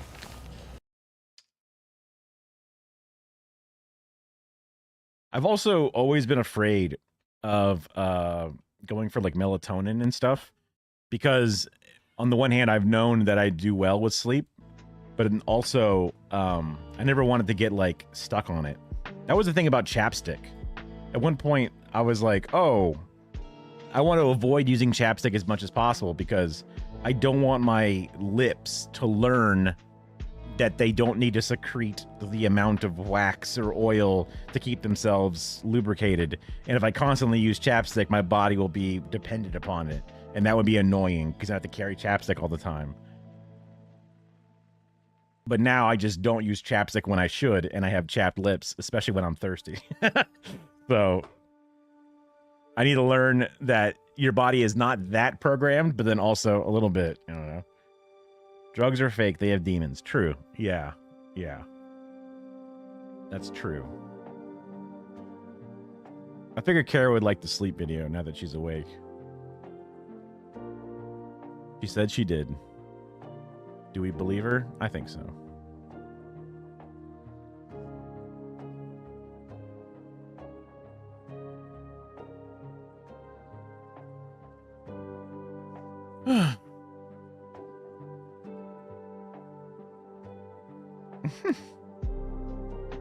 She's not on stream. She could be asleep. That's true.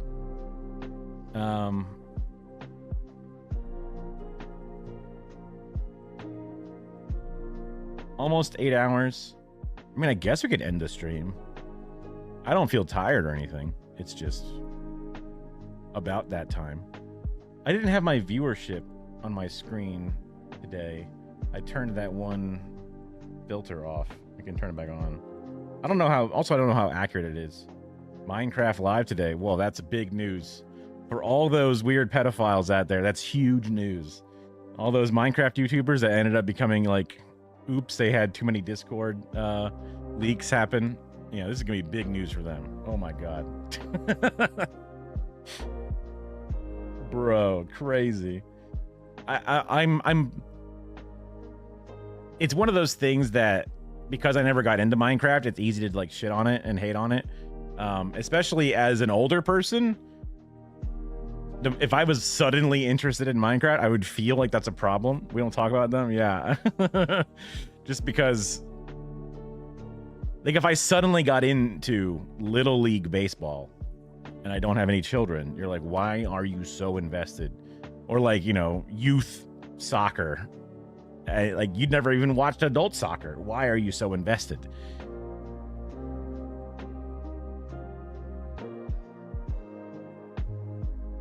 So, well, what did I call that source? I think I called it this, yeah.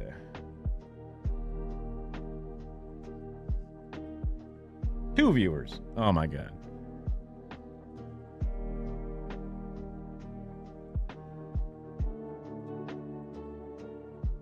You mean Minecrafters? That's just the ones that got caught.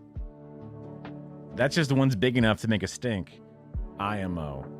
But well, I'm not just gonna say that random people are, yeah. That's interesting that it's such a crazy demographic shift to make them communists and evangelicals as two separate parties, or you mean like combined? As in one, they're both communist and evangelical. Separate? Okay. I don't know the demographics of communists and evangelicals and how much they overlap. It's theoretically possible. I don't know if maybe evangelical is like a specifically counter-revolutionary or whatever. Yeah. Okay, I'll probably call it here. Unless Kara has something that she wants to do on the stream. Maybe we should schedule like a pumpkin carving thing. She likes pumpkins. She literally typed the same thing she said. That should be doable. And I like the challenge of creating a different stream environment, whether using different cameras. She wants one more vid. We can do another video.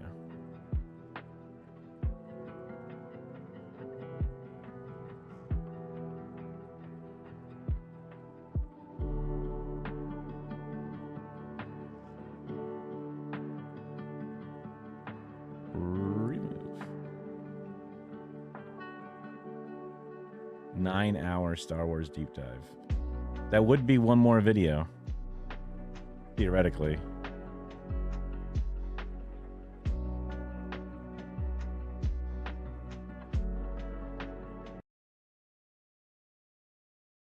Would this be no? I mean, would this be considered slop? Maybe it is. Let's see. Kind of a combination. Some of the ideas, the creating, the mechanical engineering stuff. How was this allowed? The most dangerous escalator in Rome. On October 23rd, 2018, thousands of football fans were making their way to the game in Rome. Excitement for the game was high, and the fans began to chant and sing. At 7:03 p.m., around 50 people were riding the long escalator down to the platform. But within 30 seconds, the crowd had swelled to nearly double that. Everything's different escalator. Dangerous for a less direct reason. Seemed fine, but... Well, a more direct reason, I should say.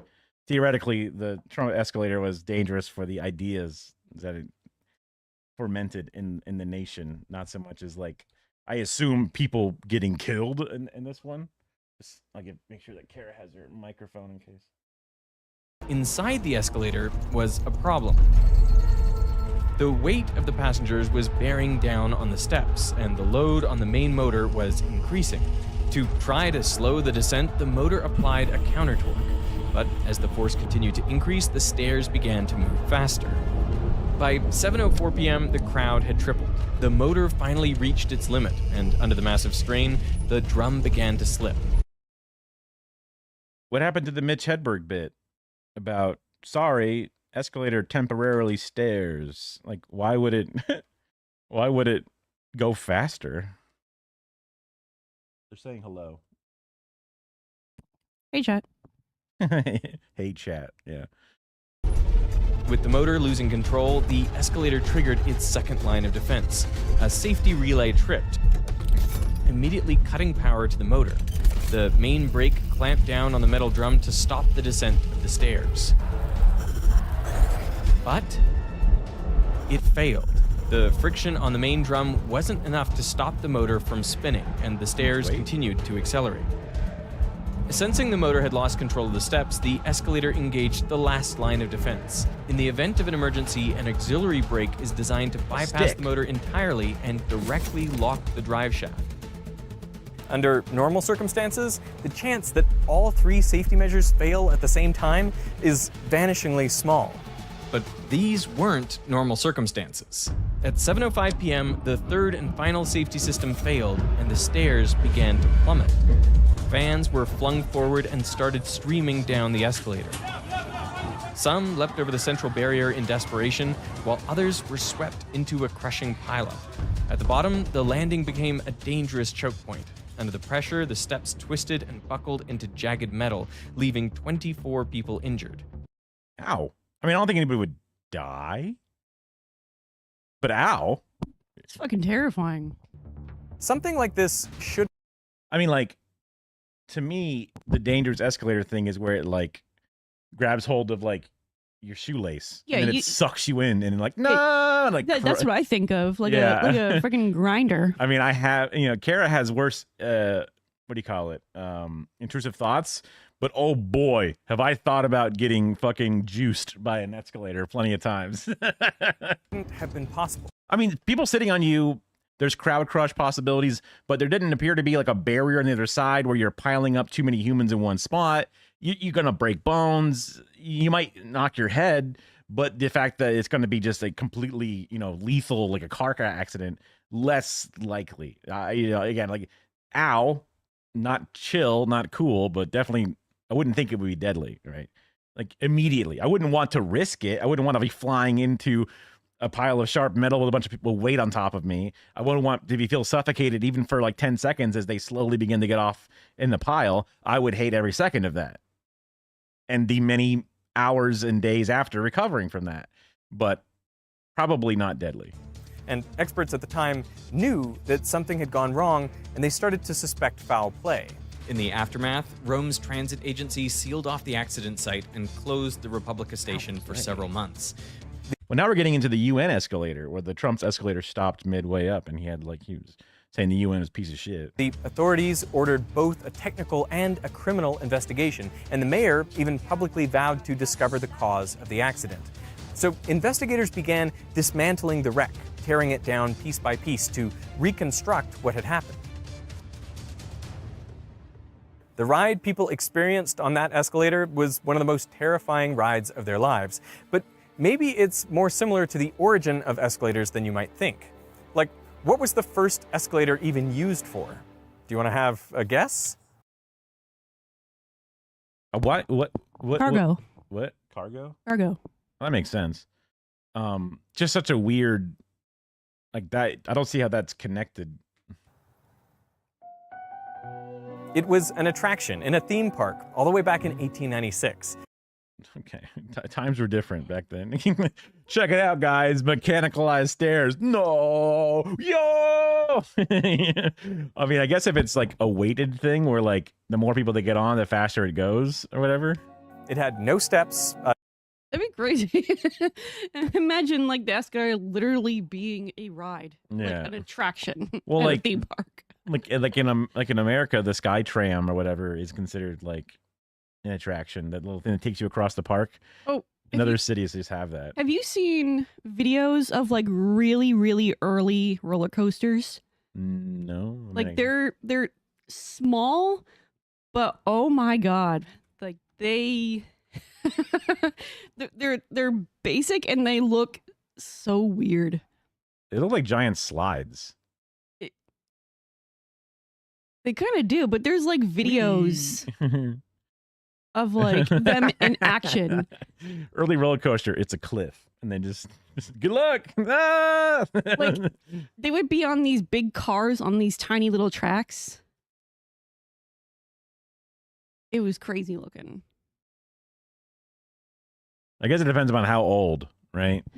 Type in like GIF of early roller coasters, GIF. Victorian era. Who's this? Block. Don't know my location. Well, these just look like modern roller coasters.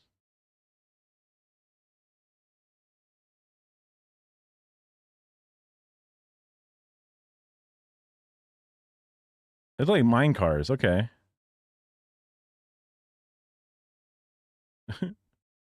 I do say, golly, wowies. And they're all like packed in there. They are Look at packed them. in there, and they're also all wearing suits. Like that's also And big old dresses. yeah. I mean, like I would hate living in the Victorian era, especially like Aw, in there's not enough Florida. frames.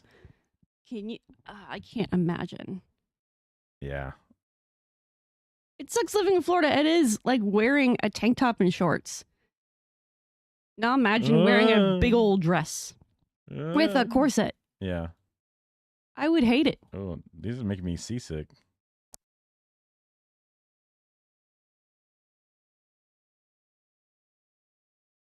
Nope. There you go. Not a fair, but a science convention type thing. I mean, Tower of Terror was I mean, like the World's Fair, I guess, like stood under it to show how strong the cables were. I mean, yeah, I would want to know how strong the cables are, but also how strong the brakes are, just in case. I still also have intrusive thoughts about elevators, but I'm too fat to go up the stairs, so here we go. Oh, that reminds me. Sorry. Every time I go to work, I still get the intrusive thought of like, you know, because like I go a couple levels up to my office, and I always wonder like, what if the elevator just gave out right now? I'd be on the 4th floor, just gravity taking over. Like 4 floors, you should be like fine. how injured would I be? Would I just be straight up dead? I mean, 4 4 floors. stories up is But it's not gonna. It wouldn't free fall with you in for 4 floors. I mean, like it. I think it would, because if we're both going at the same velocity, we would both be coming down at the same, hitting at the same rate. Well, but a modern elevator won't fail across 4 floors. Like there's brakes and like fail safes and shit. Like Right, you right, would, right. it would be uncomfortable. It would might have a sudden stop. You might even, you know, move and grind to a certain speed or something. But you're not going to just free fall for four stories. No, to the I get it. bottom. I get it. I'm just saying that's the intrusive thought. But like, what if? Oh. That's just like if you jumped off a building. Yeah, that would suck. Yeah. I'm just saying, like, you know, that's the kind of thought that I get when I get on the elevator, just going down. It's just like, well, I hope I don't die. More afraid of the stairs. I mean, I have nightmares about elevators. I like trying to get out of one, or the doors opening or not opening.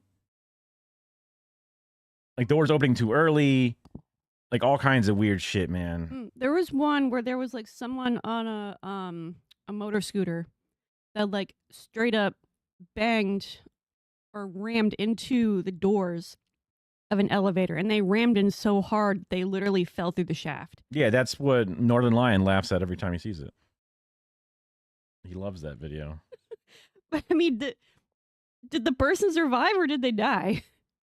That's what I'm curious I think they're about. pretty sure he died, but you don't know. So, and you don't see them die in the video. You just see them go down the hole. Yeah, like so. I would imagine there's no way that they could survive that. That's also they didn't really say how far up the person was. You kind of imagine that they are like a couple stories up, but I imagined one story, but yeah, you could imagine whatever you want to imagine. A 25-degree incline, and it was essentially just a slow conveyor belt made of metal and wooden parts. It brought people up a full 7 feet before they would have to walk downstairs on the other side.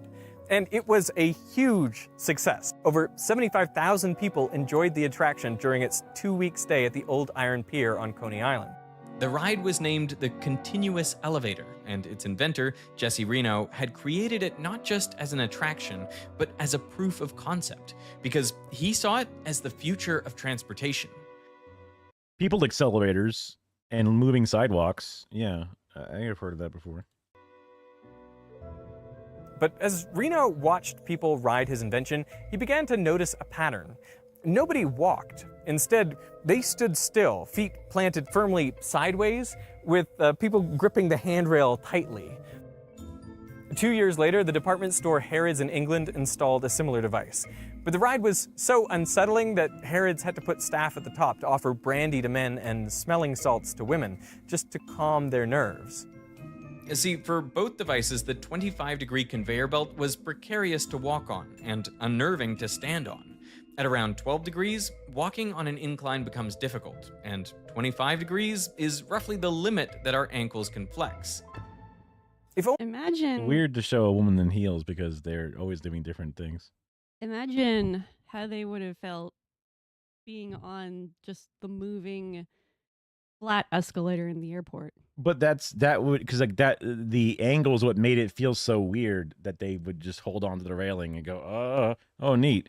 But if it's flat, they probably feel better at, going.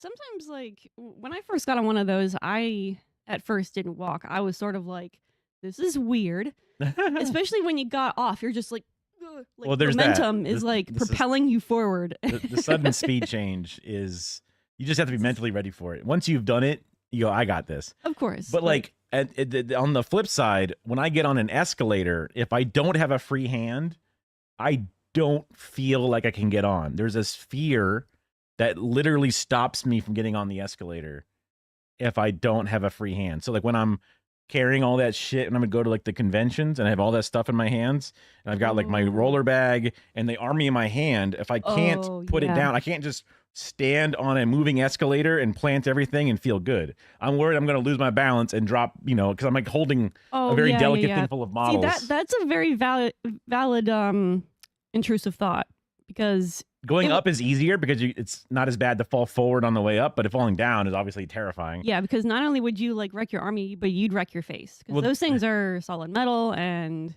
hitting your Yeah. face on metal stairs. And would like, if I suck. could get on it, if there was like a pause where I can get on and then it goes, that'd be fine. But because it's always constantly moving, there's a time pressure in getting on. Also, there's going to be people behind you, depending upon how much, flow there is.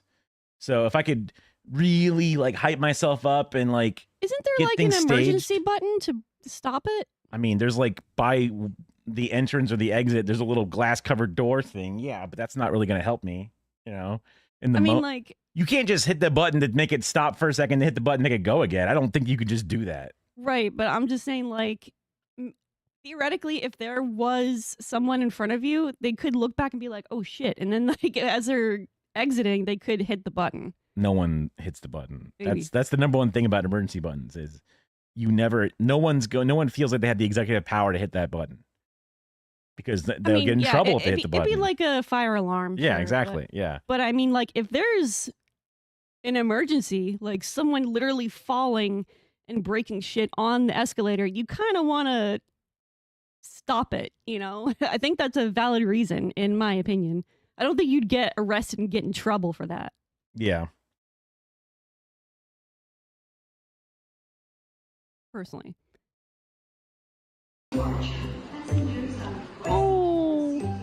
Oh no. You had it. You poor just have to keep baby. going. You just have to keep going. It's like being on the treadmill. Ooh, dude, I was afraid of that because this little Oh. asshole was on it, you know? A little fur. You just gotta go fast.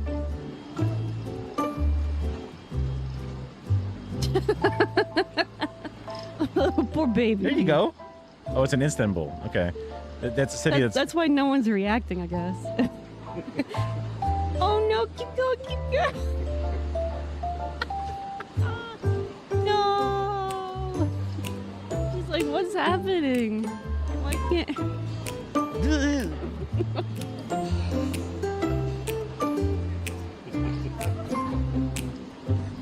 Quick like a bunny. Oh.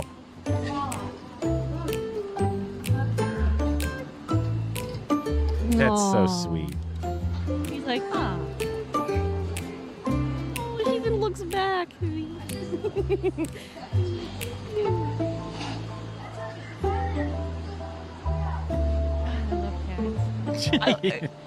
I would love to go to Turkey just to like see all the kitties. Yeah. Like that's like heaven for me. I could see that.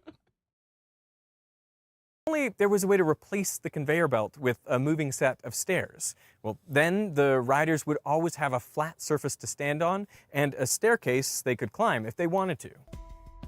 One attempt at a solution had already been around for 4 decades, and it was called the revolving stairs. It consisted of a chain that went around a loop. Then fixed stair-shaped blocks were attached to it, creating a flat surface to stand on during the main incline. But as soon as you'd reach the top, the steps tilted. Like tanks. I feel like this was pre-war tank era. I feel like they probably would have used this concept for tanks. You mean the treads? Yeah. That's probably where. I mean, I don't know the history of conveyor belt / belts across things like this are, but yeah, I mean, like they had tanks in World War I, so. But the dresses make me think that this was pre World War One. I think if this is like Industrial Revolution going into Victorian era, early 1900s, it's probably pre World War One. I think. If they said 1800, yeah, I could be wrong. The oversimplified video and the Russian Revolution video are in my head, so I'm thinking it's 1880 or whatever. But forward, making it treacherous to get off. And a similar problem plagued you at the bottom. Now you might think, if the top and bottom are causing problems, just extend each landing. But that also doesn't work. You just end up with a jagged mess for longer. So how do modern escalators solve this problem? I mean, have you ever stopped to think what happens to the stairs at the top of the escalator when they disappear? Clearly, we have steps going around in some sort of loop. But how do they actually behave on the return journey? What if I give you 2 options? Do they stay right side up, like the cabins in a Ferris wheel? Or do they flip upside down and then flip back again at the other side? I imagine I always imagined that I didn't think that they did this. I always thought that they did something like this. But they both could be wrong. I don't know. I think, oh man, like the first one makes sense, like entry and exit, but it also kind of makes sense the second way because you'd want you'd want it to be flat, kind of. Because the way that they're so like. But if there's gears on the inside. Well, they have so many lines on them. Is why I thought that they're kind of like going through that rotating round system. That's why I thought that they kind of did that. But I guess we'll find out. I'll say Ferris wheel. I'm gonna go this one all day. Ferris wheel? This one makes more sense. Ferris wheel. Yeah, this one. I think they turn upside down. And I they're think actually it's this right first side one. up. I think I'm gonna go with the first one. Wow, you're both, yeah. The solution to this problem came from another inventor named George Wheeler. His idea forms the basis of every escalator in use today. A modern version of it works something like this. A typical subway escalator has an electric motor at the top with a power output of around 50 kilowatts, smaller than most electric cars.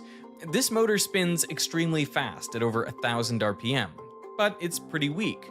So to drive the steps, the escalator needs to convert this into a slower output with more force. To do this, it uses a reduction gearbox and a gear system, lowering the output to just a few RPM and increasing the torque by a factor of around 100. Gears, got it, okay, yeah. The motor is connected with a large sprocket to a reinforced steel chain which pulls the stairs around a loop. The so-called step chain is fitted with wheels to allow it to roll smoothly around curves. But unlike the design for the revolving stairs, Wheeler proposed attaching each step to this chain through a single axle, giving it the freedom to rotate. Next, he added a second set of wheels to each step that followed a different track, allowing him to control the angle of each step at any point. On the incline, the two tracks overlap, just like the revolving staircase. But then at the top, the two tracks separate, and this is what allows us to keep the steps level throughout the entire ride. The tracks then remain separated and curve around. The steps flip upside down, tuck into the loop, and start their return journey. At the start of the incline, the tracks rejoin, and the whole process repeats. So it's option 2. The second So the answer is you were both wrong. Oh, okay, I guess, well, neither one is right, but to me... Wait, that one's weird. Wait, does that... So wait, is it a trick question then? Well... Okay. Oh Yeah. Wow, I never really thought about that. Yeah, like I would say it's like an upside down elevator, bro. Like, guess what? You're right. Yeah? Yeah. But despite all modern... Oh, maybe they were both wrong because they both picked the wrong option out of the two. Because I was like, I didn't like the way that was drawn. It looked different than the one before. Yeah. We were talking about the UN Trump escalator. Yeah. Escalators adopting Wheeler's design. At the time, it caught so little attention that he was forced to shelve the idea. It wasn't until 8 years later that another inventor, Charles Seeberger, bought his patent and capitalized on the... Damn, that's... What the fuck? I'll just buy it and say, look, I made this. Wow, it's amazing. Like, what the fuck? Huh? invention. Seeberger partnered with the Otis Elevator Company, and together they built a prototype. Dude, Otis, they make all those elevators, yeah. And cookies. Not Sputtenmiker. Otis Sputtenmiker, whatever. Oh, it's Sputtenhammer. Wait, it's a... Oh, man, now you got me saying it wrong. I had it right in my head. I looked at it the other day. Otis Spunkmeyer? Spunkmeyer. Right? Spunkmeyer. That's... I got it. Yeah, that's it. That's literally just those two. A year later, in 1900, they showcased it at the Paris Exposition Universelle. In total, 51 million people flocked to the exposition to see the marvels of modern technology. But one of the most popular exhibitions was the world's first true commercial escalator. The machine drew huge crowds. French historian Philippe Julien described it as the jolliest attraction at the exhibition and wrote, "The escalator caused many an incident worthy of the vaudeville, separating families, sending old men sprawling, delighting the children, and reducing their nanas to despair." The escalator was even awarded one of the grand prizes of the fair. Shortly after, escalators started being installed in different places across the world. But these escalators weren't perfect.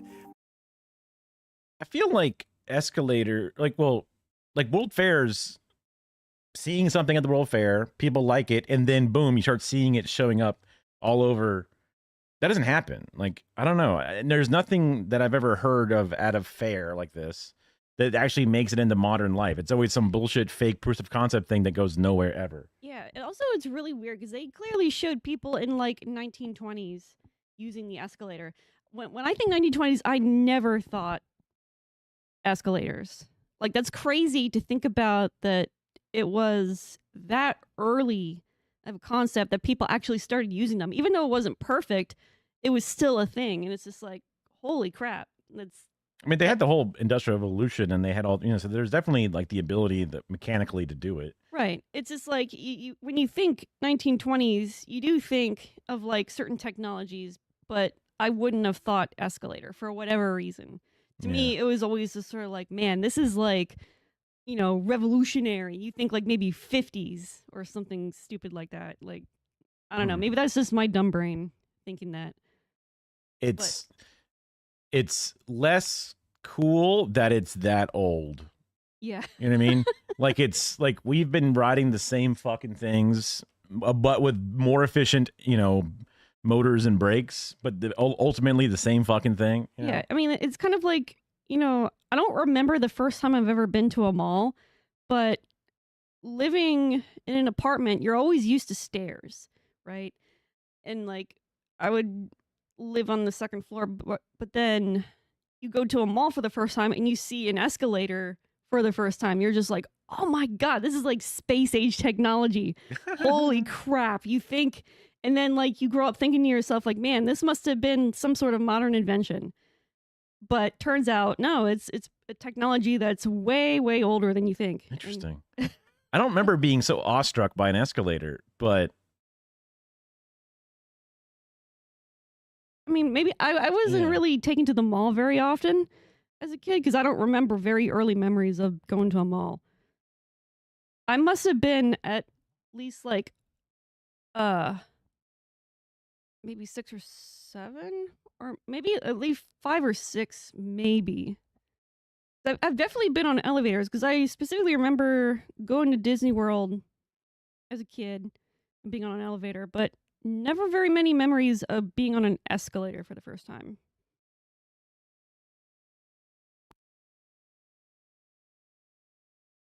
Personally, I feel like being a kid, seeing escalators, I probably would have been terrified the first time. Would be like, oh, this is cool. But then you go up to it and you're just like, oh no, Mom. Oh no. Oh no. What, do you know that kid or something? I hope his pants get caught and a bloodbath ensues. What is with you today? Don't get me wrong, I don't wish the kid harm, but his mother should suffer that horrific ordeal so she'll learn how to manage her child. Sort of a harsh lesson, don't you think? Man, there's not a year goes by, not a year, that I don't read about some escalator accident involving some bastard kid that could have been easily avoided had some parent, I don't care which one, but some parent conditioned him to fear and respect that escalator. That kid is back on the escalator again. That's criminal. That kid is back on the escalator again. Leave it alone. What? I'll fucking take all you want. Get a minute. There's a little boy caught the escalator. Oh, God. Okay. Wait, what is this from? This is from Mallrats. I don't think I've ever actually seen Mallrats. Me neither. Yeah, all the way through. They had smooth, flat stairs, and when they reached the top, these stairs would disappear under a wooden board, leaving a dangerous gap between them. Shoelaces, coats, and especially the long skirts in fashion at the time easily got caught in the machinery. One incident even saw a 3-year-old girl getting her foot pinched in the gap. And while the girl luckily escaped with injured toes and a missing shoe, something in the design had to change. To solve this, Seeberger and Otis installed a triangular shunt at the end of the escalator, forcing riders to go off to the left before they reached the dangerous gap. This system worked, but it was awkward because it meant people had to put one foot onto solid ground while the other was still moving, which became especially tricky when some people stood still and others walked. So to reduce the risk of people getting in each other's way, operators asked people to stand on the right and keep the left lane clear for faster walkers. That's pretty common. That's just the general etiquette. Not really like heavily enforced. It's just like, don't be an ass. It's a convention we still often follow to this day. But as it turns out, there's a much better solution than the shunt. Modern escalator steps aren't smooth, they're grooved. These grooves then interlock perfectly with a comb plate at the top of the escalator. So now if a small item approaches the end, the comb plate lifts it up and out of harm's way. This makes it much harder for things to get stuck, and perhaps more importantly, it allows people to safely step off forwards. But the comb plate doesn't entirely solve the problem. We still have these gaps on the side of the escalator that can pinch and trap objects as the steps move. So to address this, a new safety feature called the skirt brush was added to the escalator in 1982. Escalators are full of subtle safety. You mean it's not there to polish your shoes? I could have sworn. Safety features like this, some old and some new, but almost all of them are designed around people. All the way back in 1896, Jesse Reno predicted that riders on his attraction would need something to hold on to, so he introduced a moving handrail. In a modern escalator, the motor has a separate connection to turn a friction wheel that drives the handrail. The only problem is that friction wears things down, so over time the wheel gets smaller, and as its circumference decreases, each rotation moves the rubber loop a slightly shorter distance, so the handrail begins to move more slowly. The effect is small, but it builds up over time. So to compensate for this, a new handrail is calibrated to move around 2% faster than the steps. You can actually try this yourself. Next time you're standing on an escalator, just place your hand next to you as you stand still, and you will watch as your hand slowly drifts forward. This speed difference stops the handrail from lagging too far behind the steps over time. But it would still get slower, and when you do it, it might literally be perfectly matched up, depending upon how old it is.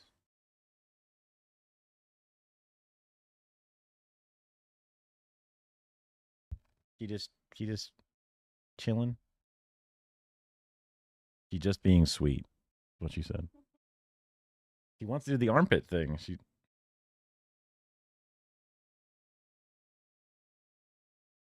Because I have definitely noticed that sometimes I'm on an escalator and then it's going faster than me. My hand is going faster than my body. But that means it's a new escalator. Well, it's a new frictional wheel that drives the handrail. So we don't. Who's this guy's randomly talking to this other guy? We don't replace the entire. Also, did George Bush paint these horses? Doesn't that look like a George Bush painting? Escalator. Oh wow! So that's like a party trick I can use to entertain my friends. I mean, I don't know when I'd have a party on an escalator, but whatever. If I'm on an escalator with my friends and I can see it moving, I'd be like, "Hey, that's because there's a new frictional wheel." I can tell them that and impress them. But it's He's not like, just "Not the really." handrail. The speed of the steps themselves is also something that needs to be carefully controlled. Modern escalators use AC induction motors, which are extremely good at regulating their rotational speed. And this has an unexpected benefit on downward escalators. With enough people riding, their weight is enough that the motor no longer has to power the ride. Instead, the weight of the passengers themselves drives the chain and causes the motor to spin. As more people board, the force on the motor increases and it's pushed to turn faster. But modern AC induction motors work by creating a rotating magnetic field. When the motor tries to spin faster than the field, electric currents are induced inside it, which then create their own magnetic field. This new field pushes back in the opposite direction to the spin, creating a braking force which resists the increase in speed. But something interesting happens when the motor resists like this. Rather than consuming energy, the physics of the motor flips, and it uses the excess mechanical energy to produce an electric current. This is called regenerative braking, and it's the same trick that electric vehicles use to recharge their batteries. In effect, the motor turns into a generator. The result is that on a busy day, many modern downward escalators aren't just moving people, they're actually generating electricity. Often, this is channeled back to the building's internal grid and used to power other devices, including the upward. That's awesome. That's one way of using it. For I mean, theoretically, it's just like a turbine, basically. well, but like to move the same fat ass Americans up the escalator, you're using more energy than you're ever going to gain from the generative braking of then allowing them down. And also, the thing is running nonstop at a consistent speed, whether people are on it or not. So, like, I imagine the power gain from this is marginal. It's not nothing, but it's not a gigantic benefit. You know I just didn't think about the fact that it could generate electricity at all. Yeah, I agree. On the downward It's incline. only when there's enough people on it to force it down enough that it would accelerate the speed beyond the speed that it normally has. So then it has to then use that new electric force to then go in the opposite direction. And that braking is what creates the electricity. And it's a very specific situation, which can only make so much. Right. I guess I'm being pessimistic, but I feel like, I mean, I want to see the numbers on it, but I'm like, I mean, it's how much do they think they're actually generating from this? Because No, you're right. It's probably not enough, but I just more than nothing, no reason to poo-poo it entirely. But they're 'cause, like- painting it out to be this whole like, because like if you got it, just use it. because like you know? we're using this to generate power in the building. So you're not powering the lights in the fucking Abercrombie. You're probably not making enough power to even power the downward motor's normal operation when there's not enough weight. I It's like, imagine. like if we had like little dinky solar panels, it's not nothing. Now it wouldn't power our house if we just didn't have legit solar panels. But if we had like little tiny ones that could like, I don't know, power a battery in an emergency situation, it's not nothing. It's not nothing, but acting like it's more than nothing, I guess, is acting like it's significantly more than nothing. Right. Is the only. I'm like, hey, check yourself. That's all. Escalators. So even the escalator that was like invented by George Wheeler and was installed in 1920, the Paris exhibition, etc. I mean, all these escalators were regenerated. What? Yeah, when there were people standing on the escalator in down direction. It's the same booth that the guy from Good Work sits in the same exact corner. I mean, obviously the texture is a little, but- These escalators were feeding energy back into the grid. No. It's like the down escalator is a generator? This regenerative braking makes escalators Pog, down energy generator, Pog. extremely power efficient, but more importantly, it makes them inherently safe. But there is a point where if you keep adding weight, then eventually the force becomes so strong that the motor can no longer resist it. And if left unchecked, it would start accelerating uncontrollably. The stairs would go plummeting down, which is exactly what happened in Rome. After a nearly 2-year-long investigation, the investigators published this 86-page report.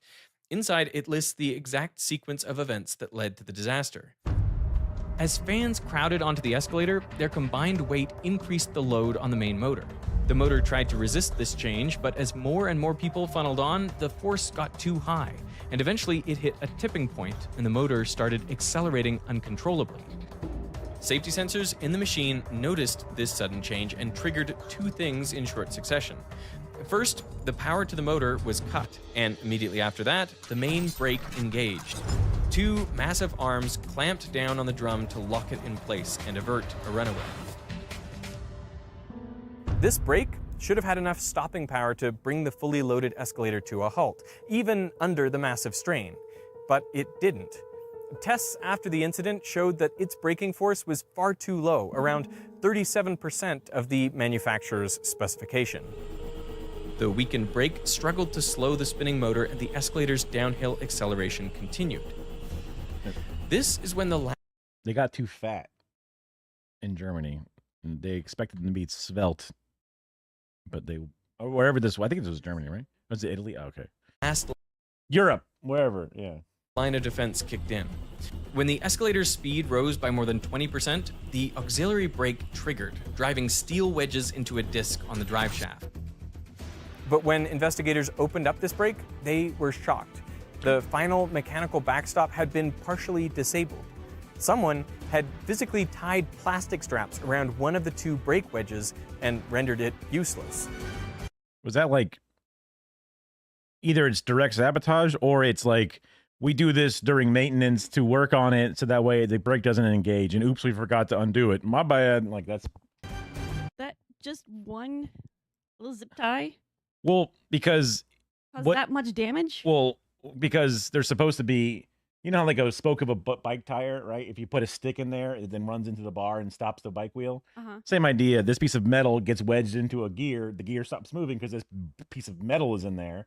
But they just stop the metal from going up with a zip tie because the metal just slides up on a thing, and you just stop it from sliding up because you just put this thing to stop it.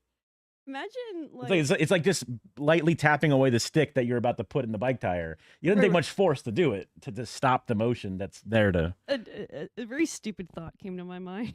Like, what if the escalator was just brand new and they forgot to take off the ties? Yeah. Assembly required. Yeah, I see what you're saying. No, I mean I was thinking the same idea, but like in a maintenance situation, but like an even more. Or a similar reasonable situation could be they just didn't install it right and forgot because in the packaging all the loose parts are held together, right? So yeah, like when we got the 3D printer, everything was fucking zip tied down. Your computer too, you had like a little thing on it, right? Some parts of the computer case and stuff like that, yeah, we're all. Yeah, but like you were wondering, like, why is my computer running all weird? Why is it so hot? Oh, the piece of film that was my cooler had a film on it to remove to get onto the copper plate, and I just forgot to peel off that film. And then I'm like, man, my CPU is running very hot despite this water cooler being on top of it. And I was thinking to myself, like, I never took off that piece of plastic. Oh, fuck. And then immediately just went to it and was like, there it is. Ding, ding, ding, ding. Half the system unable to engage, its stopping power was cut by 50%, just enough for the weight of all those passengers to overpower the brake and render the last line of defense useless. Oh, wow. So it's like putting 2 sticks into the bike thing, but they got 1 stick in, but the weight was still enough that it could chew past that 1 stick. Interesting that they put such a flimsy piece of metal into that gear. I would figure 1 would be enough to stop the whole gear from moving, but I guess they didn't. Yeah.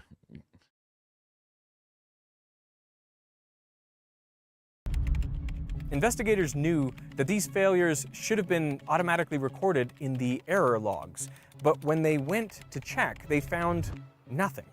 Well, one of the 2 worked because there's 1 on each side. So that definitely implies that they installed 1 properly. Just, whoops. Error codes had been turned off, meaning critical malfunctions could occur without leaving a trace. The only way this could happen was if they had been disabled on purpose, meaning someone must have reprogrammed the system to stop recording fault codes. Next, investigators turned to the maintenance records. But they found these similarly incomplete, and evidence of major work on the escalator was nowhere to be found at all. With all the main safety systems compromised and critical alerts turned off, the escalator had been a ticking time bomb. All findings from the technical investigation pointed not to a manufacturing defect, but to a pattern of neglect and falsification by those in charge of keeping the machine safe.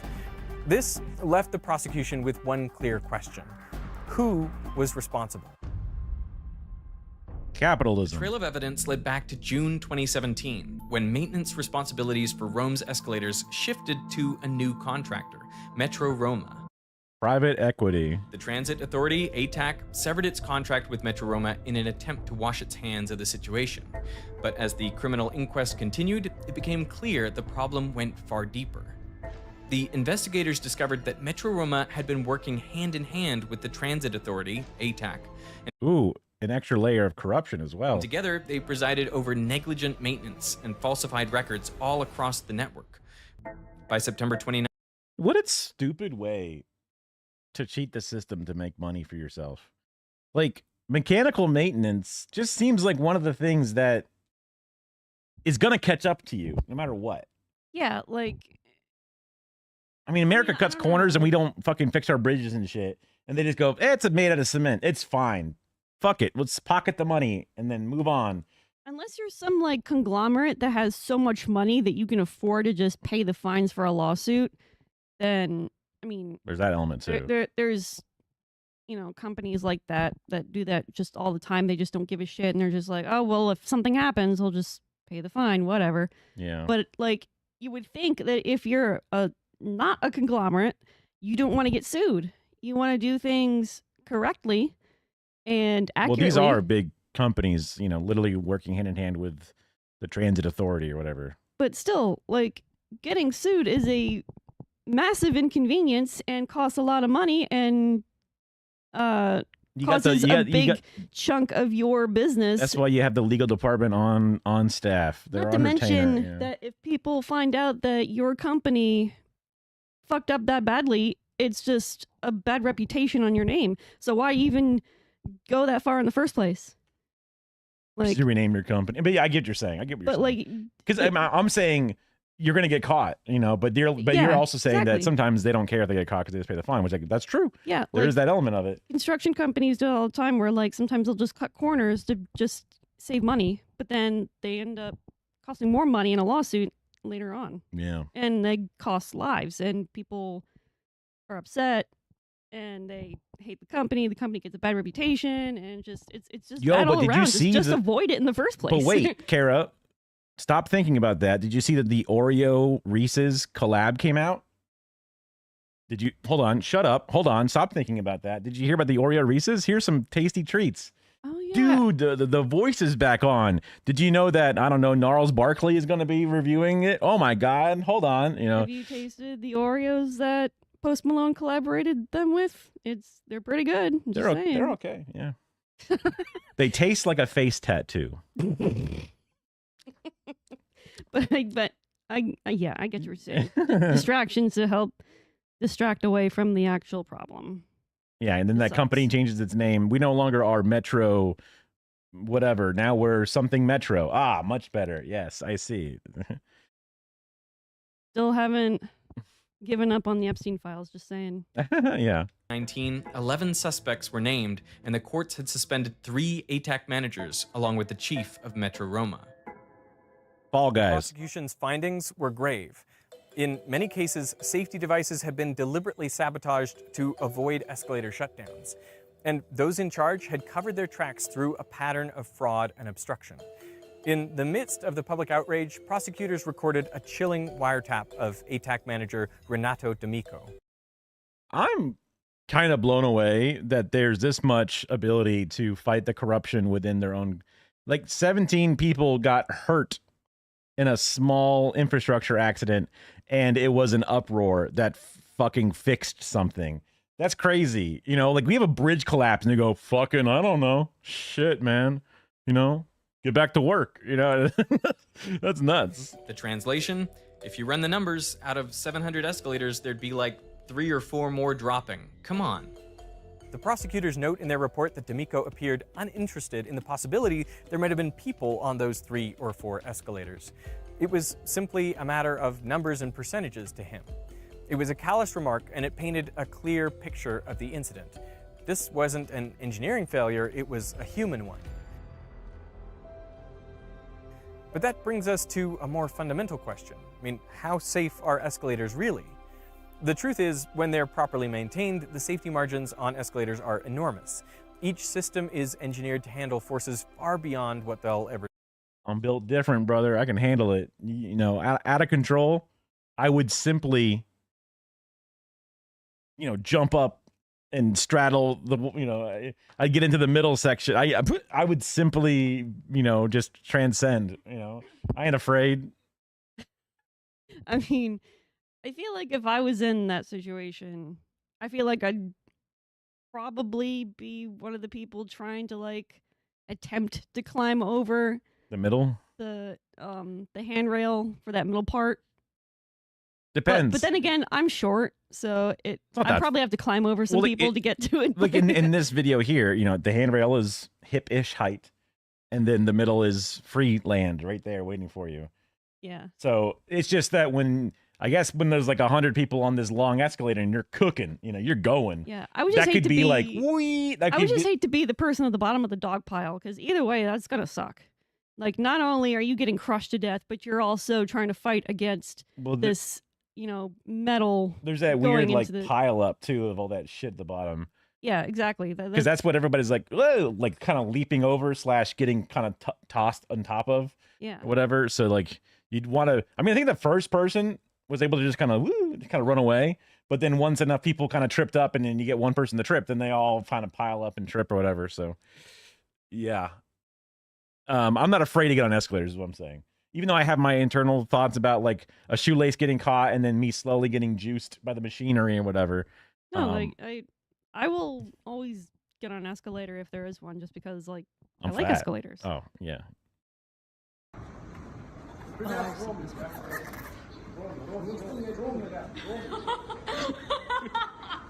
Sit.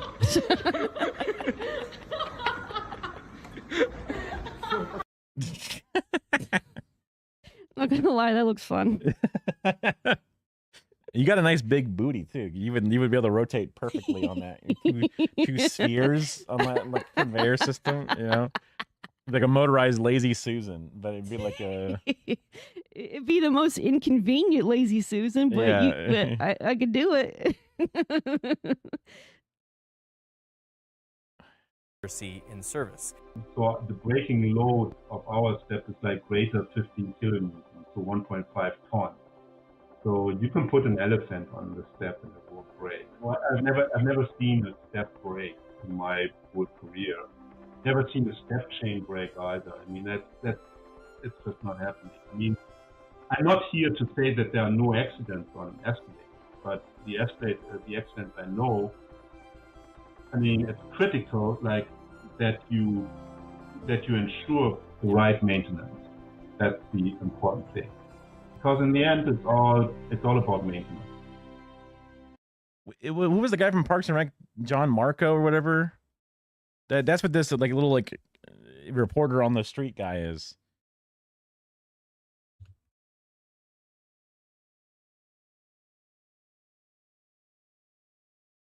No, I didn't spell it right, or didn't get the right.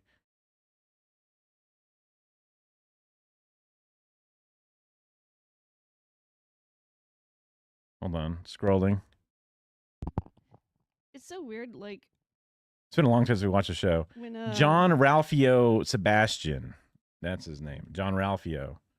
Not whatever I said. Like this dude looks like this like sleazy guy. Oh wait, is he the guy that goes like the worst? Yeah. Like he's just super annoying and has no, scruples and is And like this guy just reminds me of that just because he's just Yeah. kind of like there to be, Also, just remember that Jenny Slate is also his like very spoiled sister. her. Yeah. Yeah. There's an edit of that with like Israel.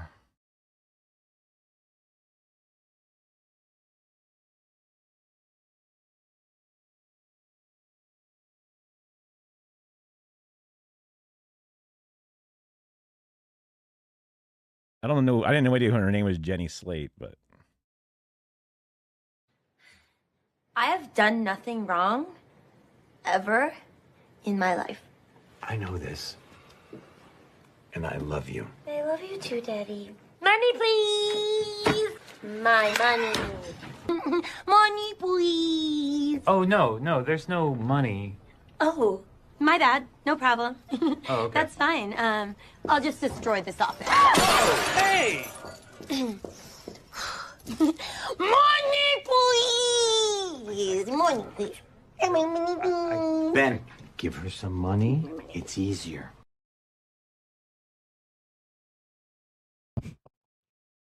it was a decent show. I of its I time. love Parks and Rec. I arguably say that Parks and Rec is better than The Office, in my opinion. Yeah, I mean, there's even less of a reason for there to be like the reaction cameras when people talk to it, and it's just kind of there because it's a decent way to listen to the different characters to have a different point of view. But it makes no sense why there is a reality TV show being filmed for some reason. It's in these private moments and in their personal lives as well. It's just kind of like it's just a way to tell a story, and and you just need to just literally just let go of that and just forget that it exists. Yeah, I mean, It's like, weird. I do genuinely love the Office format, but The Jim Halper looks at camera. yeah, or like the moments where they're just like in a room alone and they like The just confessionals? Yeah. talk to the camera, like. Yeah.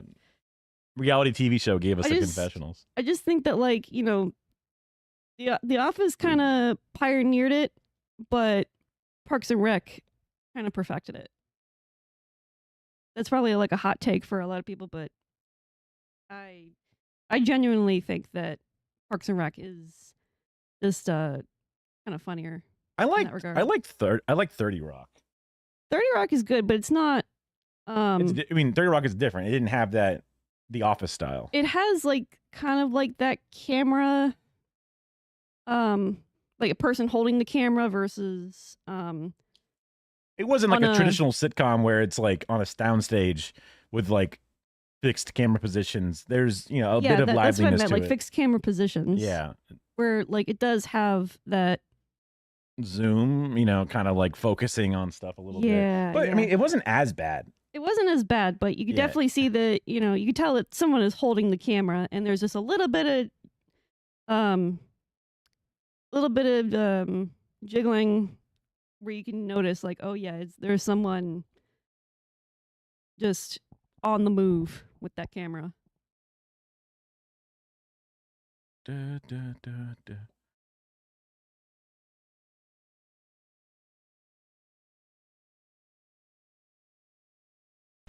This is my body. Take and...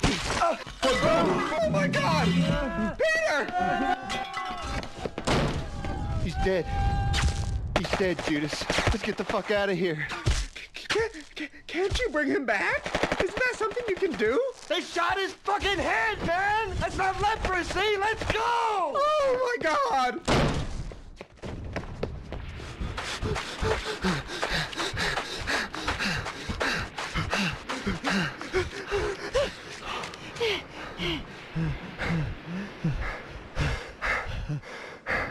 Fucking hell!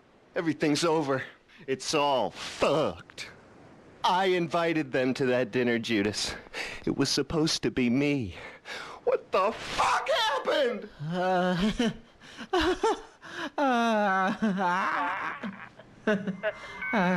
don't know, but maybe... You don't know? Face it. The prophecies were wrong. Someone ratted us out. No way, man. It was a setup! It can't have been. Like, how can you be sure? Faith, right? Faith? Fuck Faith. We gotta get out of here before they whack us too. We need a clear confirmation, Judas. Oh God. My time draws near. I can feel it. They're coming for me. So, man, are you sure you're the one? What? Yeah, like, are you really sure you're him? What are you getting at here?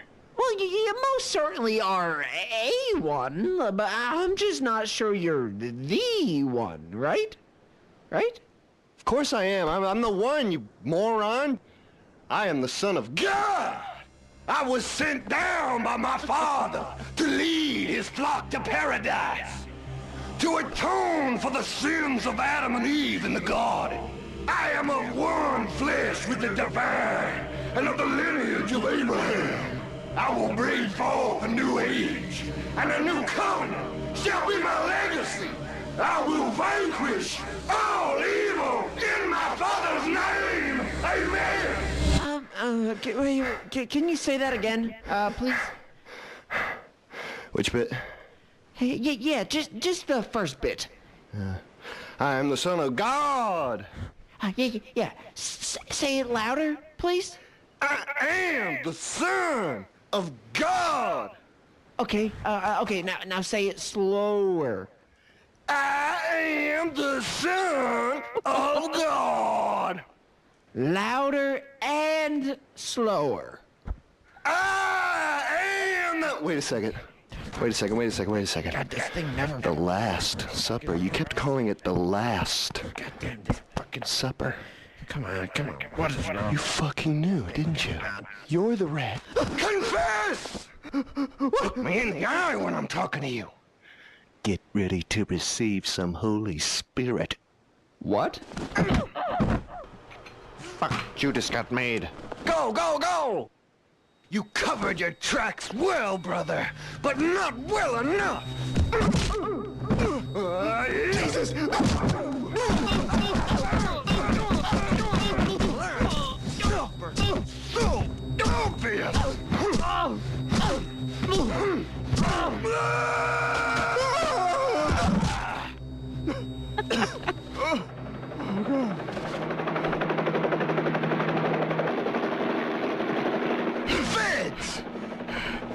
they doing here? I'm sorry, Mary, but I'm about to kill a son of a bitch.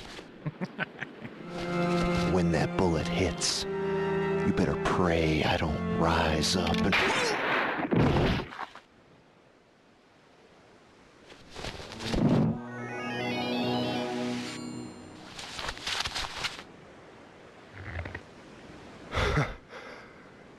Did you forget the part of the prophecy where you kill yourself? You'd better hope for a miracle if I ever see you again! Get him! Somebody stop that fuck! Boys, get him! Get him, boys! Jesus, help me find my proper place. Jesus, help me find my proper place. Help me in my weakness, 'cause I'm falling out of grace. Jesus, Jesus.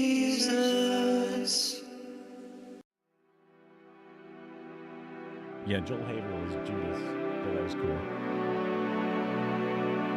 I don't know what this animation style reminds me of. It seems so familiar, like a very early 90s kind of familiar. Yeah, I mean, like some of like the weird like full motion video elements in between things. Like just the overly exerted expressions, like the very simple line style, like God, what does it remind me of? Jesus Part 2, Part 1. Maybe like a little bit of heavy metal. Okay, I can see that. Obviously not shaded the same way. And something else. I just remember. Also, this has the dissolves between things.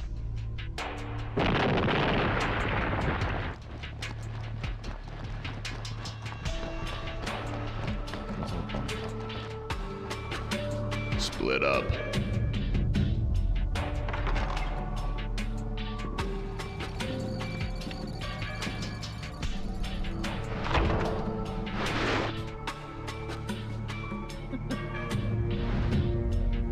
I don't get this. It's just random.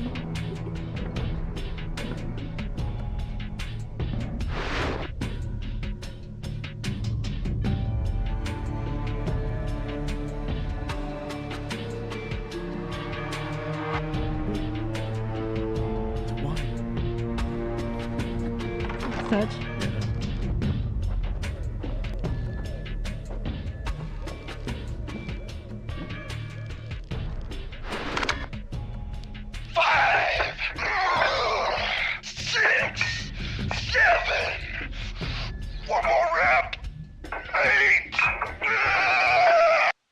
What the fuck is this, man?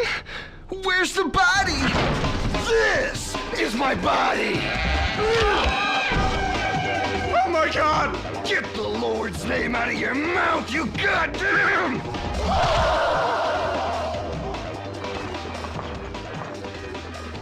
Jesus Christ! Yeah? You're supposed to be dead! I think you mean bread. What? Engage the target! My hands must be a temple, because these fists are open for business!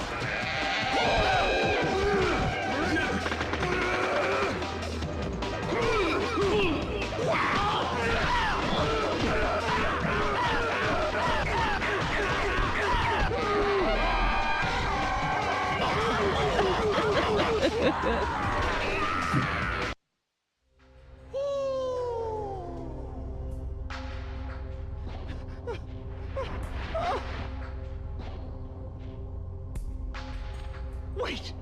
Jesus, wait! We were following orders. They told us you were dead. Who talked? I don't know. But they're building something. A weapon.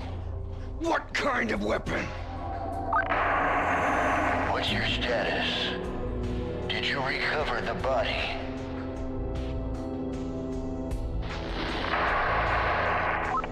He's alive. And he's coming. He's gonna make the earth as it is in heaven. Full of dead guys! Wait!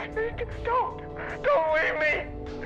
Don't leave me here! I'll return in 3 days! Maybe. Begin Operation Cleanse the Temple. But the weapon, it's not ready. We need his DNA. And he's bringing it right to us. Oh no.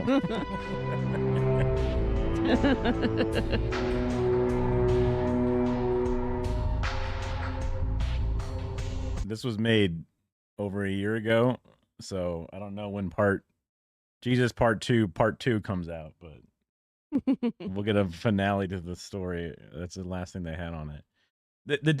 I really love how they made Jesus like not skip leg day. Like his legs were just so thick. Yeah, I mean, this dude does a whole bunch of crazy animation stuff. The one that I think they're most famous, the one that their image is based off of, is this classic. Wait, the Mickey Mouse one? Yeah. Oh, I think you showed this to me a long time ago. Did you get the documents, Goofy? Yeah, I remember this. I did. But there was something else. What are you talking about? It's what? Well, it's a dossier. I read it, Mickey. Do you have any idea what the Americans are doing here with the Vietnamese people? Mickey, it's... Hand it over. We need to destroy it. But Mickey, we can't destroy it. The world needs to know what they're doing here. We need to leak these to the press. That's treason. But it could end the war. It'll save thousands of lives, Mick. We have to do what's right. We can't let this go on. Goofy. Once the people back home see what's happening here, support for this pointless fighting will collapse. I'll get to see my wife again. I'll get to see Max. Mickey, we'll get to go home. There's nothing left for me back home. War is the only thing that holds me together. It's all I know. We're soldiers. We don't question. We act. But Mickey. Don't but Mickey me. Hand over the file. Good soldiers don't always follow orders. Good soldiers do always follow orders. And I'm giving you an order right now, Goofy. Look, Goofy. We can't let that information get out. We just can't. We have to. It's our moral obligation. We can't let them go on with all this. But Goofy... If you want the files, you're going to have to kill me. Don't make me choose between my country and you. You're like a brother to me. Then look me in the eye when you do it. Tell my Maxie that I love him.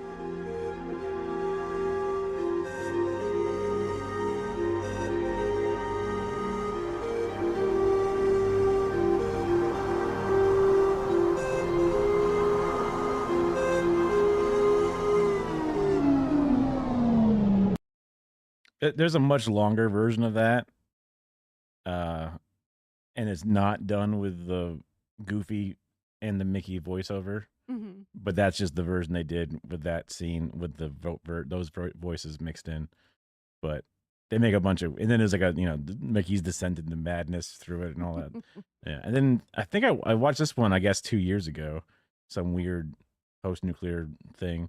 I haven't actually ever watched this one, and then this was another one, just kind of its own little thing.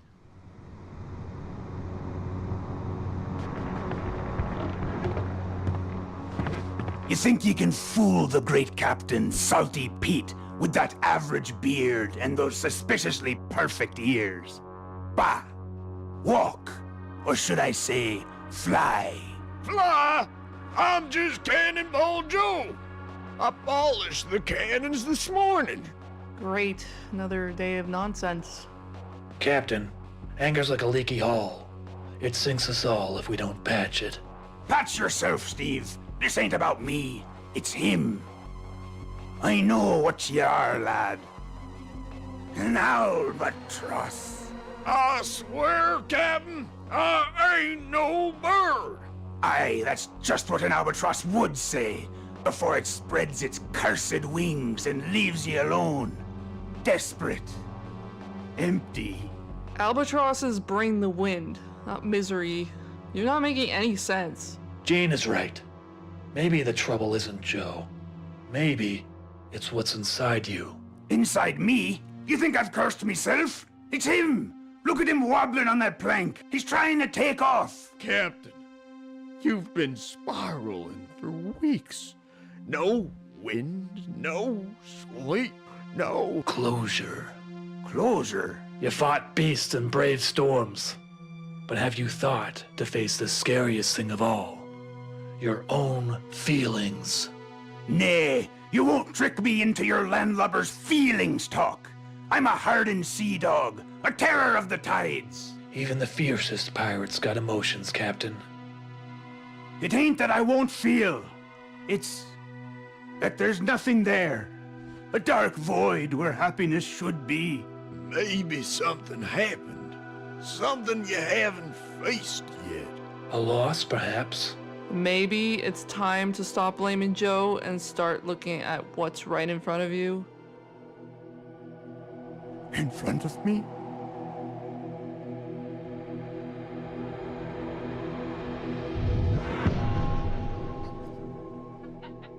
Let it out, Captain. The sun. The sea breeze. It was a perfect day for Ryan.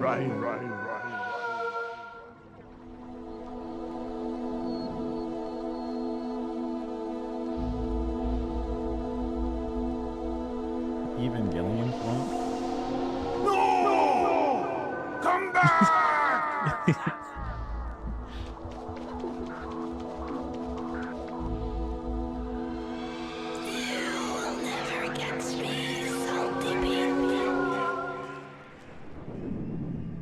Me red breeches, stolen by the wind.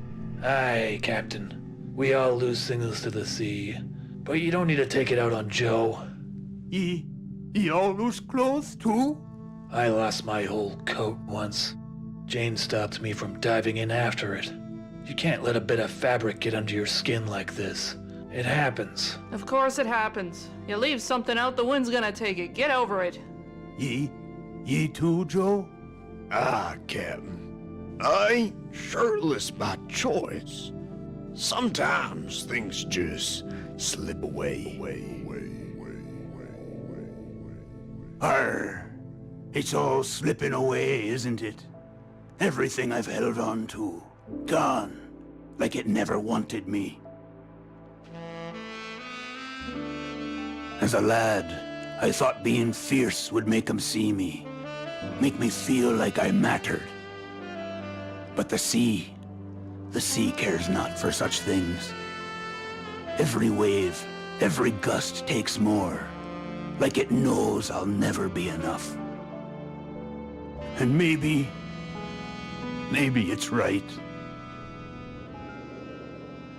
Like you said, Captain. Just bad laundry decisions is all. Aye, we'll get you a brand new pair of breeches. No breeches. Sure. That'll fix it.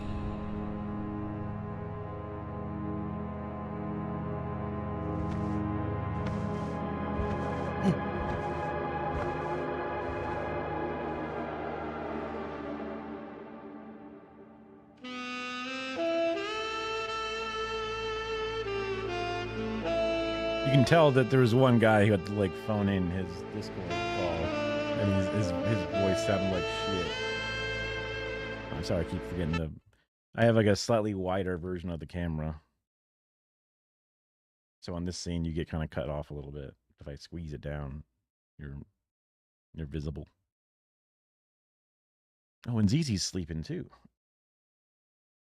Let's see. Oh, look at her. No longer there, but instead Actually, I should save this as a spot currently. And then go back to there. Hmm. Sleepy baby. No. Both babies are sleeping. Oh, where's the other baby? He's behind you. That was on the floor, though. On the floor, huh? Hmm? Oh, shit. There he is. No. Enhance.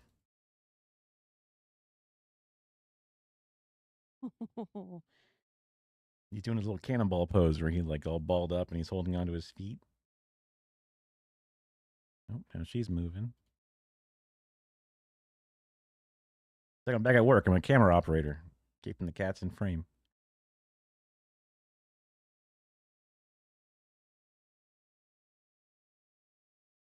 Kitties.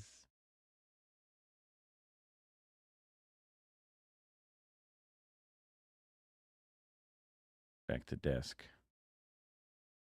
Enhance. You can tighten up the frame. Oh, I'm at the max zoom here. Okay, well. Much headroom. There we go. Perfect. Literally perfect. And then if I go to here, they go away. But I can bring them back. There's not a lot of room to put both of them up at the same time.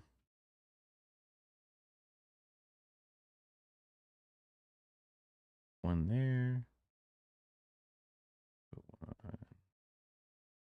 Goodness gracious. They're so big. The two kitties are so big. I think I added a short to the Kara's Critters playlist. Okay. I think it'd be a cute short video. Yeah.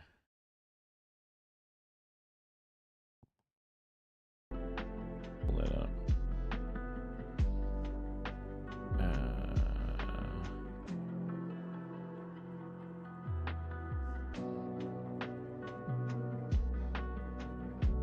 Oh, is this a little one?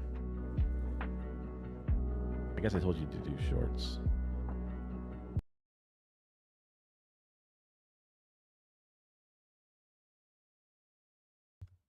I should undo the pinning as well. Unpin. Come on, grab it right here. Come on, you got it. Take it. Thank you. Thanks. Ninja Aw. skills activated. Ooh. He meows in lowercase. Pretty eyes. Oh, chubby, tabby.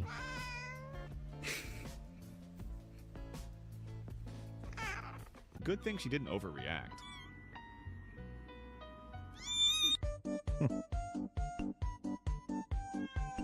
What the? Emotionally unavailable.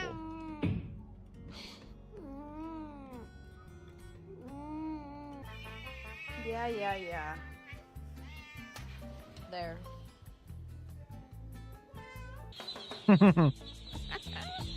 No. He discovered rubber band. Ow. Ow. Yeah.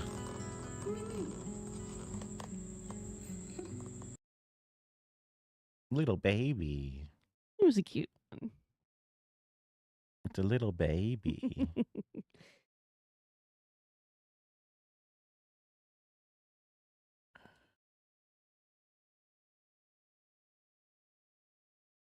I think we have. Yeah. I don't think we've watched this yet. Unless I have. Let's see. I'll tell in the first second if I have or not.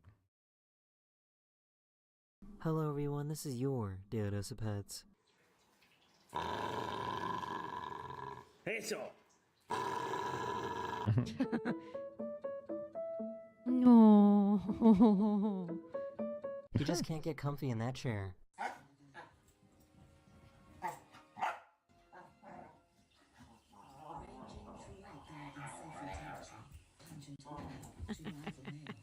Jeez. Ew. I think that's chops. Hold on.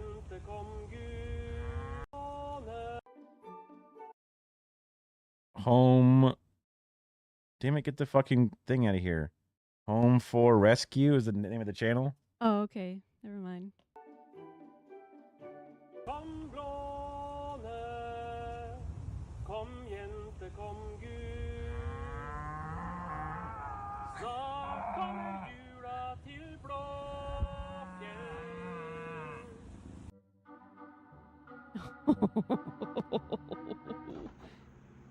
Good boy, fetch a beer. Fetch it.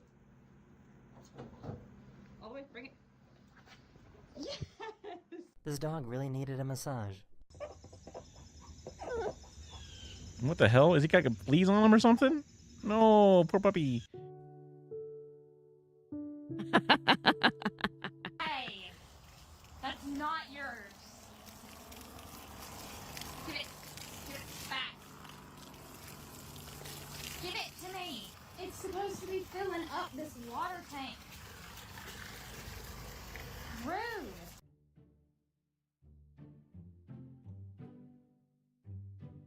Oh my god, this video is like 4K or some shit. It's crazy. Where does this cat even go?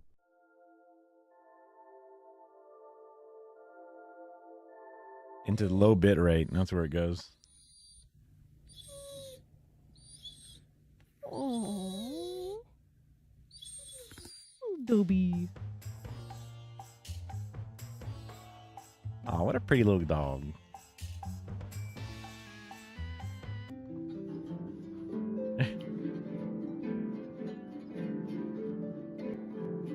That's what I do with a harp. Just like, yeah.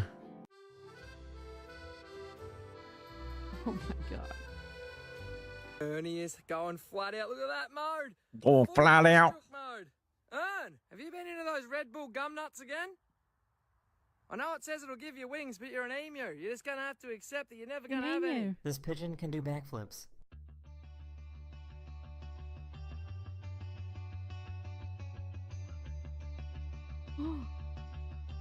What the fuck? Why? Amazing. Oh my god, puppy, no! You on the ice? Yes. You want some ice? Oh my god, that is the fattest hedgehog. Oh my god.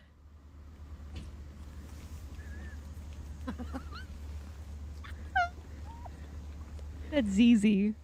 This is like a ball pit for ferrets. Oh no. Imagine the mess. They're gonna shit and piss in it too. No. Oh, don't drag the poor puppy. Puppy tired. Tommy, no! You can tell Oh Tommy's my white. God. Just 'cause that's like, That, that's like that smile. that white lady, like dog licking the open mouth style. Oh my god, the baby's smile. Like, he knows what he did. Tommy, no! Tommy, no, no, Tommy. They don't build cars like they used to. Tell you what. Look at that dog. He's like he works on 9 to 5.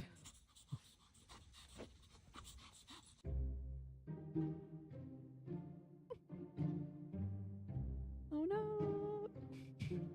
I think this dog has been on this ride before.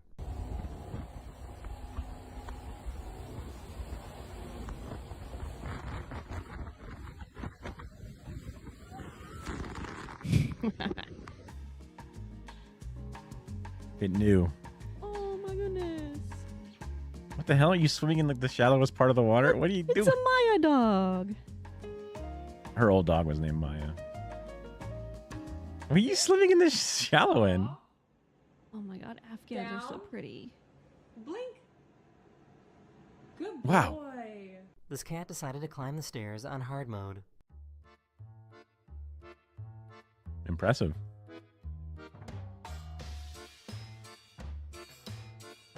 It can lean against the wall, but still impressive. Cute kitty. That's a good ab workout. Look at that thing go. Oh. Gonna be a big puppy.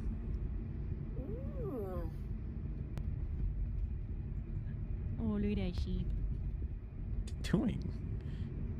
It's a guinea pig train.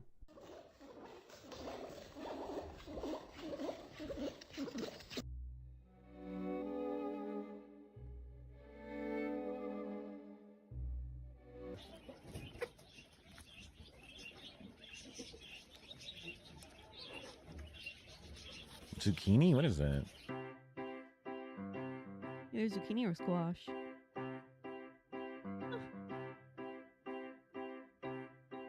A smart dog. Flip it. Flip it. Mr. Fergus. Excuse me. Oh, it's a rat. Excuse me. Those little sir. toes. What are you doing in there? Hello? Hello? He's like, I'm What are you sleeping. doing? This little guy did not want to be shut inside. Oh my god, the cats used to do this all the time. You close the door I thought there. it was a raccoon at first. Come on. Good boy. What do you think they are dreaming about? Oh no, even ZZ woke up. We don't even have an automatic feeder. What's the matter, Harper? God forbid he stops petting you, huh?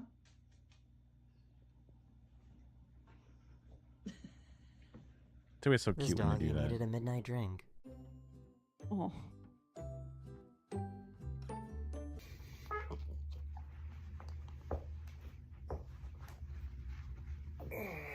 Oh.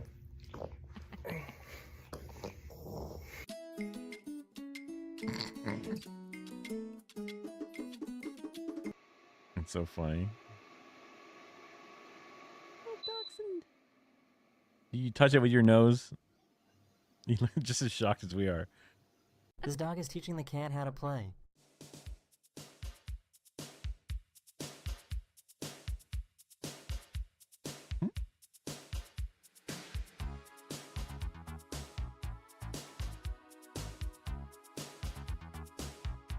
No. German Shepherds seem like the sweetest dog. Especially when they're playing with little things. They seem so sweet. As long as they're trained Yeah. correctly, they could be the sweetest.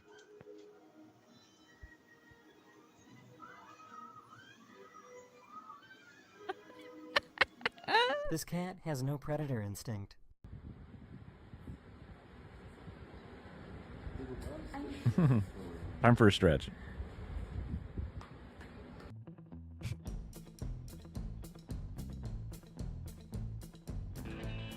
Ooh, This cat is having a day at the beach. Oh my goodness.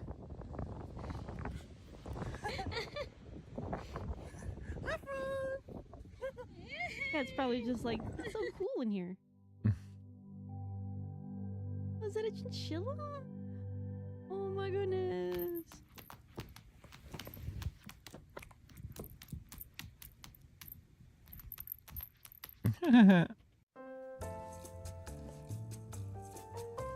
They're fat hedgehog. They're so round. They're just ovals. This dog takes his games very seriously. You're not even hitting it, dude. Oh my God, god. the scratches on that thing.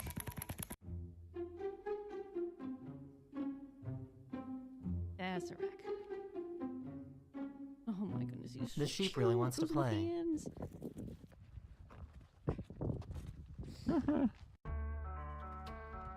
Woo. Impressive. Ooh, little puppy like that. Just whoop. He's so Oh, strong. they're so Frenchies. Look at those Frenchies. You're so good. Kevin. You see that? That's two. Kev. Huh?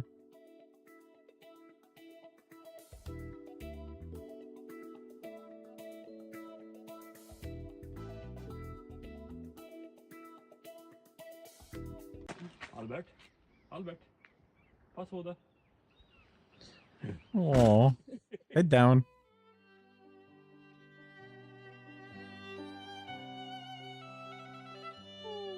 Oh. He's all fuzzy. Aw. Oh, that's so cute. What the hell? Is it pregnant or something? I think she just got a big pooch. Yeah, she got a big pooch.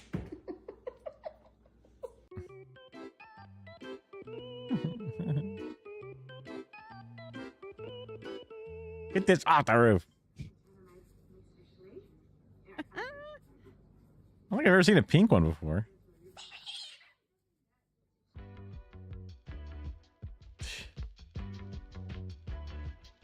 Oh my god.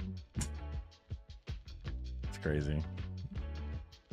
He's going nuts. So let's see what he does when we go over.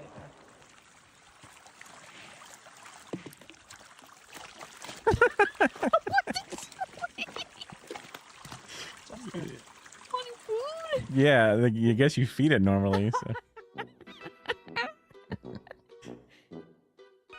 Like, got me breathing air, lady. Feed me. Gulp, gulp, gulp, gulp.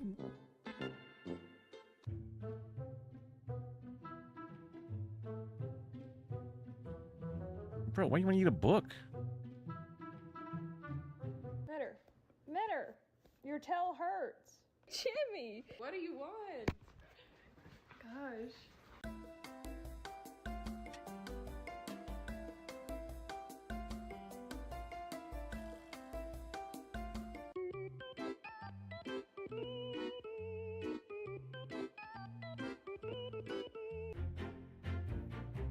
Oh, what a pretty one. Wait, why is it moving? That is the end of this video. We hope you enjoyed. And I'll see you guys again very, very soon. Later. No. Oh, they're so cute.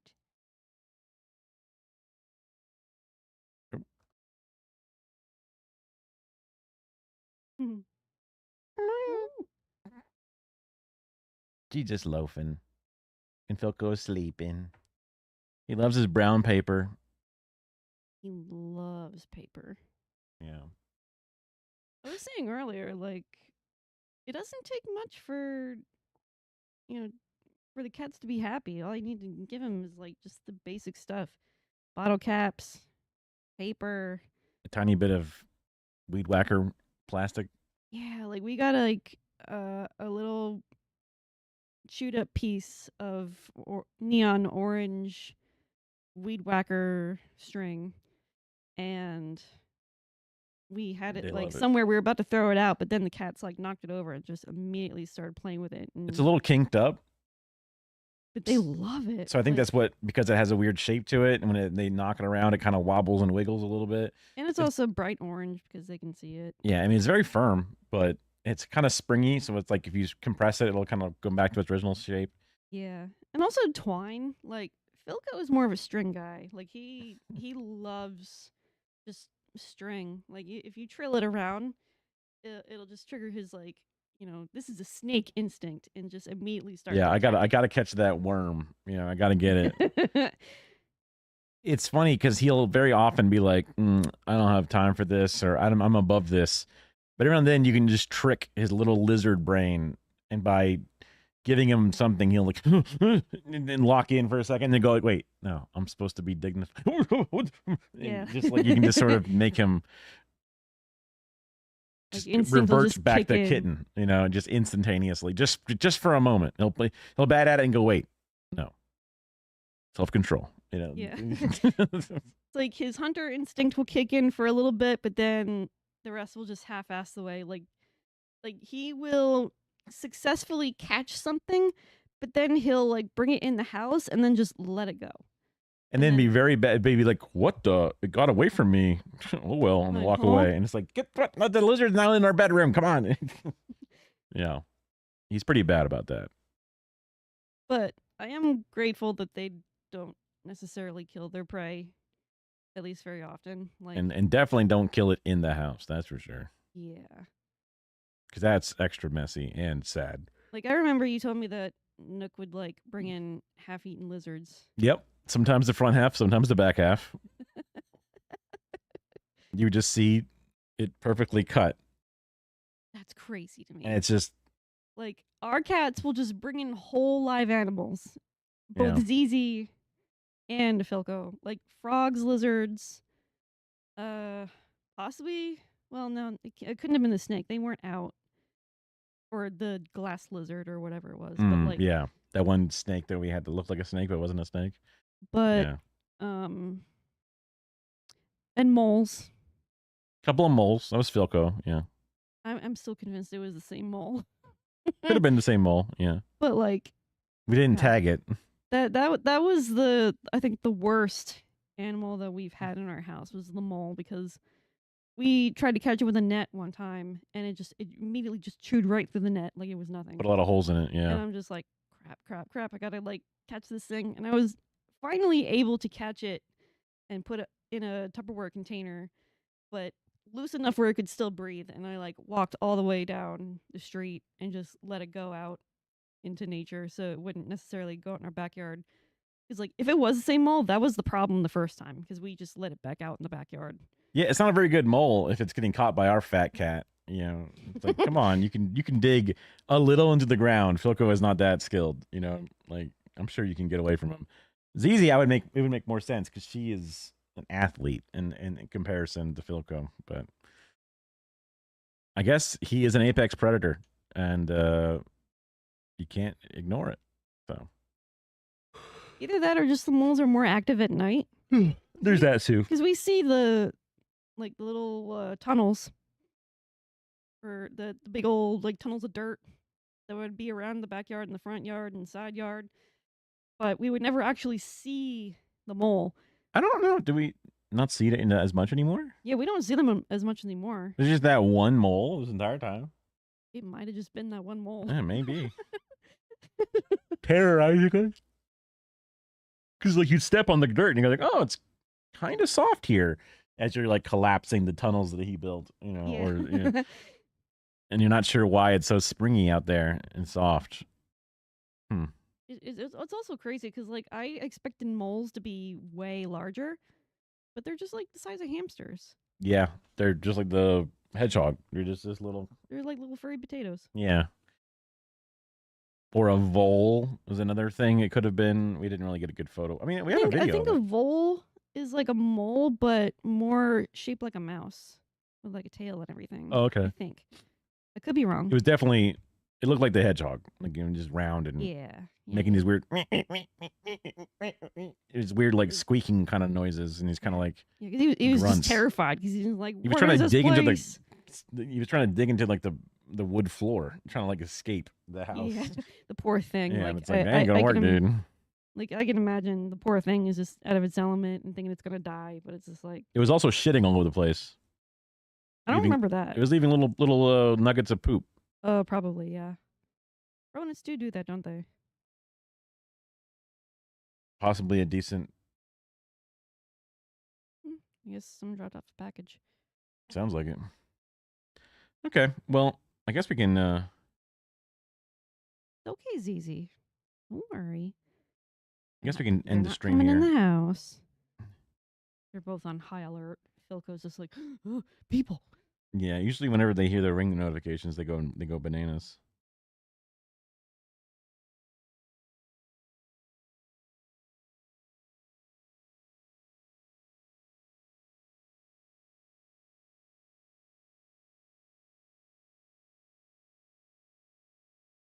Oh, I was getting hit up about setting up a meeting before the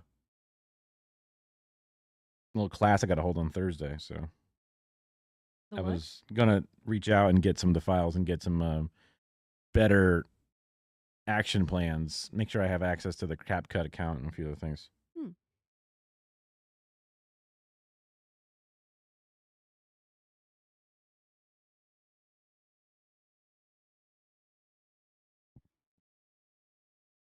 Oh, I should. Oh, anyway. All right. Good stream. Like having you on. Yeah, it's fun. And we should do one tonight. So Bye-bye. I might be late just because we're ending late here, so sorry ahead of Bye. time. Bye.